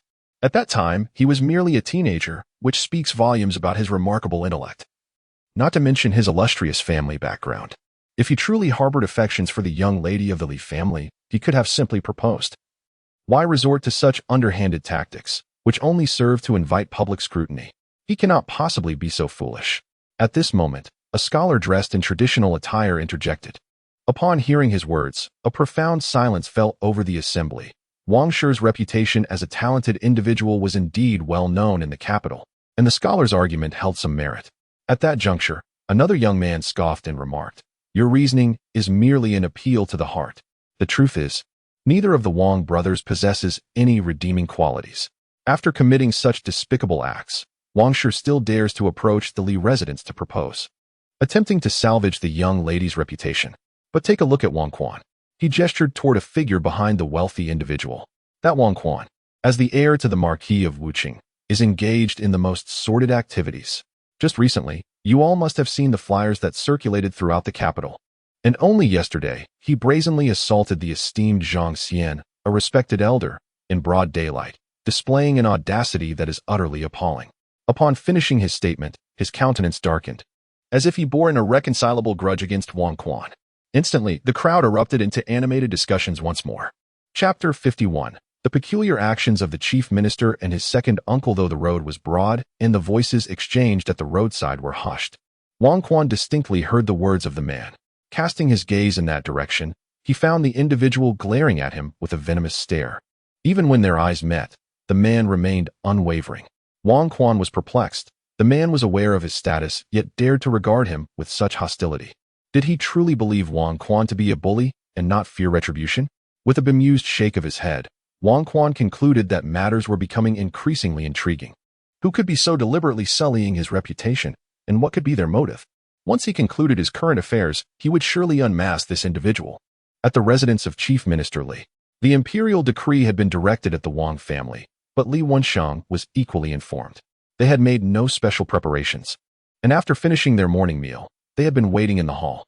In contrast, Li Ruoxi had arisen early to adorn herself, eagerly anticipating Wang Fugui's visit, only to be informed that she could not meet anyone and was now sulking in her chamber. Her twin sister, Li Ruoxi, remained by her side, both to prevent her from wandering and to provide companionship and conversation. Clang, clang, clang. The sound of large cymbals outside the Li residence heralded the arrival of suitors from the Wang family. The steward of the Li household promptly opened the main door, and Li Wensheng stepped out into the courtyard to await their guest. Wang Quan's second uncle, Wang Jingzhou, was an old classmate of Li Wensheng from the Sanqing Academy. They had both participated in the imperial examinations, with Wang Jingzhou emerging as the top scholar and Li Wensheng as the second. Their relationship was one of long-standing camaraderie. Had it not been for his birth within the Wang household, Wang Jingzhou's career might have flourished even more. The position of chief minister might not have been Li Wensheng's to claim. The emperor had several times wished for Wang Jingzhou to assume a significant office, but he had consistently declined, currently holding only a nominal position in the Ministry of Works. Nevertheless, even in this role, should any crucial matters arise in court, the emperor would send for Wang Jingzhou to confer, and no official would dare question his capabilities. As Wang Jingzhou dismounted from his carriage and strolled leisurely into the Li residence, his first visit, Li Wensheng hurriedly came forth to greet him. "Brother Wang," he exclaimed, "you once vowed never to set foot in my abode. Who would have thought today would see you break that promise?" Wang Jingzhou's expression was inscrutable, and with a nonchalant demeanor, he replied, "What place is unworthy of my presence? I traverse even the imperial palace with ease, let alone your modest Li residence." Li Wensheng ushered him into the hall, chuckling as he walked alongside him. "Indeed, there exists no place that you, Brother Wang, cannot visit, only those you choose not to." Wang Jingzhou offered an enigmatic smile and remarked, "Your demeanor suggests that my visit brings you great joy today." The smile on Li Wensheng's face vanished in an instant, replaced by a fierce glare directed at Wang Fugui, who stood behind Wang Jingzhou. In a fit of rage, he exclaimed, "Happy? Do you have any idea how much I despise your son upon learning of this? If he were not your child, he would already be in the belly of my black hound. Do you believe that?" "Ha ha ha, of course I believe it. But who instructed him to be my son? You and I may still become in-laws in this lifetime. You should be grateful to my son." Li Wensheng, incensed, waved his sleeve and turned to stride into the hall. Disregarding them entirely, Nanda Song, observing the scene, turned to Wang Quan in shock and whispered, "Zimu, is your second uncle always this fierce? He is the prime minister, second only to the emperor. Fugui has wronged his daughter, and yet he expects thanks?" Wang Quan, equally astonished, noted that although the Wang family feared no one, They had indeed committed a transgression first. Considering Li Wenxing's position, it was only natural to endure some displeasure upon meeting. However, Li had greeted them with a smile earlier. Showing no sign of hostility, it was his second uncle who had instigated the conflict, which puzzled Wang Quan. I previously mentioned that with your intellect, it is challenging to elucidate matters. Wang Quan glanced at Nanda Song and murmured, "Why not look around a bit more and see if your girl is here?" "Oh," Nanda Song replied, promptly scanning the surroundings, albeit with a somewhat furtive demeanor. Wang Jingzhou led the group into the grand hall of the Li residence, which was spacious and filled with chairs on either side. However, the left side was already occupied by members of the Li family, including Li Wenxing's wife, children, and elders. Li Wenxiang, still incensed, sat in the main seat, showing no intention of welcoming Wang Jingzhou and his party. Wang Jingzhou, observing this, smiled and, undeterred, found a spot to sit. He retrieved a letter from his bosom and handed it to a servant to present to Li Wenxing. "This is the marriage proposal written for this visit, penned by the elders of the Wang clan. 2 copies, one for each family, complete with the seal of my Wang family. The bridal dowry is being transported as we speak. My family is sincere, and my son Wan Shi has long admired your daughter, Li Ruosi. We hope your esteemed household will grant us this union." Li Wenxing took the marriage contract and began to read it, his expression darkening as he retorted, "Enough with the grandiloquent words. Prior to this, that boy had never even laid eyes on my Ruosi. What kind of long-standing admiration is this? Have you, Wang Jingzhou, also learned to speak in officialese?" Wang Jingzhou replied with a smile, "One speaks appropriately to the company one keeps." At this remark, the members of the Li family could no longer remain seated, and someone inquired, "What do you mean, Mr. Wang? Are you here to propose or to cause trouble at our Li residence?" The speaker is Li Zongxing, the second son of Li Wenxing. Hearing Wang Jingzhou address his father in such a manner, he momentarily erupted in anger. Upon utterance of these words, Wang Quan's expression shifted dramatically. Just as he was about to act, he was met with Li Wenxing's furious rebuke. "You insolent wretch, do you believe you have any right to speak here? Kneel before your uncle Wang and beg for forgiveness."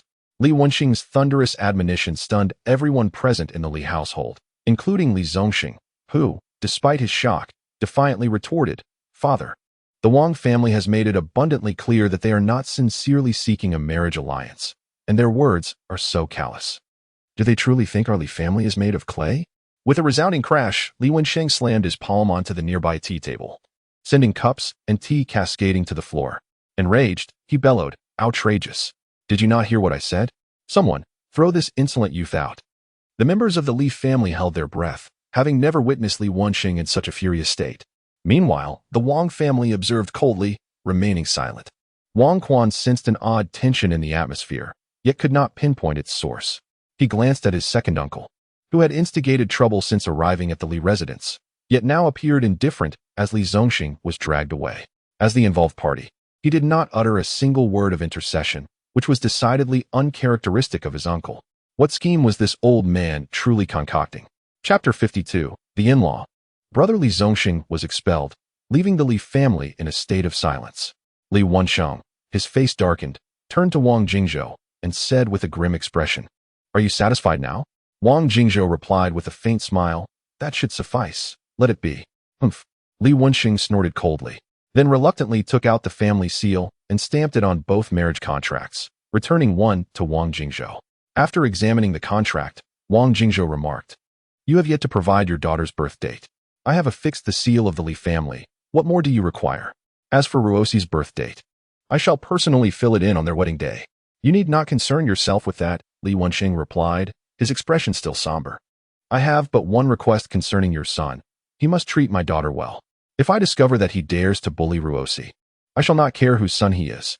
Wang Jingzhou nodded solemnly, stating, "Once Ruosi enters the Wang family, I will treat her as my own daughter. My elder brother and I each have but one wife. I cannot guarantee how many wives my nephew Wang Quan may have in the future, but Wang Shi will have only Ruosi as his wife. I can assure you of that." Li Wenxin's expression softened slightly. Although he harbored discontent towards Wang Fugue, he respected the two brothers, Wang Xiao and Wang Jingzhou. They had each married but one wife, both of whom had passed away early, and neither had remarried. Furthermore, aside from this troubling matter, he had not heard of Wang Fugue engaging in any behavior that would tarnish their family name. On the contrary, Wang Fugui had been quite renowned in the capital, having achieved the degree of Jinshi at a young age. After their marriage, he could petition the emperor for an official position, ensuring his daughter would live well in the Wang household. With all matters settled, their wedding date was set for the 15th of next month, as noted in the marriage contract. I shall not keep you for dinner. If there is nothing else, you may take your leave, Li Wensheng declared, signaling the end of the meeting. Before anyone else could speak, Nan Dasong grew anxious. After entering the residence, he had not seen the slightest trace of Li Ruoshi and had hoped to explore the Li estate further, perhaps to encounter her. To his dismay, Li Wensheng had just issued a dismissal. Nan Dasong looked at Wang Quan with urgency, silently conveying his feelings. Wang Quan, understanding his companion's turmoil, nodded reassuringly, "Do not worry. I understand your plight. If we miss this opportunity, there will be others." Encouraged by Wang Quan's gesture, Nan Dasong engaged in an internal struggle before his gaze shifted from confusion to determination. He nodded firmly at Wang Quan. Wang Quan, perplexed by Nan Dasong's unusual behavior, soon realized his intent as he watched Nan Dasong stride into the center of the hall. In that moment, Wang Quan understood the gravity of the situation. Oh no, this is it. Wang Quan covered his face, not wishing to witness the unfolding events. In the grand hall, the assembly beheld a robust young man stride to the center, momentarily taken aback by his presence. However, he soon bowed to Li Wensheng and declared, "My esteemed uncle, I humbly seek your favor. I have long harbored admiration for Miss Ruoshi of the Li residence and wish to request her hand in marriage." Upon uttering these words, Nan Dasong knelt before Li Wensheng once more. At this declaration, a profound silence enveloped the crowd, all eyes fixated on Nan Dasong, their expressions a mixture of astonishment. Li Wensheng's countenance darkened. Ever since his conversation with Nan Zhan, he had discreetly sought information regarding Nan Dasong, even acquiring his portrait. Thus, he recognized the young man the moment he entered. Initially perplexed by the presence of someone from the Wang residence proposing a marriage, he had refrained from comment, unaware that this audacious lad had been awaiting the opportunity. Wang Jingzhou, equally bewildered, glanced at Wang Quan, who shrugged his shoulders in feigned ignorance, indicating that he bore no responsibility for the situation. Impudence. Wang Jingzhou, is this the individual you have brought? Does he presume that my Li family is a mere plaything for anyone to trample upon? Li Wensheng, pretending not to acknowledge Nan Dasong's identity, furiously addressed Wang Jingzhou. Feeling the weight of guilt, Wang Jingzhou rose and clasped his hands, pleading, "My brother Li, please temper your wrath. This young man is no ordinary fool. He is Nan Zhan's son, Nan Dasong, of the Duke of Anghua's household. Yesterday, upon hearing that my son Wang Shi was to become engaged, he, as an elder brother, sought to lend his support and accompanied me to the Li residence. Who could have anticipated that he too has long admired your esteemed daughter? Such serendipity. Since Dasong and my son share a brotherly bond, how delightful it would be for them to become brothers-in-law. What a farce. I raise daughters not for the likes of you scoundrels. You wish to take one daughter and now covet another? This is an affront beyond measure. Leave, all of you. Depart." With that, Li Wensheng erupted in fury, rising to his feet, and bellowed at Nan Dasong, "Return to your father and inform him that I shall never consent." Absolutely not. After his voice turned hoarse, the outburst nearly precipitated a stroke, and he stormed out. Since assuming the role of prime minister, Li Wensheng had devoted himself to self-cultivation, rarely uttering profanities, but today, he was driven to the brink of madness. Nan Dasong, eager to say more, was forcibly restrained and dragged away by Wang Quan, who cautioned, "Brother, do you not perceive the gravity of the situation? Speak further, and you risk the wrath of the prime minister." In the grand estate, matters sometimes remained shrouded in secrecy, yet at other times, they spread like gossip in a marketplace, growing more exaggerated with each retelling. Thus, the events at the Li residence were swiftly disseminated. Wang Quan had barely returned to the Wang residence when the news became common knowledge. In his study, Li Wensheng raged, chastising his eldest son, Li Jiahe. "I instructed you to ensure that the details of today's incident were relayed. Yet who in the world allowed the scandal surrounding that Nan family scion to escape? Have you a mind of a pig? Uncertain of what should be spoken and what ought to remain unspoken. Do you also wish to cast your other sister into the abyss?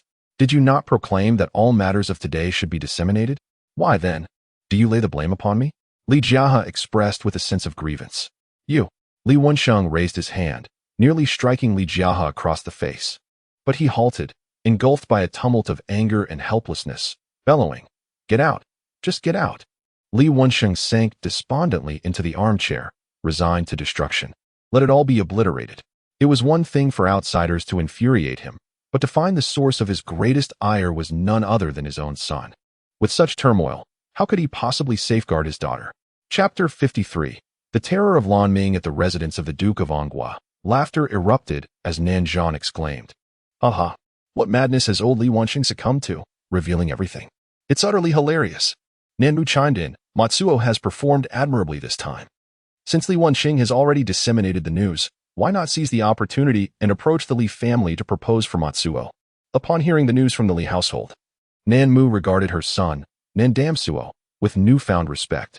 She was pleasantly surprised to discover this bold side of her son, which brought her immense joy for an entire day.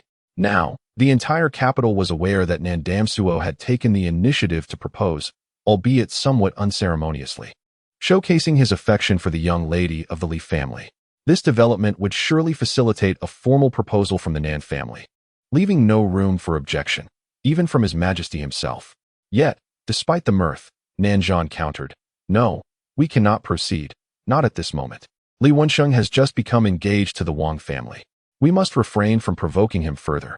It is prudent to wait until Wang Shi's wedding has concluded before making any plans." Nanmu nodded in agreement, her excitement bubbling over. "You are right. I shall personally prepare a feast today. Let us invite Wang Quan and celebrate in style." Nanzhan's expression soured. "Why invite that lad? Aren't you the one who dislikes him the most?" He was still troubled by the thought of his daughter, Nan Yueshi, and the extravagant efforts Wang Quan had made to win her favor. The thought of his cherished daughter being lured away by another man pained him deeply, and he regretted ever having that drink. Nanmu playfully poked Nanzhan's forehead. "Are you a fool? You know your son well enough. Do you really think he could muster the courage to act on his own? Surely, Wang Quan must have guided him in this endeavor. We should be grateful. Besides, wasn't he just a lack of understanding about Wang Quan in the past? It seems he is far more capable than you realize." Recalling Wang Quan's actions in Nan Yueshi's courtyard, she noted the striking similarities to Nandamsuo's current behavior. She was convinced that Wang Quan had influenced Nandamsuo's actions, and the young man was beginning to grow on her.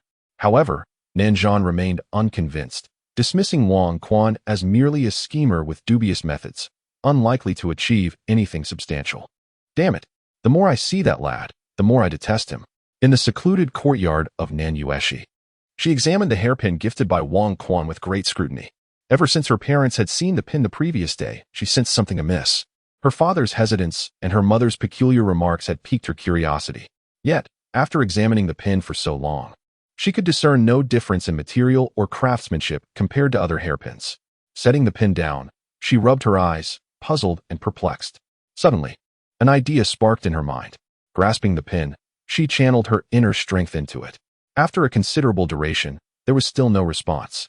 Disheartened, Nan Yueshi placed the pin down with a gentle sigh, contemplating whether she should simply ask her mother directly. As Nan Yueshi gazed out the window, she noticed that the daylight was gradually fading, with the sun nearly driven out of the courtyard. Suddenly, a flicker of blue light caught her eye from the table, prompting her to turn her head and discover it emanating from a hairpin. Just as she was engulfed in confusion, the blue light deepened and brightened, exuding an intense sense of oppression as waves of sword intent surged forth, assailing her. Hastily, Nan Yueshi channeled her energy to resist as the sword intent clashed against her, creating an invisible barrier that seemed to separate the entire courtyard. The azure radiance filled the space, and Wang Quan, who had just arrived at the Nan residence, sensed something amiss. Upon focusing his gaze, he discerned the source of the anomaly was directed towards Nan Yueshi's courtyard and rushed over. Upon Wang Quan's arrival outside Nan Yueshi's small courtyard, a throng had gathered, with Nanzhan attempting repeatedly to breach the enclosure but failing each time. As if a mysterious force barred entry. Observing the soaring blue light within, Wang Quan felt an inexplicable familiarity. He inquired, "What is happening? Is Yueshi still inside?" Nanzhan, seeing Wang Quan, quickly expressed his frustration. "Isn't it because of you? Why did you gift Yueshi that particular hairpin instead of something else? What is this Lan Ming you speak of?" Wang Quan responded, perplexed. At that moment, Madame Nan tugged at Nanzhan and urgently interjected. "It is the hairpin you gave to Yueshi yesterday. The scene before us is identical to what transpired years ago." Wang Quan remained bewildered and asked, "What is wrong with that hairpin? How does this relate to the past?" Nan Zhan, exasperated, exclaimed, "Listen carefully. The hairpin you gifted to Yueshi is not an ordinary hairpin. It is a weapon once wielded by your mother, a divine artifact. Do you understand?" He continued, "When your mother used it, the situation mirrored what we are witnessing now. Initially, I intended to return the flying sword upon seeing it, but your aunt assured me that the divine consciousness was sealed by your mother, posing no danger. Yet, what has transpired now?" Madame Nan, nearly in tears, added, "Your mother explicitly told me that she sealed Lan Ming's consciousness. Otherwise, how could I have trusted Yueshi to accept it? Why has it transformed into this?" After hearing their words, Wang Quan was rendered speechless by shock, realizing that the hairpin was indeed a divine artifact. Why had his father not mentioned this when he presented it? Observing the scene before him, filled with the blue light and swirling sword energies, he suddenly recognized the striking resemblance to his own atomic sword technique. An idea sparked within him, and he reassured them, "Do not panic. There is a chance that Yueshi may be unharmed. Allow me to attempt to enter the courtyard. You all keep your distance." Madame Nan grasped Wang Quan's hand, tears in her eyes, imploring, "Zimu, you must rescue Yueshi. I beseech you." Wang Quan nodded vigorously. Once the crowd had dispersed, he first pressed against the ethereal blue barrier, only to find it utterly ineffective. With his head bowed and brows furrowed in contemplation, he placed both palms upon the barrier. Channeling the fundamental essence of the atomic sword technique, he concentrated his internal energy into his hands and pushed with all his might. Suddenly, a breach appeared in the barrier before him. A surge of joy filled Wang Quan's heart. Indeed, as he had surmised, this barrier was constructed from the very essence of the atomic sword technique, reminiscent of the peach blossom grove he had encountered upon descending the mountain, albeit significantly weaker. Without hesitation, he slipped through the opening and successfully entered the small courtyard. Within, the air was thick with swirling sword energy, which occasionally surged toward him. Swiftly, Wang Quan activated the fundamental essence once more, and as anticipated, the sword energy ceased its assault. Chapter 54. The determination of Nan Yueshi. Wang Quan gazed upon the myriad of sword energies permeating the courtyard, a chill coursing through his heart. It seemed that Nan Yueshi was in grave peril. With no time to ponder further, he dashed into her room.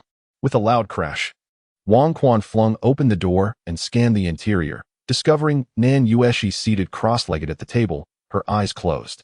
The weapon, Lan Ming, which he had bestowed upon her the previous day, now hovered before her, spiraling around her in concentric circles. Seeing this, Wang Quan felt a wave of relief wash over him. It was a comfort to know that Yueshi was unharmed. Yet, as he furrowed his brow, he cautiously approached for a closer inspection. He observed that the divine weapon, Lan Ming, was establishing a peculiar connection with Nan Yueshi, as blue energy continuously infiltrated her being. At that moment, beads of perspiration began to form on her forehead, her complexion pale, and she appeared to be in considerable agony. Wang Quan was taken aback. The current situation mirrored that of the Water River period almost exactly. If left unattended, Nan Yueshi's fate could be far more dire than that of Water River. Without hesitation, Wang Quan leapt onto the table, positioning himself behind her, supporting her back with his palm while channeling his inner energy into her body. He sought to employ the same method that had once saved Water River to rescue Nan Yueshi. However, as he focused his energy, he realized that it could not penetrate her being. To his astonishment, he discovered that her internal energy was remarkably robust, and the sword energies could not harm her in the slightest. It was not that the sword energies were incapable of inflicting harm, but rather that they could not permeate Nan Yueshi's body at all. Initially, Wang Quan had assumed that Lan Ming was unleashing sword energies to invade her, but he soon realized that this was not the case. How could this be? Wang Quan exclaimed, astonished. The current scenario clearly indicated that Nan Yueshi was manipulating the sword energies released by Lan Ming, exerting control over it in reverse. Wang Quan was astounded, for he had uncovered a significant secret about Nan Yueshi. The refined and graceful demeanor she typically displayed concealed her true identity as a mid-level 9th-grade expert. At merely 18 years of age, she was 2 years his junior. Such prodigious talent was astonishing. No wonder she had stealthily returned to stand behind him without his notice. It was also no surprise that she was a disciple of Dao Xuanzai, the head of the Three Pure Ones Temple. If the martial world were to learn that the daughter of a noble family in the capital was an 18-year-old 9th-grade master, chaos would surely ensue. While Wang Quan remained in shock, Lan Ming suddenly began to tremble violently, and a profound expression of pain etched itself upon Nan Yueshi's face. This won't do. Yueshi is reaching her limits. I must act, Wang Quan thought to himself. Once again, he repositioned himself behind Nan Yueshi, intent on trying again. Waiting any longer was not an option. This time, he refrained from channeling his inner energy through the foundational technique, opting instead to transmit his energy directly to her, exerting maximum effort from the outset. However, he soon furrowed his brow in concern. Upon contact with Nan Yueshi, he sensed something amiss. Whereas he had been unable to transmit energy before, this time, it felt as though his own energy was being forcibly absorbed by Nan Yueshi, leaving him unable to retract it. Nan Yueshi absorbed energy at an astonishing pace. Were it not for Wang Quan's formidable foundation, he would have been nearly drained by her. Fortunately, bolstered by Wang Quan's power, Nan Yueshi's expression gradually mellowed, and the blue radiance emanating from the divine weapon, Lan Ming, began to fade, eventually halting in front of her. As Nan Yueshi's pallid complexion restored its rosy hue, Wang Quan's visage grew increasingly ashen, beads of sweat cascading down his forehead, his breath growing erratic. While Nan Yueshi continued to siphon his inner strength, a faint smile curled at the corner of Wang Quan's lips as he mused. Is this little girl determined to drain me dry? Suddenly, Wang Quan's head drooped heavily, and he lost consciousness. At that moment, Nan Yueshi awakened, her gaze slowly honing in on Lan Ming before she grasped it firmly in her hand. Subsequently, the blue luminescence in the courtyard vanished, and the once pervasive sword energy dissipated without a trace. She glanced at Lan Ming, a subtle smile gracing her lips. But her expression quickly shifted as she turned to look behind her, discovering the unconscious Wang Quan, his hands still resting on her back. Brother, how did you end up here? Nan Yueshi exclaimed, though Wang Quan was in no condition to respond. Realizing the situation, she understood that while engaged with Lan Ming, she had been oblivious to her surroundings. However, as she found herself at a disadvantage, she distinctly sensed her inner strength replenishing. Wang Quan had been aiding her. Hastily, she leapt off the table, casting a worried glance at Wang Quan before carefully lifting him and placing him on her small bed. Upon examining Wang Quan's condition, she found that his inner energy had been completely depleted, leaving him utterly drained, which explained his fainting spell. It appeared that Wang Quan was not gravely harmed. With a bit of rest, he would surely awaken. Just as relief began to wash over her, Wang Quan's body suddenly radiated a chilling aura, frost forming upon his brows, and he trembled uncontrollably. Astonished, Nan Yueshi swiftly propped him up, then sat behind him on the bed, initiating the transfer of her inner strength to him. She recognized the symptoms all too well. This was her own cold affliction manifesting, likely due to her brother's earlier attempt to channel energy into her being infiltrated by her internal chill. Among the martial arts she had mastered, there existed a technique known as Frosty Heart, capable of transforming a 10-mile radius into a realm of ice when cultivated to perfection. Her own internal energy was also of a cold nature, occasionally triggering her cold symptoms, yet it posed little concern for her. She merely needed to meditate briefly to restore balance. However, for Wang Quan, this was no trivial matter. His inner strength lacked any cold properties and could not neutralize the cold symptoms. Furthermore, with no inner energy left in his body, he was at risk of being frozen to death. Yet, her attempts to transmit energy to him proved futile. As her inner strength dissipated the moment it entered Wang Quan's body, in a state of anxious contemplation, pondered various methods to resolve her predicament. How she wished her other master, the one who had imparted this skill to her, were present. Yet, she was utterly unaware of his current whereabouts. Suddenly, a resolute glimmer ignited in her eyes, and she made a firm decision. There was but one course of action left, after all. She could never be with another man in her lifetime. Wang Quan was her sole companion. With that thought, a flush crept across her delicate face. Tentatively, she extended her small hand, trembling as she began to remove Wang Quan's garments, piece by piece. Finally, she covered her eyes and stripped away his intimate attire, leaving nothing behind. At that moment, her cheeks were so crimson they seemed on the verge of bleeding. Her breath quickened as she gradually turned around, loosening her own clothing, which fell away like snowflakes drifting from the sky. Soon, a flawless, pristine figure emerged, illuminating even the dimmest corners of the room, though Wang Quan, alas, was not fortunate enough to revel in the sight, leaving only the warm air of the room to enjoy the moment. With cheeks still flushed, Nan Yueshi slowly turned back, and without a hint of hesitation, She summoned her inner strength, drawing Wang Quan into her embrace, where they held each other close.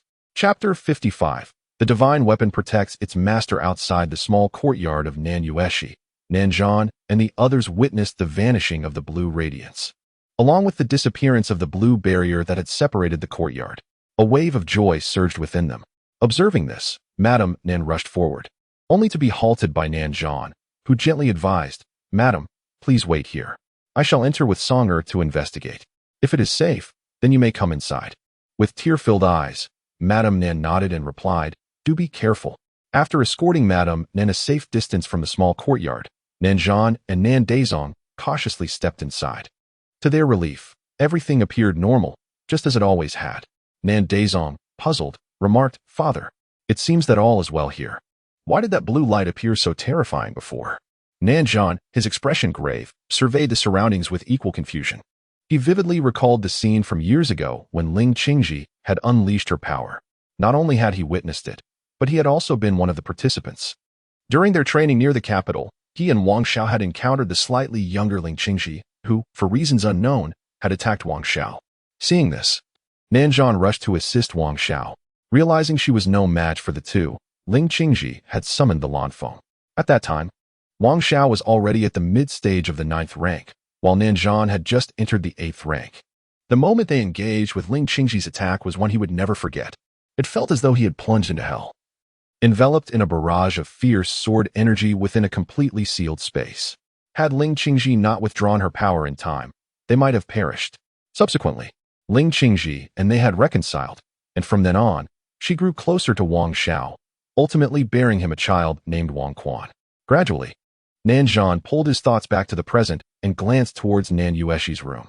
After a brief hesitation, he turned to Nan Dazong and exchanged a knowing look. Understanding his father's intent, Nan Dazong nodded, and the two of them stealthily approached the room. Just as they prepared to push the door open, a flash of sword light burst forth from the window's crack. Realizing the danger, the father and son quickly retreated to the courtyard, bracing themselves for what lay ahead. "Lanfeng," Nanzhan uttered solemnly. The divine weapon, Lanfeng, forced them back into the courtyard, hovering ominously at the entrance of Nan Yueshi's room, as if scrutinizing them. Is this truly the divine weapon Lanfeng? Why does such a diminutive artifact exude such immense pressure? Nan Dazong's face mirrored the gravity of the moment. This was his first encounter with a genuine divine weapon, yet it diverged from his expectations. Shouldn't divine weapons possess a majestic and imposing appearance? The one before him resembled more of a hairpin than a mighty weapon. Nanzhan gazed at Lanfeng from a distance, his mind swirling with memories, as the scene before him evoked recollections of the past. In those days, when Lanfeng's consciousness had yet to be sealed, it too had frequently hovered in the air, orbiting around Ling Qingji. Suddenly, a bold speculation took root in his heart, though he himself scarcely believed it. Surely not, could it be? Nanzhan murmured to himself. "What do you mean, impossible, father? What should we do now? My sister and Wang Quan are in the room. I can sense that we must enter," Nan Dasong said anxiously. Furrowing his brow, Nanzhan pondered for a moment before replying, "Stay put. I shall venture forth first. If danger arises, you must flee immediately. Regardless of me, understood? Father, what are you saying? How could I abandon you?" Nan Dasong asserted with unwavering determination. "Enough of this nonsense. You must heed my words," Nanzhan commanded. With that, he cautiously approached Nan Yushi's room, while Nan Dasong remained vigilant, watching his father advance step by step. The originally swaying storm spirit, Lan Ming, suddenly directed its focus toward Nanzhan as he drew near, manifesting countless sword energies that surged towards him. Yet, they halted mere inches from Nanzhan, pointing menacingly at him as if to declare, "Approachers shall be met with ruthless force." "Father, be careful," Nan Dasong exclaimed, preparing to rush forward. "Do not come any closer. I am unharmed," Nanzhan swiftly interjected. At that moment, a resolution took shape in Nanzhan's mind, and he began to retreat slowly toward the center of the courtyard, causing the sword energies to dissipate gradually. Observing the peculiar scene before him, Nan Dasong inquired, "Father, why have those sword energies ceased their assault? It seems they are merely preventing us from approaching my sister's room. What is happening?" Regaining his composure, Nan Dasong excitedly proclaimed, "Ha! This must be the divine weapon protecting its master.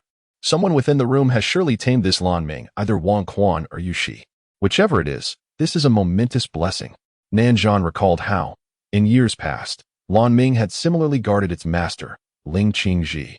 The consciousness of a divine weapon is intertwined with that of its owner, in the absence of the owner's awareness. It instinctively determines who may approach and who must be kept at bay, should a person with no ill intent draw near. The divine weapon will employ relatively gentle means to dissuade them, while those with malicious intent will provoke the weapon to act decisively, indifferent to life or death. Of course, this is not an absolute rule, as it largely depends on the character of the master. A malevolent master will elicit a more irascible disposition from the divine weapon, while a benevolent one will evoke a more temperate nature. However, this relativity does not equate to the strength of the weapon itself. Upon hearing Nanzhan's words, Nan Dasong's previously taut heart relaxed. It must be Wang Quan. My sister cannot possibly possess martial skills, so how could the divine weapon submit to her? At this, Nanzhan's expression shifted to one of uncertainty. Could it be true that Yushi lacked martial ability? If she truly did, how had she survived under the pressure of Lan Ming? He could distinctly sense two individuals within the room, his daughter and Wang Quan. Nanzhan discerned some subtle clues. Yet she remained skeptical of Nan Yueshi's martial prowess. After all, this girl had grown up by her side. Where would she have found the time to learn martial arts? Shaking off her thoughts, Nanzhan turned to Nan Dasong and commanded, immediately dispatch someone to secure this courtyard. No one is to approach, nor are they to disseminate news of today's events. You will guard the premises, and the moment your sister emerges, report to me at once. Understood, father, Nan Dasong replied. Nanzhan nodded, and then made her way toward the entrance of the courtyard. Chapter 56. In the southern garden, the peach blossoms seemed endless, and the entire courtyard was enveloped in the vibrant hues of spring. Outside the small courtyard, Madame Nan had been anxiously awaiting since Nanzhan and his son had entered. Shortly thereafter, she saw Nanzhan emerge alone and hurriedly approached him, asking what transpired inside. Why are you alone? Where is Song-er? What about Yueshi and Wang Quan? Placing his hand gently on his wife's shoulder, Nanzhan reassured her, do not worry. They are all fine. Yueshi and Wang Quan may have sustained minor injuries, but Dasong is currently guarding the courtyard. Remember, do not disturb them by going inside yet. I must make a trip to the palace. Upon hearing this, the weight on Madame Nan's heart finally lifted, yet she promptly inquired, it is already dusk. What business do you have in the palace? Taking a deep breath, Nanzhan replied, there are matters I must discuss with His Majesty. Yueshi and the others are unharmed. You have worried all day. If you are tired, it would be best for you to rest early. There is no need to wait for me. Having said this, he instructed the servants to prepare the carriage and departed. As the night passed swiftly, Wang Quan awoke in a daze, feeling utterly drained and unable to move. He attempted to open his eyes, but a sharp pain shot through him upon doing so. Still groggy, he caught a faint, delicate fragrance in the air and attempted to turn, only to feel as though he were being weighed down. Suddenly, he heard a soft sigh, startling him into fully opening his eyes, and the sight before him nearly caused him to lose consciousness. Beneath the covers lay a woman, entwined around him like an octopus, her head nestled deeply in his embrace. At the sight, Wang Quan's mind surged with blood, rendering him motionless. The familiar, subtle fragrance enveloping him was unmistakably that of Nan Yueshi. Taking a deep breath, he prepared to withdraw the hand resting on her, only for another soft sigh to escape her lips. He immediately halted all movement and quietly inquired, Yueshi, are you awake? Though she did not respond, the slight tremble of her body conveyed the answer. Wang Quan then forced a wry smile, saying, what predicament have we found ourselves in? Nan Yueshi remained silent, only burrowing deeper into his embrace. Wang Quan's expression turned pained. Had he truly preserved his chastity for over 40 years, only to have it shattered by Nan Yueshi? The most excruciating part was that it occurred while he was unconscious, leaving him devoid of any experience to savor. The thought of it brought him to the brink of despair. Resigned, Wang Quan chuckled softly, you must stop snuggling. We ought to get up. We cannot simply lie here indefinitely. Then close your eyes, Nan Yueshi replied in a delicate voice. Obeying, Wang Quan shut his eyes and said, all right, you may rise first.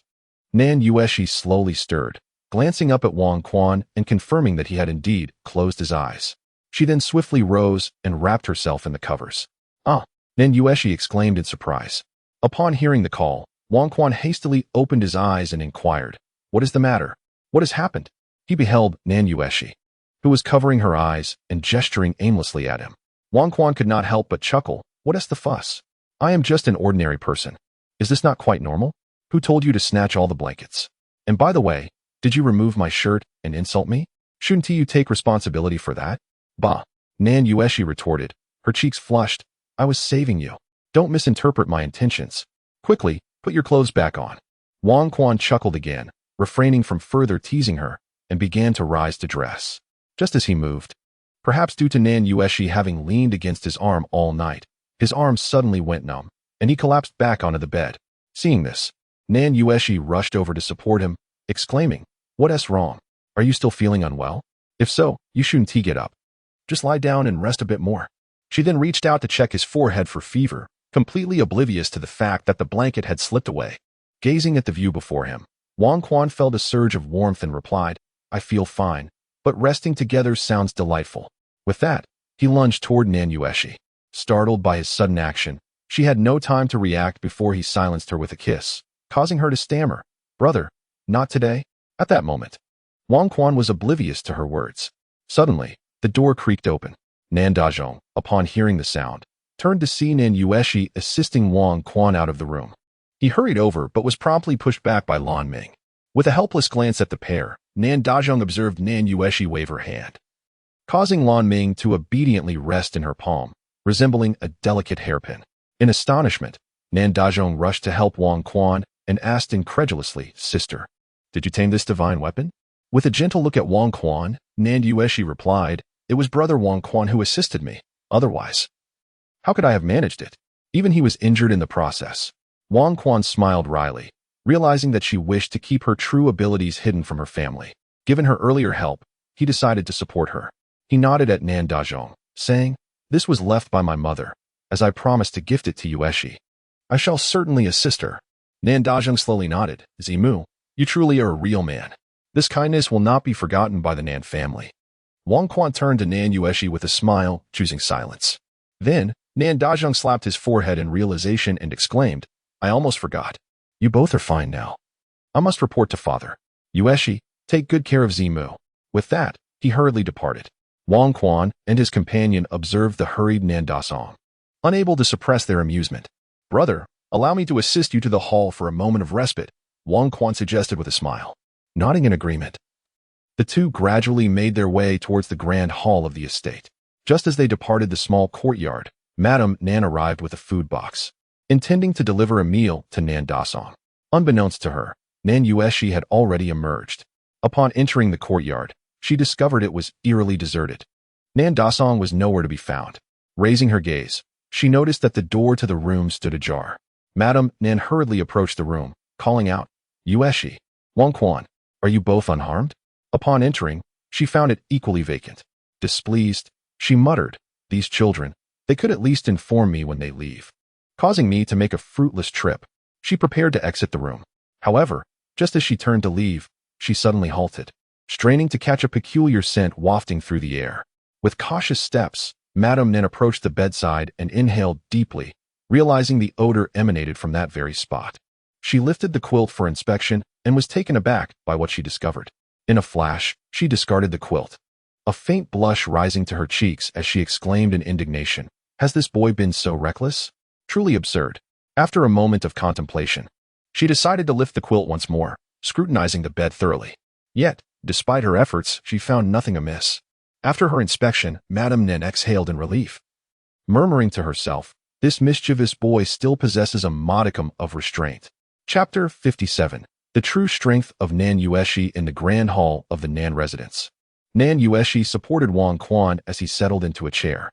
Although Wang Quan's condition did not necessitate her assistance, being merely a momentary depletion of internal energy and vitality, she was determined to help him, occasionally teasing him with her sharp tongue, leaving him parched and wide-eyed, gazing at her innocently with a smile. Nan Zhan sat at the head of the table, observing their antics, and rubbed his temples in exasperation, sternly remarking, "Enough. Can you two behave for once? Yueshi, do you even resemble a proper young lady anymore? Sit apart." Nan Dazhong, seated on the opposite side, chuckled at the scene and remarked, "Father, you would never guess that the divine weapon has acknowledged Yueshi as its master. You should have seen it. That little sword is so obedient in her hands. Nothing like when we first encountered it." Nanzhan shot a disapproving glance at Nan Dazhong and replied, "Do you think I have never seen a divine weapon before?" Then, turning to Nan Yueshi, he demanded, "Yueshi, tell me honestly, do you possess martial skills?" Before Nan Yueshi could respond, Nan Dazhong interjected, "Father, why would you say such a thing? How could Yueshi possibly know martial arts? She confided in me that the divine weapon was subdued with the help of Zemo. What do you know? Would a divine weapon choose someone without any martial prowess as its master? Do you think it is as foolish as you?"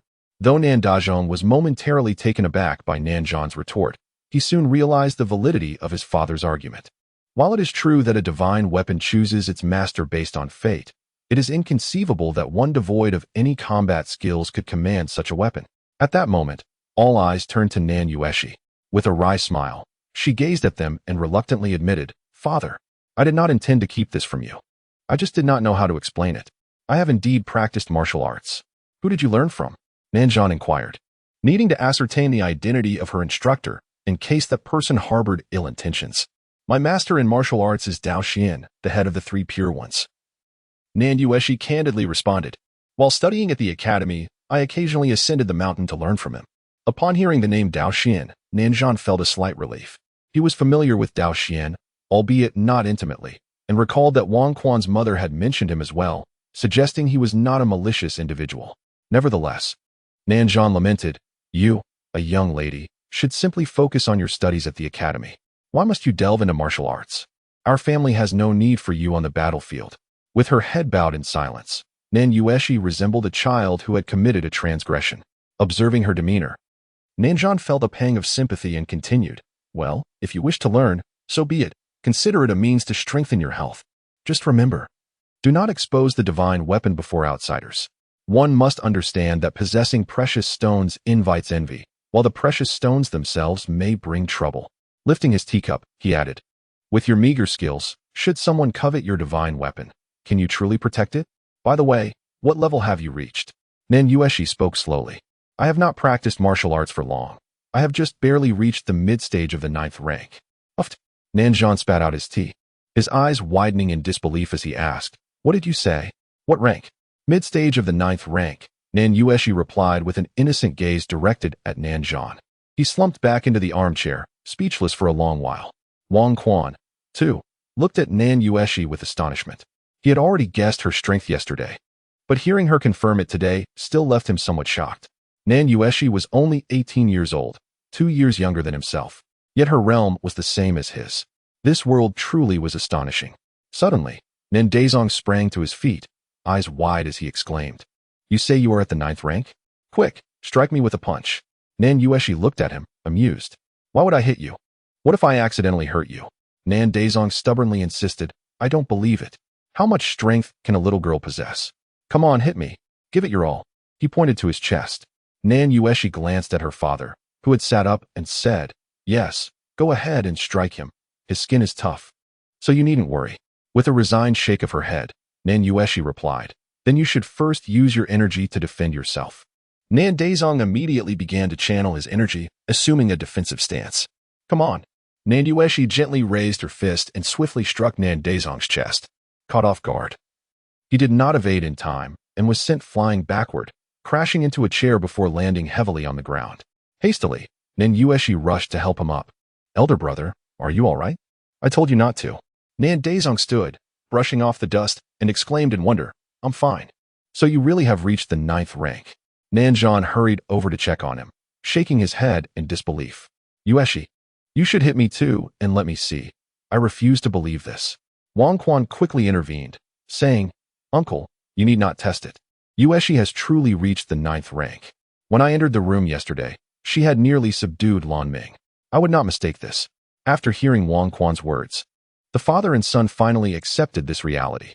In their family, one had only reached the initial stage of the 9th rank after decades, while the other had only reached the initial stage of the 8th rank in his 20s. They were hardly considered exceptionally talented in martial arts. Yet, from such a family, an 18-year-old at the 9th rank had emerged, truly a lotus that blooms unsullied from the mud. Ha ha. Nanzhan laughed heartily. Our Nan family has produced a peerless genius. Not only that, but she wields a divine weapon. This is indeed a blessing for our family. Wang Xiao, I have now turned the tables. Not every good fortune belongs solely to your Wang family. My daughter is more gifted than your son. Nanzhan was immensely pleased. He had always felt overshadowed by Wang Xiao, but unexpectedly, his daughter had helped restore his dignity. Wang Quan smiled and said, "Uncle, you speak truly. Once I marry Yueshi, I am certain my father will be grateful to you for raising such a fine daughter-in-law." Upon hearing this, Nanzhan's joyful demeanor suddenly turned sour, and he sternly replied, "No, absolutely not. Yueshi must not marry you. I refuse to allow it. The Wang family shall never wed my daughter." "Dad, what are you saying?" Nan Yueshi protested, her voice filled with distress. "Yueshi, listen to your father. Do not pursue this boy any longer. With your extraordinary talent, there are countless worthy suitors in this world. Take your time to choose until you find someone deserving. This boy is not fit for you." "Dad." Nan Yueshi was on the verge of tears. At that moment, the voice of Madame Nan echoed from outside the hall. "What nonsense are you spouting again, you old fool? It was you who arranged the engagement between Yueshi and Wang Quan. Now you suddenly oppose it. What do you intend to achieve?" Madame Nan slowly entered the hall, casting a glance at Nanzhan before turning her displeased gaze to Wang Quan. "My dear, times have changed. Allow me to explain. I have no interest in your trivial matters. Yueshi, come with me." Before Nanzhan could finish, Madame Nan interrupted him. Chapter 58. Journey to Jianzhou. Madame Nan took Nan Yueshi by the hand and departed from the hall, leading her to her chamber. Have you and Wang Quan already crossed that line?" Madame Nan inquired delicately. "What do you mean, mother? I don't understand," Nan Yueshi replied, bewildered. With a sigh, Madame Nan continued, "You spent the entire night in the room with Wang Quan. Did he not do anything to you?" Suddenly, Nan Yueshi's face flushed crimson as she stammered, "Mother, yesterday, Brother Wang Quan was injured. I was merely tending to his wounds, nothing more." Madame Nan remained silent, her expression one of disbelief as she gazed at her daughter. Nan Yueshi felt her cheeks burn under her mother's scrutiny, lowering her head, unable to meet her gaze. After a long pause, she finally murmured, "Yes, there was some, but we did not. Since a few days ago, I have been in Kyoto." Her voice dwindled to a whisper, nearly inaudible. Madame Nan let out a heavy sigh, observing her daughter's lack of prudence. "Although you have not engaged in marital relations, you have indeed partaken in some indiscretions, have you not? I do not mean to scold you, but as a young lady of a reputable family, how can you act so before marriage? Even if you are certain of Wang Quan, until he marries you, you must not allow him to take advantage of you. Do you understand?" Nan Yueshi nodded, her face still flushed, remaining silent. "Even if he marries you, you must have your own opinions and cannot always yield to Wang Quan's temperament. I intended to share these words with you on your wedding day, but your relationship has escalated too quickly. It is too late to remain silent now." Madame Nan spoke earnestly.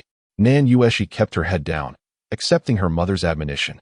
In the hall of the Nan residence, after Madame Nan and Nan Yueshi left, Nanzhan was still brooding in silence. It was not that he looked down on Wang Quan. Rather, he resented the idea of letting that old fellow Wang Xiao benefit so easily. The truth was, this predicament was of his own making, and he felt an overwhelming urge to chastise himself. Perhaps this is fate, he thought, taking a deep breath and dismissing further contemplation. He then spoke slowly. "Yesterday, I entered the palace to inform His Majesty of last night's events and, incidentally, secured a task for you." Wang Quan asked in confusion, "What task?" "The Crown Prince will be implementing the land reform order in Jianzhou. Since the previous governor of Jianzhou has passed away, no new official has been appointed for quite some time, resulting in local unrest and the emergence of bandits, causing havoc among the populace. Therefore, His Majesty has dispatched the Crown Prince to Jianzhou to enforce the land reform and restore order to the officialdom there.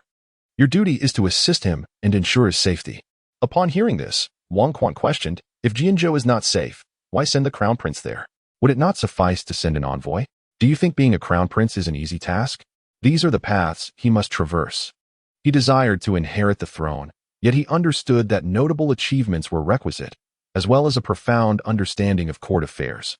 Otherwise, should he ascend to power, what would prevent the ministers from leading him astray? Wang Quan pondered for a moment. Nanzhan's words bore considerable wisdom, for this would also reveal the prince's capabilities.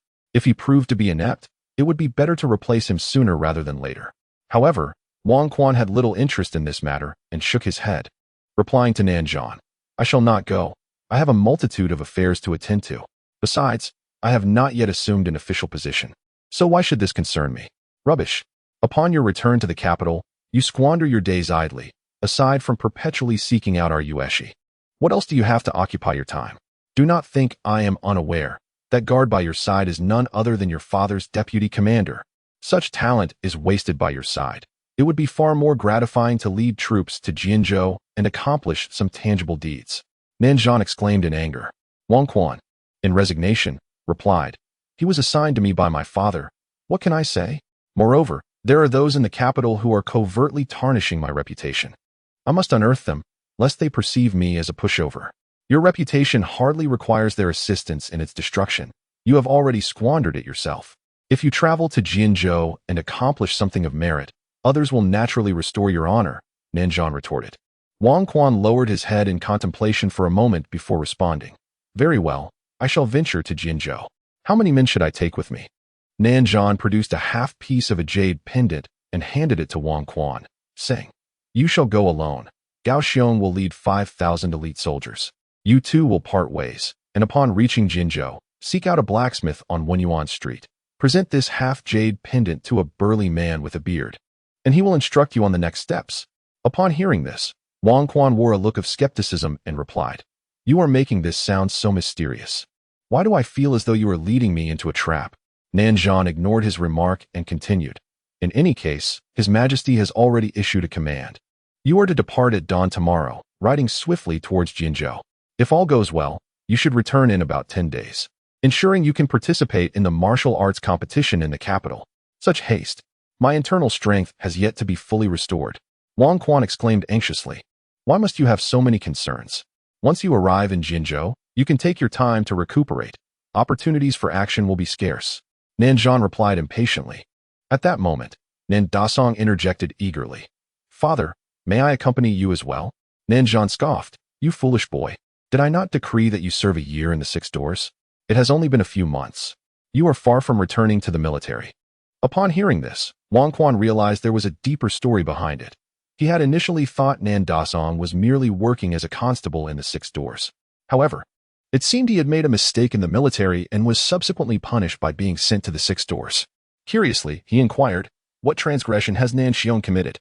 Nanzhan, with a stern expression, replied, I had originally arranged for this lad to gain experience in the military, and he indeed showed promise, rising to the position of middle general. However, due to a minor incident, he ended up injuring the son of Prince Xian Wang, breaking both his legs. And now he can only walk with the aid of crutches for the rest of his life. The royal authority was taken aback. Although Prince Xian was merely a duke, he nonetheless belonged to the imperial family. Nan Dasong was indeed quite formidable. Who would have thought that the young man would dare to flirt with the village maidens while the army passed through? Had I not happened upon the scene, one can only imagine the peril that young girl would have faced. It is utterly disgraceful for a member of the royal lineage to engage in such base conduct, and I could not simply stand by. Breaking 2 of his legs was a lenient punishment. Nan Dasong, filled with indignation, retorted, Were it not for that, would you be sitting here unscathed? Do you realize the lengths I went to in order to clean up your mess? I nearly broke my own legs. Had it not been for His Majesty's benevolence in forgiving you, you would still be languishing in a cell, not wishing to dwell on the past any longer. Nanzhan continued, Enough of this. You should remain here in the capital quietly. Wang Quan, you two should make preparations. We depart at dawn tomorrow. With that, Nanzhan exited the hall alone. Chapter 59. Yangzheng. Wang Quan returned to his residence, dragging his weary body. It had been less than a month since his return to the capital, and he had already exhausted his internal energy twice. Should this continue, he would soon be drained to the bone. Gao Xiong had stood vigil outside the Wang residence all night. He had witnessed the scene of blue lights soaring from the southern estate, and after stealthily entering to ascertain that everything was well, he had retreated. Upon seeing Wang Quan, he immediately approached and inquired, Young master, has the divine weapon made its appearance? Wang Quan, wearing a skeptical expression, retorted, Did you already know about this? Gao Xiong chuckled awkwardly. Having followed the prince for many years, I merely heard him mention it in passing. Who could have known you would bestow it upon Miss Nan? It is my fault, and I accept the consequences. Wang Quan waved his hand dismissively and replied, Let it be. If my father intended for me to know, he would have informed me when he gave me Lan Ming. He clearly wishes to keep this from me. He only seeks to test my abilities. Even if you wish to inform me, my father would not permit it. Gao Xiang smiled. Indeed, young master, your insight is commendable. The pressure emanating from this divine weapon is truly astonishing. However, the spectacle when the prince wielded it on the battlefield years ago was far more terrifying.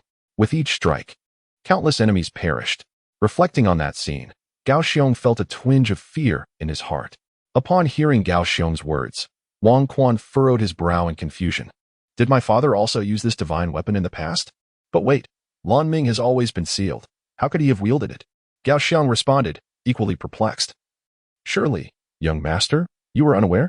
Besides Lan Ming, the prince possesses another divine weapon, a spear known as Ji Yan.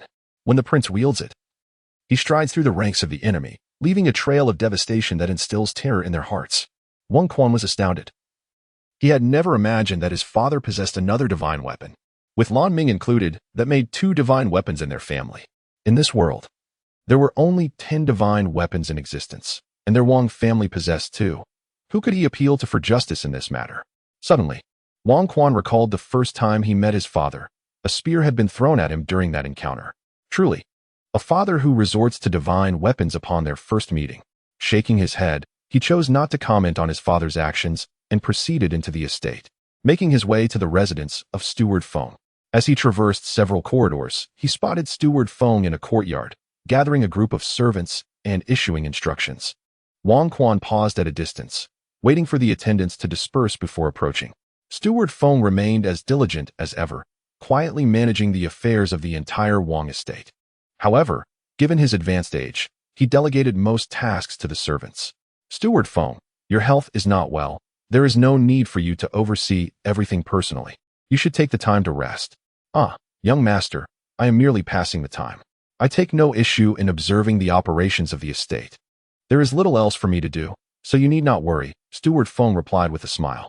Wang Quan led Steward Feng to a stone bench and seated him, then remarked, I am about to embark on a journey, and I wanted to take a moment to inform you.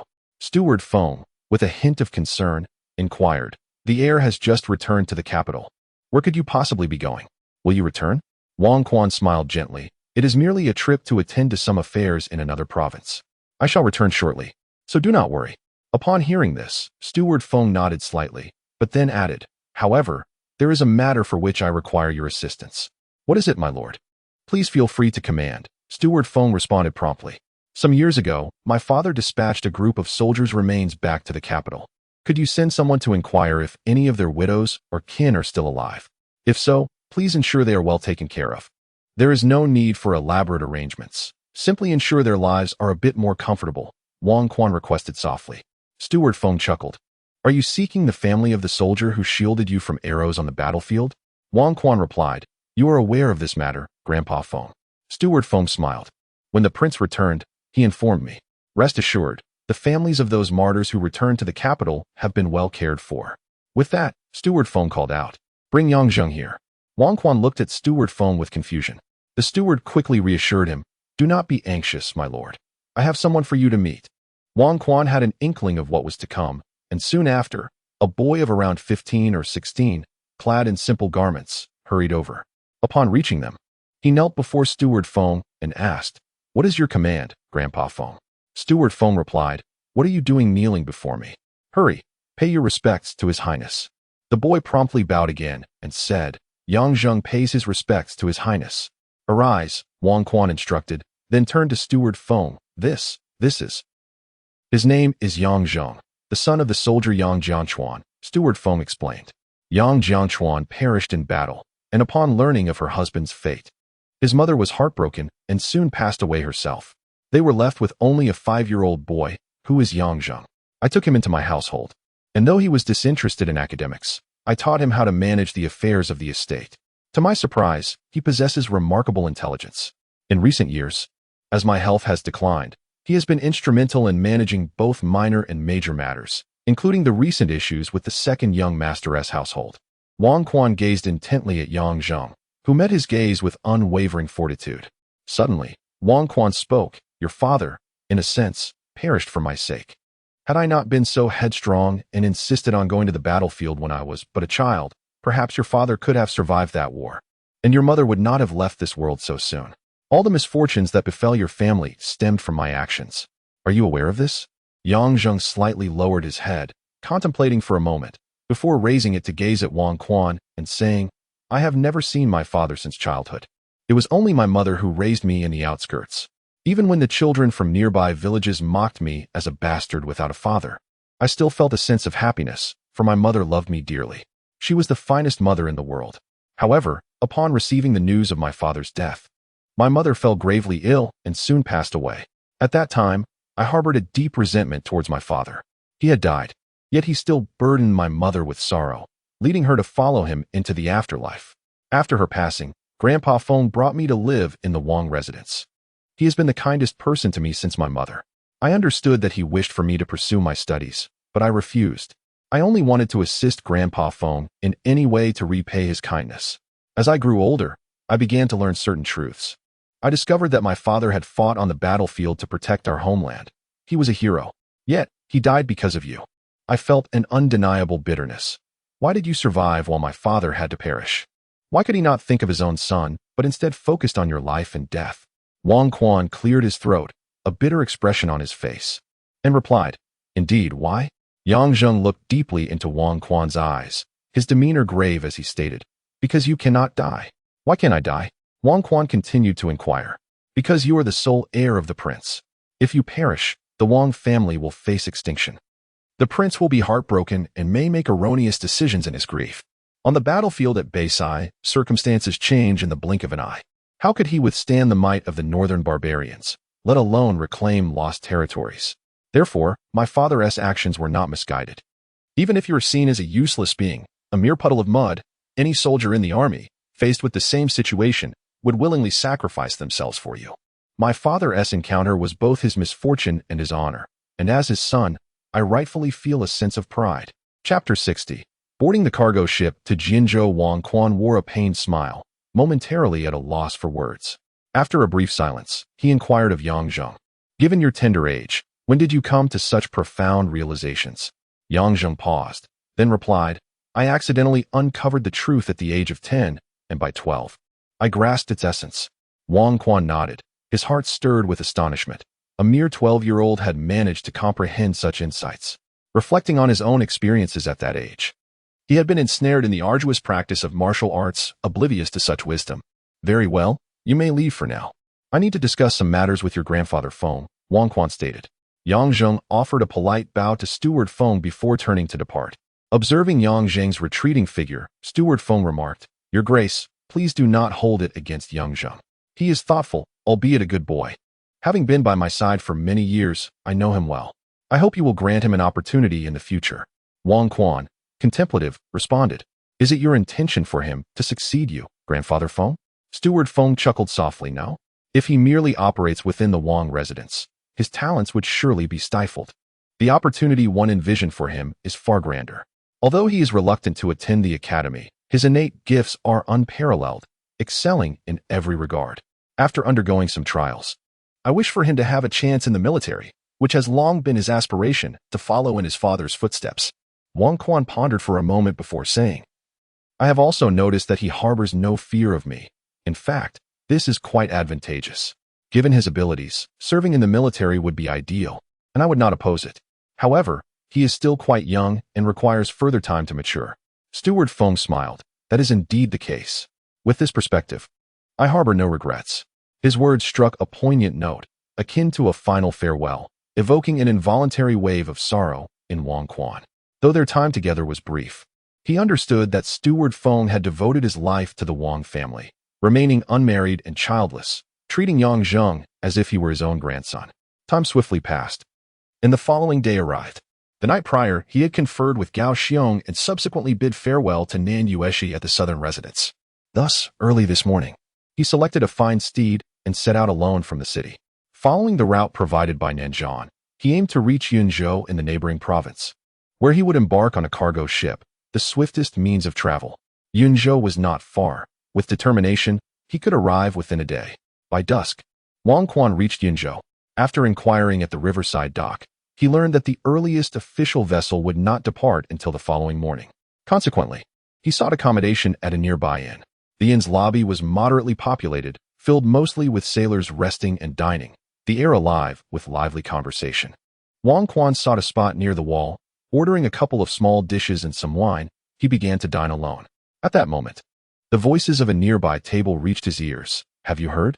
Recently, several ships heading towards Jinzhou were robbed near the vicinity. It is said that local bandits are responsible. However, there are also whispers of a significant figure arriving in Jinzhou, preparing to make some substantial moves. Another person remarked, alas, Jinzhou has been in turmoil for so long, and with so many bandits in the mountains, it is unlikely that one or two prominent individuals can remedy the situation. In my opinion, it would be better to dispatch an army to eradicate the bandits first. You have a point. It's uncertain what the court is thinking. Fortunately, our employer has hired the largest escort agency from the capital for this journey. Otherwise, we would not dare to navigate these waters. Even with an escort, we must depart tonight. If we calculate the time, we should arrive near Jinzhou by tomorrow evening, which will be safer at night. An older man commented. Wang Quan listened attentively to their conversation while eating and suddenly inquired, Gentlemen, I am Wang Dasong.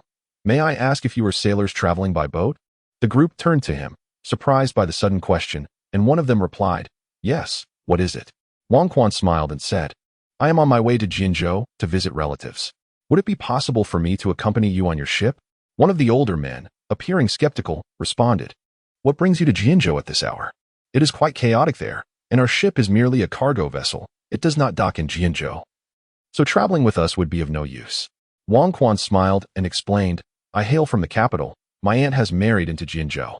Unfortunately, my uncle passed away recently, leaving my aunt and cousin alone and destitute in Jinzhou. My elders have asked me to fetch them back to the capital for medical care, which is why I inquired about your passage. He then produced a silver ingot from his pocket and offered it to them. The sailors were momentarily taken aback, wondering where this wealthy young man had come from, as it is generally advised not to flaunt wealth while traveling. The older man then spoke, Young brother, if you possess such riches, why not take the land route or travel on an official ship?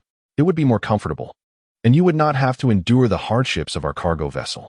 Wang Quan replied with a wry smile, You see, my brothers, my aunt recently sent word that she is gravely ill.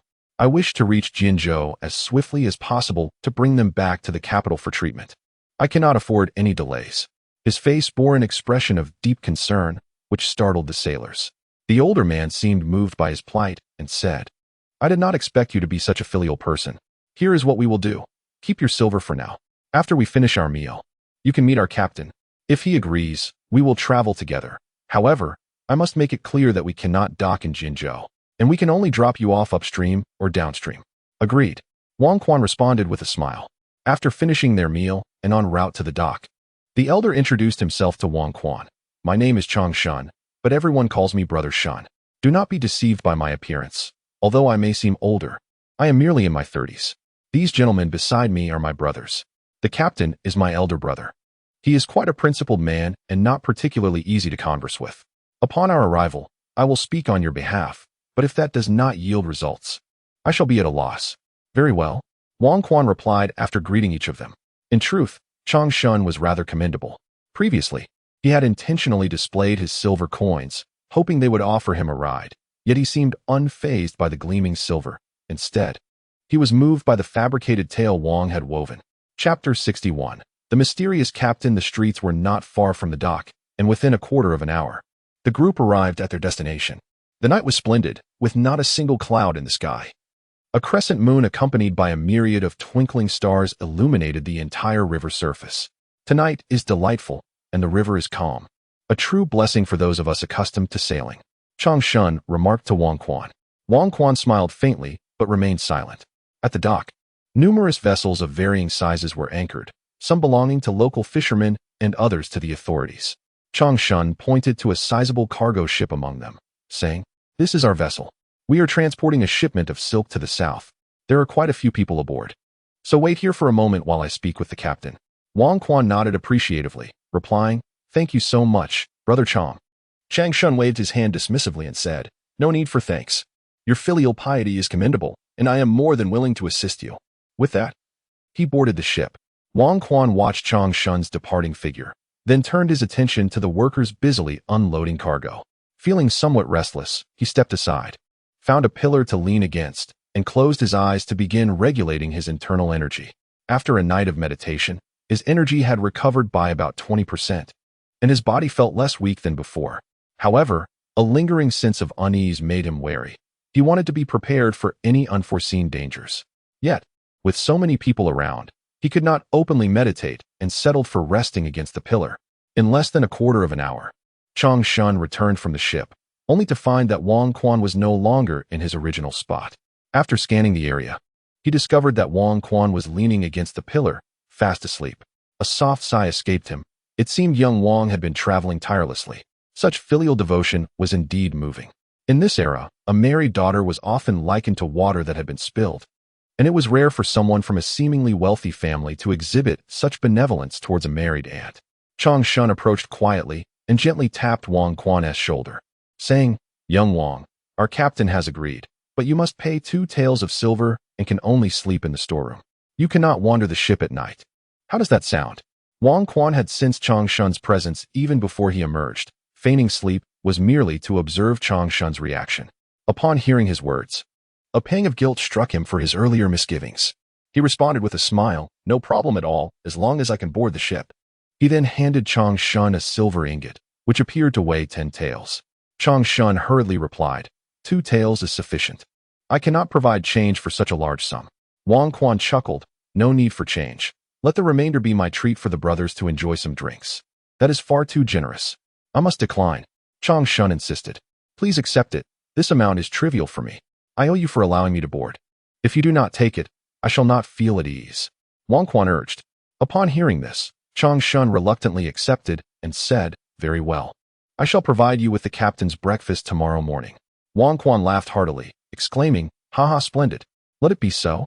Chang Shun also chuckled, and soon both of them boarded the ship together. Chang Shun led Wang Quan to a storage room, which, although filled with goods, contained a small bed complete with blankets and pillows. "You may rest here for the night. The crew occupies most of the other spaces, and there is simply no room left." Wang Quan expressed his contentment, stating, "This place is quite satisfactory. As long as I can sleep, it suffices." He genuinely appreciated the solitude and tranquility of the location, which would facilitate his meditation and internal energy replenishment during the night. Chang Shun, pleased with Wang Quan, chose not to disturb him and quietly departed. He found himself increasingly fond of Wang Quan, despite being a scion of a wealthy family. He lacked the usual flaws associated with such upbringing, making him genuinely agreeable to be around. As night deepened, Wang Quan sat cross-legged on the bed, cultivating his inner strength. For a martial artist of his caliber, going without sleep for a night or two posed no significant issue, provided that his internal energy remained abundant, allowing him to maintain his vigor. His immediate priority was to restore his internal power swiftly. The night passed in silence.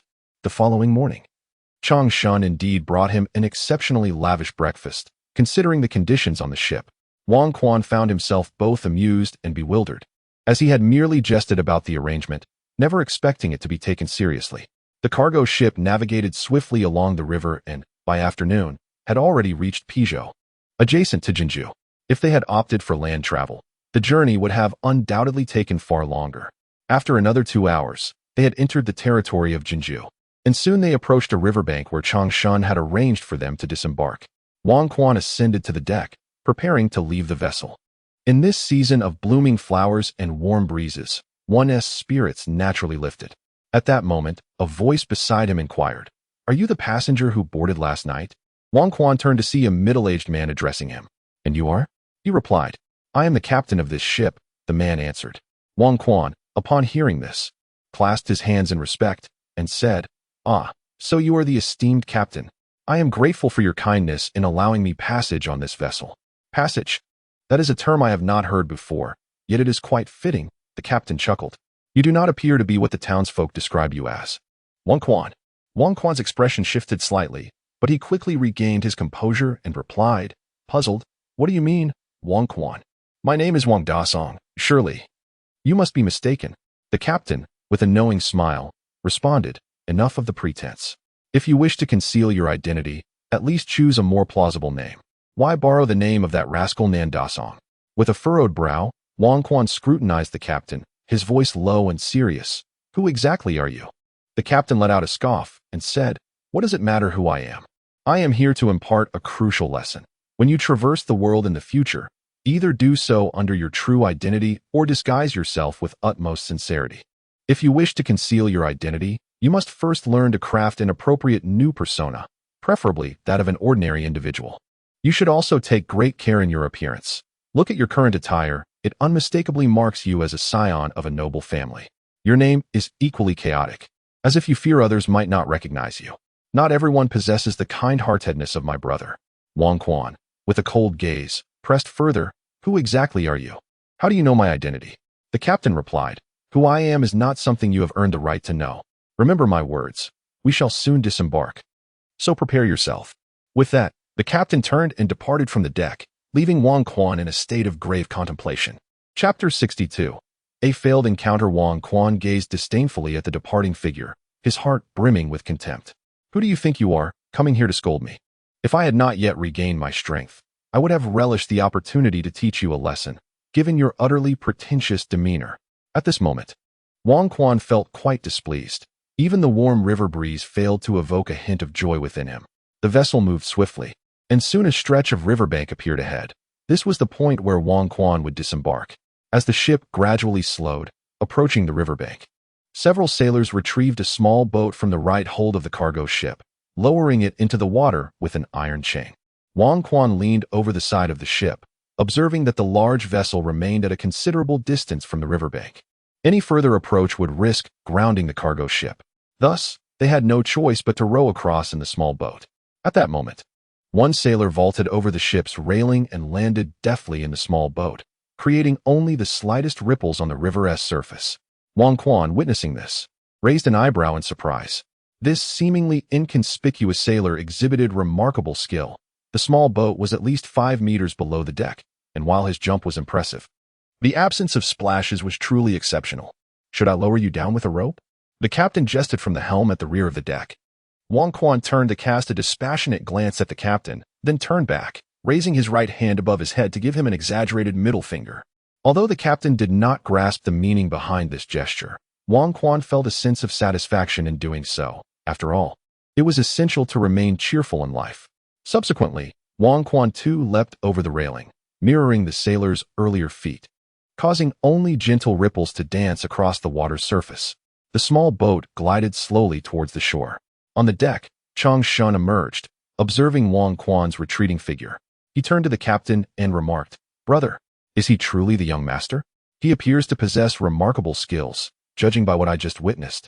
He is on par with a Quan." A Quan was the sailor who had been rowing for Wang Quan. The captain smiled faintly as he gazed into the distance. The son of Prince Wang and Miss Ling could hardly be lacking in prowess. Furthermore, he is still injured, in his prime. Not even the two of you combined would be his match. Let us leave him here. Inform Gao Xiang to ensure he brings sufficient men to Jianzhou within 3 days. Understood. Wang Quan watched the cargo ship gradually recede from view before turning to depart himself, yet his mind remained troubled. He could not fathom who these individuals were. They seemed intent on luring him aboard their ship, yet they bore him no malice and appeared quite familiar with him, leaving him in a state of perplexity. After traversing a grove, he arrived at the road, where patches of farmland lay fallow, seemingly untouched for ages. With purposeful strides, Wang Quan walked along the path. And it was only after dusk had settled that he finally reached the city of Jianzhou. The city has long lost its former splendor. The streets are nearly devoid of life. After much wandering, Wang Quan finally located an inn at the corner of a street. The inn's business was dismally poor, with only a handful of patrons sipping their drinks in the lobby. Upon entering, Wang Quan requested a room and, after a modest meal, retreated to his quarters. Shortly thereafter, the server brought the food and drink to Wang Quan's room. After tipping the young man with a few coins, he inquired, "Why is business so bleak here? Even with bandits rampant, surely the city should be safe?"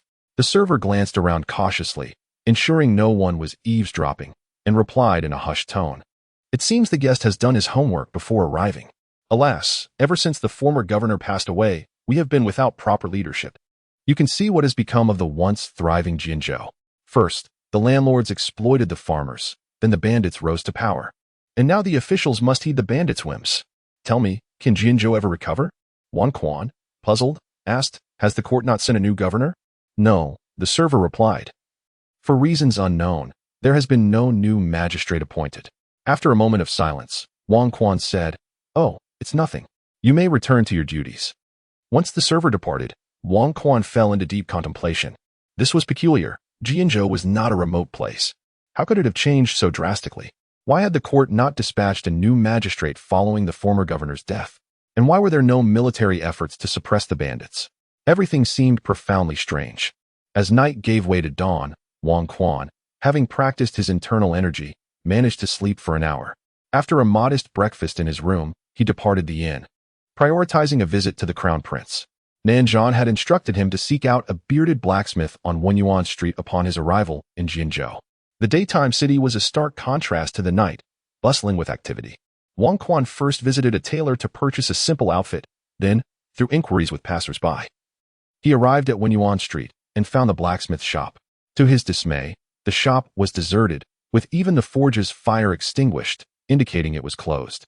Observing the establishment, he approached an elderly woman passing by and asked, "Excuse me, madam, are there any other blacksmiths on Wenyuan Street? I need to forge a hoe." The old woman scrutinized Wang Quan and replied, "You don't seem like someone who would forge a hoe." Taken aback, he looked at her in confusion. The woman smiled slightly and retorted, "Look at your delicate hands. Do you really appear to be one for manual labor?" Wang Quan scratched his head, speechless, and offered an awkward smile. "This street has only this one blacksmith, but regardless of what you wish to forge, it cannot be done now." The old woman added, "Why not?" Wang Quan inquired. "Yesterday, all the blacksmiths in the city were requisitioned by the authorities to repair the soldiers' damaged weapons." Bah, what nonsense those soldiers are. Wielding their weapons yet failing to suppress the bandits. What good is their repair work? Are they specifically here to target us, the common folk? With a shake of her head, the old woman departed. Wang Quan, perplexed, pondered the absurdity of the situation, just as he was about to make contact. His liaison had been abducted. What a remarkable coincidence. He resolved to return to the inn to contemplate the art of disguise before infiltrating the government to ascertain the circumstances.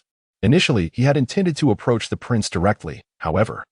Given that Nanzhan had instructed him to come alone to Jinzhou and provided him only half a jade pendant for the meeting, it was clear that he did not wish for the prince to be informed of this matter. Thus, approaching the prince directly was not an option.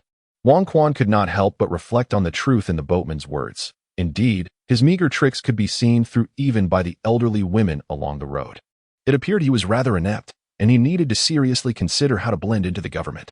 Chapter 63, The Left-Handed Sword, by Lu Xiaoa. Wang Quan returned to the inn at midday. On his way back, he purchased a more modest set of garments from another tailor and took the opportunity to acquire a foot of black cloth.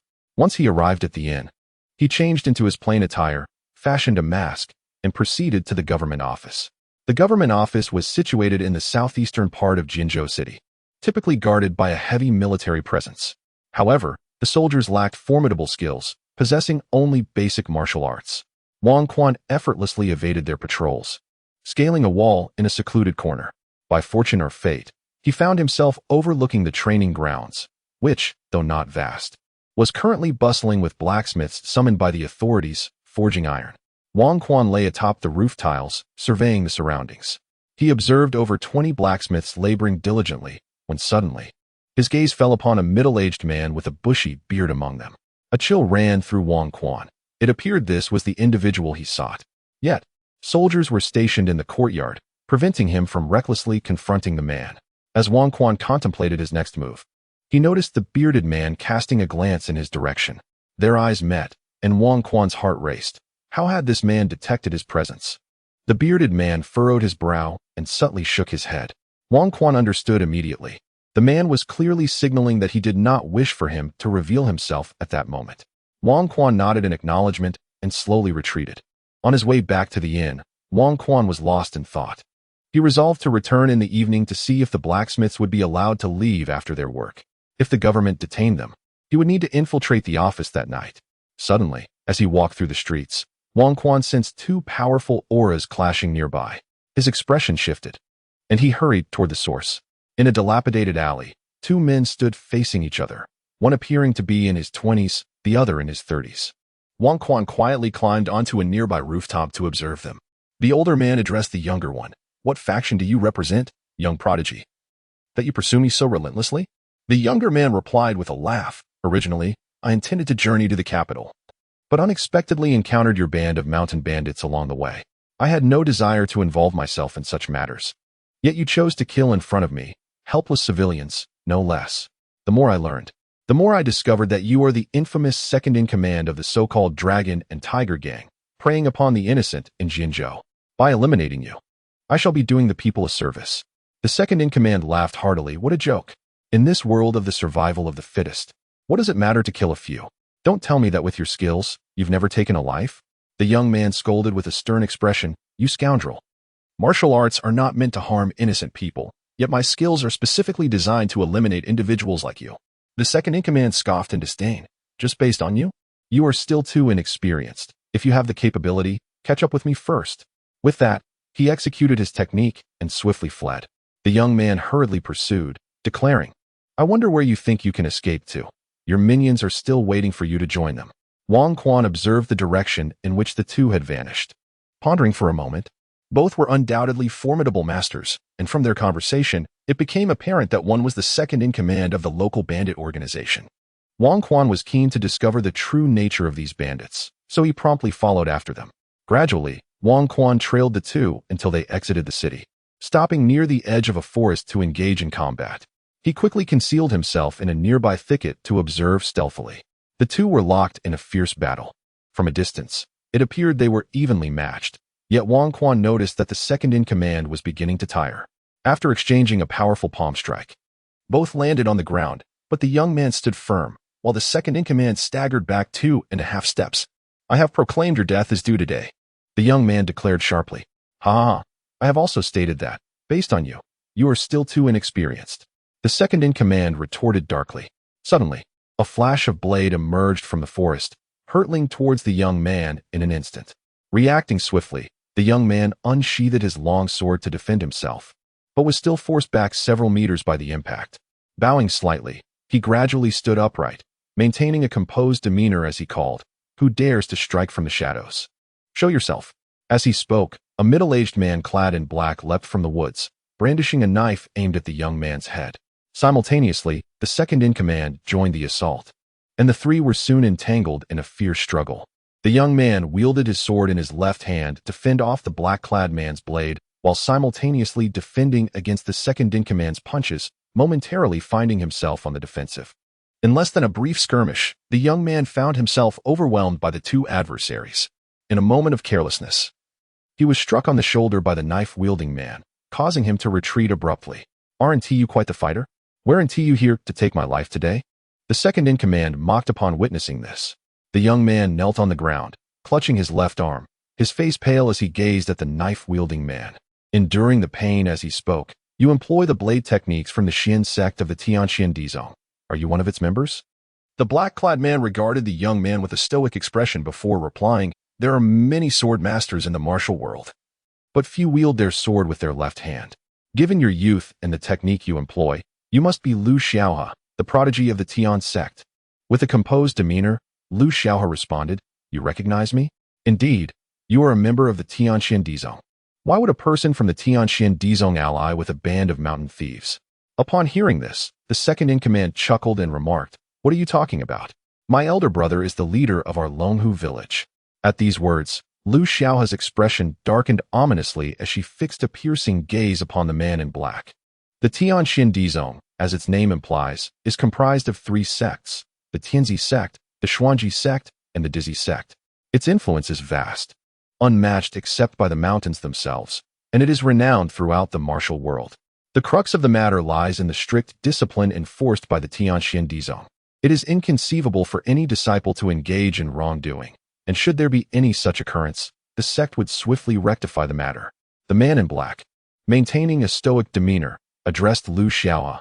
I ceased to be a member of the Xuanji sect over 20 years ago, and I certainly am no longer associated with the Tianxian Dizong. I have no desire to engage in further trivialities with you. From this day forth, the title of the foremost genius of the Tianzi sect shall be bestowed upon another. As for you, it is time for you to meet your demise. With that, the man in black raised his blade and struck towards Lu Xiaohe. Chapter 64. The Rescue. Upon witnessing the unfolding chaos, Lu Xiaohe disregarded the pain from the wound on her shoulder and raised her longsword to defend herself. The clash of metal rang out as sword met blade. Yet the force of the enemy's strike sent Lu Xiaohe hurtling back, landing not far from the concealed thicket where Wang Quan lay in wait.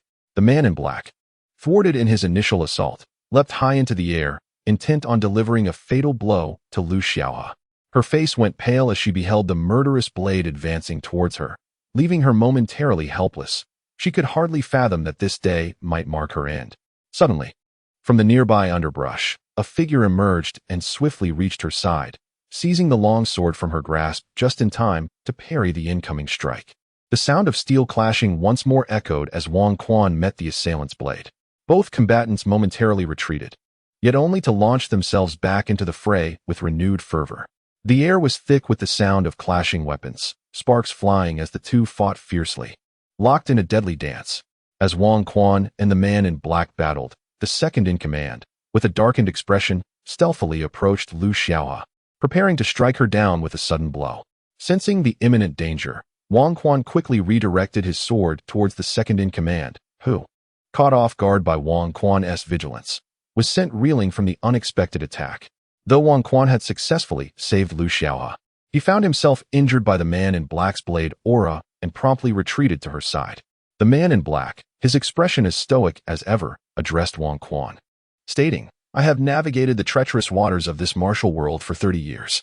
Frankly, talents like Lu Xiaohe are rare. Yet today I have encountered an even more extraordinary genius. What sect do you hail from?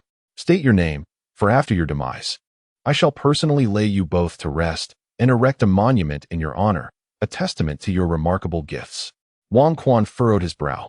He had not anticipated the true strength of the man before him, who was clearly on par with his third senior brother, an apex master at the 9th rank, teetering on the precipice of transcending that boundary. What had initially appeared to be an evenly matched bout was, in fact, the man in black testing the depths of Wang Quan's lineage. "Today, you shall not claim either of our lives. If you dare, come and try," Wang Quan declared, his demeanor resolute. The man in black remained unfazed, continuing with a chilling calm. "In that case, it appears I must entomb you beside Lu Xiaohe. However, I shall inscribe the events of this day upon your gravestone. Though it may lack a name, it shall not belittle the exceptional talent you possess in this realm." Wang Quan glared at the man in black, realizing that with Lu Xiaohe injured, retreat was their only option. He then began to circulate his innate energy, imbuing his longsword with a brilliant blue sword aura. "Oh, what technique is this?" the man in black inquired, noting the change. "The technique to slay you," Wang Quan retorted, charging forward once more with determination. The man in black, observing the approaching Wang Quan, noticed a significant change in his demeanor compared to before, prompting him to adopt a more serious stance. He raised his weapon, channeling his blade's energy, and advanced towards Wang Quan. Determined, Wang Quan recognized that a direct confrontation would be futile. He resolved to employ the atomic sword technique instead. This time, the clash of sword and blade did not produce the expected sound of impact, as their exchanges unfolded at an astonishing speed. Wang Quan initiated an aggressive assault with the 8 moves of the atomic sword technique he had mastered, relentlessly attacking the man in black. For a moment, the black-clad adversary found himself on the defensive, unable to counter Wang Quan's fierce onslaught, though he was taken aback by the potency of the swordplay. After executing the final move of the 8 techniques, Wang Quan swiftly created distance between himself and the man in black, rushing to assist Lu Xiaohe. With a flourish of his sword, he unleashed a torrent of sword energy towards their foe. A resounding explosion echoed, enveloping the scene in a cloud of dust, leaving the man in black momentarily disoriented. With a sweeping motion of his large blade, he dissipated the dust as if swept away by a fierce gale. Yet Wang Quan and Lu Xiaohe had vanished without a trace. "Brother, I shall pursue them," the second in command declared upon witnessing the scene. "No need. Even if you catch up, you cannot defeat him. Our priority lies elsewhere," the man in black replied, his expression devoid of emotion. Wang Quan, carrying the injured Lu Xiaohe, hastily fled the forest's edge, his singular focus on reaching the city. He believed that once within the city's bounds, the man in black would refrain from brazenly pursuing them. Taking a circuitous route, he entered the city, weary yet resolute, and brought Lu Xiaohe to the window of his room in the inn. With a leap, he entered his second-floor dwelling. After unceremoniously placing Lu Xiaohe on the bed, he collapsed beside her, utterly exhausted. The prolonged confrontation with the man in black had nearly depleted his inner strength, leaving him utterly fatigued. Suddenly, a voice broke the silence. "Why don't you come lie on the bed while I sit beside you?" Startled, Wang Quan recognized it was Lu Xiaohe speaking from the bed. He gasped, "When did you wake up?" "I was never asleep." "When do you think I awoke?" Lu Xiaohe replied. "What do you mean, never asleep? You fainted from your injuries." Wang Quan questioned, puzzled. "When did I faint? I don't recall. The last thing I remember is you charging towards me and carrying me away, running until we reached this place." Lu Xiaohe protested innocently. Wang Quan's frustration mounted as he retorted, "If you weren't unconscious, why didn't you utter a word? Do you have any idea how exhausting it was to carry you for so long? I nearly risked my life to save you, and you possess no sense of gratitude?" In response, Lu Xiaohe solemnly clasped her hands in thanks, expressing, "I am deeply grateful for your life-saving assistance, dear brother. One day, I shall repay this debt. Yet, it is not that I am unwilling to speak. Rather, my words would bear no weight. During the skirmish with those two, I was struck with a palm and subsequently slashed. Although my injuries are not severe, I find myself utterly unable to muster any inner strength, my legs feeling utterly weak. I must rely on you to carry me." Upon hearing this, Wang Quan sighed and waved his hand, saying, "Never mind, I must first rest properly. My body is simply too fatigued." With that, he unceremoniously urged Lu Xiaohe to leave, then reclined himself. Seeing this, Lu Xiaohe chuckled and remarked, "Shouldn't you return my sword to me, my friend?" Wang Quan glanced at his right hand and, to his astonishment, realized he was still holding her long sword. He exclaimed, "Oh, your sword has not broken?" He then extended the sword towards Lu Xiaohe. "My friend, you jest. Your swordplay is indeed formidable, yet my sword is no ordinary blade. One must understand that beneath divine weapons, mine is the mightiest, even if your swordplay surpasses others." Before he could finish his thought, Lu Xiaohe, upon receiving her sword, noticed it trembling slightly. Startled, she looked at Wang Quan and inquired, "What kind of swordplay is this that causes Jiu Li to shudder so?" Chapter 65. The unexpected discovery of another half of the jade pendant. Wang Quan waved his hand dismissively, stating, "It's nothing extraordinary. If there's nothing to say, please refrain from speaking. I need to rest for a while." Lu Xiaohe, feeling embarrassed, smiled awkwardly, realizing his presumption. He then inquired, "I am Lu Xiaohe. May I ask for your esteemed name?" With his eyes closed, Wang Quan casually replied, "I am called Wang Dajiang." "Yes, Wang Dajiang. Now, please do not speak further. You should also take this opportunity to recuperate." Lu Xiaohe smiled, responding, "Very well. I shall not disturb you any longer." He then settled into a cross-legged position, commencing the regulation of his internal energy. As dusk gradually descended, Wang Quan had already awakened from his slumber, while Lu Xiaohe continued to cultivate his inner strength. Wang Quan descended to partake in a modest dinner, and in passing, arranged a room for Lu Xiaohe, instructing the innkeeper to prepare some food and drink. After leaving a note for him, he donned his equipment and ventured out to Yuan Street to see if the bearded man had returned. The scene tonight was reminiscent of the previous evening. The streets were eerily deserted, with every household shuttered tight, no one daring to venture out. After fashioning a makeshift night cloak from dark fabric, Wang Quan moved stealthily towards the blacksmith shop. The residence behind the forge was presumably that of the bearded man. Yet the room was devoid of any flickering candlelight. Wang Quan cautiously slipped inside, discovering that the bearded man had indeed not returned. Upon entering, Wang Quan surveyed the room, which was stark in its simplicity, just a bed, a quilt, a pair of tables and chairs, a cupboard, and a washstand. Nothing more adorned the space. However, the furniture was haphazardly arranged. Tables and chairs askew, the bed unmade, and an overall sense of disarray prevailed. Wang Quan shook his head, while he was not averse to disorder. The sheer casualness of the blacksmith's living conditions astonished him. It seemed imperative to delve deeper into the official quarters. Just as he prepared to exit, Wang Quan's gaze inadvertently fell upon the cupboard. Why was it positioned so meticulously? In fact, to achieve such alignment, it had been propped with bricks on an uneven floor. This was decidedly at odds with the overall disorder of the room. Curiosity piqued. He approached and opened the cupboard for inspection, discovering merely some clothing and items of little value. After closing the cupboard, he took a few steps back to scrutinize it further. Suddenly, he noticed the bricks propping up its base. 3 corners of the cupboard were supported by a single brick, while the corner against the wall, due to a small depression in the floor, was propped by 2 bricks. After a moment's hesitation, Wang Quan removed all the bricks and examined each, weighing them in his hands. He found that the brick supporting the two-brick corner was surprisingly lighter than the others. Without delay, he broke each brick into halves until he reached the lighter one, which resisted his efforts to divide it. Indeed, something was amiss. Wang Quan gently exerted pressure, scraping at the surface of the brick, and gradually, a corner of a small box began to reveal itself from within. A surge of delight filled his heart. Hidden within this brick was indeed a box, concealed so ingeniously. He hastened his actions, and before long, the entirety of the box came into view. Upon closer inspection, Wang Quan was taken aback. Wasn't this merely a square block of wood? There was neither a lock nor a lid, not even a seam. Only on the right side of the wooden box was there a recessed pattern. As he gazed at this design, a sense of familiarity washed over him. He swiftly retrieved the half of a jade pendant from his pocket and, after a brief comparison, realized it was the exact shape of the fragment he held. Without hesitation, Wang Quan pressed the pendant against the indentation. Suddenly, the box began to move on its own. The previously seamless joints began to part. Startled, Wang Quan hastily dropped the box onto the ground, watching as it disassembled itself autonomously. In a matter of moments, the box was fully opened. Wang Quan murmured in astonishment. What manner of principle is this? It was no wonder he was bewildered. Since arriving in this world, he had seldom ventured beyond the mountains and was utterly unaware of its broader mysteries.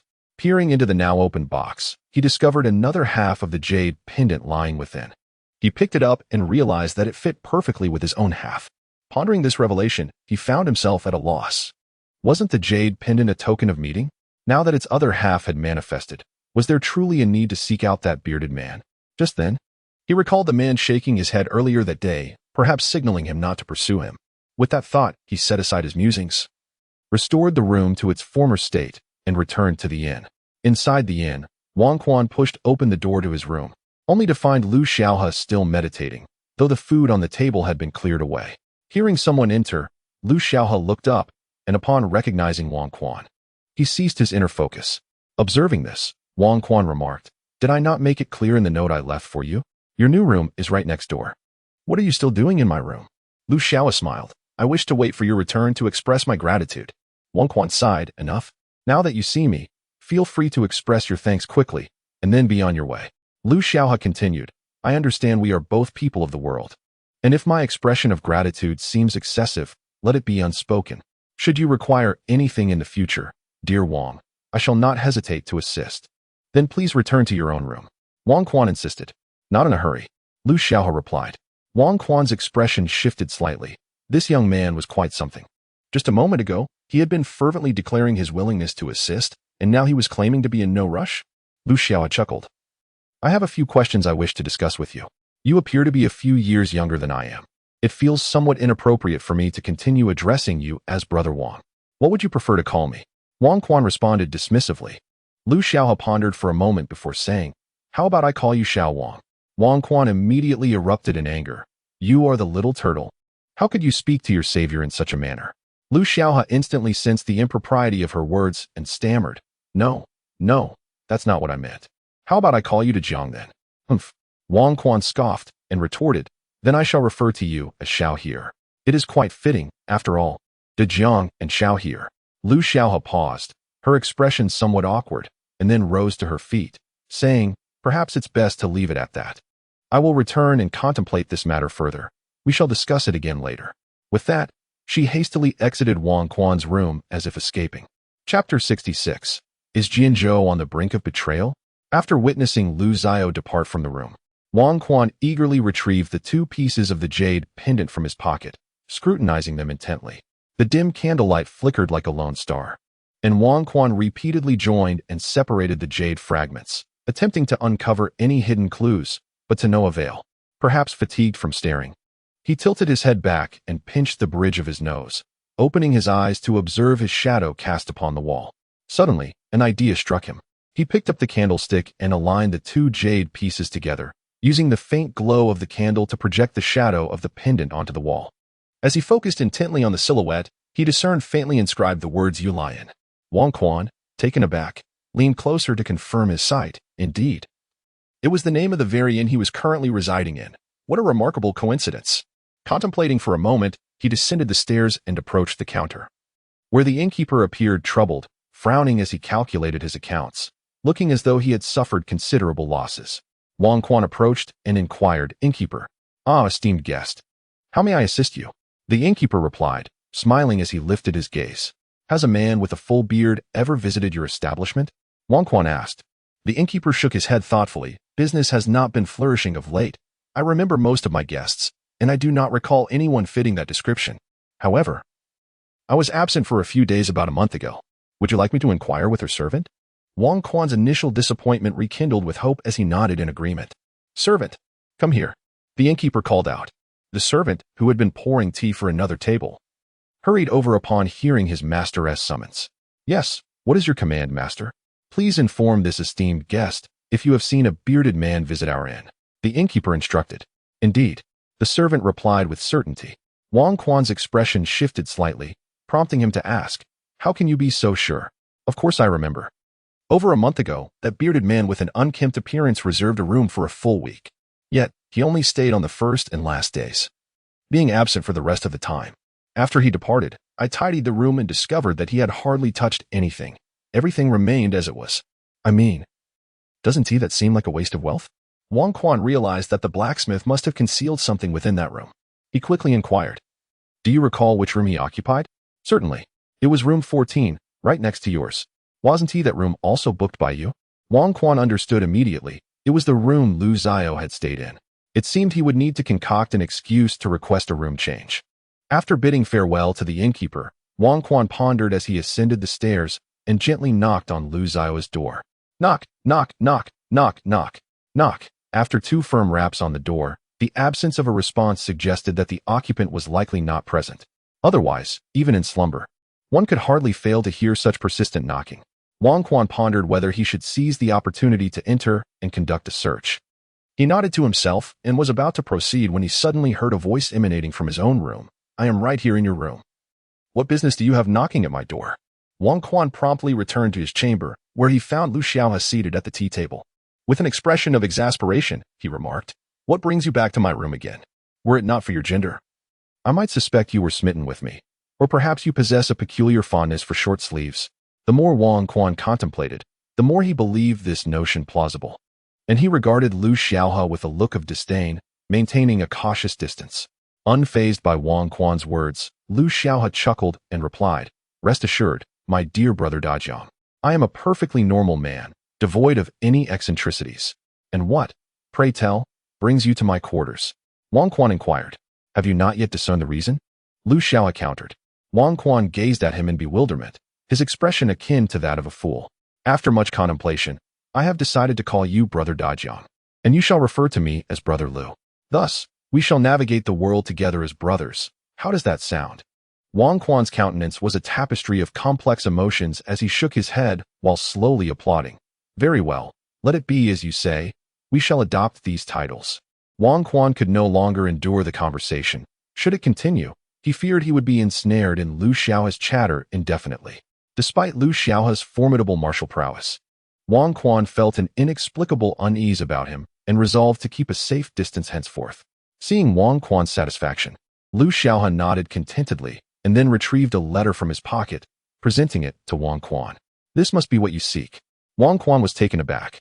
Upon receiving the unsealed letter, he inquired, "What is this? Is this not what you were searching for? I overheard your conversation with the innkeeper regarding the person who once resided in my room. I surmised he must have left something behind. So I rummaged through the quarters and discovered this letter." "I believe it is indeed what you seek," Lu Xiaohe replied. Wang Quan hastily turned his attention back to the letter, noting that it bore no writing on the envelope. He squeezed it gently, feeling only a thin sheet of parchment within. Looking up at Lu Xiaohe, he asked, "Are you not curious about its contents?" Lu Xiaohe replied earnestly, "To pry into another's correspondence is not the conduct of a gentleman. Such acts do not align with my principles, nor do I harbor any interest in them." Wang Quan chuckled lightly. "But what if this letter is connected to that band of mountain bandits? Would you not wish to take a look?" As he spoke, Wang Quan shook the envelope in his hand and proceeded to open it before Lu Xiaohe's eyes, extracting the letter to peruse its contents. Lu Xiaohe glanced over and observed Wang Quan's expression shift from one of carefree ease to a grave seriousness, ultimately transforming into one of fury. Upon witnessing the scene, Lu Xiaohe leaned in closer, appearing to read the message. The note bore the words, The Jianzhou incident. It may be linked to the northern barbarians. All officials within the Jianzhou government show signs of treachery. We implore the court to dispatch troops to quell the unrest. After reading the note, Wang Quan and Lu Xiaohe were rendered speechless for a prolonged moment. Finally, Lu Xiaohe broke the silence, saying it cannot be true. Jianzhou is located in the heart of the Central Plains, not far from the capital. How could such turmoil arise? Wang Quan replied, it is not entirely impossible. The truth will soon reveal itself. I need you to assist me with the task. Lu Xiaohe looked at Wang Quan and inquired, you are affiliated with the court. Are you not? Indeed. Yet, not entirely, Wang Quan responded. Chapter 67. I am the Crown Prince. He is the heir, Lu Xiaohe remarked. My sect has instructed its disciples to refrain from excessive interactions with the imperial court. Wang Quan, somewhat perplexed, inquired, why is that? I do not know. But I do not entirely agree with their philosophy, she replied. What do you mean? Wang Quan pressed further. I believe the rise and fall of the royal family is beyond our concern, nor do we wish to meddle. However, should foreign enemies invade, we cannot remain idle. After all, this vast land of Zhongyuan does not belong solely to the royal family. It is a shared inheritance of countless common people. What do the northern barbarians think they are, daring to covet our territory? Lu Xiaohe stated with righteous indignation. So you have agreed to assist me? Wang Quan continued to inquire. Of course, even though I must head to the capital, I deem this matter of greater significance. At the very least, our objectives align. Do they not? So, what do you require of me? Speak freely. Lu Xiaohe responded. Wang Quan smiled and said, with your abilities, even if you are injured, I trust you can navigate within the confines of Jinzhou City. I need you to masquerade as those bandits and abduct Jinzhou's magistrate, Lu Yongji. Knock him unconscious and take him to a deserted place. Remember, make it convincing, do what you must, and ensure the act is believable. But I do not know where he is, she replied. Wang Quan then handed Lu Xiaohe a note, densely scribbled with small characters, one of which contained Lu Yongji's address. Lu Xiaohe glanced at the note and asked, you were prepared all along? This was included with the envelope. It was not my doing. However, I have my suspicions about who it is, he replied. You will take him to the iron shop on Weiyuan Street. There is a house behind it that is currently unoccupied.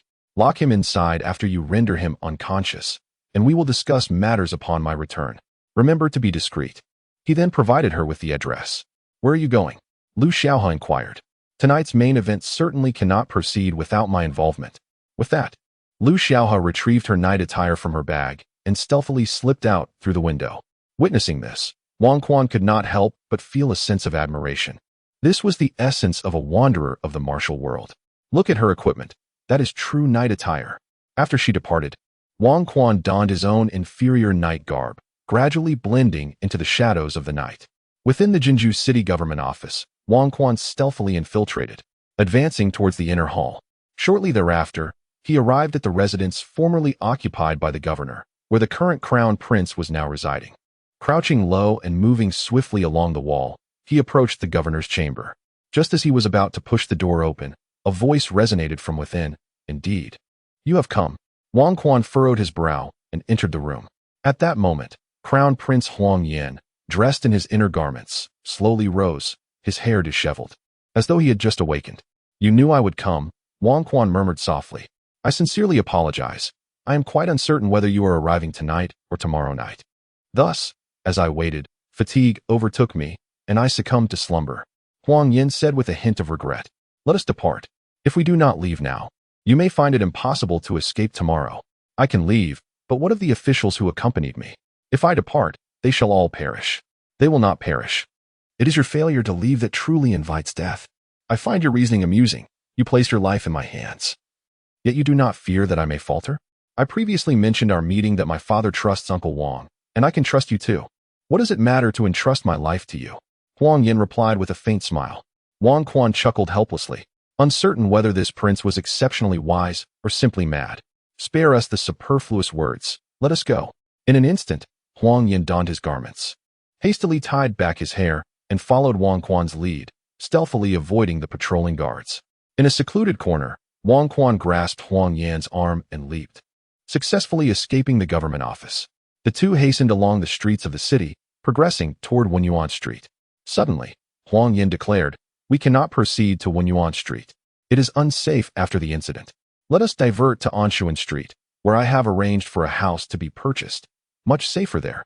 Upon hearing this, Wang Quan replied, that is acceptable, but we must first visit the blacksmith shop.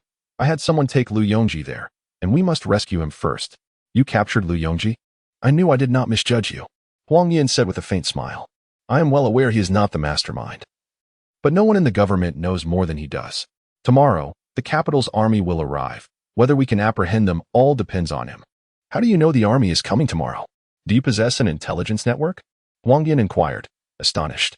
Wang Quan did not respond, for they had already arrived at Wenyuan Street. The two quickened their pace and soon reached the blacksmith's residence.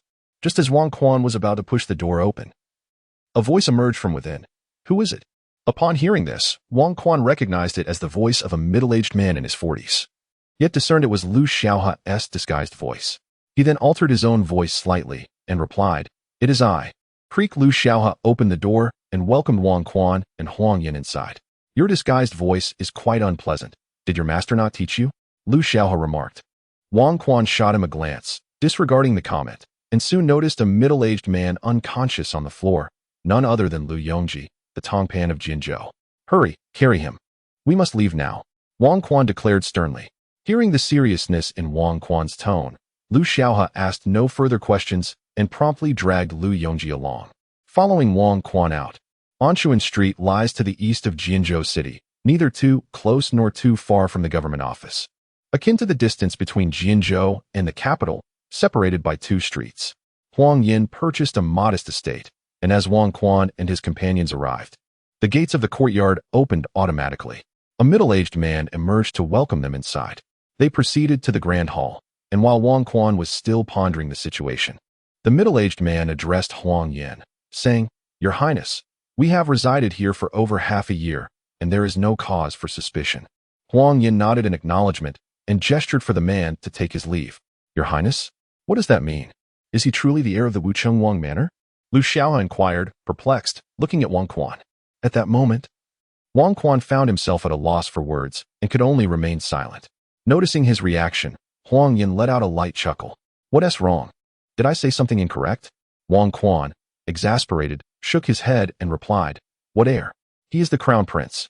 Lu Xiaoha was momentarily stunned, but upon hearing Huang Yin's laughter, she quickly turned to look at him and heard him say, Indeed, I am the crown prince, while the one beside you is the heir. At this revelation, Lu Xiaoha swiftly turned back to fix her gaze on Wang Quan, her expression one of incredulity. Chapter 68. The longing for father. Lu Xiaoha incredulously pointed at Huang Yin and addressed Wang Quan. He is the current crown prince. Wang Quan nodded slightly in acknowledgement. You are the heir of the Wucheng king, Wang Quan? He confirmed, to which Wang Quan again nodded slightly. Lu Xiaoha, filled with indignation, exclaimed, Then why did you tell me your name was Wang Dajiang? Wang Quan replied with resignation, In the world of martial arts, is it not customary to adopt one or two aliases? I've had enough. I want to return to my sect. Lu Xiaoha declared. Wait, once we finish our business, are you not also heading back to Kyoto? We can return together, and I shall treat you to an adventure around Kyoto, Wang Quan urged, desperate not to let this free ally slip away. Lu Xiaoha, exasperated, retorted, Do you have any idea that I came to Kyoto to compete solely to confront you? Wang Quan recalled that Nanning had mentioned an upcoming martial arts competition hosted by the Fairy Peak, realizing that Lu Xiaoha had come to participate in that very event. He then asked in confusion, Why do you wish to confront me? We were previously unacquainted. What reason do you have to attack me? Do you fancy the fifth princess as well? Lu Xiaoha was incensed by his words. What fifth princess? I do not know her. Why would I wish to attack you? Are you truly that oblivious? That Enhuchi is your senior brother, correct? Yes, indeed, he is my senior brother. How do you know this? Wang Quan questioned, bewildered. Who in the realm does not know you are a disciple of Shanshang Mountain, representing it throughout the martial arts world? Lu Xiaoha retorted. How is it that everyone knows? Furthermore, even if Enhichi is my senior brother, on what grounds do you seek vengeance from me? Do you harbor a grudge? Wang Quan inquired. A grudge? I am not the only one. Your senior brother has offended numerous factions over the years while representing Shanshang Mountain. Why not confront him instead? Why come after me? As I am not the one who provoked you, Wang Quan exclaimed in frustration, realizing that the advice from Uncle Kuei to maintain a low profile during his descent from the mountain was indeed pertinent. Why should he bear the blame for his senior brother's misdeeds? Humph. and Huchi is hiding atop Shanshang Mountain. Who would dare seek him out?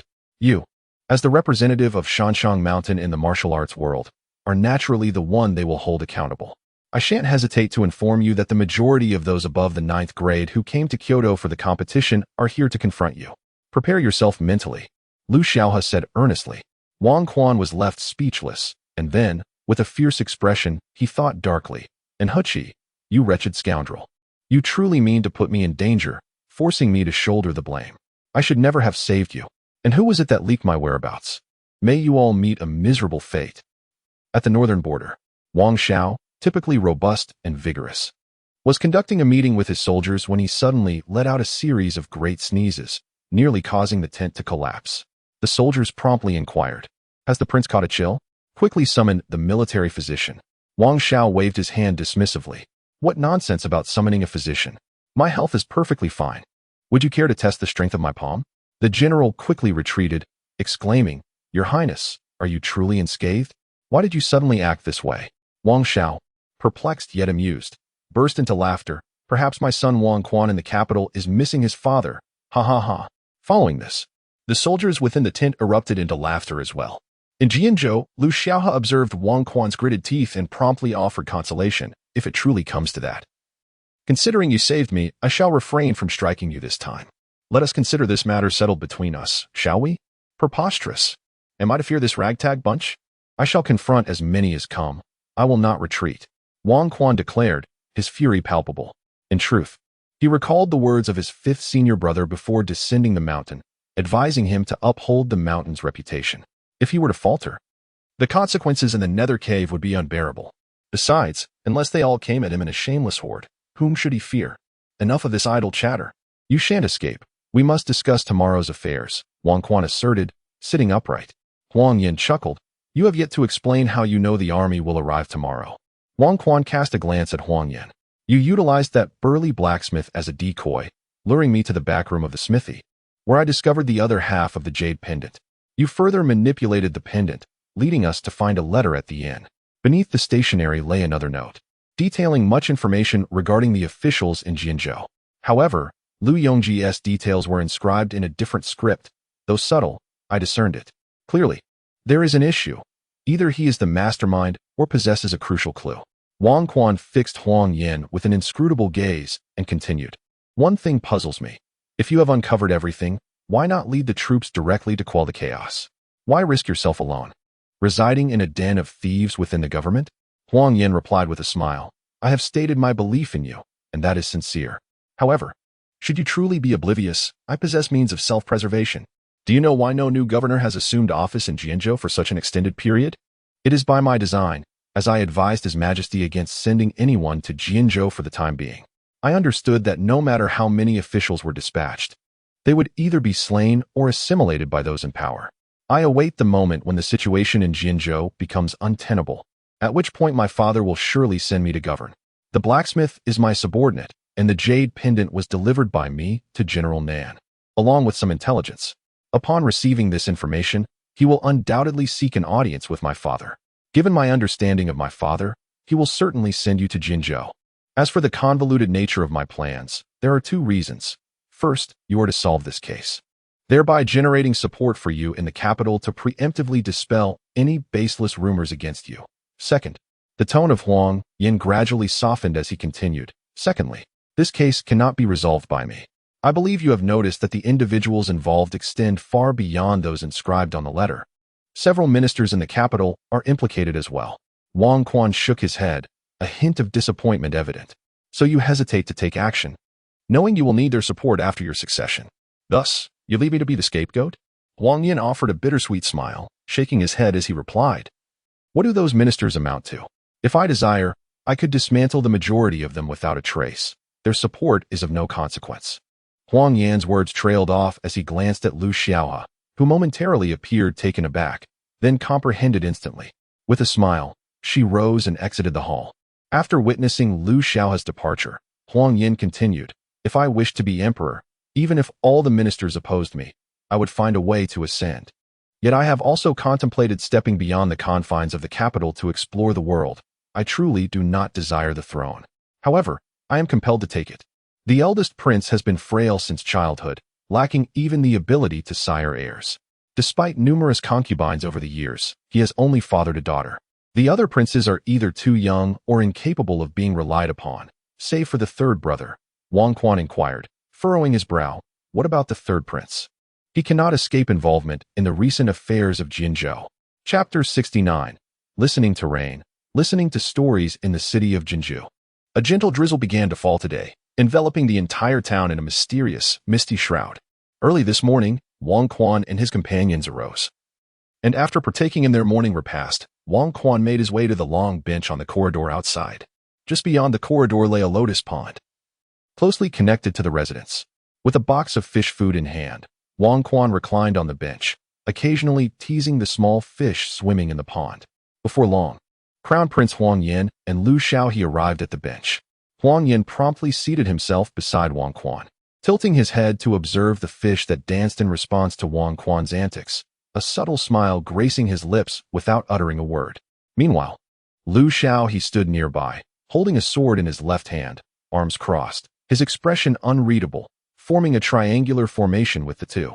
The soft patter of rain fell upon the tiles and the pond, creating two distinct, yet harmoniously soothing sounds. The gentle rain upon the roof lulled one into slumber, and the sight of the circular ripples in the water enhanced this effect. After finishing the fish food, Wang Quan turned, stifling a large yawn, his eyes becoming heavy with sleep. Do you still have the leisure to feed the fish? Lu Shaohe remarked from his post. Wang Quan glanced at Lu Shaohe and replied, what else can we do? The entire city is likely searching for the crown prince today, and with the rain falling, the court soldiers will probably not arrive until nightfall. We might as well rest during the day. With that, Wang Quan stretched lazily, and observing Lu Shaohe's demeanor, an idea sparked in his mind. He stood and compared their heights, circling around Lu Shaohe twice. What exactly are you doing? Lu Shaohe inquired, somewhat displeased. Wang Quan, feigning suspicion, returned to his seat and said, actually, when I first met you, you seemed somewhat familiar. Just now, watching you stand there with your sword, I was reminded of someone, although he was half a head shorter than me. Clearly, that person is not you.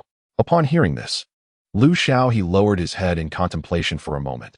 Then suddenly his expression shifted as he exclaimed, are you referring to someone who isn't particularly tall, slightly shorter than me, slender in figure, and often stands with a sword in hand? He appears a few years older than I, yet bears a resemblance to me? As for whether he often holds a sword, I cannot say, but when I saw him, he indeed had that demeanor. Everything else you described aligns perfectly. To be honest, when I saw your current expression, I truly believed you were that person in disguise. Wang Quan replied. Lu Shaohe took a deep breath and sighed. The person you encountered might very well be my cousin. Lu Yinlu, noticing Lu Shaohe's melancholic demeanor, Wang Quan inquired, what is it? Do you have a story to share? Since we have nothing else to do, why not tell it? You know, that person was with the group that was pursuing my seventh senior brother. They were not good company.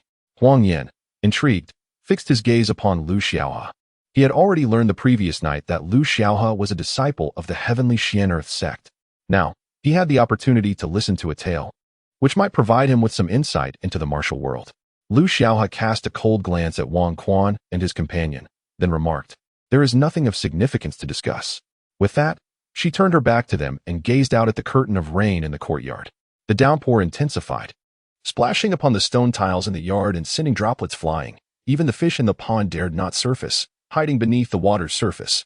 Wang Quan and his companion, somewhat disappointed, did not press further, and instead turned their attention to the rippling surface of the pond, lost in their own thoughts. Suddenly, Lu Shaohe cleared her throat twice. Wang Quan and his friend looked over, only to see her cradling her sword and speaking softly, still facing away from them. In truth, I was raised by my cousin.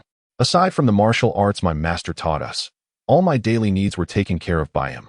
His disposition is carefree. He insists on doing what he desires and refuses to be coerced into anything he does not wish to do. He is a few years my senior and has always cherished his sword, claiming it epitomizes the spirit of a hero. Perhaps influenced by him, I too occasionally enjoy holding it this way. Hearing the hint of sadness in Lu Shaohe's words, Wang Quan inquired, and then what happened? Lu Shaohe turned around, slumping onto the bench, closing her eyes and tilting her head back as she continued. Later on, because my master bestowed upon me the Jiuli sword, my cousin felt resentful and confronted my master. In a fit of anger, he left the sect, and I have not seen him in years. After Lu Xiao's confession, a heavy silence enveloped them. Eventually, Huang Yin spoke up. The swords of the Tianzi sect, the knives of the Xuanji sect, and the fists and feet of the Dizzy sect. These are all formidable martial arts that command respect in the martial realm. Your heavenly Xian-Earth sect is, in strict terms, the most powerful, though the presence of Mount Shang is another matter altogether. Lu Xiaohe, taken aback, asked, Your Highness is aware of our sect? Huang Yin chuckled. While I may not possess martial skills, I have a modicum of understanding regarding the affairs of the martial world. Beyond that, my knowledge is limited. Upon hearing this, Lu Xiaohe discreetly nodded and remarked, Should your highness ascend to power in the future, you may well become a commendable monarch. Huang Yin smiled but refrained from further comment. Subsequently, the three of them settled into a comfortable position on the bench, relishing the sound of raindrops tapping against the tiles. It was truly a delightful experience. Huang Yin opened his eyes slightly to glance at Wang Quan, who had closed his eyes, and could not help but smile. Although the city of Jinzhou was fraught with hidden dangers, being in Wang Quan's company brought him an unparalleled sense of ease. During his time in the capital, he had never enjoyed the tranquil sound of rain. At that moment, the sound of footsteps echoed in the distance. The three opened their eyes and turned to look. A servant from last night's estate hurriedly approached and said, Your Highness, the officials have come to investigate, but I have sent them away. However, the city is now under complete martial law. Reports indicate that the officials who accompanied you to Jinzhou have all been detained, but there is no immediate danger. Emperor Huang Yin's expression darkened as he replied, Understood. Should any developments arise, report to me at once. You may leave now. The servant acknowledged the command and promptly departed.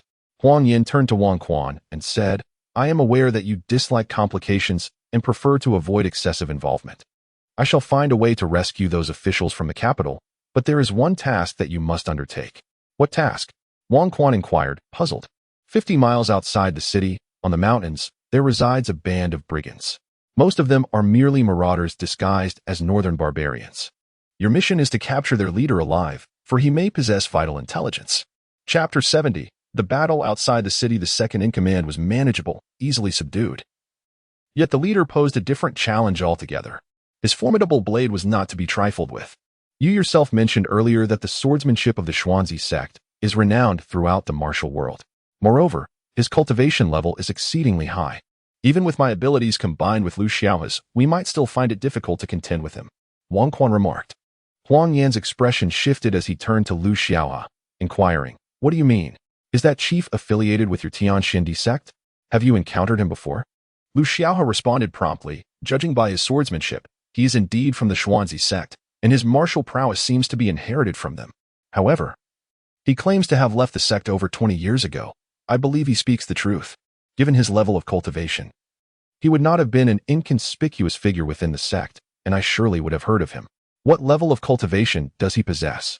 Huang Yin pressed. Lu Xiaohe glanced at Wang Quan, who gravely replied, At least the peak of the 9th grade. If he were to take one more step forward, he might even break through to the next realm.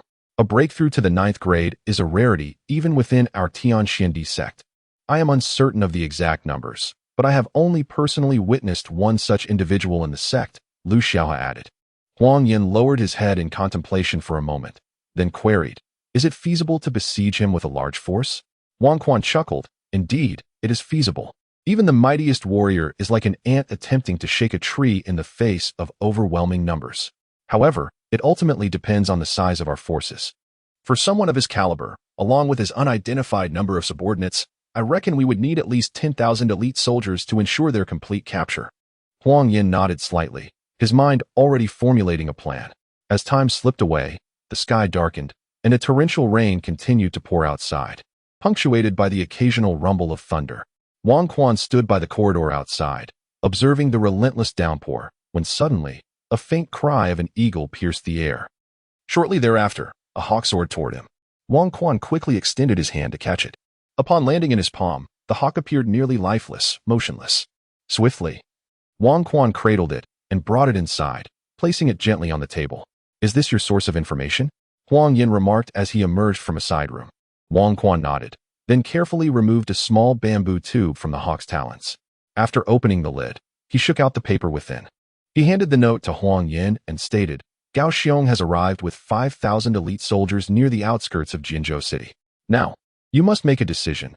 Should these 5,000 soldiers charge into the city, or shall I lead them to eradicate that band of brigands? Huang Yin pondered for a moment, then asked, Do you have confidence in this? According to my scouts, that band of mountain bandits numbers at least 2,000. Wang Quan replied, I'm uncertain, but we cannot allow them to escape. Wang Quan asserted, Then you should proceed with your forces. If you can hold them off tonight, I will have the confidence to turn the tide, Huang Yin said with a serious expression. Wang Quan nodded, remaining silent as he cast a glance at Lu Xiaohe before preparing to act.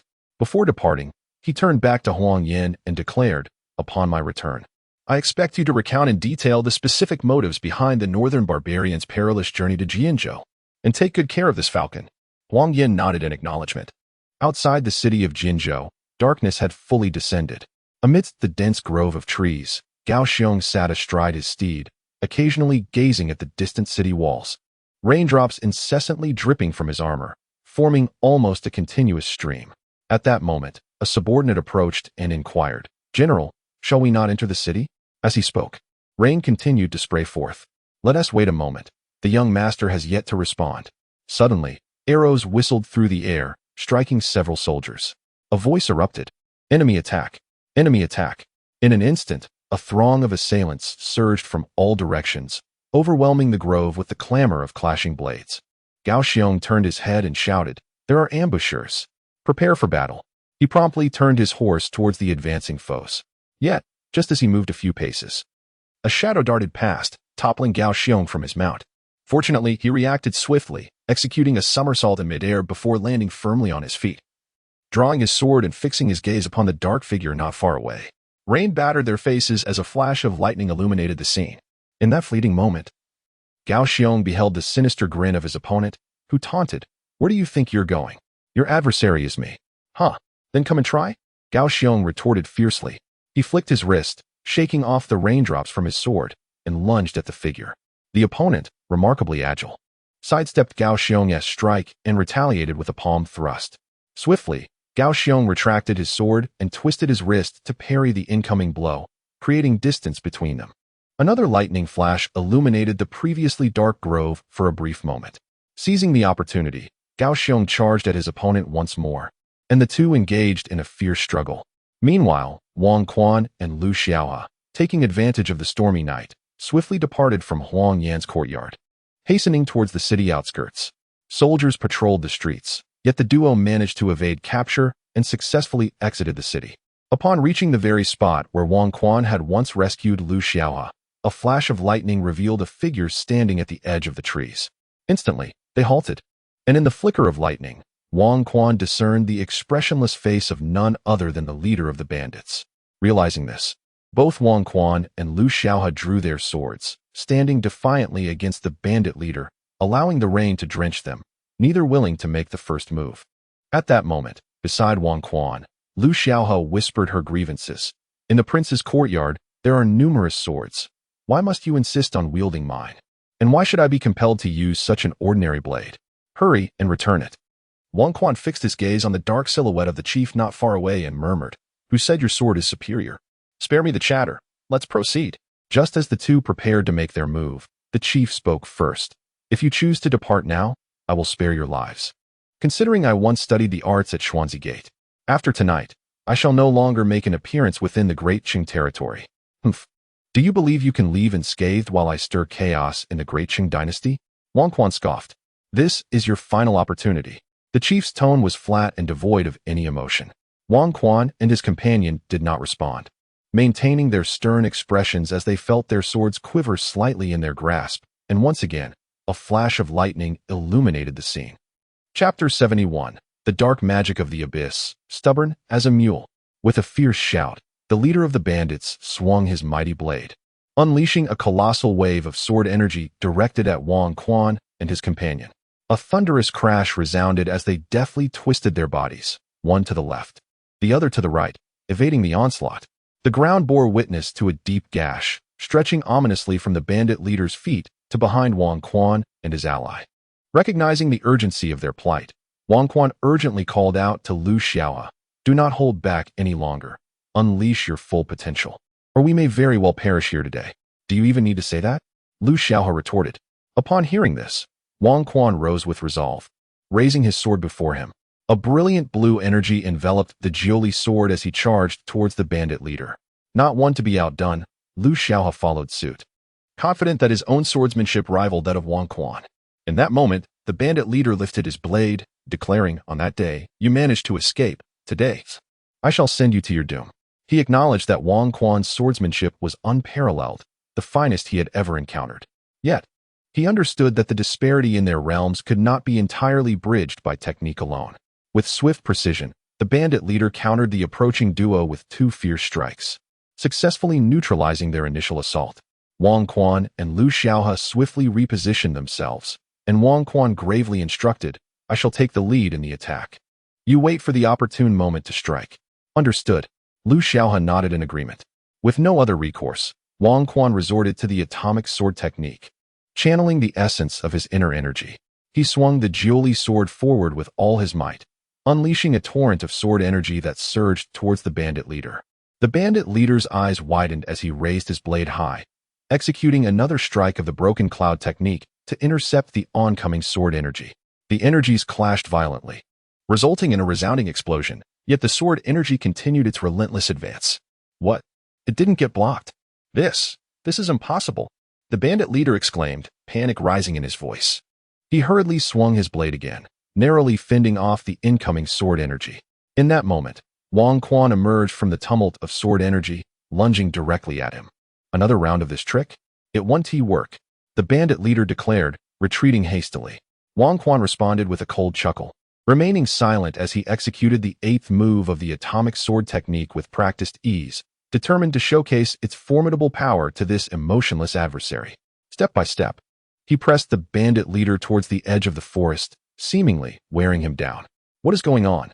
How can this young man's sword techniques change so rapidly? How can such disjointed moves yield such overwhelming strength? The bandit leader pondered, struggling to keep pace. Lu Xiaohe observed from the sidelines, gathering his energy in anticipation, utterly astonished. Suddenly, a spark lit within him. Now is the moment. Seizing the opportunity while the bandit leader was preoccupied, Lu Xiaohe swiftly maneuvered to his right flank and thrust his sword directly into the bandit leader's abdomen. The bandit leader, caught off guard, momentarily forgot about Lu Xiaohe's presence. Without a moment's hesitation, he disregarded Wang Quan's assault, drawing his sword to defend against Lu Xiaohe. The clashing of metal echoed through the air, followed by a sharp hiss. In an instant, the left arm of the chief was severed by Wang Quan, blood gushing forth, as Lu Xiaohe swiftly sent the sword flying from his grasp. A piercing cry erupted from the chief as he retaliated with a powerful strike towards Wang Quan and his companion, creating distance between them. Wang Quan approached the severed limb and kicked it aside, sending it rolling to the feet of the chief. He flicked the blood, mingled with rainwater, off his sword and remarked, I thought you could maintain your stoic demeanor indefinitely. It seems you are capable of showing emotion after all. Observing the chief's agony, Wang Quan spoke in a calm tone. The chief glared at Wang Quan, his expression contorted with rage. If it weren't for that scoundrel's ambush, do you think you could injure me? Fighting requires strategy. Would we foolishly charge at you, knowing we cannot prevail? Wang Quan immediately retorted. Gradually, the chief rose to his feet, continuing to glare at Wang Quan. 300 years ago, an unparalleled sword technique emerged, only to vanish over a century later. Is the swordplay you employ related to that? Wang Quan replied, I have no obligation to converse with a dead man. It would be better for you to remain dead in my eyes. With a derisive laugh, the chief proclaimed, You think severing an arm can kill me? What a farce. I have declared that you shall perish today, and perish you will. His right hand clenched, and the great blade soared back into his grasp. With a slight tremor of his body, dark energy began to rise around him, pressing ominously towards Wang Quan and his companion. At that moment, a thunderous clap resounded as lightning illuminated the chief's face, revealing bulging black veins and blood-red eyes fixated upon them. What kind of technique is this? The pressure is unbearable. Wang Quan hastily channeled his energy to resist. Lu Xiaohe, momentarily entranced by the scene, suddenly exclaimed, This is the Xuanma divine art. You are Yuanpa? Ha ha ha. It appears there are still those who remember my name. For that, I shall spare your life. The chief laughed heartily. Wang Quan, sensing the urgency, inquired, Who exactly is he? What manner of technique is the Xuanma divine art? Lu Xiaohe swallowed hard and hurriedly explained. The Xuanma divine art was created by an extraordinary genius of the Xian clan over a century ago. However, due to its malevolent nature, practitioners would lose their sanity and forsake familial ties, leading the clan's ancestors to seal it away. I heard that over 20 years ago, a man named Yu Wenpa secretly practiced this forbidden art and was subsequently stripped of his martial abilities and expelled from the clan. I never imagined you would not be rendered powerless. Who said I was powerless? After my abilities were stripped, I relied on this divine art to regain my strength, emerging even more formidable than before. I fail to comprehend why the Xuanzi sect, endowed with such extraordinary martial prowess, chooses to neglect this divine skill. They could easily attain renown and even extricate themselves from the heavenly Xian Earth sect to establish their own faction. Yet, that decrepit assembly persists in eschewing this precious art, forbidding their disciples from practicing it. Truly, they are a band of antiquated relics. Upon hearing this, Lu Xiaohe became somewhat agitated and, with gritted teeth, declared, "That is an evil technique, one only the wicked would dare to cultivate. All who practice this malevolent art deserve to perish." Ha ha ha. I understand your disdain for this skill, for your father, my dear brother Lu Yuan, met his demise at its hands. Yet, you cannot blame the technique. Rather, you should reproach him for his weakness. With that, Wen Yupo appeared to undergo a transformation, enveloped in a shroud of black mist, his form writhing within the obscurity. Lu Xiaohe's eyes turned a crimson hue as she fiercely retorted, "You dare invoke my father's name? Prepare to meet your end." With that, she brandished her sword and charged towards the swirling black fog, prompting Wang Quan to hastily follow suit. Suddenly, the undulating black mist ceased its motion, vanishing in an instant. Before Wang Quan could react, the black fog re-emerged before them, and a hand emerged from within, striking towards the two with a swift motion. With a resounding thud, Wang Quan and his companion were sent hurtling through the air, crashing heavily to the ground, blood spurting forth from their mouths. Gurgling sounds echoed as the black mist emitted a cacophony of eerie noises, vanishing and reappearing in a most uncanny manner. Chapter 72. The sword formation realized by Wang Quan spat out a mouthful of blood and, with great difficulty, propped himself up, his hands bracing against the ground. He turned to glance at Lu Xiaohe and inquired, "How are you? Are you all right?" "I'm fine," Lu Xiaohe replied, her condition mirroring that of Wang Quan. Nodding in acknowledgement, Wang Quan's gaze shifted towards the black mist that had transformed from Yu Wenpa, swirling around them both, emitting various eerie chuckles, yet refraining from launching an assault. "Is he still human?" Wang Quan whispered. With blood at the corner of her mouth, Lu Xiaohe leaned against a small tree, responding softly, "He's somewhat half a person." This malevolent technique enhances one's martial prowess significantly, yet it equally strips away rationality and sensory perception. Conversely, as long as we refrain from attacking him, we should remain unharmed. We must wait until he exhausts his inner strength. Then the malevolent power will dissipate, and it will be my time for vengeance. Wang Quan observed the fury etched across Lu Xiaohe's face, acutely aware that he could not fathom her current emotional state. Regardless, they could not defeat this vile creature. He could only hope that the enigmatic entity would behave as she had described. Under the cloak of night, streaks of lightning illuminated the sky, and torrential rain relentlessly pelted the two.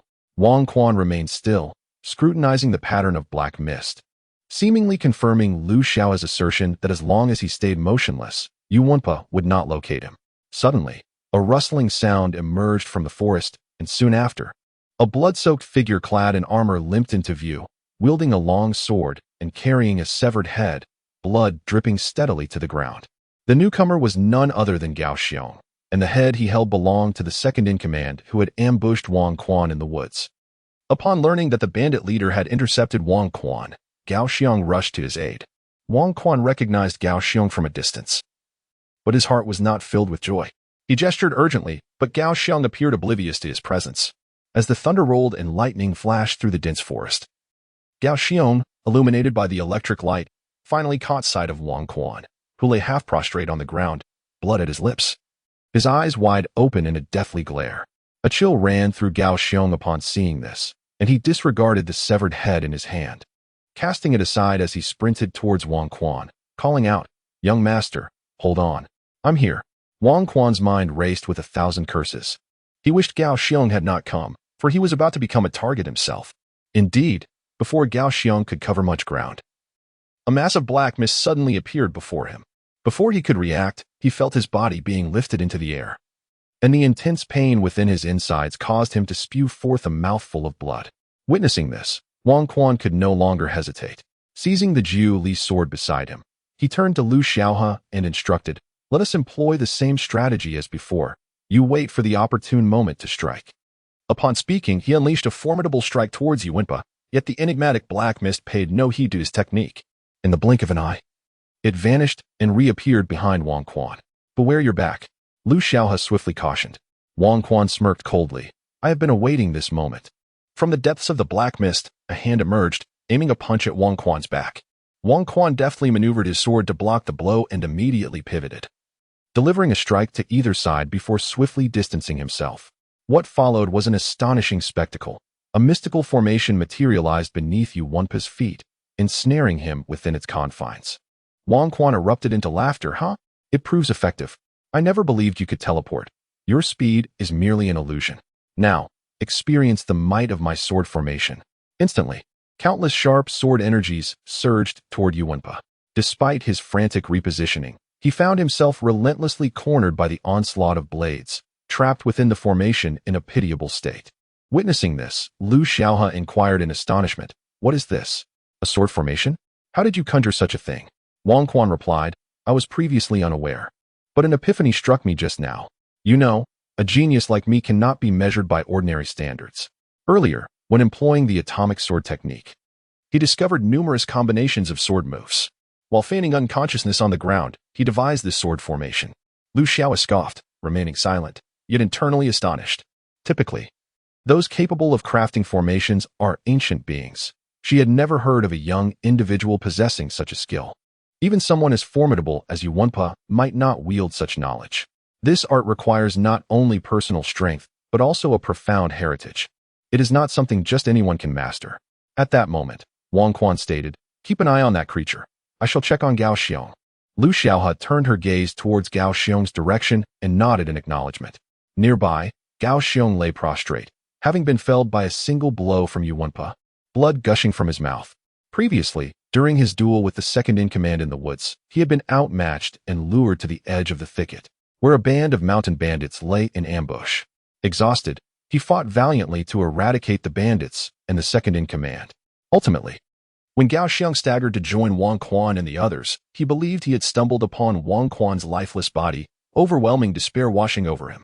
Subsequently, Yuanpa struck him with an unknown technique, and he could bear no more. "If the young master is dead, perhaps it is best for me to perish as well, to spare myself the shame of facing the prince and my brethren in arms. Even if I survive this moment, I would have no dignity left to live on." Just as Gao Xiong succumbed to despair, he suddenly spotted Wang Quan rushing towards him. "Young master, you are alive," he exclaimed, only to be met with a dismissive retort. Upon witnessing the apparent demise of his companion, Wang Quan inquired with concern, "What has transpired? How did you come to be here? What are the troops?" The moment Gao Xiong discerned that Wang Quan was unharmed, a wave of elation washed over him. It seemed he was spared from death for the time being. In response to Wang Quan's query, he promptly replied, "Our contingent of 5,000 was originally concealed within the forest as per our strategy. Unfortunately, we fell into an ambush.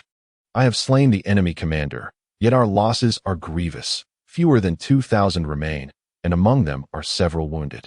As Gao Xiong spoke, his frustration grew, leading him to declare, "These Kyoto soldiers are utterly inept. I cannot fathom how their commanding officer trains them. Faced with a mere minor ambush, they are reduced to chaos and terror. Were it our lord leading the northern troops, even the fire brigade would outperform this ineffectual rabble." Chapter 73. The arrival. Gao Xiong spoke with such fervor that he momentarily became overwhelmed, spitting blood as a result. Wang Quan hastily assisted him in regulating his vital energy, stating, "You should take the remaining soldiers and flee. This monster is beyond our capacity to confront." No sooner had he spoken than a thunderous explosion echoed nearby. Yuanpa, with sheer tenacity, endured the onslaught of the sword formation, shattering it with formidable force. In an instant, Lu Xiaohe, armed with a longsword, charged at Yuanpa, shouting, "You all must escape. He is no longer human. He has become a mere walking corpse." Lacking sensation and pain, He kills indiscriminately. If you do not flee now, it will be too late. Gradually, after exchanging merely a dozen blows with Yuan Pe, Lu Xiaohe suffered a grievous wound as his massive blade struck him deeply, exposing bone. Urgently, Lu Xiaohe retreated, seeking to distance himself, but Yuan Pe relentlessly pursued him, striking with fervor. The black mist enveloping Yuan Pe gradually dissipated, revealing his true visage, though his eyes had transformed from crimson to an abyssal black. Veins of darkness coursing across his expressionless face. Wang Quan, observing this transformation, wore a grave countenance. Without hesitation, he brandished the Jiu Li sword and dashed forward, intercepting a blow that nearly struck Lu Xiaohe. However, the force behind that strike was extraordinary, causing Wang Quan to stagger backward, while Yuan Pe also retreated, his body executing bizarre movements. Wang Quan glanced at Lu Xiaohe and inquired, "Are you all right? How has this monster changed again?" Lu Xiaohe, clutching his injured arm from which blood flowed incessantly, managed a bitter smile. "This wretched creature struck me just days ago, and now he has targeted the same wound again. At this rate, my arm may be rendered useless." Wang Quan's expression darkened further as he instructed, "You can no longer fight. I will engage him and buy time. You must escape with Gao Xiong." Lu Xiaohe shook his head resolutely. "It's too late. There is no escaping now. He is already dead, having sacrificed himself to that sinister art, transforming into this soulless entity, all for the purpose of exterminating us. Each of his strikes now bears greater potency, and he reacts instinctively without thought. We cannot defeat him." With each word, Wang Quan's concern deepened. "If we cannot flee and cannot fight, must we simply await our demise?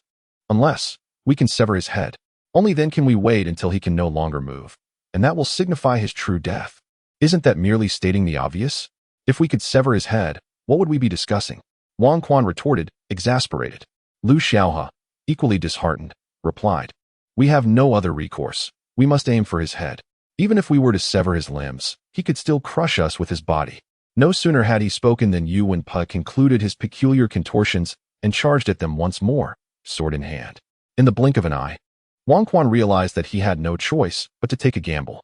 He swiftly rearranged the 8 sword techniques he had mastered in his mind, assessing which would prove most practical.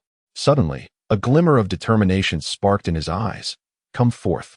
Let me show you the taste of my great sword." With that, Wang Quan charged at Yuan Pe, engaging him in combat. Despite Yuan Pe's superior realm, Wang Quan had previously managed to hold his ground. However, now, devoid of any need for contemplation, Yuan Pe matched Wang Quan blow for blow, his relentless assault leaving no room for defense, even as Wang Quan struck him numerous times. Yuan Pe pressed on, determined to land another blow. After exchanging dozens of moves, Wang Quan began to falter, his body bearing several wounds from Yuan Pe's strikes. After executing a diagonal slash, he quickly distanced himself from Yuan Pe. With a cold smirk, he raised the Jiu Li sword above his head, murmuring, "Now is the time." Suddenly, 8 streams of sword energy surged from the 8 directions surrounding Yuan Pe, guided by the Jiu Li sword in Wang Quan's hand. These energies gradually converged above Yuan Pe, forming an enormous sword. Wang Quan's face turned pale, yet his resolve remained unwavering as he shouted, "Descend." He then plunged the sword into the ground with great force. Lu Xiaohe stood in astonishment, utterly impressed. She had initially believed her swordsmanship was comparable to Wang Quan's, but it was evident that she had underestimated him. How many more techniques did Wang Quan possess? The earlier sword formation and this unnamed technique appeared overwhelmingly formidable.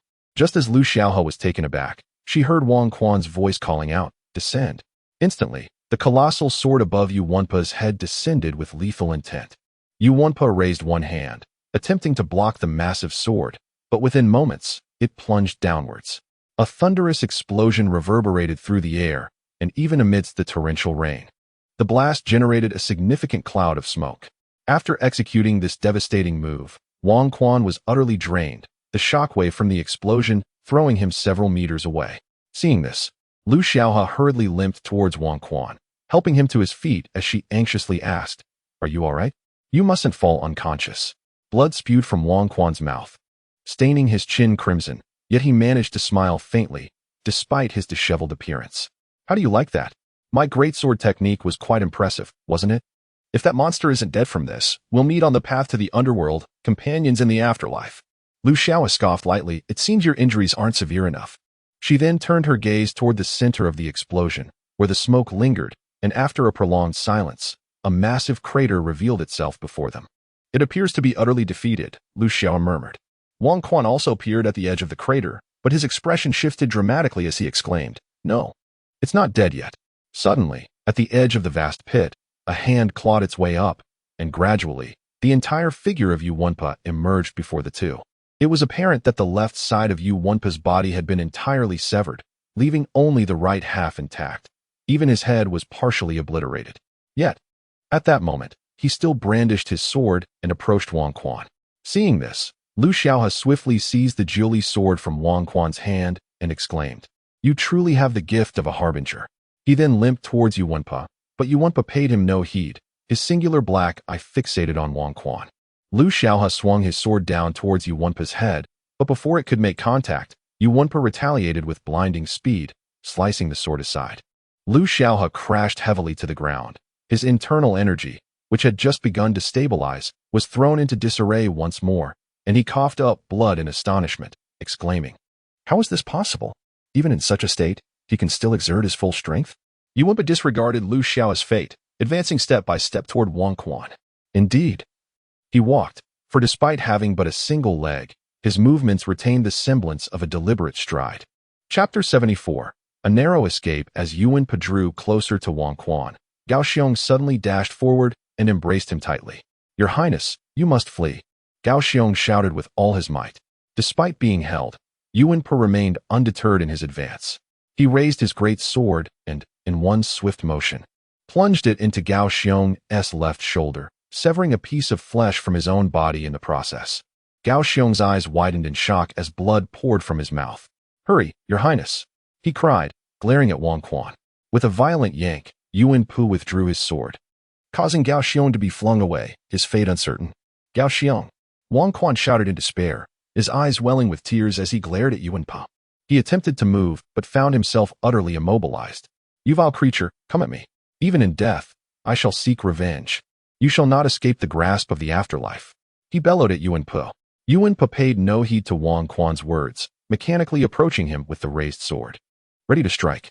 Lying on the ground nearby, Lu Xiaohe watched this harrowing scene unfold, her eyes brimming with tears, whether from sorrow or rain, she could not tell. "Dejiang," she cried out in anguish. Wang Quan grinned wickedly at the looming figure of Yu Wenpa, the raindrops pelting his face as the sword appeared to grow larger before his eyes. Suddenly, mere centimeters from Wang Quan, Yu Wenpa halted, motionless. With great effort, Wang Quan turned his head to see a figure clad in a raincoat standing beside Yu Wenpa. The stranger pinched the sword between his fingers and, with a gentle twist, shattered it into fragments. A swift slap followed, striking Yu Wenpa's already half-destroyed face, causing his head to spin around his neck multiple times before finally coming to rest, slumped to one side. As a flash of lightning illuminated the scene, Wang Quan recognized the newcomer's face and felt a flicker of hope.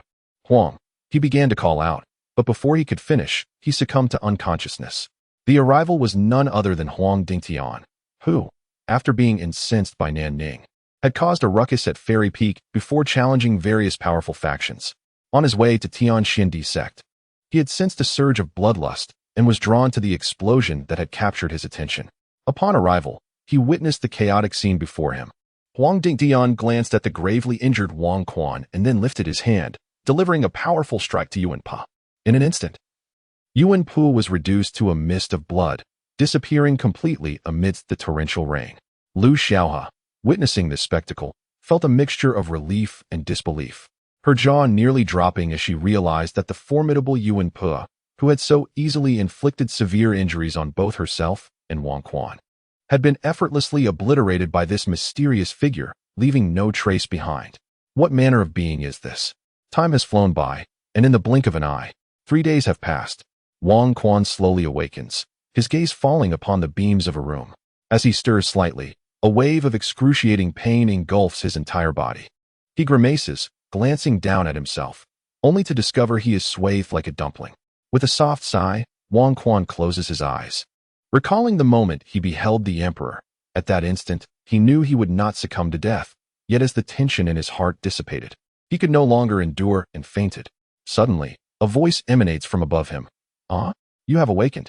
Wang Quan opens his eyes and responds, "Lu Xiaohe?" Who else could it be? Lu Xiaohe replies. Wang Quan attempts to smile, but the effort aggravates his wounds, prompting him to grimace and exclaim, "You're still alive? I thought you had gone ahead to wait for me." Lu Xiaohe chuckles, interspersed with coughs. You could never expect pearls from a dog's mouth. Ha ha, ouch. Wang Quan laughs a few times, but the laughter pulls at his injuries. All right, stop laughing. You are wrapped up like a dumpling. How can you still find humor in this? Lu Xiaohe retorts casually. Wang Quan steadies his emotions and inquires, "Where are we?" At the Prince of Jianzhou's residence. Wang Quan ponders for a moment and realizes that indeed, it must be within the prince's courtyard. Where else could it be? He then adds, "Don't just talk to me from above. Come over here." Lu Xiaohe replies with a scoff, "How can I come? Crawl over? I'm just as much a dumpling as you are." Wang Quan, hearing this, struggles to contain his laughter, but manages to suppress it, saying, "This prince is rather stingy. Can't he provide me with a room of my own?" Suddenly, with a creak, the door swings open, and the prince enters, carrying 2 bowls of medicine. "It's not that I'm stingy. It's because both of you are grievously injured and must be treated simultaneously, or neither will survive." He approaches Wang Quan's bedside, placing the medicine down, and inserts a curved straw made of reed into his mouth. "Now that you're awake, drink it yourself." As Wang Quan sips the medicine, he asks, "What about Gao Xiong? Is he all right?" The prince, handing the medicine to Lu Xiaohe, replies, "His injuries are the most severe. One arm was nearly severed, and he has internal injuries as well. However, after treatment from the emperor's ancestor, he is no longer in critical condition, though he is yet to awaken." Upon hearing this, the weight in Wang Quan's heart lifts, and he says, "That is good to know. It truly came close to costing him his life." The prince then settles at a nearby table and queries what exactly transpired outside the city. Of the 5,000 troops, fewer than 2,000 remain, and you were both on the brink of death. Were it not for the presence of the ancestor, you likely would not have survived. "Wait a moment," interjected Lu Xiaohe. "That esteemed elder is His Highness's great-grandfather? Is he a member of the royal family?" Huang Yin did not respond directly to his inquiry. Instead, he remarked, "My great-grandfather departed this world yesterday. If you wish to know more, you may inquire with your master when you return to your sect." Lu Xiaohe, perplexed, asked, "He has departed. Where has he gone? Does my master know him?" Huang Yin replied, "Whether your master was aware of him in the past, I cannot say. However, in due time, he will certainly come to know, and your sect will undoubtedly learn as well." "What does that mean?" Lu Xiaohe questioned, still confused. Wang Quan looked at Huang Yin with a similar expression of bewilderment. Huang Yin continued earnestly. "He mentioned that he intends to seek out someone named Xing Huang in your sect to discuss matters. Should the outcome not meet his expectations, he has threatened to dismantle your sect." Chapter 75. The Debate in the Court, Part 1. Lu Xiaohe was taken aback. The name Xing Huang? Was he that the former leader of their Taiyangsuandi sect? That was indeed a true master of the 9th rank. That night, the elder intended to confront the sect's former leader and even dismantle the sect. Yet, the Taiyangsuandi sect undoubtedly harbored more than one master of the 9th rank. Did that elder possess the capability to accomplish such a feat? After a brief silence, Wang Quan was the first to speak. "All right, let us not overthink this. In my view, the emperor is not one to act irrationally. He will not harm your sect." Turning to Huang Yin, Wang Quan inquired, "What is the current situation in Jincheng?" Huang Yin replied with a faint smile, "During your 3 days of unconsciousness, Commander Wensheng personally led the troops to restore order. All implicated officials have been apprehended, and Lu Yongji has also been taken back to the capital, where substantial evidence against him has been gathered." Upon hearing this, Wang Quan let out a gentle sigh of relief. They had nearly lost their lives during this trip to Jincheng. Lu Xiaohe also sighed. "Wang Quan, having aided you so significantly this time, should suffice to offset your debt of gratitude." Wang Quan frowned. "How can that be? You must understand, we are both assisting His Highness the Crown Prince. So do not confuse the matter." Lu Xiaohe found himself momentarily speechless. It was indeed due to Wang Quan's influence that he had acted. The sect had rules against associating too closely with court officials, but Wang Quan was also of the martial world, thus not entirely breaching protocol. Yet now, Wang Quan seemed to be denying their bond. Within the imperial palace of the capital, during today's South Morning Court, Emperor Hongyu sat majestically upon the dragon throne, his expression a stormy shade of iron gray. The civil and military officials present in the court bowed their heads, standing in silence. Even the usually reticent Wang Jingzhou had been summoned by Emperor Hongyu, creating an atmosphere that felt rather heavy. Announced the commander of the Imperial Guards, Wensheng, to the court, commanded the chief eunuch in a loud voice. Soon, a formidable general clad in armor strode into the hall. Upon reaching the center, he knelt before Emperor Hongyu, declaring, "Your servant, Wensheng, pays his respects to your majesty." Emperor Hongyu waved his hand. "Rise. The crown prince has sent word. I command you to lead troops to Jincheng. Have you uncovered anything?" Wensheng's expression shifted slightly. He then produced a memorial from his bosom and handed it to the chief eunuch, who subsequently presented it to the emperor. Wensheng continued, "Your majesty, regarding the rebellion in Jincheng, I have quelled the insurrection. Nearly all high-ranking officials in the Jincheng government are implicated, and all relevant individuals have been apprehended. All evidence and witnesses have been secured. I humbly request your majesty's decree." Rebellion? Emperor Hongyu remained silent, his gaze darkening as he perused the memorial presented by Wensheng.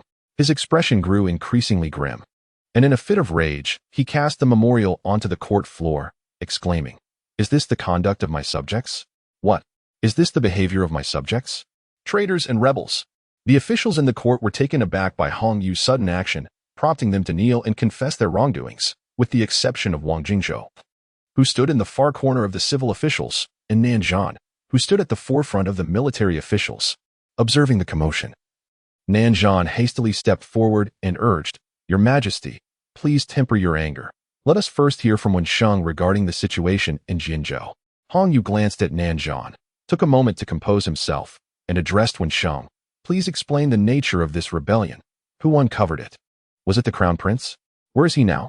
Wensheng promptly responded, "Your Majesty, upon receiving your decree and information, I hastened day and night to Jinzhou. Upon arriving at the city gates, I encountered fierce resistance from the rebels. After breaching the gates, I made my way directly into the government office. But I did not find the crown prince. Subsequently, the crown prince's men found me, revealing that it was Wang Quan, the son of King Wucheng, who was covertly investigating in Jinzhou.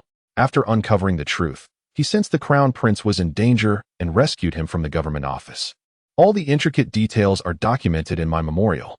With that, Wensheng retrieved the memorial and presented it to Emperor Hongyu. Upon hearing Wang Quan's name, Wang Jingzhou's expression subtly shifted, followed by a faint smile, yet he refrained from further comment. In contrast, Nanzhan chuckled to himself, "That rascal. He possesses some skill after all." Emperor Hongyu, his brow furrowed, thoroughly examined the memorial before inquiring, "Where are the crown prince and Wang Quan now? Did I not send 5,000 elite soldiers to assist? Why, then, did the crown prince require you to lead troops? Where are those 5,000 soldiers?" Wensheng hesitated, momentarily at a loss for words.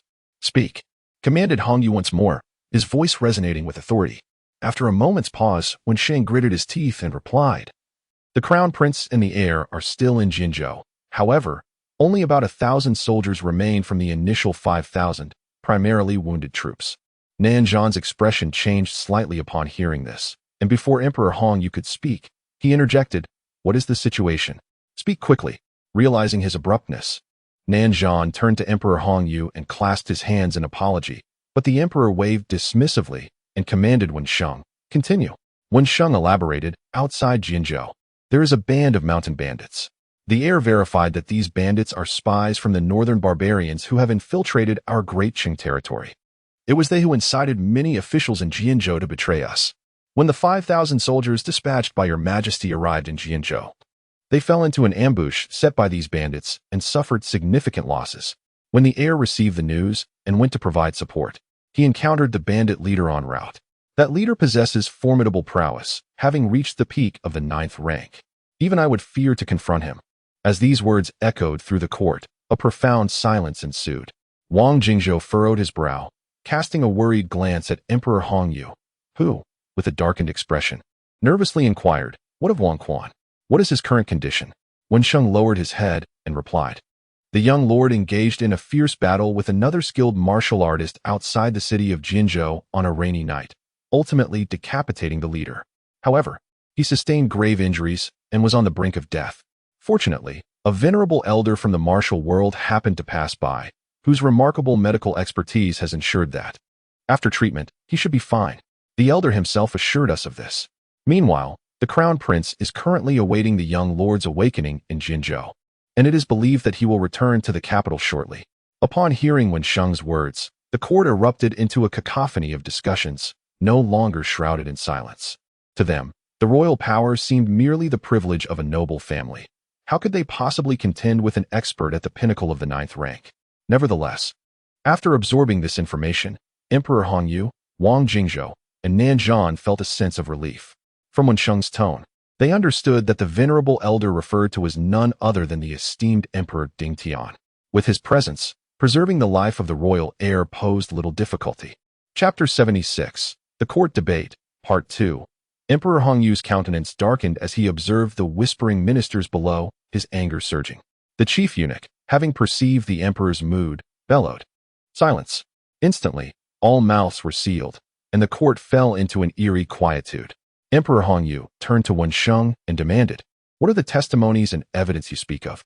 Present them." "Your Majesty, the witness Lu Yongji has been brought outside the hall, awaiting your summons," the eunuch replied. Lu Yongji? The emperor was well aware of him, having appointed him as the Tongpan in Jianzhou. "He is a witness? Announce his entry." "Lu Yongji, Tongpan of Jianzhou." "Enter the hall." The eunuch's voice resonated once more.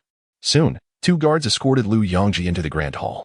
Upon seeing Emperor Hongyu, Lu Yongji immediately knelt, weeping, "Your Majesty, I am wronged. I did not betray."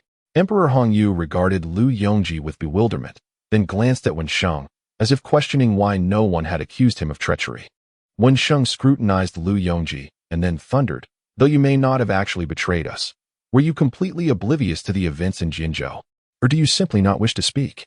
Startled by Wensheng's outburst, Lu Yongji quickly pleaded, "Your Majesty, it is not that I do not wish to speak, but rather, I never had the opportunity."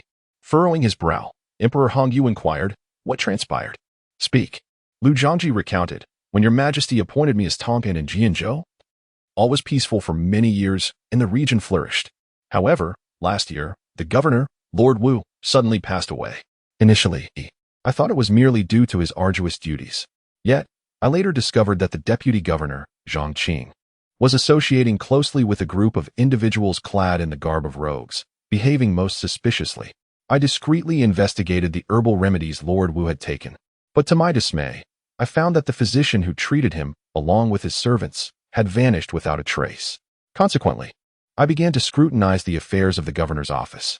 Indeed, since the former governor's demise, Zhang Qing has been secretly corresponding with various county officials, with the ultimate aim being a certain mine within Jianzhou. My investigation revealed that this mine was rich in gold, with the official permits. I shudder to think how much has been extracted. Upon hearing this revelation, the ministers were taken aback. Gold, a crucial reserve for the nation, was especially vital during times of war, yet now, within their own borders, it was being pilfered by foreign adversaries right under their noses. Such disgrace had never been witnessed since the founding of the Great Qing. General Nanzhan, aflame with fury, stepped forward and kicked Lu Yongji, exclaiming, "Now that you are aware of this matter, why did you not report it to the court?" Lu Yongji, trembling with fear, rose to his feet once more and knelt down to weep, saying, "Your Majesty, I too wish to report to the court. Yet I was already being watched by those scoundrels in Jianzhou. In the days that followed, I was under constant surveillance. Even when His Highness the Crown Prince visited Jianzhou, I could find no opportunity to meet him alone. I longed to risk my life to send out a message, but it proved utterly futile. My residence was so closely monitored that even a bird flying overhead would be shot down." Emperor Hongyu's face darkened as he asked, "Do you have any evidence for what you claim?"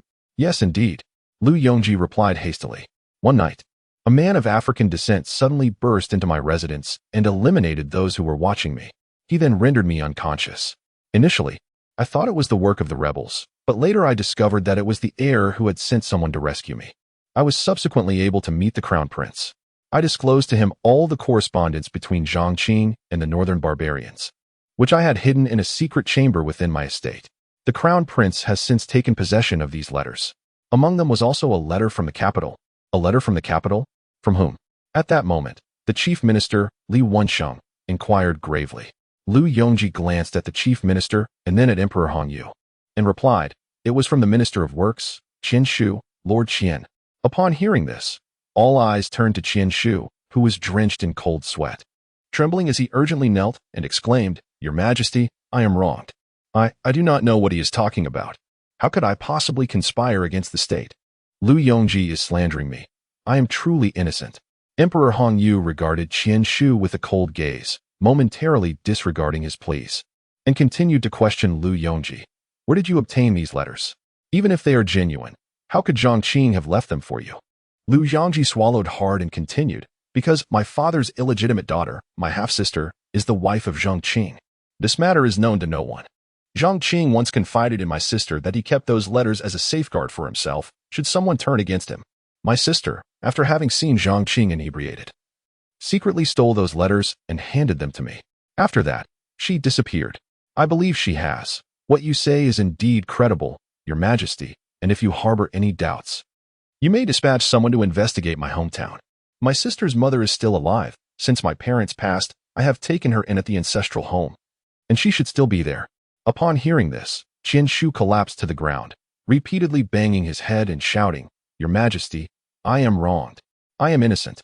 Emperor Hongyu's expression remained grim as he continued to ignore Qian Shu, instead asking, What of those letters? Wen Sheng promptly replied, I have brought them all back. They are here. At that moment, a guard approached, holding a wooden tray on which lay a pile of letters. There appeared to be at least a dozen. Emperor Hongyu hurriedly commanded a nearby eunuch to retrieve them, and he began to peruse them one by one. However, when he came across the letter penned by Qian Shu, his countenance darkened to an ominous shade. Suddenly, he flung the letter before Qian Shu, exclaiming with fury, Behold for yourself. Although the seal is not yours, nor the handwriting, yet within these words, your style is unmistakable. What defense can you possibly offer? Qian Shu, trembling in trepidation, cast a fleeting glance at the letter, his entire being collapsing onto the ground like a pool of mud, incessantly proclaiming his innocence. Seize Qian Shu and his entire family, confine them to the dungeons, and confiscate all the wealth within the estate. Bring Lu Yongji to the Dali Temple for strict custody, commanded Emperor Hongyu in a stern voice. Yes, immediately. Several guards entered the hall and escorted Qian Shu and Lu Yongji away separately. The emperor surveyed the gathered officials and, with an authoritative tone, declared, from this moment forth, no official within the capital is permitted to leave, nor are any of their family members or servants allowed to depart. Wang Jingzhou, the emperor called out emphatically. Wang Jingzhou promptly stepped forward, responding, Your servant is here. All matters henceforth shall be entrusted to you for thorough investigation. Choose your own personnel. Should any treacherous ministers lurk within the court, ensure they are all rooted out. Once discovered, there is no need for reporting. This concerns the situation at the northern front. Handle it as you see fit. Your servant complies. Wang Jingzhou hurriedly accepted the decree. Instantly, the ministers and attendants were taken aback. The notion of not needing to report and allowing Wang Jingzhou to act independently suggested a potential restructuring of the court. In an instant, each individual was consumed by their own thoughts. Chapter 77 The Third Prince's Confession. After the court session, a throng of officials and military personnel bustled within the palace walls. Nanzhan and Wang Jingzhou walked together, with the chief minister Li Wenqing following closely behind. How do you intend to investigate this case? Nanzhan suddenly inquired. Wang Jingzhou responded nonchalantly, We shall investigate it, as we see fit. Irritated, Nanzhan retorted, Must you speak in such a convoluted manner? Is it because you become relatives with Li Wenqing that your words are now so vexing? Ugh, old scoundrel. Whom are you referring to? Mind your own business. As you ought to know better. Li Wenqing interjected. Uft. Nanzhan scoffed, casting a disdainful glance at Li Wenqing. It is you scholars who bring calamity upon the nation while brave soldiers fight valiantly to defend our homeland. Yet here you are, scheming in the rear. Frankly, I say we should eliminate such scoundrels altogether. Li Wenqing, usually eloquent, found himself momentarily at a loss for words, merely shaking his head and sighing in resignation. After the court session, Emperor Hongyu made his way directly to the Yangju Palace. Upon entering, he spotted his third son, Prince Huang Baichen, kneeling in the great hall. His head bowed firmly to the ground, utterly motionless. With a dark expression, Hongyu did not even glance at him, proceeding to the royal couch and reclining with his eyes closed. After a prolonged silence, Hongyu finally opened his eyes, straightened up slightly, and, with an unpleasant demeanor, said, What do you want here? Go spend your life at the Zongjing Temple. Prince Huang Baichen, in response, knocked his head heavily against the ground and proclaimed, Thank you, Father Emperor, for your grace. Begone. Emperor Hongyu waved his hand dismissively. Prince Huang Baichen remained on the floor, hesitant to rise. Observing this, the emperor, with an impassive expression, said, Do you have anything further to say? I grant you this opportunity to speak your mind. Once you are done, be quick to leave. I do not wish to see you for the rest of my life. Thank you, Father Emperor. Prince Huang Baichen nodded earnestly. Father Emperor, I recognize my sins are unforgivable. Yet there are words I must express. I believe my capabilities are on par with the Crown Prince, but it seems you have never considered me. Fixating solely on Huang Yin as your successor. Is it too much to ask for a chance to prove myself? Enraged, Hong Yu retorted, a chance? What kind of chance do you seek? Do you wish for me to grant you the opportunity to rebel? Father Emperor, Huang Baichen cried out. I understand that it is too late to speak now, but regarding the incident at the Jianzhou copper mine, I truly had no knowledge of it. The governor of Jianzhou was not one of my appointed officials who caused the chaos. After the previous governor's demise, my intention was merely to stabilize Jianzhou and achieve something noteworthy, hoping you would regard me with favor. I harbor no rebellious thoughts, Father Emperor. Hong Yu sighed with his eyes closed, and then coldly laughed. If you truly wish to rebel, I might actually regard you with some esteem. You claim ignorance of the matters in Jianzhou, which you personally oversaw, leaving everything to your subordinates. Are you aware of who first took notice of the Jianzhou incident and who ultimately investigated it? Huang Baichen Wang Quan. Hong Yu, in a fit of rage, responded, it was the Crown Prince. It was your second brother. All of this was uncovered by him. He merely entrusted the handling of the matter to Wang Quan. Do you know why? It is entirely because of your foolishness. Had your second brother personally dealt with you, what do you think your fate would have been? How should I handle you? Should I execute you? As a noble prince, during a time of national peril, not only do you fail to protect your homeland, but you also engage in such disgraceful acts. To spare your life would be an affront to the hundreds of thousands of soldiers currently engaged in battle at the northern frontier. Are you aware that if that gold were to fall into the hands of the northern barbarians, how many valiant soldiers of the Great Qin would perish by their blades? He instructed Wang Quan to investigate, hoping to quell the fury of those hundreds of thousands of soldiers, in the hope that it would preserve your life. After all, he is their esteemed son, already seeking vengeance on their behalf. Tell me, how do you intend to compare yourself to your second brother? Do you wish to take up arms and engage in a deadly struggle? You foolish child. The more Hong Yu spoke, the more incensed he became. Do you think being an emperor is an easy task? Do you believe that with a mere utterance from me, everyone would resolutely comply? You pride yourself on your intellect, thinking you can manipulate the masses, yet you are the one being played the fool. If I were to elevate you, this great Chung would crumble within a decade. At that time, whom would you rule over? Whom? Upon hearing Hong Yu's words, Huang Baichen was already in tears, sobbing as he knelt before the emperor. Father, I have been foolish, it was my error. And I am willing to pay with my life for the soldiers at the northern frontier. Hong Yu sighed and replied, there is no need for you to offer your life. I have already commanded a thorough investigation of all official and trade routes across the provinces. I believe that shipment of gold will not leave the borders of Great Chung. As for you, go to the Zongjing Temple and pray earnestly for the soldiers at the border. You shall not emerge until the border is free from conflict. If the fighting continues, you may as well remain hidden for the rest of your life. Huang Baichen, tearfully grateful, responded, thank you, Father, for your great mercy. In the capital, Wang Quan successfully apprehended the Jianzhou bandits, shattering the northern barbarians' operations within Great Chung, and even killed a peak 9th-tier expert from the northern barbarians. This event sent ripples through the populace. Those who were previously unfamiliar with Wang Quan began to question whether the past accusations against him were merely slander. After all, Wang Quan is the heir of the Marquis of martial prowess. While they may not know him well, they are somewhat acquainted with the Marquis. Would the Marquis allow his son to become a villain of the highest order? Clearly not. The events in Jianzhou serve as a testament to Wang Quan's innocence. In the drunken immortal pavilion, a dapper young gentleman, distinguished and elegant, sat beside a swordsman clad in the attire of a wanderer, both indulging in delicacies while listening to the myriad rumors circulating in the capital. Young master, why do the rumors now differ from those just a few days ago? What manner of person is this Wang Quan? It is said that he has slain a pinnacle 9th grade master from the northern barbarians. A man who was on the verge of breaking through to the 9th grade, remarked the swordsman, his sword in hand. Addressing the young master who was sipping wine by the window, the young master, casting a disdainful glance outside, retorted, what a jest. Do you truly believe he could have killed a pinnacle 9th grade master? Spare me the laughter. It is merely the people of the capital attempting to elevate his stature. Even if he is a disciple from the mountain, what of it?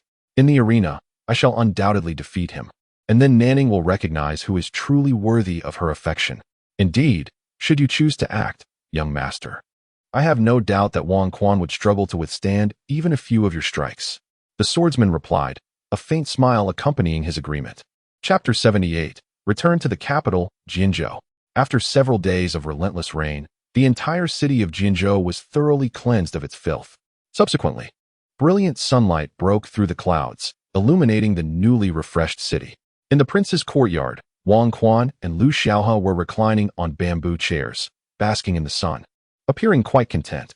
Their injuries had healed remarkably well under the robust care of Emperor Ding Tian, with their internal wounds nearly mended, leaving only a few knife wounds on their bodies, which had begun to scab over. At this moment, Prince Huang Yin emerged from the inner hall and remarked, "We must return to the capital by tomorrow at the latest. There are pressing matters awaiting our attention." Wang Quan, lounging in the bamboo chair with his eyes closed, lazily replied, "That sounds good. It's time to return. I haven't seen Yueshi in ages." Suddenly, an idea struck him, and he sat up to inquire of Huang Yin. "Last time at the Drunken Immortal Pavilion, you mentioned someone had been harboring feelings for me. Was that person Yueshi?" Huang Yan's previously cheerful demeanor was dampened by Wang Quan's unexpected question, leading him to respond somewhat irritably. "Did I not mention that I cannot disclose such information? If she wishes to tell you, she will do so in her own time. It is not my place to speak on her behalf." Recalling the words spoken by Nan Yueshi after Wang Quan had left the Drunken Immortal Pavilion, Huang Yin felt a pang of discomfort. Meanwhile, Lu Xiaohe, who had been basking in the sun, slightly altered her expression, revealing a teasing smile as she leaned closer to Wang Quan, eager for the unfolding drama. Wang Quan, lost in thought, murmured, "It must be Yueshi. Aside from her, no other girl has shown me such kindness. To be honest, Yueshi has treated me exceptionally well. When Uncle Nan first suggested her hand in marriage, I was reluctant, but now I realize how foolish that was. I once suspected it might be Nan Ning, but her demeanor that day dispelled my doubts. Thank goodness it is not her." Wang Quan exclaimed with relief. Huang Yan, appearing heartbroken, was momentarily at a loss for words. "Do you have to bring this up in front of me?" he retorted, flinging his sleeves in frustration as he stormed off. Wang Quan, bewildered by Huang Yan's behavior, muttered, "What is his problem? So strange." He then reclined back onto the bamboo chair. Lu Xiaohe chuckled teasingly, seemingly having seen through it all. She leaned towards Wang Quan and asked, "So, who is Yueshi? Are you fond of her? Have you wed yet?" Wang Quan, slightly annoyed, replied, "What kind of question is that? We are childhood sweethearts. You clearly don't understand anything, you old bachelor. When you have some free time, I shall impart a few secrets to you. I guarantee you will find a wife." In response, Lu Xiaohe let out a derisive laugh and reclined back on her bamboo chair, dismissively saying, "You're likely still a novice, aren't you? Keep that meager knowledge for yourself. Let me remind you, only what you truly possess is yours. Figure it out for yourself, young man." Wang Quan gazed at Lu Xiaohe with a perplexed expression, exclaiming, "How utterly baffling." He then reclined on a bamboo chair, closing his eyes to bask in the sun once more. In the serene courtyard of Nan Yushi in Kyoto, she sat engrossed in a book when a woman clad in black suddenly appeared behind her, bowing respectfully. Nan Yushi gently set her book aside, inquiring, "What is it?" The woman in black promptly replied, "The son of the world has nearly recovered from his injuries and will return to Kyoto in the next couple of days. He is accompanied by a formidable swordsman." Nan Yushi's delicate brow furrowed slightly. "Is this the same swordsman who fought alongside Wang Quan on that stormy night to vanquish the northern barbarian master? Have we discerned his identity?" "We have," the woman affirmed. "His name is Lu Xiaohe, a wandering disciple of the Tiandi Xuanzong's Tenzi sect. He descended the mountain 2 years ago and has garnered quite a reputation in the martial world, renowned for his exceptional prowess, commonly referred to as the left-handed swordsman." Nan Yushi smiled gracefully. "The left-handed swordsman, you say? Does he have any past grievances with my brother, or rather, with my brother's master?" The woman paused, her expression shifting in an unusual manner. "What troubles you?" Nan Yushi asked upon noticing her silence. With an awkward smile, the woman continued, "If we speak of grievances, there indeed exists a history. Lu Xiaohe and Inhushi once clashed fiercely in the Yuzhou's courtesan academy over the title of Flower Queen, with Inhushi emerging victorious by a narrow margin. Subsequently, Inhushi provoked Lu Xiaohe's senior sister, leading her to develop an unshakable affection for him, declaring she would marry no one but Inhushi. Yet now, and Hushi has retreated to the mountains, refusing to emerge. This revelation left Nan Yushi both amused and exasperated. The individuals from the mountains were indeed a peculiar lot. While the senior sister was bearable, it seemed a tradition for the seniors to lead their juniors astray, just as the first senior brother had deceived the second, and so forth, culminating in the current seventh senior brother ensnaring Wang Quan. Shaking her head, Nan Yushi continued, "How many from the major factions have arrived?" "Approximately 70 to 80% have gathered. Ouyang Xiu from the Ouyang family has also arrived, and is currently lodging at the Drunken Immortal Inn," the woman reported. Nan Yushi nodded, issuing a command, "Continue your investigation. Determine precisely how many individuals my brother's senior has offended and how many of them have come to Kyoto. All pertinent information must be thoroughly gathered." "Yes," affirmed the woman in black before vanishing from the courtyard in an instant. The following day, outside Jinzhou City, Wang Quan and Lu Xiaohe embarked on their journey together.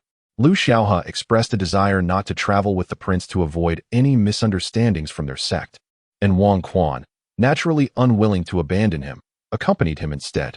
The severely injured Gao Xiong had been taken away by the prince's entourage, hastening back to Kyoto.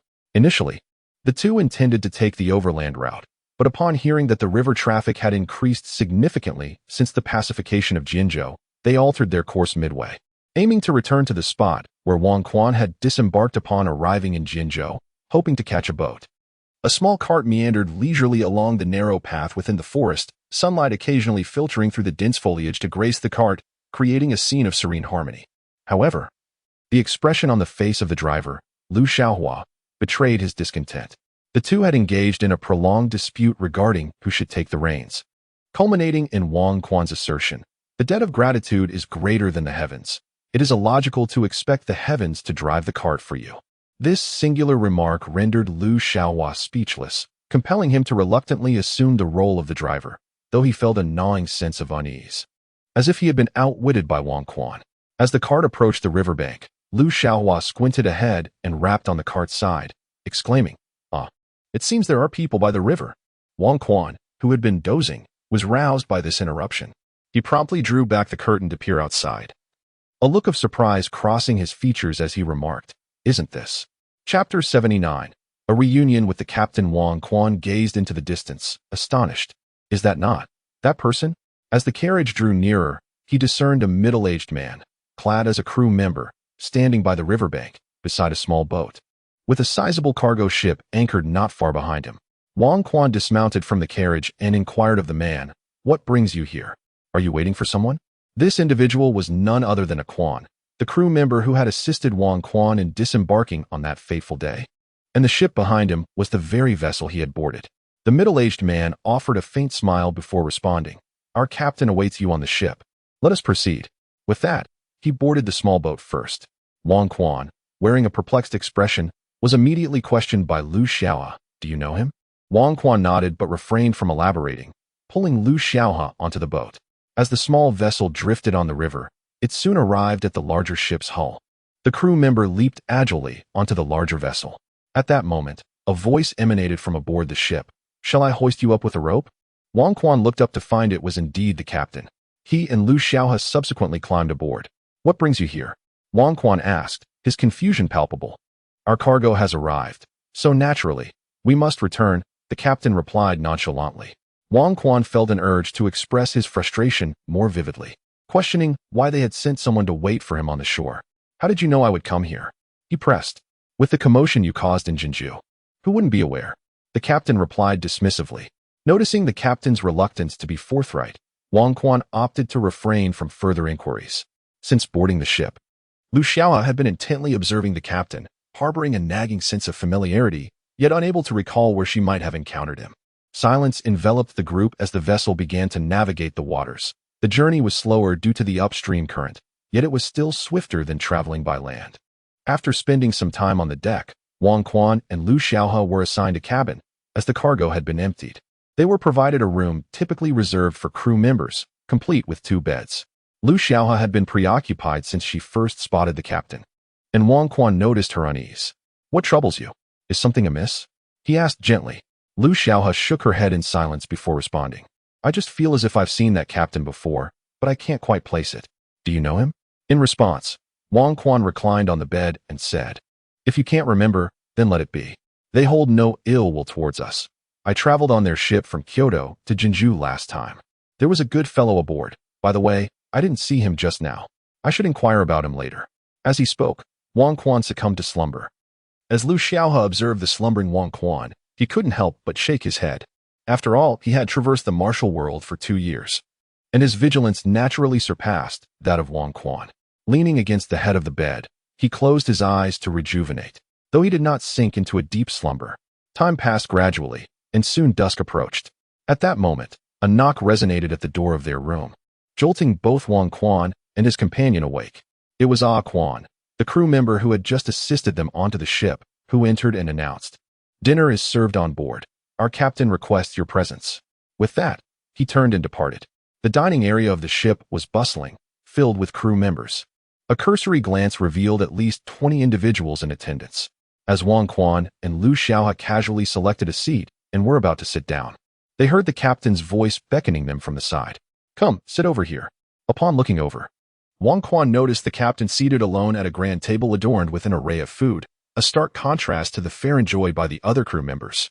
Wang Quan seemed somewhat accustomed to this, as he had long sensed a possible connection with this individual, though the nature of it eluded him.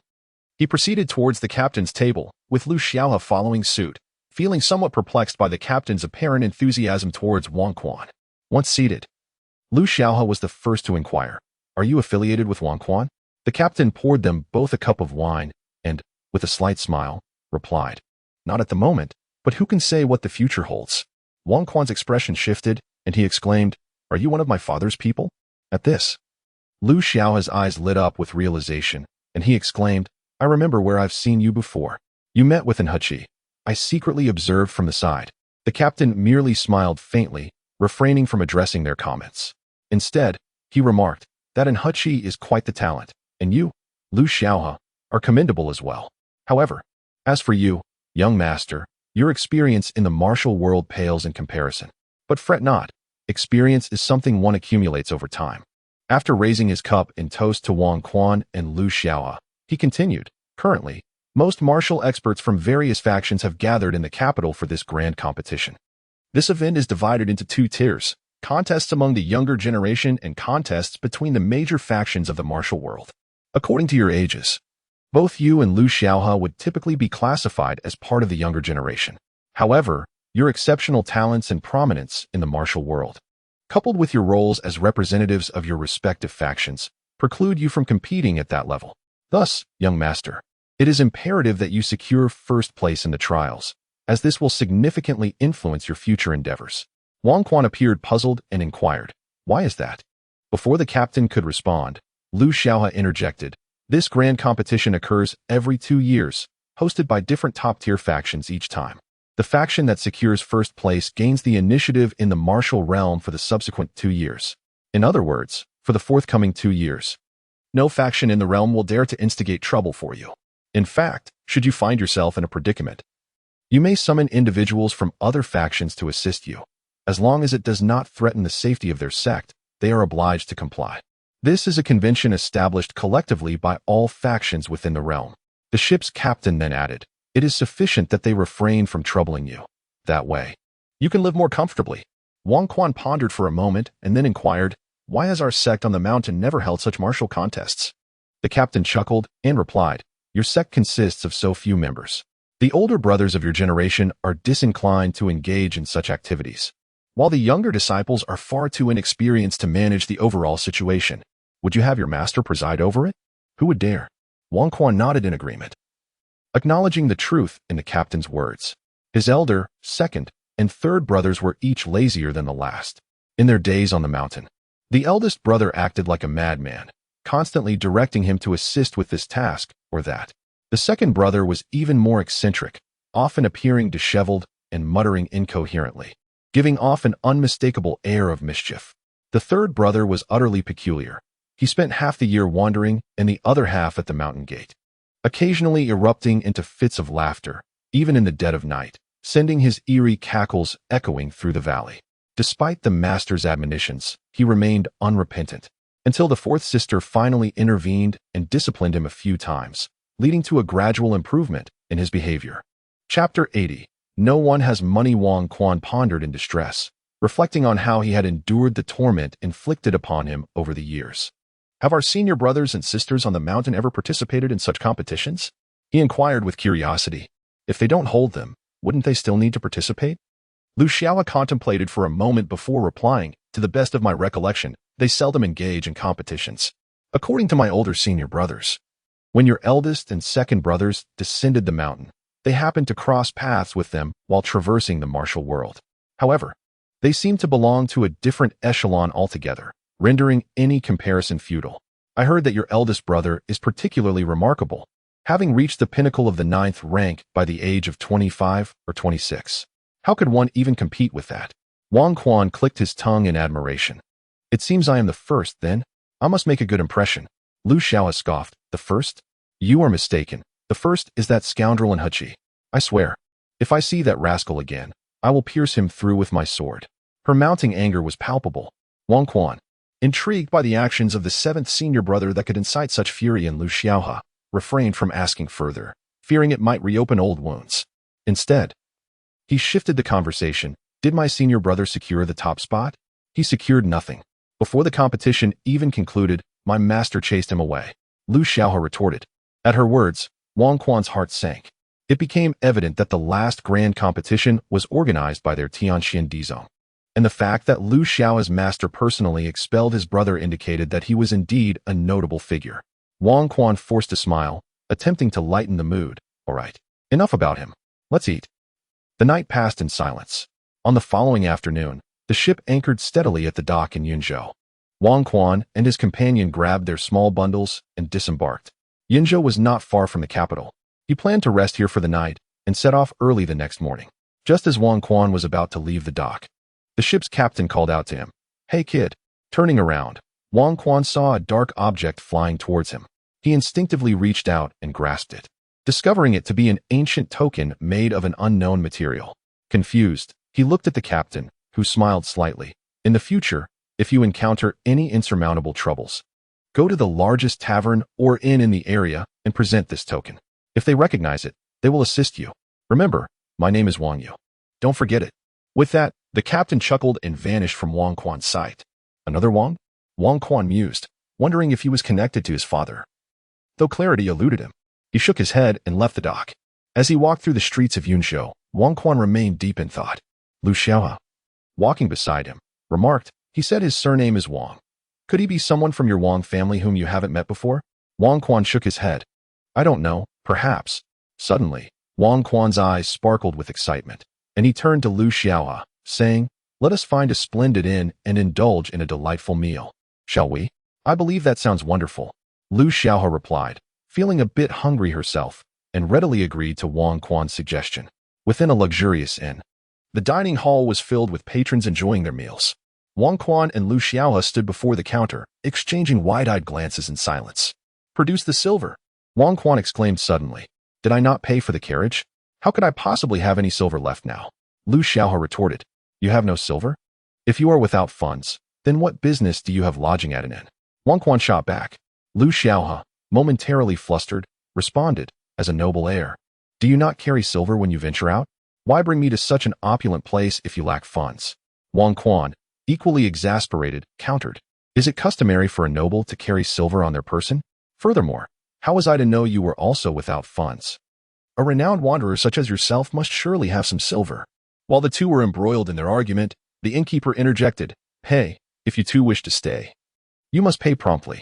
If you have no money, you might as well find a bridge to sleep under for the night. Wang Quan and Lu Xiaohe had sought out the most extravagant inn in the heart of Yunzhou City, only to discover that neither of them had a single coin to their names. Wang Quan had initially intended to test the validity of the token he possessed upon entering the inn, thinking that even if it proved ineffective, he would not lose face. However, faced with their current predicament, he had no choice but to forge ahead. With a casual glance at the innkeeper, Wang Quan said, Go fetch your master and inform him that a distinguished guest has arrived. Hurry. The innkeeper, skeptical of Wang Quan's claim, nonetheless complied, realizing that should this individual indeed be a significant client, it would be unwise to dismiss him. Before long, a middle-aged man, resplendently attired and somewhat portly, approached. accompanied by the innkeeper. "These are the two gentlemen seeking your attention," the innkeeper announced. The proprietor waved the innkeeper away, his face brightening with a smile as he inquired, "Gentlemen, how may I assist you? Are you here for a meal or to stay the night?" Wang Quan, feeling slightly guilty, glanced at Lu Xiaohe, who appeared to ignore him entirely, gazing around the inn. With a resigned tone, he finally declared, "We wish to stay. 2 exquisite rooms. And please bring forth an array of fine food and drink. However, we currently possess no funds. Do you recognize this?" With that, Wang Quan handed the proprietor the token bestowed upon him by the captain of the ship. The innkeeper, perplexed, examined the token closely, then looked at Wang Quan, scrutinizing him once more. His expression shifted dramatically as he bellowed, "Seize these two and throw them out. How dare they attempt to dine here without paying? They are clearly out of their minds." Suddenly, a group of individuals wielding clubs rushed forth, intent on confronting the rogue named Wang Quan. In a flurry, Wang Quan exclaimed, "Innkeeper, surely you recognize this? What utter nonsense! It is nothing but a mere scrap of metal." Upon finishing his remark, the innkeeper promptly hurled the token at Wang Quan. Wang Quan hastily caught the token, casting an irritated glance at the innkeeper, pondering to himself how utterly unreliable the ship captain had proven to be. Was it not said that seeking assistance at the largest inn in the area would yield help? Yet, here he was, in what was supposedly the finest inn in Yunzhou, with no assistance forthcoming. With a heavy heart, he glanced towards Lu Xiao, only to find him several paces away, seemingly preparing to make his own escape, another ungrateful companion. At that moment, a voice resonated from the hall. "Master Lu, what a delightful surprise to encounter you here. What a fortuitous coincidence." A young man, clad in white attire and appearing to be around 17 or 18 years of age, approached Lu Xiao. Chapter 81. Ning Wushuang. Before long, a young man dressed in white, appearing to be around 17 or 18 years of age, approached Lu Xiaohe. Upon hearing the sound, Lu Xiaohe scrutinized him closely and exclaimed in surprise, "Zhong Yuan? What brings you here?" Zhong Yuan, seeing Lu Xiaohe, responded with excitement, "My master sent me to participate in the grand competition. I am now at the pinnacle of the 7th rank, and I believe it won't be long before I break through to the 8th. Lu Xiaohe, upon hearing this, joyfully remarked, "Is that so? You've made such great progress. I recall you are only 18 this year. Quite impressive. Almost catching up to my former self. By the way, did you come alone?" "Yes, my master instructed me to find you upon arriving in Kyoto, saying you would surely be here," Zhong Yuan replied. Wang Quan, observing the situation not far from Lu Xiaohe, decided to cease his quarrel with the innkeeper and approached, asking, "Xiaohe, is this your junior apprentice?" Zhong Yuan, taken aback by the sight of a man who appeared only slightly older than himself addressing Lu Xiaohe as Shirshu, felt a surge of indignation and retorted, "Who are you?" "This is my Shirshu. How can you call him that?" "Shirshu." Lu Xiaohe was surprised at having such a young disciple. This reminded Wang Quan of his own distant disciple, Lu Gui, up in the mountains. He wondered how much of his heartfelt affection that little fellow had absorbed. Upon his next return, he resolved to bring back more books for him. "Be courteous, Xiao Yuan. This gentleman is a friend of your Shirshu. Quickly address him as Wang Shirshu." With a sullen expression, Zhong Yuan glanced at Wang Quan and reluctantly called out, "Wang Shirshu." Wang Quan smiled and waved his hand, indicating that there was no need for such mundane formalities. "By the way, Xiao Yuan, do you have any spare silver? Your Shirshu has exhausted his funds." Lu Xiaohe said somewhat sheepishly, "Indeed, I do. Before descending the mountain, my master provided me with ample silver, and fearing it would not suffice, I took even more from his room."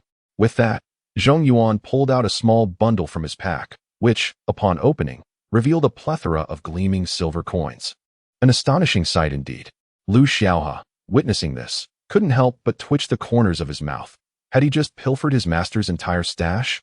The moment the bundle was unveiled, countless gazes converged upon them, with some individuals discreetly gripping their weapons. Wang Quan surveyed the surroundings with a cold eye, and then he sensed Lu Xiaohe's aura surge, instantly instilling fear in those present, rendering them motionless.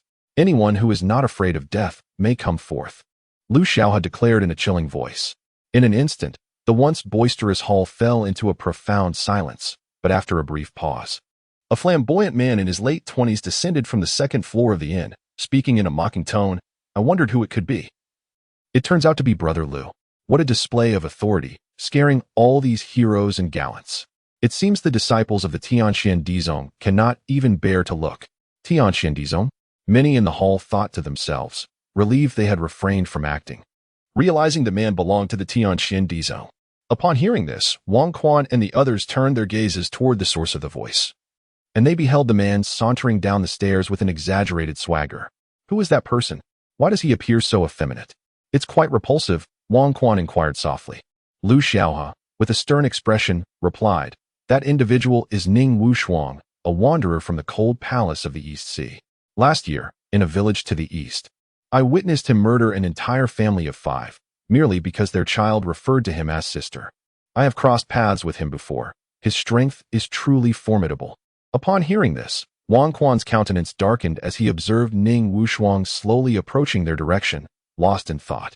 As Ning Wushuang arrived before Lu Xiaohe, he offered a delicate smile and remarked, Little Lu, it has been quite some time since we last met, and you remain as imposing as ever. Lu Xiaohe, however, could barely muster the energy to glance at him again. He then instructed Zhong Yuan to arrange 2 rooms for himself and Wang Quan at the counter, before turning to Ning Wushuang and stating, with such an affected demeanor, are you truly a man?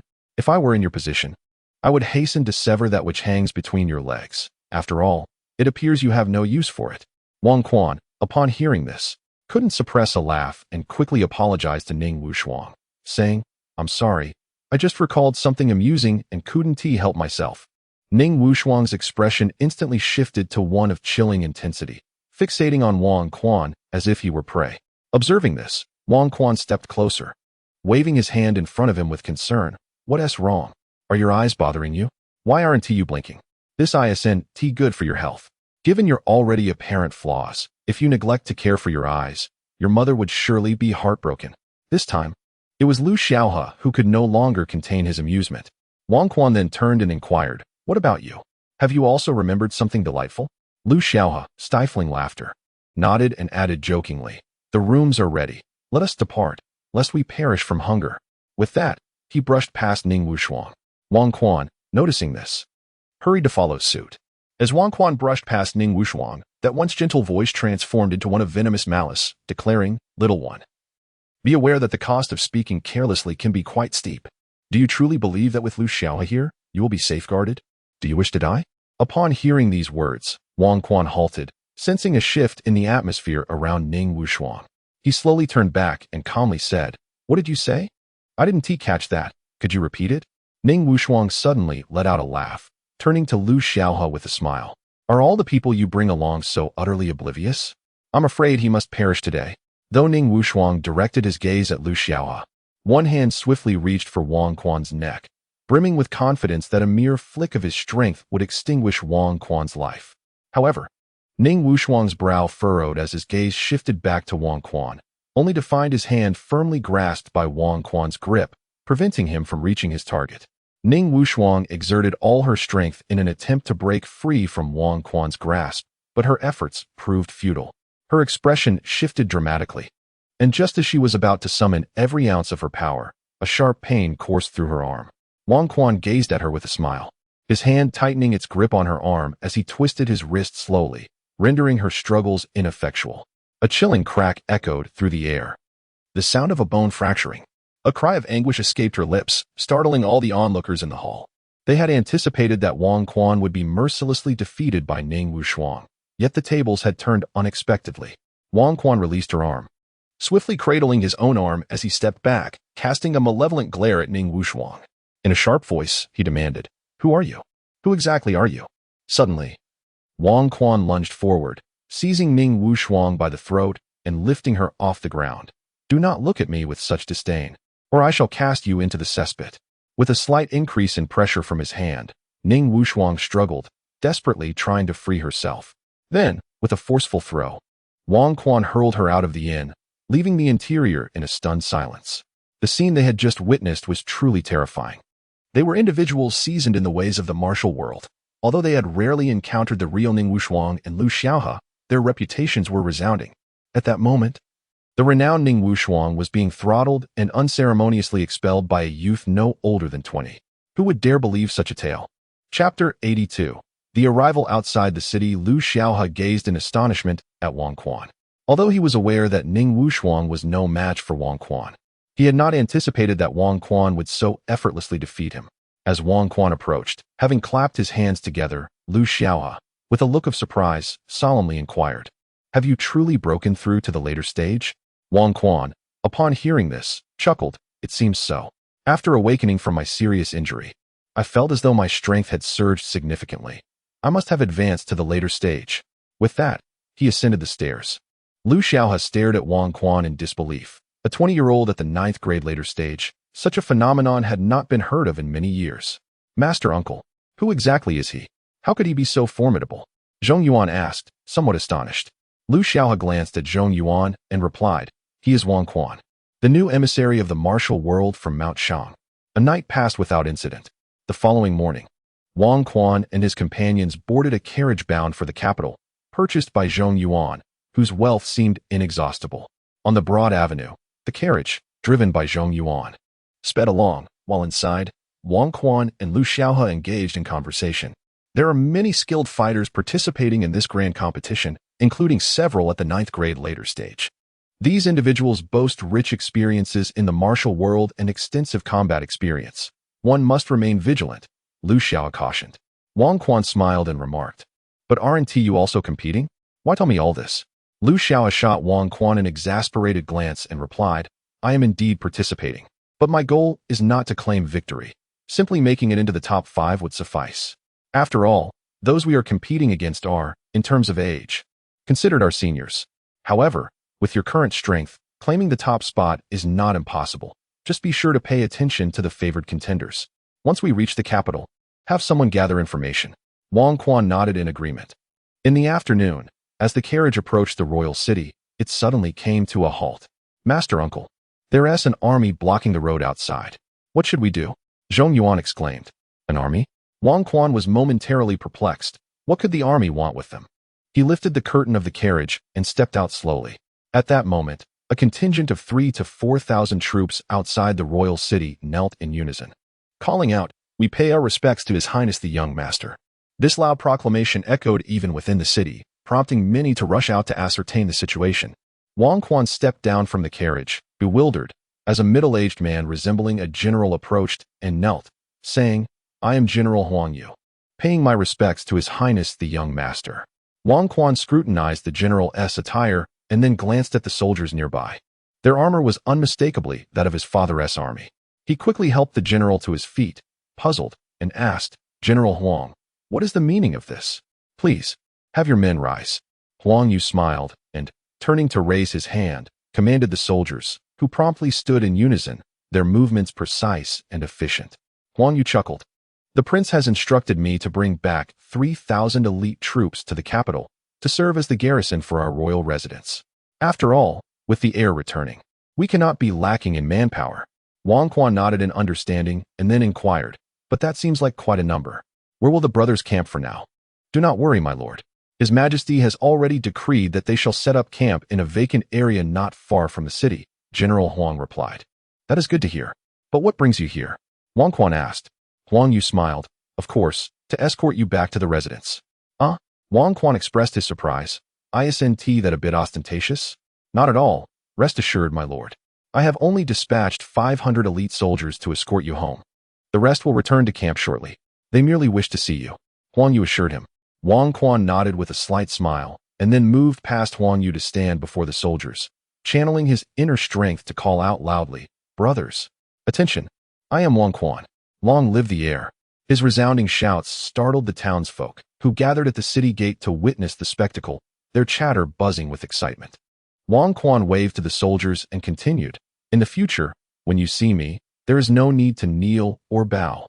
I, Wang Quan, am not yet worthy of such honors from my brothers. When the day comes that I ascend to my father's position, then it will be appropriate for you to kneel." With that, the soldiers erupted in laughter. Meanwhile, in the carriage, Lu Xiaohe observed the astonishing scene before him, a surge of fervor igniting within him. Words eluded him. Was this truly the army of King Wuqing? These were the stalwart soldiers guarding the northern borders, undoubtedly seasoned warriors from the battlefield. The aura was palpable, and Wang Quan's attitude towards his men commanded respect. No wonder he was the son of King Wuqing. After a moment, Wang Quan continued, "Brothers, you may return for now. In a few days, I shall bring some fine wine to the camp for us to share." Cheers erupted once more. Wang Quan then returned to the carriage and said to Huang Yu, "Please take the brothers back to camp. I shall return to the residence on my own." Huang Yu quickly objected, "My lord, you cannot do that.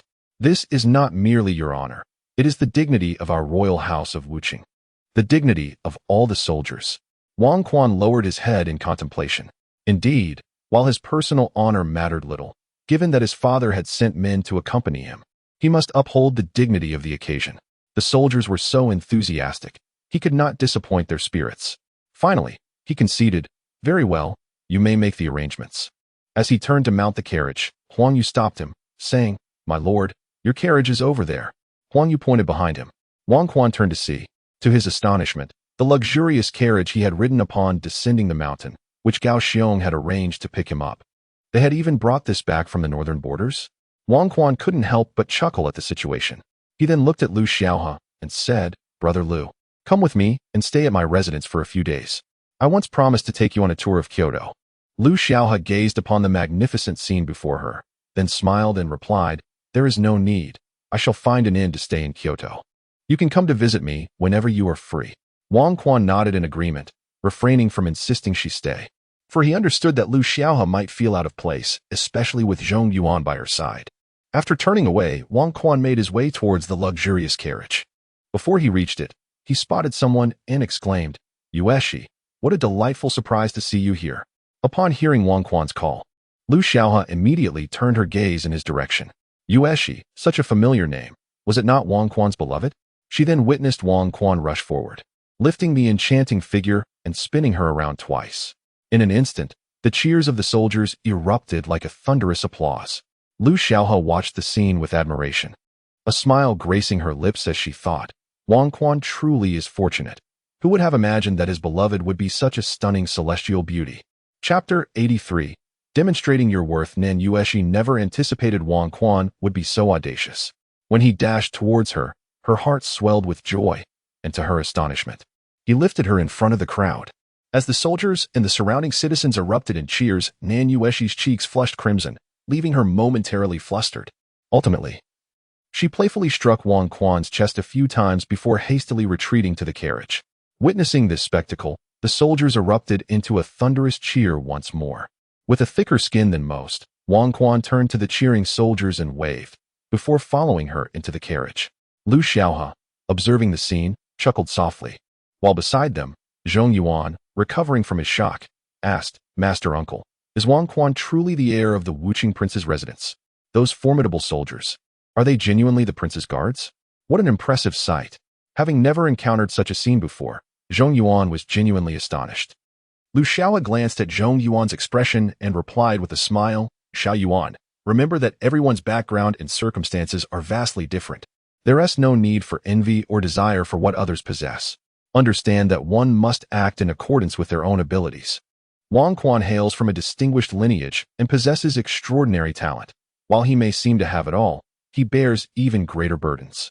As for you, although you were brought back by your senior brother from the mountain, he and his wife treat you as their own son, and you too possess considerable talent. Your future accomplishments will surely be remarkable. Thus, there is no need to envy others. Focus on excelling in your own path." Zhong Yuan listened earnestly to Lu Xiao's wisdom, finding the words profoundly impactful. After a moment of contemplation, he nodded earnestly in agreement.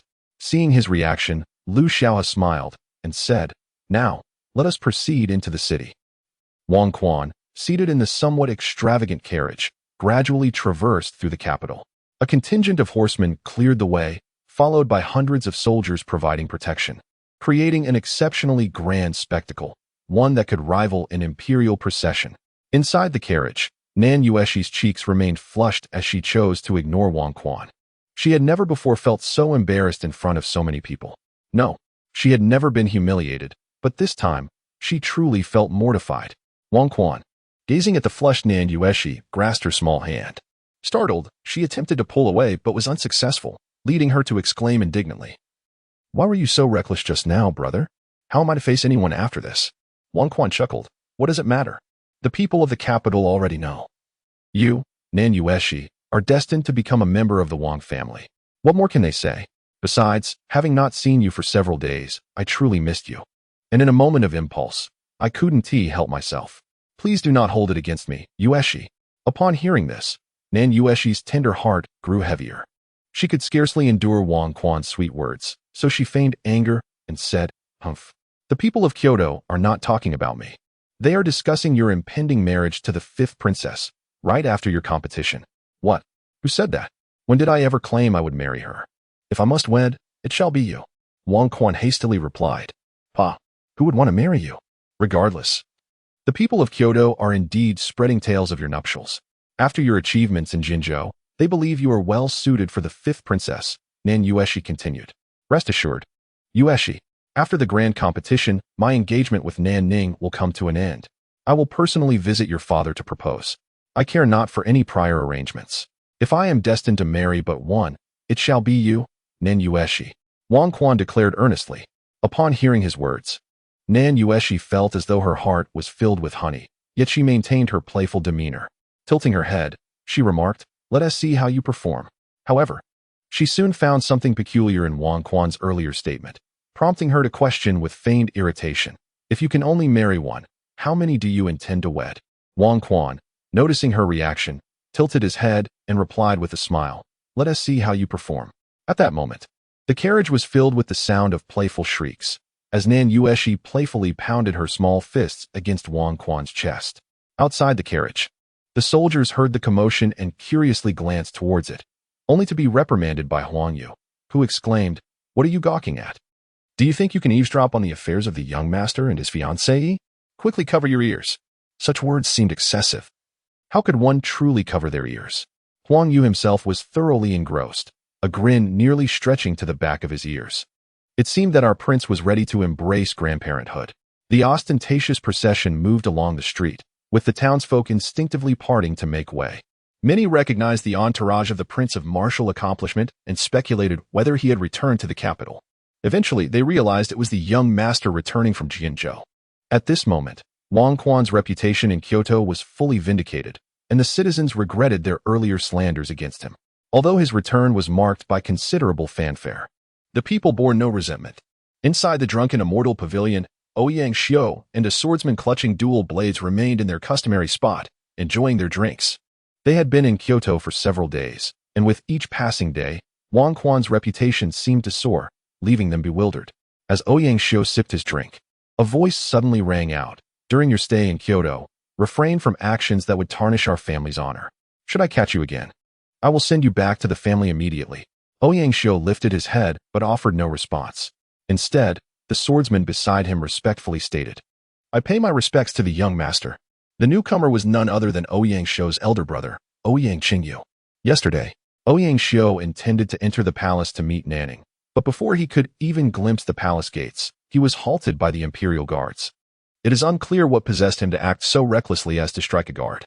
Just as Wenxing arrived, ready to administer justice, Ouyang Qingyu unexpectedly appeared. Recognizing Ouyang Qingyu, Wenxing relented, allowing Ouyang Xiao to apologize to the assaulted guard before permitting their departure. Otherwise, Ouyang Xiao might have found himself 6 feet under. With a grave expression, Ouyang Qingyu fixed his gaze upon Ouyang Xiao and continued, "Did you not hear my words?" Ouyang Xiao scoffed in response, "Are you here solely to lecture me, elder brother? I've never seen you speak up before. Are you intimidated by the Grand Commander?" Ouyang Qingyu stepped forward, seizing Ouyang Xiao by the collar, and admonished him fiercely, "Fool, do you not comprehend where you are? This is the capital, beneath the feet of the Son of Heaven. Do you dare to trespass these palace walls? Are you so eager to court death?" Having released Ouyang Xiao, he added, "From this moment forth, you are forbidden from harboring any such thoughts. After the martial arts competition, return home and behave like the young master you are. The world of Jianghu is not suited for you." Chapter 84. The foolish Ouyang Xiao. What gives him the right? I have come here with the sole purpose of confronting Wang Quan. I must defeat him and prove to Nanning that I alone am worthy of her, Ouyang Xiao declared, his voice laced with indignation. No sooner had he spoken than the rhythmic, heavy sound of marching footsteps resonated from the street below, gradually drowning out the clamor of the townsfolk. Ouyang Xiao and his companions turned to gaze outside, where an ostentatiously luxurious carriage, flanked by hundreds of soldiers, passed slowly by. The plaque on the carriage clearly displayed the 4 characters of the Wucheng Wangfu. Ouyang Xiao stared blankly at the scene, his expression darkening. Noticing his brother's reaction, Ouyang Qingyu turned to him and said, "You wish to defeat Wang Quan? He is right there in that carriage. If you wish to confront him, I will not stand in your way." Ouyang Xiao hesitated, momentarily at a loss for words. After a brief silence, he replied, "It is merely the consequence of his family background. This is the capital, surrounded by his supporters. I intend to personally vanquish him in the grand tournament, and thereby ruin his reputation." Ouyang Qingyu looked at his younger brother, who was more than a decade his junior, and shook his head with a wry smile. Family background is predetermined and unchangeable. Yet even aside from that, do you truly believe you can surpass Wang Quan? You are not on the same level as him. Wang Quan participates in competitions among the great powers of the martial world, while you are merely engaging in childish squabbles with your peers. You will never even cross paths. I advise you not to let a woman lead you into enmity with the future Wucheng Wang. I say this not only for your benefit, but also for the sake of our family. Although the Ouyang clan is renowned as one of the 2 great families in the martial world, what does that amount to when compared to the Wang household? Upon hearing this, Ouyang Xiao's expression shifted, and he scoffed, "Brother, you are being overly alarmist. The Wang family is merely a military lineage. No matter how many soldiers they possess, they ultimately serve the imperial family. Our Ouyang clan boasts a wealth of skilled practitioners. Should we truly fear a handful of individuals from the Wang household? It is precisely because you exhibit such timidity that our father favors me, designating me as the heir of the Ouyang family." "You," Ouyang Qingyu retorted, his frustration mounting. "I have said all I need to say. As for who the heir of the Ouyang family is, I have no interest whatsoever." With that, he shook his head and turned to leave, silently contemplating. If the Ouyang family were truly to fall into the hands of this fool, it would spell disaster for us. Meanwhile, the news of Wang Quan's actions outside the capital and the escort provided by the soldiers of Beisai swiftly spread throughout the city. Within the imperial palace, the 5th Princess Nanning, since her return to the capital, had been confined to the Ziyun Palace, where her mother dwelled. However, this did not mean she was oblivious to the events unfolding outside. She had heard about Wang Quan being a disciple of the Shanshang Mountain and his future endeavors in the martial world, as well as the recent reports of his actions in Jianzhou, where he quelled a rebellion and even eliminated a pinnacle-level expert from the northern barbarians. At this moment, a palace maid was reporting to her, "Your Highness, an hour ago, His Highness the Crown Prince met with the envoy sent back from the capital by Lord Wucheng outside the city. He has now been escorted into the city by 500 elite soldiers. However, Miss Nan from the General's Mansion was also present. Outside the capital, His Highness the Crown Prince, before thousands of soldiers and numerous citizens, lifted Miss Nan into his arms, which truly left the maid hesitant to continue her report. Upon hearing this, Nan Ning's expression shifted slightly, and she signaled for the maid to withdraw. However, the Empress, having overheard the report, wore an expression of indignation. That scoundrel Wang Quan is utterly outrageous.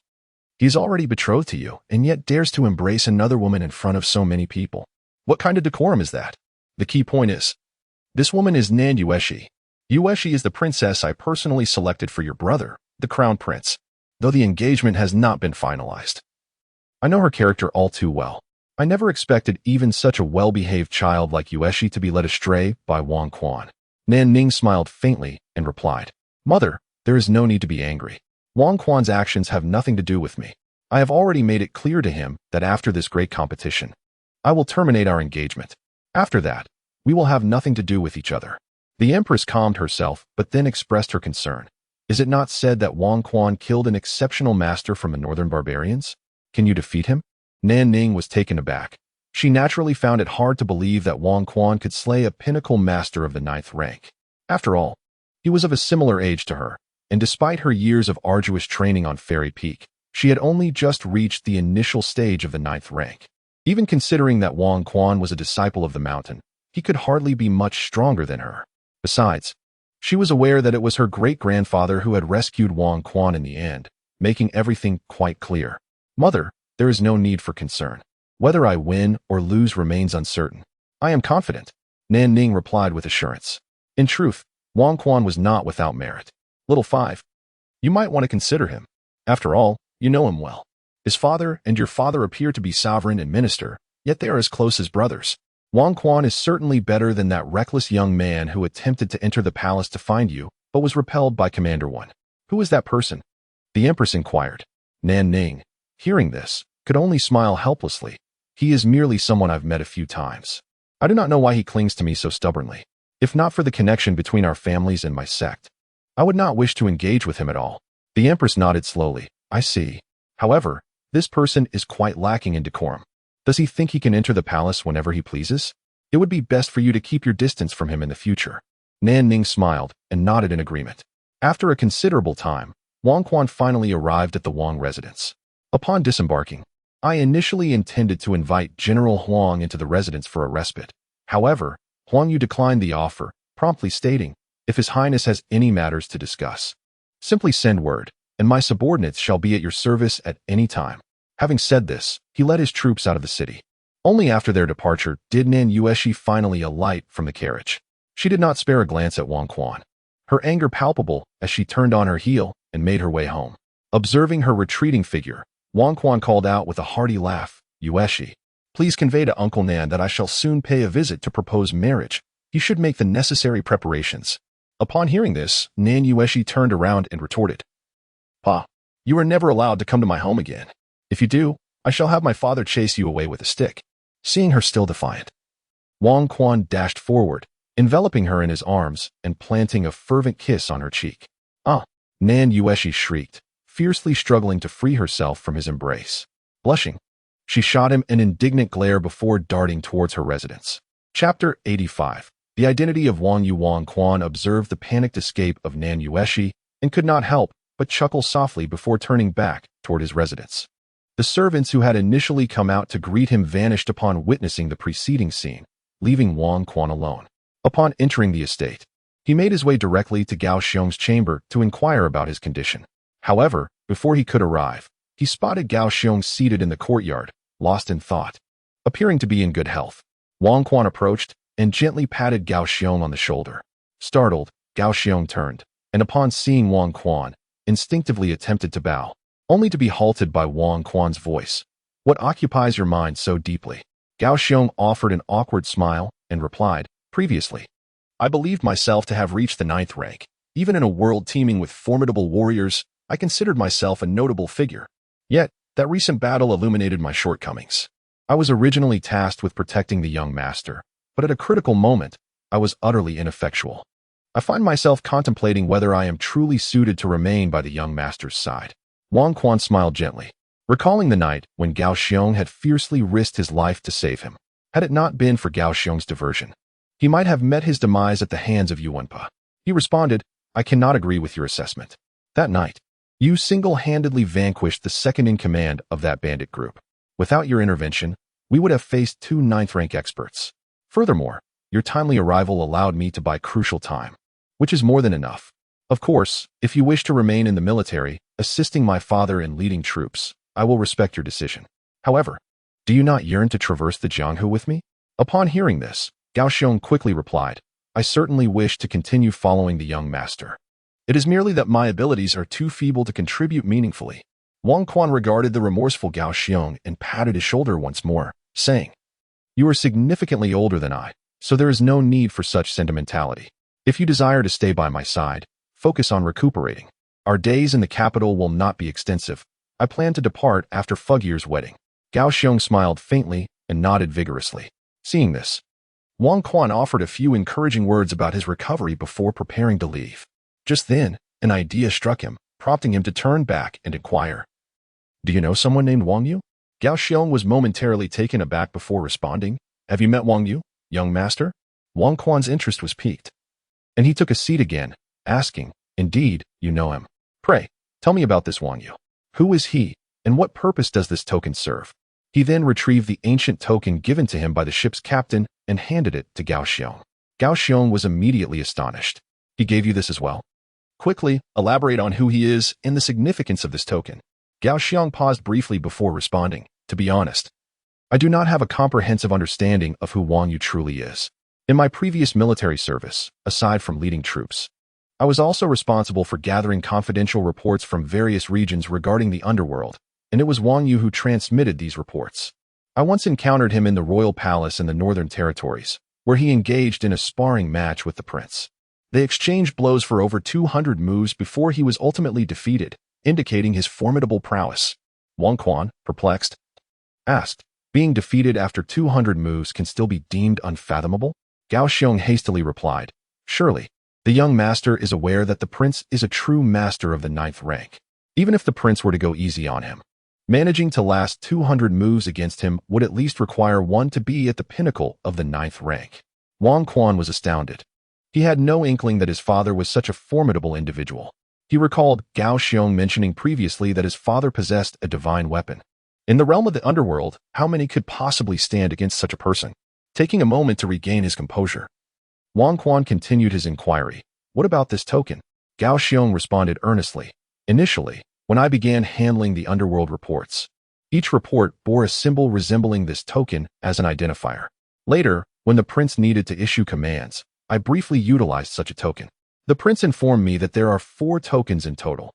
He possesses one, while the others are held by individuals he has dispatched." However, Gao Xiong scrutinized the intricate patterns on the token and remarked, "I have seen the designs of the other 3 tokens to some extent, but this one is unfamiliar to me. At first, I thought it might belong to Wang Yu." Wang Quan took the token and examined it himself, then asked, "Is there any other purpose for this token?" Gao Xiong shook his head and replied, "I cannot say for certain. Did Wang Yu not inform you?"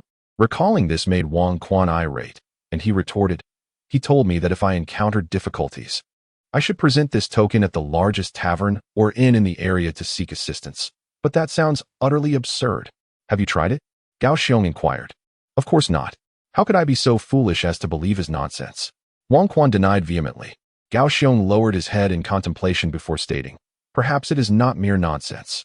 After all, I have been in contact with him for several years. Even though we have not met frequently, the reports he sends are concise and to the point, devoid of any superfluous words. A person like him does not seem prone to fabricating tales. Surely, there must be a deeper meaning. Is that so? Why do I find it so hard to believe?" Wang Quan pondered inwardly. "You mentioned that there are 4 tokens. Aside from my father and myself, and Wang Yu, who else possesses the remaining token?" Wang Quan pressed on. Gao Xiong thought for a moment before replying, "I do not know. The owner of the other token is shrouded in mystery. I only began receiving his reports 3 years ago and have never laid eyes on him. It is rather peculiar that the intelligence reports from Wang Yuzhuan pertain solely to significant events within the martial world, replete with intricate details, while another individual specializes in gathering trivial gossip, such as disputes between various sects or the misdeeds of wandering cultivators who have offended the young master of a particular faction and are subsequently hunted down. These inconsequential matters are relayed through clandestine reports, and at times, I find it unnecessary to inform the prince. Yet, the prince insists on dispatching someone to meticulously compile this information, declaring that not a single detail from that person's reports may be overlooked." Upon hearing this, Wang Quan immediately surmised something, yet he also felt utterly perplexed. What exactly is his father plotting? Is the turmoil in the north not enough to occupy him? Must he also involve himself in the affairs of the martial world? Chapter 86. Calling him brother-in-law on April 1st, the weather was clear and the temperature was just right. With only 2 days remaining until the grand competition, the royal family, in consideration of the 5th Princess Nan Ning, constructed a magnificent arena outside the imperial city for the event. This venue was conveniently located next to the military encampment in the Northern Territories, which had been established by Wang Shao. Hence, the emperor entrusted the task of maintaining order at the site to them. Wang Quan rose early that morning and, after partaking in breakfast, made his way to the southern manor. The servants at the manor were familiar with Wang Quan and did not announce his arrival to the master, allowing him entry directly. He proceeded towards the main hall and, as he passed through the small courtyard outside, he noticed a young boy swinging on a swing set, engrossed in a hefty tome. With a faint smile, Wang Quan approached and inquired, "Hey, little one, who are you? Can you read? Do you understand that book?" The young boy cast a fleeting glance at Wang Quan, but chose to ignore him. At that moment, a little girl with 2 braids dashed out from a side room.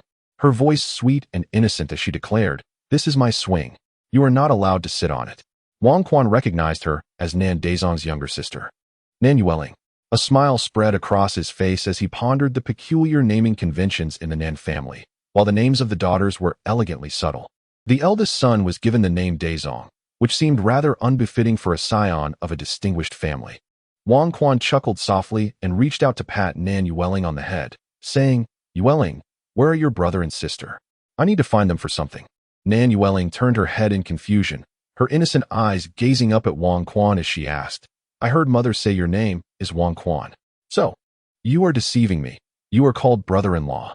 Wang Quan smiled gently. My name is indeed Wang Quan, but from now on, you may call me brother-in-law, all right? You are the only one permitted to do so. No one else can. Really? Only I can call you that? Nan Yueling exclaimed joyfully, bouncing on her feet. Of course. Wang Quan replied with a grin. Stop talking nonsense, you little rascal. At that moment, Madame Nan emerged from the main hall, accompanied by a young man in his 20s. Wang Quan inadvertently glanced at the young man and, feeling a bit awkward, remarked, Auntie, since it won't be long, I could just start calling you mother. Madame Nan blushed slightly and retorted with a hint of annoyance. What do you mean, mother? You should call me mother-in-law. Do you understand the proper etiquette, you cheeky boy? Very well, mother-in-law. Is Yueling at home? Wang Quan replied with a chuckle. Upon hearing Wang Quan's jest, the other young man's expression shifted slightly, while Madame Nan playfully scolded. You little rascal, who told you to call me that now? Are you trying to give me a heart attack? Wang Quan, with a playful bow, replied. It was bound to happen eventually. Madame Nan shot him an exasperated glance before turning to Nan Yueling. Yueling, why did you rush out without finishing your meal? Mother, he was trying to take my swing. I wouldn't let him sit. Nan Yueling pointed towards the young boy sitting on the swing. The lad, merely 7 or 8 years of age, remained unmoved by her words. Even when Madame Nan made her entrance, he did not rise. Wang Quan furrowed his brow slightly and inquired, Who is this? Madame Nan promptly introduced, They are the children of my elder brother from my maternal family. She then gestured to the older boy, saying, His name is He Fushuan, and he is here in the capital this year for the imperial examination. The younger one is his brother, He Junjun. Upon hearing this, He Fushuan smiled and said, I am He Fushuan. You must be Wang Quan. Indeed, a striking figure. Wang Quan, however, did not respond to his words, but instead frowned as he gazed at the young boy. Since his arrival at the Nan residence, he had not witnessed the child greet anyone, and even when Madame Nan appeared, the boy remained indifferent. Such a lack of decorum. He is my younger brother, who has always had a passion for reading. I have come to the capital to seek a degree and have brought my brother along to broaden his horizons. I hope you do not mind, Brother Wang, He Fushuan said. Wang Quan, upon hearing this, cast a sidelong glance at He Fushuan and remarked, It is not for me to take offense. However, as guests in the Nan residence, does a child not understand proper etiquette? Even when the host appears, he does not know to pay his respects. Were his parents remiss in teaching him? Wang Quan's words were rather pointed, effectively distancing their identities while subtly criticizing their upbringing. He Fushuan felt a wave of embarrassment, momentarily at a loss for words. Observing He Fushuan standing awkwardly in silence, Wang Quan continued, Do you not comprehend what I have said? Must I repeat myself? He Fushuan, visibly uncomfortable, began to approach and assist He Junjun to his feet. At that moment, Madame Nan interjected to ease the tension. Oh, let it be. He is merely a child. Do not take it too seriously. Upon hearing this, He Fushuan halted his actions and returned to his previous position, casting an awkward glance at Wang Quan. Wang Quan, with a resigned smile, then addressed Madame Nan, Aunt. You may be too lenient with them. Had Desong behaved like this in his youth, I dare say you would have long since reprimanded him. You mischievous boy, what nonsense are you spouting? Desong is occupied, and Yueshi is in the study. Off you go quickly, Madame Nan urged. Wang Quan, with a playful bow, replied, Very well, I shall take my leave. He then lifted Nan Weling into his arms and said, Come, let us find your sister. Nan Weling, somewhat reluctant to leave the swing, called out, I want to swing. Fear not. Tomorrow, I shall dismantle it and create an even larger one for you. Oh, splendid. I adore you, dear brother-in-law. Nan Yueling's previously pouting face instantly transformed into a radiant smile. With that, he gave a slight bow to Madame Nan and, cradling Nan Yueling, departed. Madame Nan, watching Wang Quan's retreating figure, could not help but call out, You mischievous boy, Nan Yueling has yet to finish her meal. Where do you intend to take her? Wang Quan declared loudly, It is not good for children to overindulge. Nephew will take her out to play, so do not worry. In the study of the southern residence, Nan Yueshi was engrossed in her writing, her elegant small characters a delight to behold. Suddenly, she heard a commotion outside the study. In rushed Nan Yueling, her movements lively and jubilant, exclaiming, "Sister, sister, sister. Brother-in-law wants to take us to the street for delicious food. You should come with us." Nan Yueshi was momentarily taken aback. Brother-in-law? What brother-in-law? Just then, she spotted Wang Quan's mischievous face peeking through the door, wearing a broad smile as he gazed at her. Realization dawned on her, and she feigned anger, saying, "Wang Quan, what nonsense are you spouting?" She then turned to Nan Yueling, explaining, "Yueling, you must not call him brother-in-law. Do you hear? Why not? Brother is indeed brother-in-law." Nan Yueling replied, puzzled. Wang Quan burst into laughter, exclaiming, "Huh? Indeed, brother is brother-in-law. Do not heed your sister.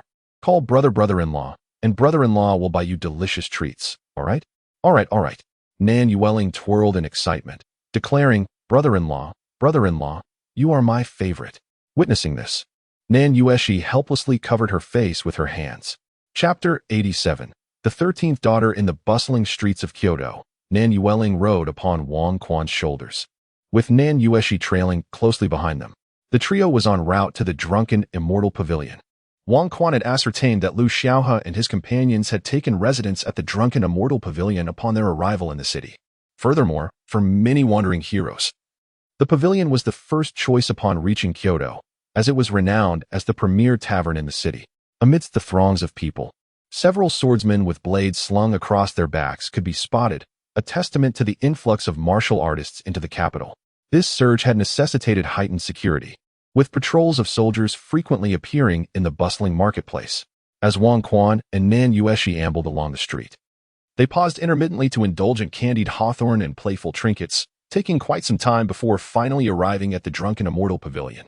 Inside, the establishment was already teeming with patrons, with waitstaff and chefs busily attending to the demands of the crowd.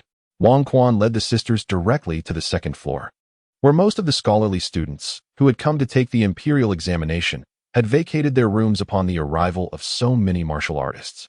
Consequently, the second floor was now predominantly occupied by these warriors come for the grand competition. Wang Quan's entrance initially elicited little reaction, but suddenly, someone cast a glance at Nan Yueshi, causing nearly all the men on the second floor to turn their attention towards her, accompanied by waves of laughter. At that moment, a burly man with a face adorned in stubble approached, saying, "Whose little girl is this? Shouldn't she be at home? What brings her here? Is she not afraid of being frightened?" He leered at Nan Yueshi as he spoke. Instantly, the crowd erupted in laughter, with some even whistling in provocation. Wang Quan furrowed his brow, gently setting Nan Yueling down from his shoulders. At this juncture, Nan Yueshi grasped Wang Quan's arm and shook her head, then turned her gaze towards Nan Yueling. Wang Quan understood immediately, surveying the second floor for Lu Xiaohe and, finding him absent, contemplated ascending to the next level. However, he was abruptly halted by the burly man who remarked, "No need to rush off. This must be your sister. Why not stay and enjoy a drink with the gentleman?" His words incited a fresh wave of laughter from the assembly. Wang Quan's expression darkened as he turned to Nan Yueling, handing her to Nan Yueshi with the instruction, "You take Yueling upstairs. I will join you shortly." Nan Yueshi nodded, and, cradling Nan Yueling, ascended to the third floor. Wang Quan smiled as he watched the sisters gradually disappear from view, only to turn back with an expression now transformed by fury. The burly man, noticing Wang Quan's demeanor, shoved him and said, "Did you not hear me? I told you to." Before he could finish, a scream of agony erupted from him. Wang Quan had twisted the man's arm into a grotesque shape, forcing him to his knees. With a swift motion, Wang Quan proceeded to break the man's limbs and spine, executing his movements with fluidity and speed. By the time the onlookers comprehended what had transpired, the once formidable man lay crumpled on the ground, reduced to a mere shadow of his former self. Wang Quan smiled faintly, and then, before the astonished onlookers, he forcefully pressed the man's head down, producing a sharp crack as it disappeared into his trousers. Silence ensued. The crowd, taken aback, wore expressions of disbelief. Was a formidable master of the 8th rank dispatched so easily? Just then, footsteps echoed from behind Wang Quan, followed by a melodious voice. "Young Master Wang, your presence graces our humble establishment." Wang Quan turned to find a stunningly beautiful woman, clad in vibrant attire, swaying her slender waist as she approached him. Puzzled, he inquired, "Do you know me? Who are you?" With a subtle smile, the woman replied, "I am the proprietress of this tavern, and the name of young Master Wang is indeed renowned." "That's good to hear. I wish not to encounter this group again in the capital. I trust you have a solution? Wang Quan stated. He could not fathom that this woman alone, with her flamboyant demeanor, could have built such an establishment as the Drunken Immortal Pavilion in the capital. There must be other means at her disposal. The proprietress covered her mouth with a smile and said, "Understood." Upon hearing this, Wang Quan proceeded up the stairs without casting her another glance. The proprietress stood momentarily stunned, watching his retreating figure, and murmured softly, "Am I not stunning enough? This lad is indeed just like his father." She then shook her head slightly and turned to the patrons on the second floor, declaring, "Esteemed guests, this establishment shall no longer serve you. You are requested to vacate the capital within 1 hour." "On what grounds? You expect us to leave just because you say so?" One person protested indignantly. "Indeed. We merely came to observe and did not cause any trouble. Is it too much to ask for a little leniency?" Another chimed in.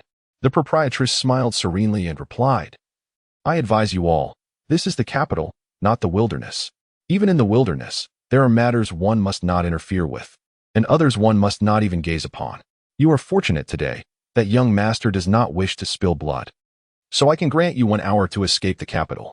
After that, should any of you remain within the city, I cannot guarantee your safety." With that, the proprietress gracefully descended the stairs. At that moment, someone called out, "13th Miss. Who was that person worthy of such actions?" The proprietress paused, turning to see a middle-aged swordsman clad in white addressing her. "13th Miss, we merely came to watch the match and harbor no ill intentions. We do not recognize that man on the ground. Could you not show us some leniency?" Hearing the swordsman refer to her as 13th Miss, the crowd was taken aback. Realizing that the legendary figure known in the wilderness as 13th Miss was indeed the proprietress of this esteemed tavern in the capital, 13 young lady chuckled and remarked, "Since everyone has recognized me, I presume you all have some understanding of my modus operandi. However, in light of your ability to identify me, I shall grant you an additional half an hour. Furthermore, for those acquainted with this dead dog on the floor, please remove him without sullying my floor." With that, she gracefully descended the stairs, causing an uproar on the second floor once more. Paying no further attention to the commotion above, 13 young lady had made her intentions clear. Whether they chose to leave was their decision. Yet, she quietly instructed her subordinates, "Investigate the identity of the person who recognized me. If any doubts arise, eliminate them without hesitation. From this day forward, ensure that the staff are well acquainted with the face of the heir. Should he visit the establishment again, notify me immediately. Additionally, ascertain whom the heir is here to see. If it is a friend of his, waive all their expenses." Chapter 88. The fallen Wang Fugue. After Wang Quan dealt with the burly man downstairs, he promptly ascended to the 3rd floor in search of the sisters Nan Yueshi. Upon reaching the 3rd floor, he immediately spotted Nan Yueshi seated at a nearby square table, accompanied by Lu Xiaohe and Zhong Yuan, while Nan Yueling devoured her meal with fervor. Observing this scene, Wang Quan approached, bewildered, and inquired, "Yueshi, how do you know brother Lu?" Before Nan Yueshi could respond, Lu Xiaohe interjected with a smile, "I recognized your sister-in-law. Have you forgotten our encounter at the city gate? I witnessed her remarkable prowess, so naturally. I am acquainted with her. Upon seeing her with her sister, I invited her over. I hope you don't mind." Wang Quan, feeling somewhat embarrassed, chuckled awkwardly. Reflecting on the incident, he realized he had indeed been a bit reckless that day. Noticing the slight blush on Nan Yueshi's cheeks, he remarked, "Oh, let us not dwell on that. I came today to take you both on a delightful tour of Kyoto. I assume you don't visit often, do you?" Lu Xiaohe glanced at the voraciously eating Nan Yueling before saying, "Word of what happened downstairs has already reached others. Many have speculated about your identity. Do you still have the leisure to wander about?" Wang Quan chuckled lightly, unconcerned. "Let them know. They will find out sooner or later." Yet, as he spoke, he observed the number of onlookers directing their gazes toward them. He then turned to see a handsome young man by the window fixated on him, flanked by a swordsman wielding twin blades. Puzzled, Wang Quan queried, "Who is that person, and why is he staring at me?" Lu Xiao replied with a smile, "That is Ouyang Xiu from the Ouyang family. It is said he harbors feelings for the princess of Xianren Peak. What do you think he is staring at you for?" Wang Quan could only smile helplessly at this revelation. "Ouyang Xiu possesses remarkable talent, but I doubt I will encounter him in the grand competition. However, his elder brother is worth your attention," Lu Xiaohe continued. "His elder brother?" Wang Quan asked. "Indeed, his brother Ouyang Qingyu is an accomplished figure in the martial world. in his 30s and already at the late stage of the ninth rank. He is known for his solitary nature and reluctance to engage with others. Rumor has it he single-handedly battled 5 ninth-rank masters, including 2 at the late stage, and managed to slay 1 and escape. A testament to his formidable strength, Lu Xiaohe elaborated. Just then, an individual approached them, exclaiming, "You must be Wang Quan." Wang Quan looked up to see a man clad in grayish clothing. A wine jug hanging from his waist, a straw hat on his back, and his hair unkempt, resembling a wandering hero of the martial world. "Is there something you need?" Wang Quan inquired. "I've heard you are a figure in the martial world from the mountains. I wish to confirm this." The man replied expressionlessly. Wang Quan furrowed his brow slightly. "Indeed, I am. What guidance do you seek?" "That is well. In 2 days, I shall await you at the grand competition. I hope you will not evade like your senior brother. A man should face me boldly in the arena." Having said this, the man turned and departed. Wang Quan found himself somewhat perplexed and promptly inquired, "Has this person also been offended by my senior brother?" Lu Xiaohe, gazing at the retreating figure, solemnly replied, "Your senior brother did not offend him. Rather, he relishes challenging the strong. He has sought to compete with Enhuchi on multiple occasions, yet has not achieved his desire. The closest he came was during the last grand competition, but at a crucial moment, Enhuchi was driven away by my master. It seems he wishes to fulfill that unfinished duel this time." "Who is he? Is he formidable?" Wang Quan asked. "He is Yang Di," suddenly interjected Nan Yueshi. Lu Xiaohe, taken aback, remarked, "How does my sister-in-law know of him?" With a smile, Nan Yueshi responded, "Before your return to the capital, I assisted my brother in investigating some individuals, and Yang Di was among them." "Oh, then, Yueshi, please enlighten us about this Yang Di," Wang Quan requested. "Yang Di is a drifter without a sect, yet possesses remarkable strength. He seems to have been the champion of the last grand competition. Beyond that, I know little." Upon hearing this, Lu Xiaohe chuckled and said, "Sister-in-law speaks true. Yang Di indeed was the victor of the last grand competition, having even bested Ouyang Qingyu. His strength is formidable, and his internal martial arts can injure one's organs with a mere strike, making him a challenging opponent. If you wish to seize the championship, you cannot evade him." Wang Quan nodded slightly. It appeared that this grand competition would be filled with hidden talents. After midday, Wang Quan, accompanied by Nan Yueling and Nan Yueshi, prepared to return home. Lu Xiaohe opted not to join them for leisure, stating that with the competition imminent, he needed to rest and recuperate to be in the best condition for battle. His words made Wang Quan feel quite lethargic and in a fit of anger. He turned away and left. On their way home, as they turned down a street, Wang Quan unexpectedly spotted Wang Fugui, seated at a stall, busily fiddling with something. Wang Quan exchanged a glance with Nan Yueshi, then quietly approached to investigate, discovering that the stall was filled with books. Gently, he tapped Wang Fugui on the shoulder, startling him to the point of jumping up, and upon seeing Wang Quan, he irritably exclaimed, "Are you out of your mind? You scared me." Wang Quan, observing this, chuckled and said, "What are you doing here? Let me see what you have in your hands." At this, Wang Fugui hastily concealed his hands behind him, stammering, "In nothing. If you have no business here, just leave and don't hinder my trade." Wang Quan, taken aback, laughed, "Huh? What business are you conducting? Are you even suited for commerce, selling a few tattered books like these?" He then picked up a book and flipped through it, causing it to fall apart instantly. Wang Fugui, seeing this, quickly reached out to catch it, grumbling, "Don't flip through them carelessly. I painstakingly arranged them." Wang Quan then realized what was in his hand. It was a tattered book, which Wang Fugui was diligently mending with needle and thread. The scene was undeniably amusing, prompting Wang Quan to chuckle. "Are you in such dire straits that you have resorted to selling books for a living? What would your second uncle say if he found out? Wouldn't he break your legs?" "Humph. That old curmudgeon insists that I am on the verge of starting my own family and must rely on myself henceforth. He refuses to give me any more silver. What can I do? The stipend from the academy is completely depleted each month, leaving me with no savings at all. If I don't sell books, do you expect me to beg on the streets?" Wang Fugui retorted indignantly. Wang Quan couldn't contain himself any longer and burst into laughter, and even Nan Yueshi struggled to suppress her giggles. Observing their amusement, Wang Fugui grew even more incensed. "Go away, quickly. Don't obstruct my fortune. Before coming here, I specifically consulted the oracle, and it foretold that this place would surely prosper. Don't let your presence ruin my luck. And you, Nan Yueshi, would you care to purchase a few of my works for your perusal?" I assure you they will rejuvenate your mind and spirit from within. This is a rare opportunity, considering we are on the brink of becoming family. I shall sell each volume to you for merely 20 taels of silver. What do you say? Chapter 89. The grand tournament commences. Wang Quan goes missing upon hearing this. Nan Yueshi replied, "There is no need. Your writings are exceedingly profound, beyond the comprehension of mere mortals." Wang Fugue smiled faintly. "You possess a commendable awareness of your limitations. Very well. Today I shall gift you a copy of my autobiography, which you ought to read attentively. The great principles are contained within.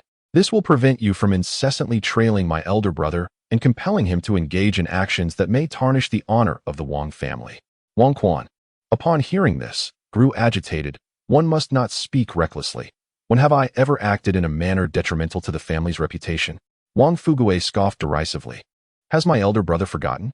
What transpired when you returned to the capital that day, just outside the city gates? In broad daylight, under the gaze of the public. What did you do?" Wang Quan retorted with a dismissive smile. "My elder brother's meager skills pale in comparison to those of my younger brother. He is poised to advance our family's lineage." "You," Wang Fugue, momentarily exasperated, exclaimed, "Go away, go away. I wish to cease conversing with you. I still have books to sell." "Fugue, why must you be so obstinate? If you're short on funds, simply speak to your elder brother. I shall not let you go hungry. Come, let us return home together and not endure this indignity," Wang Quan consoled. "I shall not go. I refuse to believe that my cherished books cannot bring me fortune. Just leave quickly." Wang Quan gazed at Wang Fugue with a hint of pity. "Fugue, take care of yourself. If fortune eludes you, seek your elder brother. He shall surely assist you. Leave, you harbinger of misfortune," Wang Fugue exclaimed, hurling the book in his hand at Wang Quan.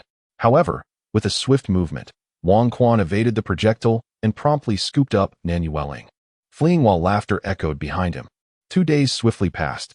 On the 3rd day of the lunar month, the sun rose early, and the morning dew was particularly thick. Outside the capital, a procession of horse-drawn carriages and pedestrians continually flocked toward the tournament venue, which was now teeming with spectators. Not only were skilled combatants present, but also numerous citizens eager to witness the spectacle, for it is human nature to revel in the excitement. The tournament grounds were expansive, constructed akin to an arena, surrounded by a stone terrace. It was said that this site once served as a horse training ground, but had fallen into disuse until its recent modest restoration, making it suitable for this event. Gradually, many carriages found themselves unable to advance any further, as a contingent of soldiers patrolled the perimeter of the venue. Lu Xiaohe, accompanied by Zhong Yuan, arrived at the tournament grounds early. Once all had entered the venue, he surveyed the surroundings, but could not spot Wang Quan. "What is going on? Why has Wang Quan not yet arrived?" Lu Xiaohe muttered to himself. At that moment, an elderly woman slowly approached the center of the arena, projecting her voice with great inner strength. "Today, the grand tournament officially begins, consisting of 2 segments. The first event, the battle of the young prodigies from various factions, follows the same rules as before. Contestants must not exceed the age of 25. Once the competition commences, the first individual to stand in the center of the arena becomes the defender. Challengers may ascend to confront the defender, and upon a successful challenge, they assume the title of the new defender. If they fail, they are eliminated and cannot participate in this round again. The defender may rest only after achieving 5 consecutive victories. At that point, a new defender will take their place. It is important to note that those who have previously failed to challenge cannot become the new defender, though they may continue to challenge. Each individual is permitted 5 attempts, after which 5 failures result in complete disqualification. Ultimately, all who successfully defend will be paired against each other through a lottery until the strongest emerges, crowned as the foremost among the younger generation. Upon hearing this announcement, numerous young talents were eager to participate, causing a lively commotion in the arena. "Master, do you think I should be the first defender?" Zhong Yuan began to express his enthusiasm. "There's no need. Observe the situation first. Watch your opponents," Lu Xiaohe promptly advised. After saying this, she glanced around once more, but still did not spot Wang Quan. What on earth is he up to? Silence. Suddenly, the elderly matron at the center of the arena spoke again. "After determining the foremost of the younger generation, we shall commence the second event. The second competition involves the various factions, with participants being wanderers of the martial world from each faction. Of course, there are no age restrictions for this event. Nor does it matter whether you belong to a specific faction. As long as you dare to step forward, you qualify to compete. Given that the participants in this round generally possess higher realms of cultivation, the competition rules are more relaxed. The sole stipulation is that no one may take a life. Beyond that, there are no stringent requirements. In this round, each fights independently, without rules, until the strongest is determined. I shall say no more. The first event of the grand competition officially begins now. With that, the old woman swiftly departed from the center of the arena.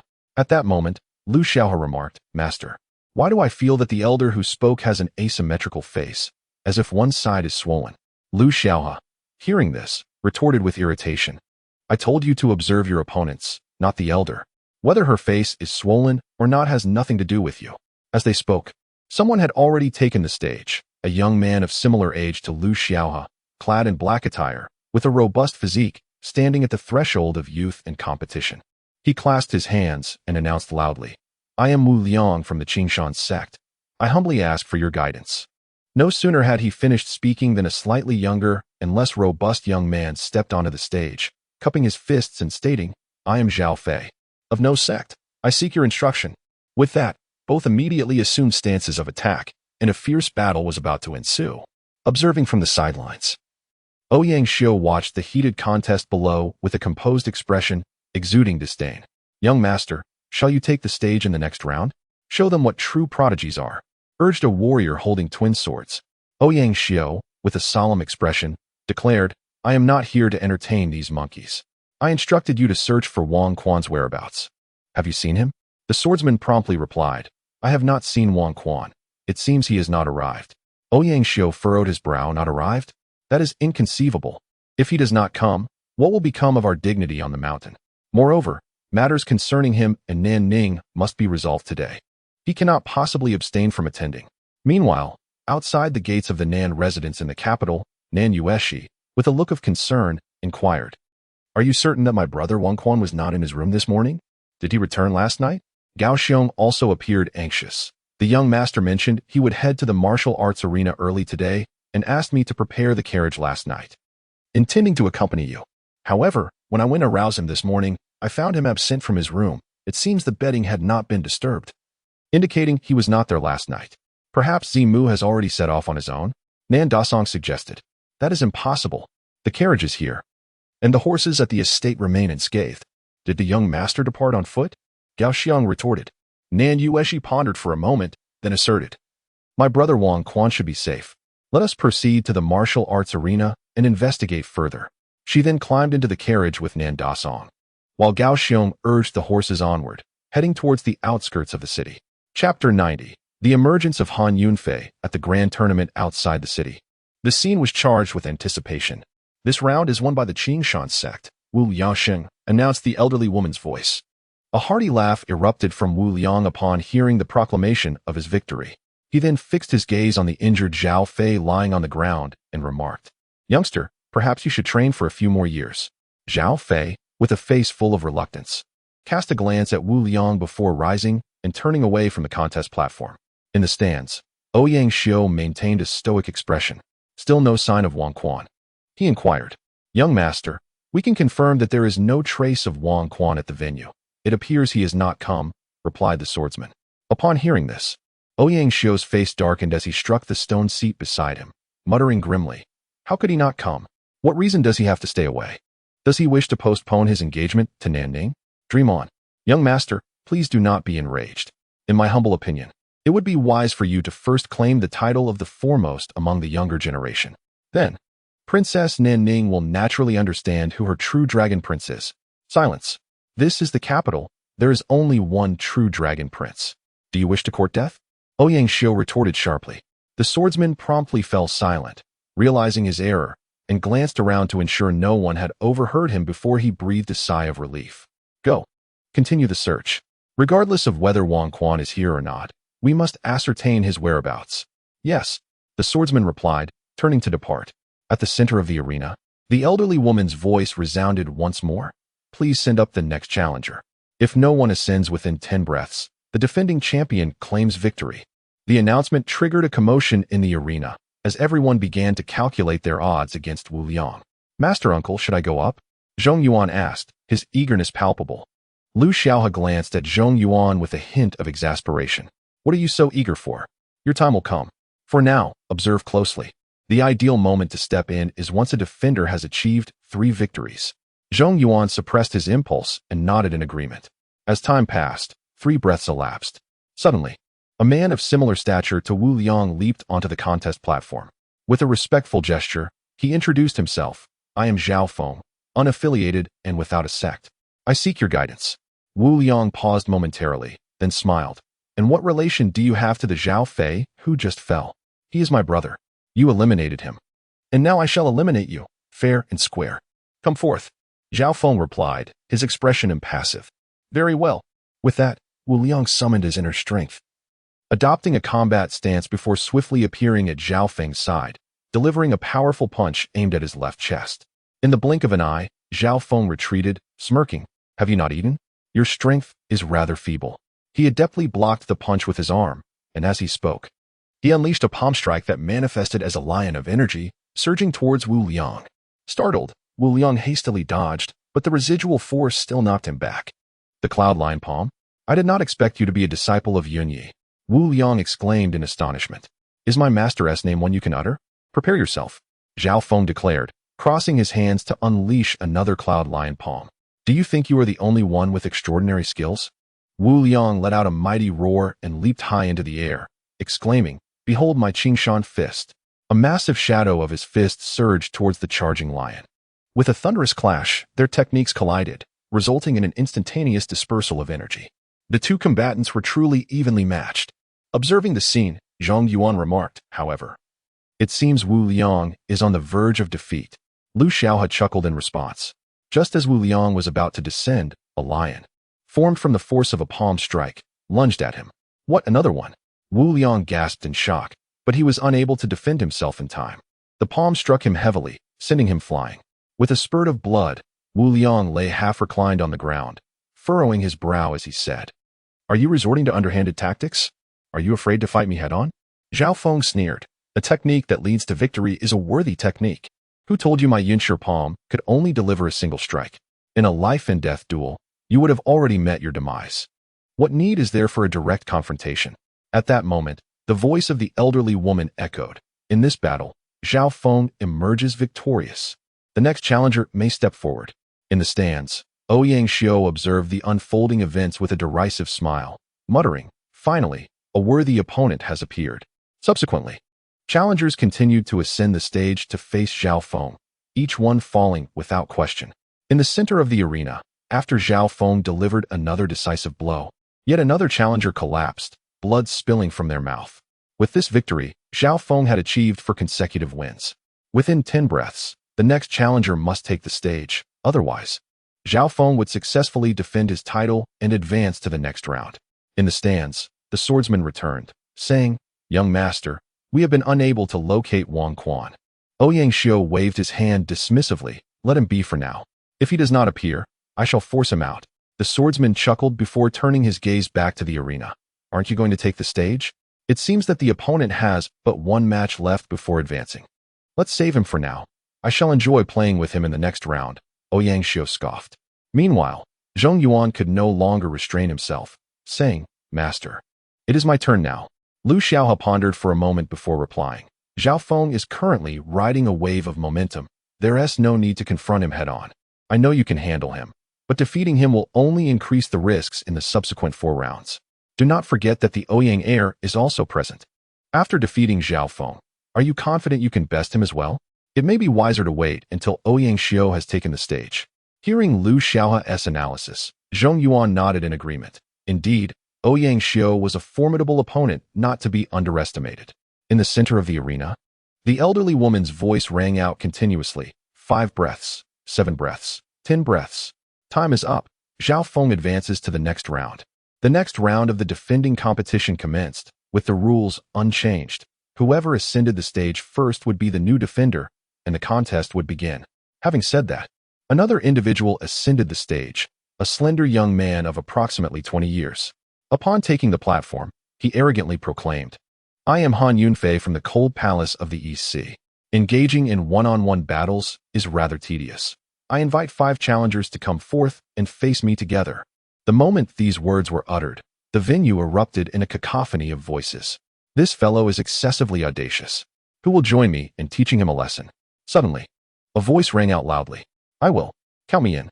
Others echoed in agreement, as it became evident that Han Yunfei had incited the ire of the crowd. In the stands, Ouyang Xiu chuckled upon hearing this. Han Yunfei's boldness was quite to his liking.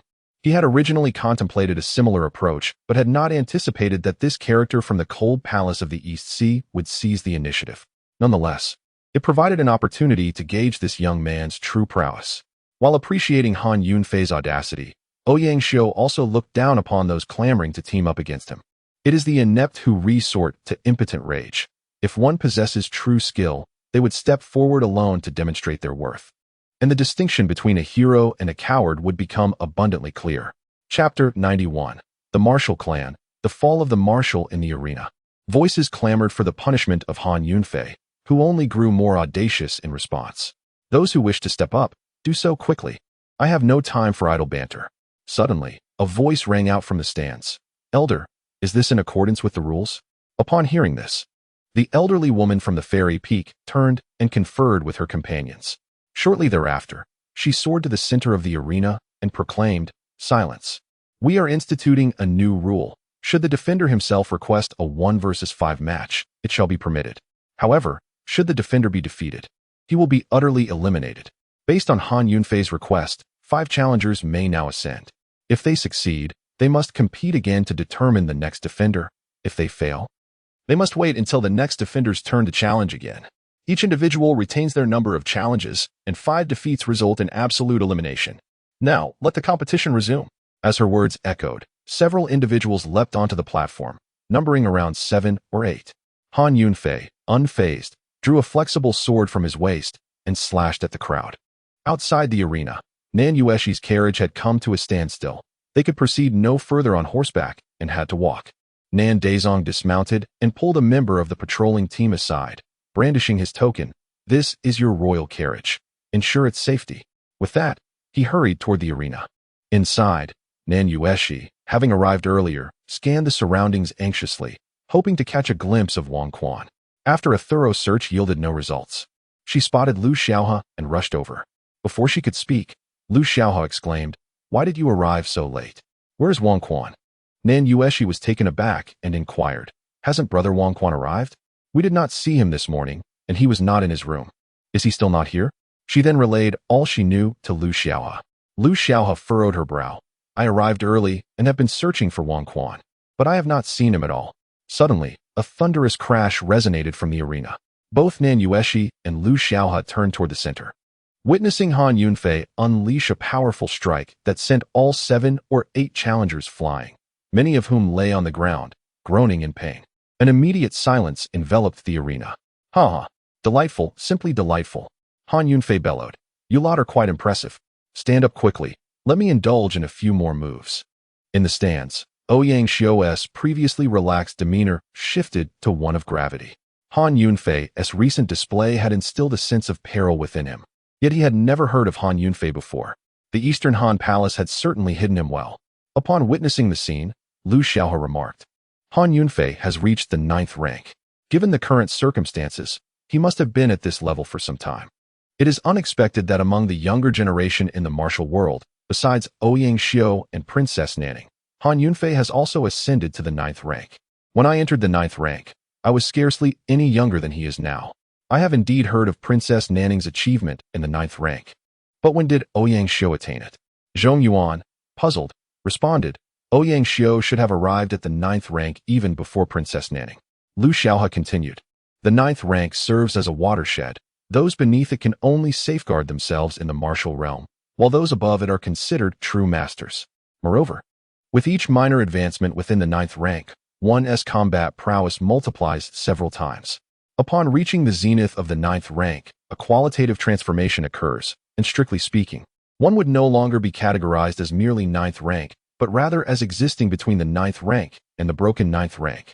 At that moment, Nan Dasong and Gao Xiong also arrived at their side. Observing the situation below, Nan Dasong expressed, What manner of individuals are these? Why do they all possess such extraordinary talents? They are so young, yet already at the 9th rank. What does that count for? If His Highness the Crown Prince were to face him, a single sword would suffice. Gao Xiong scoffed. Hearing this, Lu Xiaohe cast a sidelong glance at Gao Xiong, thinking, if everyone were to be compared to that freak, would there be any geniuses left in this world? Lu Xiaohe then turned to Nan Dasong and the others, saying, since we are here, let us watch the duel. With Wang Quan's prowess, it is impossible for anything to transpire quietly. He must have been delayed by some urgent matter, so there is no need for concern. Nan Yueshi nodded slightly in agreement, acknowledging that this was the only course of action. At the center of the venue, the judge's voice resonated. The East Sea Cold Palace successfully defends its title and advances to the next round. Wait, I haven't had my fill yet.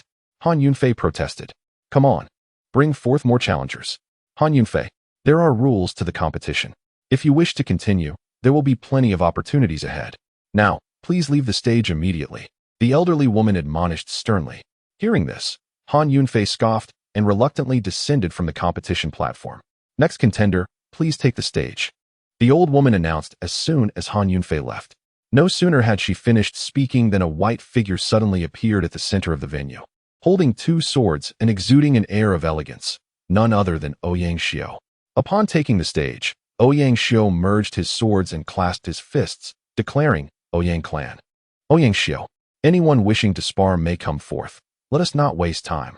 At this proclamation, many were rendered speechless. Again, they thought. However, they had already heard of Ouyang Xiao's reputation prior to the grand competition, and fear began to grip their hearts, resulting in a hesitant silence. Those who wish to challenge, step forward quickly. If no one appears within 10 breaths, Ouyang Xiao will automatically advance. The stands erupted with excitement once more. Zhong Yuan squinted at Ouyang Xiao and turned to Lu Xiaohe, stating, Master Uncle, I wish to give it a try, even if I am defeated. I do not wish to sit here like a turtle. Lu Xiaohe regarded Zhong Yuan earnestly and suddenly chuckled. If you wish to go, then go. With such a fearless spirit, even if you are bested today, you shall surely reclaim your victory in the future. Upon hearing this, Zhong Yuan nodded with a smile and gradually rose, intending to soar towards the center of the venue. Just then, a resounding voice echoed, Shall I engage you in a fair battle? At that moment, a man, comparable in stature to Ouyang Xiao, ascended towards the heart of the gathering. Clad in a blue robe, he bore a striking resemblance to Ouyang Xiao. Wu Bong! Ouyang Xiao exclaimed, his expression darkening. Wu Bong! The crowd was once again taken aback.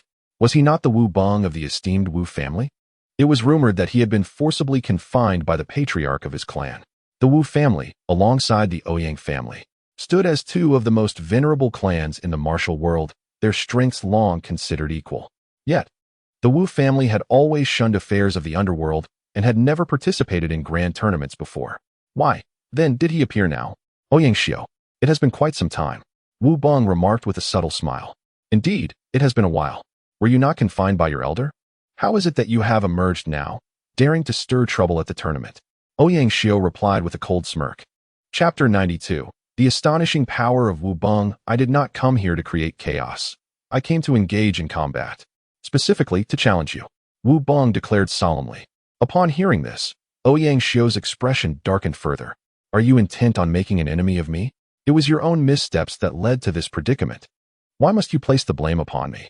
Do you believe yourself to be above reproach? Do you think I truly fear you? Ouyang Xiao's voice grew increasingly loud, resonating throughout the gathering. It appears that Ouyang Xiao holds a grudge against Wu Bong. Is Wu Bong here for revenge? Someone inquired from the sidelines. That seems to be the case. Yet, wasn't it said that they were quite close in their youth? Another remarked. From their tone, it seems something transpired to fracture their relationship. Perhaps Wu Bing was forced into seclusion by the patriarch of the Wu family due to this incident. On the sidelines, Zhong Yuan overheard their conversation and turned to Lu Xiaohe, asking, Do you know what happened, Master Uncle? How could I, your Master Uncle, be an omniscient sage of the martial world? However, I have heard whispers. Wu Bang's talent surpasses that of Ouyang Xiao by far. At the age of 10, he was already at the 5th tier, and by 15, he had reached the 8th tier. Yet at that age, he was confined to his family's forbidden grounds by their patriarch. I do not know when he emerged, nor can I discern his current cultivation level. Lu Xiaohe replied with a sigh. Zhong Yuan, you are ever so curious. You question everything, as if you were an encyclopedia yourself, she continued. Zhong Yuan, upon hearing this, shifted his gaze toward Wu Bong, who calmly stated, "There is no point in idle chatter. Let us battle and see what progress you have made over the years." As he spoke, waves of internal energy surged around Wu Bong, causing the very stones beneath his feet to crack. Witnessing this, Ouyang Xiu immediately split his sword into two. Gripping one in each hand, his eyes fixed intently on Wu Bong, as the atmosphere thickened with impending conflict. The two locked eyes, one weaponless and the other wielding twin swords, with immense power radiating from their forms. In an instant, as if guided by an unspoken understanding, both combatants moved simultaneously. At that moment, in the center of the arena, they clashed with breathtaking speed. To those beneath the ninth tier, the movements of the two were nearly imperceptible, leaving only fleeting afterimages scattered throughout the dueling ground. Even the more seasoned ninth-tier masters present were taken aback. This could very well be the most formidable battle among the younger generation. After dozens of exchanges, the two paused at the edge of the arena. Ouyang Xiu, panting and with a grim countenance, held his twin swords aloft. His earlier skirmish yielded no advantage. Rather, he found himself overwhelmed by Wu Bong. Conversely, Wu Bong stood with his hands clasped behind his back, exuding an air of composure as he regarded Ouyang Xiu. "Is this truly the extent of your growth over the years? I find myself rather disappointed." In response, Ouyang Xiu retorted with a cold smile, "You shall not be disappointed." In a sudden convergence of dual swords, a formidable power erupted from within, enveloping both the wielder and the blades in an intense aura. Waves of sword intent surged outward, while the long sword in hand sliced through the air, sending a massive blade of energy swiftly towards Wu Bong. "Now this is intriguing." Wu Bong smiled faintly, and with a tremor of his body, a colossal golden energy armor enveloped him, providing complete protection. Remaining as steadfast as a mountain, Wu Bong bellowed, and the sword's edge struck his armor, shattering it in an instant. Ouyang Xiu immediately retreated a few steps, raising his sword overhead to strike down at Wu Bong once more. At that opportune moment, a grand shadow of the sword cleaved through the air, colliding with Wu Bong's armor. Wu Bong's expression shifted slightly, and his body wavered for a moment before he thrust his palms upward, commanding, "Break." Instantly, the sword's shadow disintegrated, forcing Ouyang Xiu back several paces. "Impossible. You are not merely at the initial stage of the ninth rank. You are," as he spoke. Ouyang Xiu heard Wu Bing's thunderous shout, "Move like thunder." Suddenly, a figure, swift as lightning, charged towards him. Ouyang Xiu hastily raised his sword to defend himself. But the figure vanished before him, reappearing behind him for a crushing blow. Ouyang Xiu lunged forward, yet that lightning-like figure struck at him again, causing him to tumble backward. Almost immediately, Wu Bing's silhouette appeared in front of him once more, striking with relentless ferocity from all sides. Ouyang Xiu had no time to evade as he was sent hurtling into the air by a powerful kick from Wu Bong. In an instant, Ouyang Xiu soared through the air, as though pierced by countless beams of light, being struck repeatedly by Wu Bing from every conceivable angle, his body swaying left and right, up and down, yet unable to descend. After what felt like an eternity, Ouyang Xiu crashed heavily onto the competition stage, blood spurting from his mouth, his two swords embedding themselves directly in front of him. A profound silence enveloped the arena, stirred only by a breeze that lifted Wu Bong's azure garments and tousled the two strands of hair at his temples.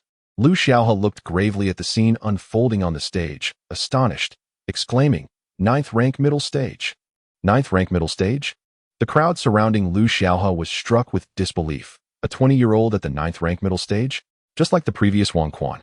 In the arena, Wu Bong gazed down at the fallen Ouyang Xiu and remarked coolly, "It is over."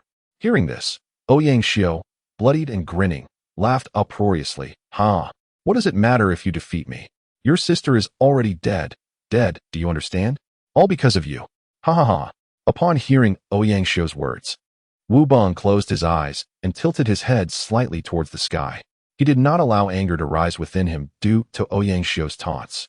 After a long pause, he spoke softly, "I have accepted the fact that my sister is gone. That is why I emerged.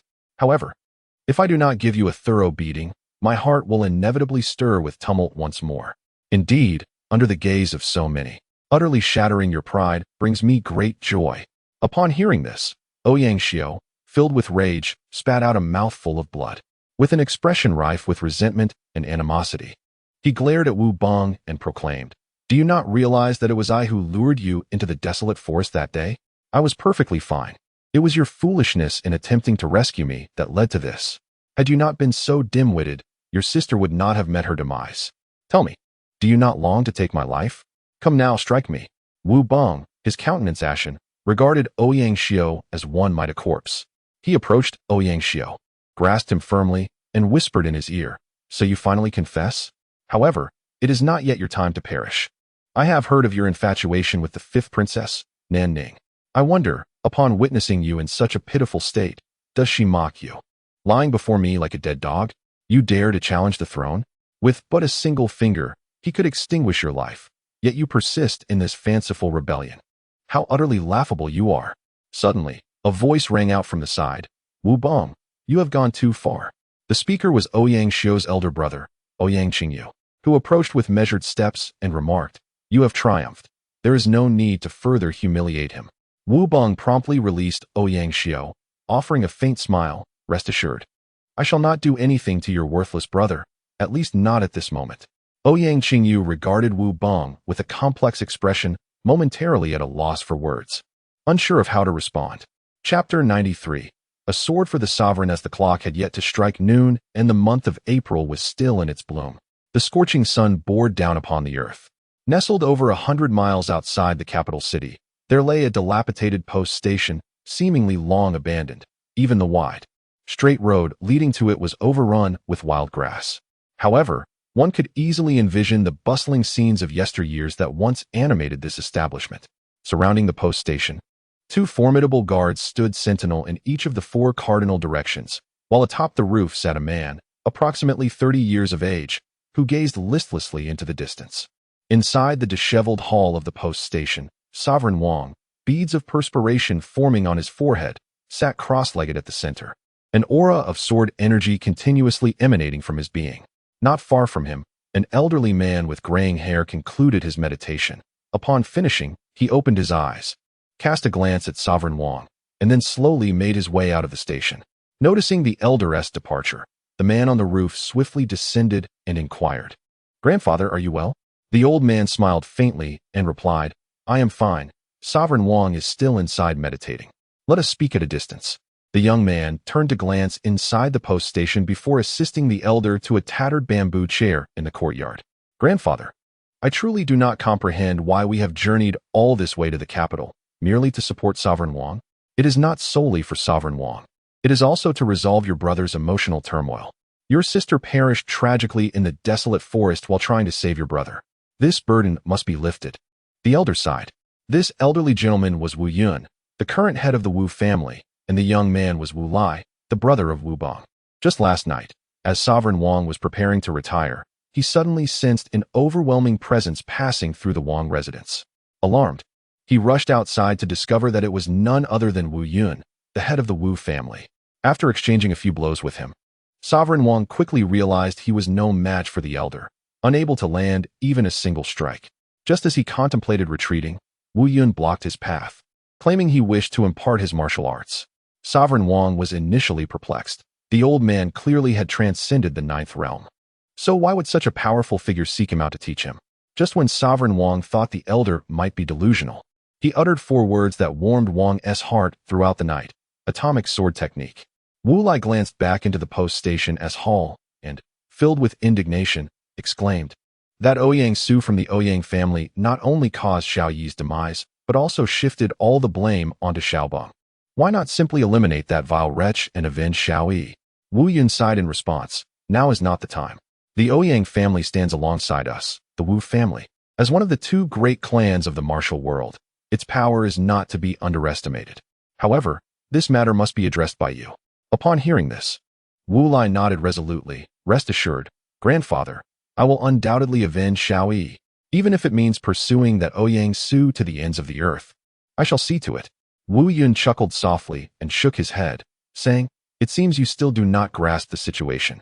Do you comprehend why grandfather chose to pass this sword technique to Wang Quan rather than to you?" Wu Lai was momentarily taken aback, then responded, "Grandfather's actions must hold profound significance, one that I cannot fathom. However, our Wu family's martial arts are sufficient for my training. One should not be greedy and overreach." Wu Yun smiled as he elaborated. You are now 32 years old and only recently advanced to the 9th rank's ladder stage. With diligent practice in the future, given your innate talent, there remains a glimmer of hope for you to transcend the 9th realm, but that would likely not be until you reach 60. As for Bunger, he was confined to the family's forbidden grounds at the age of 15, enduring 5 years of trials, and by the time he emerged at 20, he had already attained the middle stage of the 9th rank. With his potential, he may very well break through the 9th realm by the age of 40. You arrived here only this morning. What you do not know is that Wang Quan, though yet to turn 20, has already matched your current prowess. He will undoubtedly follow in his father's footsteps to transcend the 9th realm in his 30s, if not sooner. How many in the martial world can achieve such a feat? Wu Lai, upon hearing this, was rendered speechless with shock, and after a long pause, he incredulously asked, "Is he truly that formidable? Did you impart the techniques to him out of a sense of appreciation for his talent?" Wu Yun shook his head and continued, "Your father passed away too soon, and your 2 uncles have scarcely reached the latter stage of the 9th rank. It is unlikely they will ever break through. I do not have many years left myself. Once I am gone, who will uphold our Wu family? Both you and Bunger are still too young. I merely wish to live a few more years to allow you some time to grow. However, if fate does not favor us, we must rely on Wang Quan to assist you and our family." Wu Lai, alarmed at this, quickly replied, "Grandfather, what are you saying? You are still quite vigorous. Do not entertain such thoughts." Wu Yun sighed. "I am aware of my own body. In my youth, I dedicated myself solely to training, and it was not until I was nearly 40 that I had your father. The injuries I sustained in my youth have now returned to haunt me in old age. I am now 98 years old, merely hoping to live another 10 or 8 years to secure some time for you." He continued, "As for that sword technique, it is not that I do not wish to pass it on to you. It is simply not particularly valuable. Transmitting it to you would be of little benefit. But Wang Quan is different. Granting it to him would restore it to its rightful owner. With this technique in his possession, he will surely remember the bonds we share. In the future, you must maintain a close relationship with him. The Wang family has made significant sacrifices for this nation and its people. Should a great conflict arise, you and Bunger must come to his aid, not out of sentiment, but for the sake of our country and its citizens, as a matter of conscience." As Wu Yin spoke, his demeanor grew increasingly melancholic, as if he were lamenting past choices. Upon concluding, he gazed skyward, letting out a long sigh. "Grandfather." Wu Lai observed Wu Yun's expression and could not help but inquire, "Are you all right?" Wu Yun closed his eyes, sighed once more, and said, "Over 20 years ago, the previous King Wu sent envoys to our family seeking assistance, requesting that we dispatch some 9th rank experts to support the northern frontier. I declined. That battle resulted in devastating losses for the northern frontier forces, and not long after, the old king passed away. A decade ago, during the reign of King Wu, Wang Xiao sent emissaries seeking assistance, which I regrettably declined due to my commitment to seclusion. Consequently, nearly 200,000 valiant soldiers perished in the great battle at Ichuan Pass, leaving countless families shattered, while few skilled martial artists from the realm came to their aid. Since that time, I have pondered the true purpose of our martial pursuits. Are they to elevate our families or to safeguard our loved ones? The answer is both. Yet, why do we remain passive in the face of foreign invasion? It appears that we are all driven by self-interest, myself included. We shun endeavors devoid of personal gain. What if the skilled fighters we send to the northern front meet their demise, leading to the downfall of our clan? Such thoughts deterred us from offering support. We stood by, witnessing those less skilled in martial arts perish at the hands of foreign masters, while our own eminent fighters remained indifferent. My grandfather felt profound shame, a shame so deep it was unbearable. Thus, when Wang Xiao launched an expedition against the northern barbarians, my grandfather dispatched numerous skilled warriors from our clan to the northern front. You too must follow suit. To live is to be true to one's conscience, regardless of the actions of other factions. Should the Wang family require your assistance in the future at the northern border, you must lend your unwavering support. Do not tread the same path as my grandfather." Listening to Wu Yun's heartfelt words and seeing the slight redness in his eyes, Wu Lai felt a tumult of emotions within him. He then resolutely nodded at Wu Yun, assuring him, "Rest assured, grandfather, we shall never remain passive." Wu Yun smiled gently, then gazed up at the sky, slowly closing his eyes. Chapter 94. The imposing Nanuexi within the grand arena of the martial arts competition. The battle concluded with Wu Cheng emerging victorious. The next challenger to face him was expected to make their entrance within 10 breaths. A profound silence enveloped the venue as spectators beheld Ouyang Xiao being carried off by Ouyang Qingyu, having suffered a devastating defeat. With such a display of prowess, who would dare to step forth? Thus, after a mere span of several breaths, Wu Cheng advanced by default. Lu Xiaohe, observing the apprehensive expression on Zhong Yuan's face, offered a comforting remark. There is no need for concern. It is true that you cannot match his strength. Perhaps even our master would struggle against him. Zhong Yuan turned to Lu Xiaohe, his expression earnest as he replied, Master, during my time in the sect, I believed myself to be exceptionally gifted, basking in my own pride. Little did I realize that amidst this competition, so many young talents abound. Have I been too insular in my perspective? Hearing Zhong Yuan's self-deprecating words, Lu Xiaohe smiled gently. Being limited in one's view is not inherently dreadful. As long as you can recognize your shortcomings upon encountering the vastness of true potential and are willing to diligently train and strive for improvement, it can indeed be a blessing.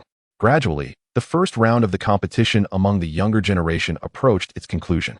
After a fierce struggle, Zhong Yuan successfully advanced to the next round. Notably, after his defeat to Wu Cheng, Ouyang Xiao, under Ouyang Qingyu's care, managed to secure 5 consecutive victories, also progressing onward. The next defender shall take the stage, proclaimed the judge from CNNV Peak. Instantly, a stunning figure descended gracefully from the high platform in the distance, akin to a celestial being, landing elegantly in the center of the arena. CNNV Peak, I am Huang Nanning. I welcome your guidance, she announced, her voice melodious and enchanting. Meanwhile, within a small chamber adjacent to the high platform, a robust middle-aged man stood alongside a refined gentleman. These two were none other than Nan Zhan and the Emperor Hong Yu, who had disguised themselves to observe the competition, with Wensheng serving as their guard outside. Nan Zhan, where has that rascal Wang Quan disappeared to? His absence is conspicuous, inquired the Emperor. I am equally in the dark. He vanished early on, and none know his whereabouts. Nan Zhan replied. It would be best if he remained absent. That way, Nanning will have no choice but to proceed with the engagement. Hong Yu remarked with a chuckle. Did you not tell me that Yueshi possesses considerable strength? Why isn't she participating? Nan Zhan smirked. Her meager skills are best left unexposed, lest she becomes the subject of ridicule. The Emperor scoffed. I have issued an edict forbidding any officials and their families from leaving the capital without permission. You are defying my decree. While you may accompany me, what will you do about Yueshi and that scoundrel Nan Dasong? Nan Zhan felt momentarily flustered, managing a sheepish grin. Your Majesty, you know me well. I am hardly one to betray the nation. Besides, isn't Yueshi eager to seek out Wang Quan? He is the one truly defying orders. Not only leaving the capital, but now having gone missing entirely. Upon hearing this, the Emperor burst into laughter. I shall impose a penalty of 3 months' salary upon you as punishment. In an instant, Nan Zhan's face contorted with anguish. He had been setting aside a portion of his salary each month as private funds, and now it had all vanished. How would he manage to survive in the future? In the center of the venue, after calling for challengers several times, the judge from Fairy Peak declared Nan Ning the winner due to the absence of any contestants. Just as the announcement for the next round was about to be made, Nan Ning stepped forward and proclaimed aloud, I am Nan Ning of Fairy Peak, the 5th princess of the Date Chung royal family. You may have heard of the betrothal between myself and Wang Quan. Here, I wish to add a word. Wang Quan, I had stated that I would engage in a fair battle with you at this tournament. If you are present, come forth and compete with me, and let the outcome determine our engagement. If you fail to appear, then our engagement shall be void henceforth, and we shall have no further ties. Upon hearing this declaration, the assembled crowd was momentarily stunned, before erupting into a clamor, eagerly anticipating whether Wang Quan would accept the challenge. However, after a considerable wait, Wang Quan remained absent. TSK. TSK. TSK. This young lord is surely losing face today. Yet, the 5th princess shows no mercy, offering no regard for the honor of King Wu, remarked a young man, shaking his head. It seems illogical. I have heard that Wang Quan is a disciple of the Mount Shang. He shouldn't fear the 5th princess, should he? Why does he hesitate to enter the fray? Queried another. The 5th princess is a 9th grade master and merely 20 years of age. Wang Quan is also just 20, is he not? How many 9th grade masters are there at such a young age? It is only natural for Wang Quan to be wary of her. Nonsense. Wang Quan is not merely a disciple of Mount Shang. Have you not heard that he is a figure of renown in the martial world of this generation? Historically, those from Mount Shang who roamed the martial realm possess strength above the mid-ninth grade. Do you truly believe Wang Quan is weak? Someone countered, prompting a series of bewildered glances among the audience. Then, why does Wang Quan not dare to take the stage? Could it be that he, like his fellow disciples, looks down upon this grand tournament? The speaker faltered, at a loss for words. On the other side, Ouyang Xiu sneered at the unfolding scene, contemplating. I wonder whether you will show yourself. If you do not, prepare for your reputation to be tarnished and your name to be reviled in the martial world. If you do appear, all the better. I shall personally defeat you, and your reputation shall still be in ruins. As Ouyang Xiu mused, he glanced over at Wu Bong, thinking, once I have vanquished Wang Quan, it will be your turn. In the center of the venue, Nan Ning waited patiently, but still, no sign of Wang Quan. Disappointed, she shook her head and declared, since you do not come, let our ties be severed completely, and we shall have no further connection. With that, she turned to leave. On the high platform, Emperor Hong Yu was visibly agitated, exclaiming, rebellious child, rebellious child. Seeing this, Nanzhan quickly reassured, Your Majesty, please do not be enraged, lest it harms your health. As soon as he spoke, the two men heard a melodious voice resound. In the stands, Nan Yueshi slowly rose amidst the astonished gazes of the crowd, her expression tinged with anger as she said, Hold on. Fifth Princess. Hearing this, Nan Ning turned around, her face reflecting a mixture of surprise and understanding.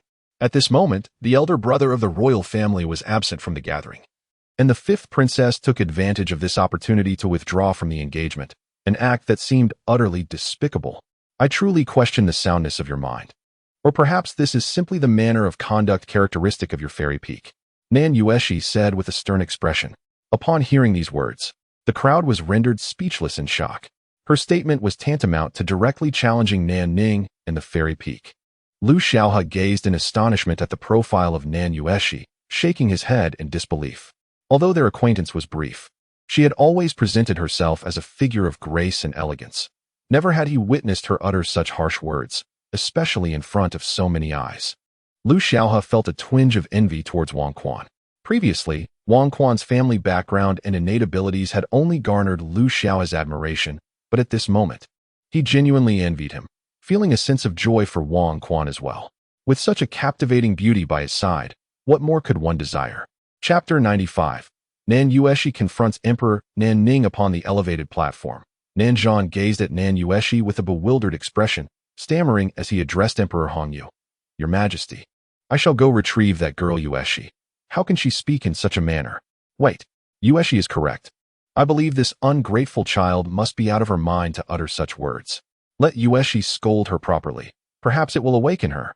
Emperor Hong Yu declared with evident fury. All eyes in the audience were fixed upon Nan Yueshi, each person pondering who this stunningly beautiful and statuesque woman was, and why she spoke on behalf of the royal authority. With a fierce glare directed at the fifth princess, Nan Yueshi asserted, Even if you do not wish to marry Prince Wang Quan, you could simply petition His Majesty to dissolve the engagement. Why must you bring this matter to the forefront here? Ultimately, this is merely your private affair. As the current princess and a distinguished disciple of Xianren Peak, do you truly believe yourself to be a celestial being? Your public humiliation of Prince Wang Quan today, is it merely to satisfy your pathetic vanity? Each word struck at the very heart of Nan Ning, igniting a fervor among the onlookers. Impudent! Who is this insolent child that dares to speak so? Someone throw her out. The elderly women from Xianren Peak interjected. In an instant, a skilled practitioner from Xianren Peak leaped onto the platform, advancing toward Nan Yueshi. Seeing the sudden shift, Lu Xiaohe's expression changed, ready to intervene. With Prince Wang Quan absent, as a friend, he could not allow Nan Yueshi to come to harm, while Nan Dasong and Gao Xiong also prepared to spring into action. Suddenly, a commanding voice boomed from the sidelines. I dare anyone to try. The crowd turned to see a general clad in armor, exuding an aura of decisiveness, proclaiming, I command the soldiers. Any who dares to raise a hand shall be dealt with mercilessly. With that, a formidable line of soldiers emerged from outside the venue, their thunderous voices echoing, leaving the assembly in stunned silence. These were the 3,000 soldiers returned from the northern front, alongside the 2,000 imperial guards brought by Wen Sheng, all under the command of Huang Yu, ensuring the safety of the venue and the emperor. The Xianren Peak practitioners, poised to act, halted abruptly, glancing at the elderly woman, who turned pale as she confronted Huang Yu. What does this mean? Your princess is being insulted, yet you choose to protect another. Whose side are you on? In response, Huang Yu retorted sharply, I am a soldier returned from the Northern Front, a guard of the Wucheng Prince's estate. Miss Nan is the fiancée of our esteemed young master. As for insults, I only hear the fifth princess belittling the young master. I have not heard anyone insult the fifth princess. The one humiliating the fifth princess is none other than yourselves. At that moment, the crowd realized with clarity that this ethereal beauty was indeed Prince Wangchuan's fiancée, which explained her defense of him. However, confusion arose as the fifth princess also had an engagement with Wang Quan. What was this unfolding drama? Was the fifth princess incensed by Wangchuan's association with another woman, and thus sought to annul the engagement? Impudent! How dare a mere subordinate speak to me in such a manner? Who has granted you the audacity? The elderly woman, incensed, prepared to teach Huang Yu a lesson.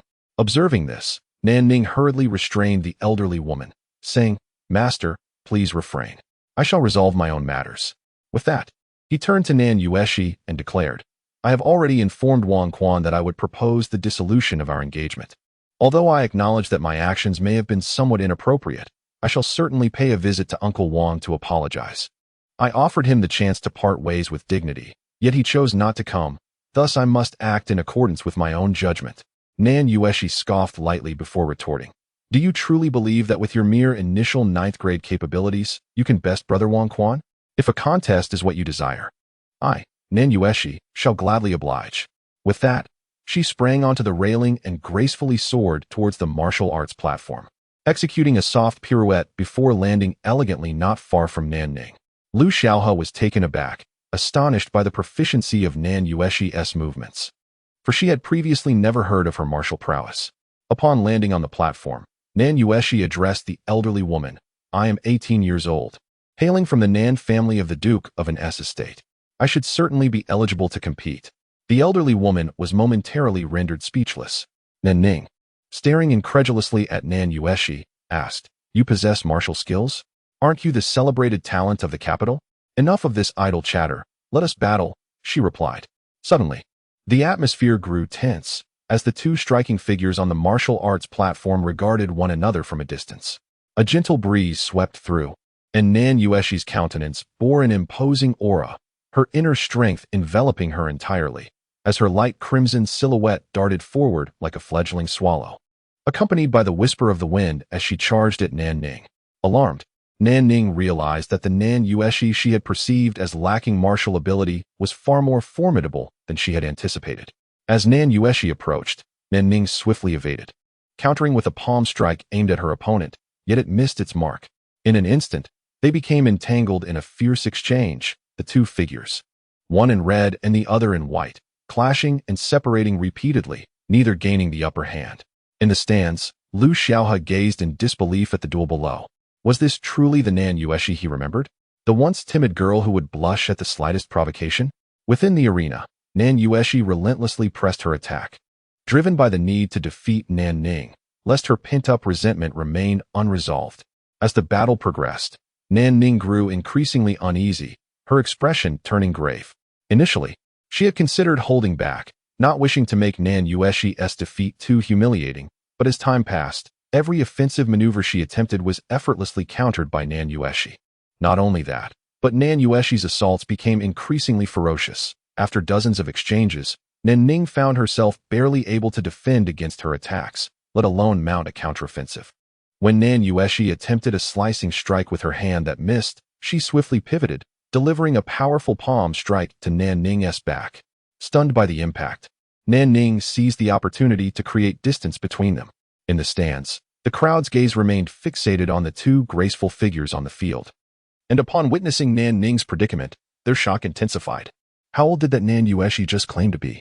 One person exclaimed after observing the recent scene. 18, perhaps, but the fifth princess is already at the 9th rank. Could it be that Miss Nan has also reached the 9th rank? An 18-year-old at the 9th rank? Beside them, Lu Xiaohe stared intently at the two enchanting figures, overwhelmed by a sense of astonishment that was difficult to articulate. The 9th rank? Nan Yueshi is evidently already at the 9th rank. Lu Xiaohe's worldview was once again shattered. He could accept the notion of a 20-year-old at the ninth rank, given the precedent set by royal bloodlines. But how could Nan Yueshi, who was merely a child, have achieved this? Struggling to turn towards Gao Xiong, he inquired, "Did you already know about Nan Yueshi's prowess?" Upon seeing Gao Xiong's astonished expression, Lu Xiaohe understood everything, yet to the side, Nan Daisen, with a dazed look, remarked, "When my sister mentioned she was at the mid-ninth rank, I didn't believe her. Now, I am convinced." Taken aback, Lu Xiaohe realized this individual was Nan Yueshi's brother. Why was there such a stark contrast in their appearances? Moreover, this person seemed to be at the 8th rank, which hardly resembled the brother of Nan Yueshi. Slowly turning to face Lu Xiaohe, Nan Daisen said, "What is the matter? Do we not look like siblings? Even I feel we don't resemble each other. Is she truly my biological sister?" At these words, Lu Xiaohe offered an awkward smile. Indeed, anyone with a sister as extraordinarily gifted as Nan Yueshi would undoubtedly feel a sense of inferiority. Chapter 96. The emergence of royal authority in the center of the venue. Emperor Nan Ning gazed at Nan Yueshi with a grave expression, his demeanor intricate. "I never imagined you could conceal your true self so profoundly. Everyone has been deceived by your reputation as a talented woman. Who would suspect that such a perfect and charming figure is, in fact, a master of hidden prowess?" Standing a short distance from Nan Ning, Nan Yueshi exuded an aura of formidable energy, appearing as a figure of lethal grace. Upon hearing Emperor Nan Ning's words, she regarded him with an impassive expression. "If you concede now, I shall refrain from continuing. I do not wish for Brother Wang Quan to witness me in this state." "Huh? Are you afraid that Brother Wang Quan will feel inferior upon discovering your true strength?" Nan Ning mocked with a sardonic smile. With a pitying glance, Nan Yueshi shook her head in derision. "How many times must I reiterate for you to comprehend? I merely do not desire him to see me in this ruthless guise. A woman ought to remain behind her man, embodying the role of a gentle companion. As for feelings of inferiority, do you truly believe that anyone could diminish Brother Wang Yuan's confidence, given his late-stage ninth-grade prowess? Such a notion is laughable." At her words, Emperor Nan Ning was taken aback. "You mean to say, Brother Wang Quan is at the late stage of ninth grade? Indeed, he traverses the martial world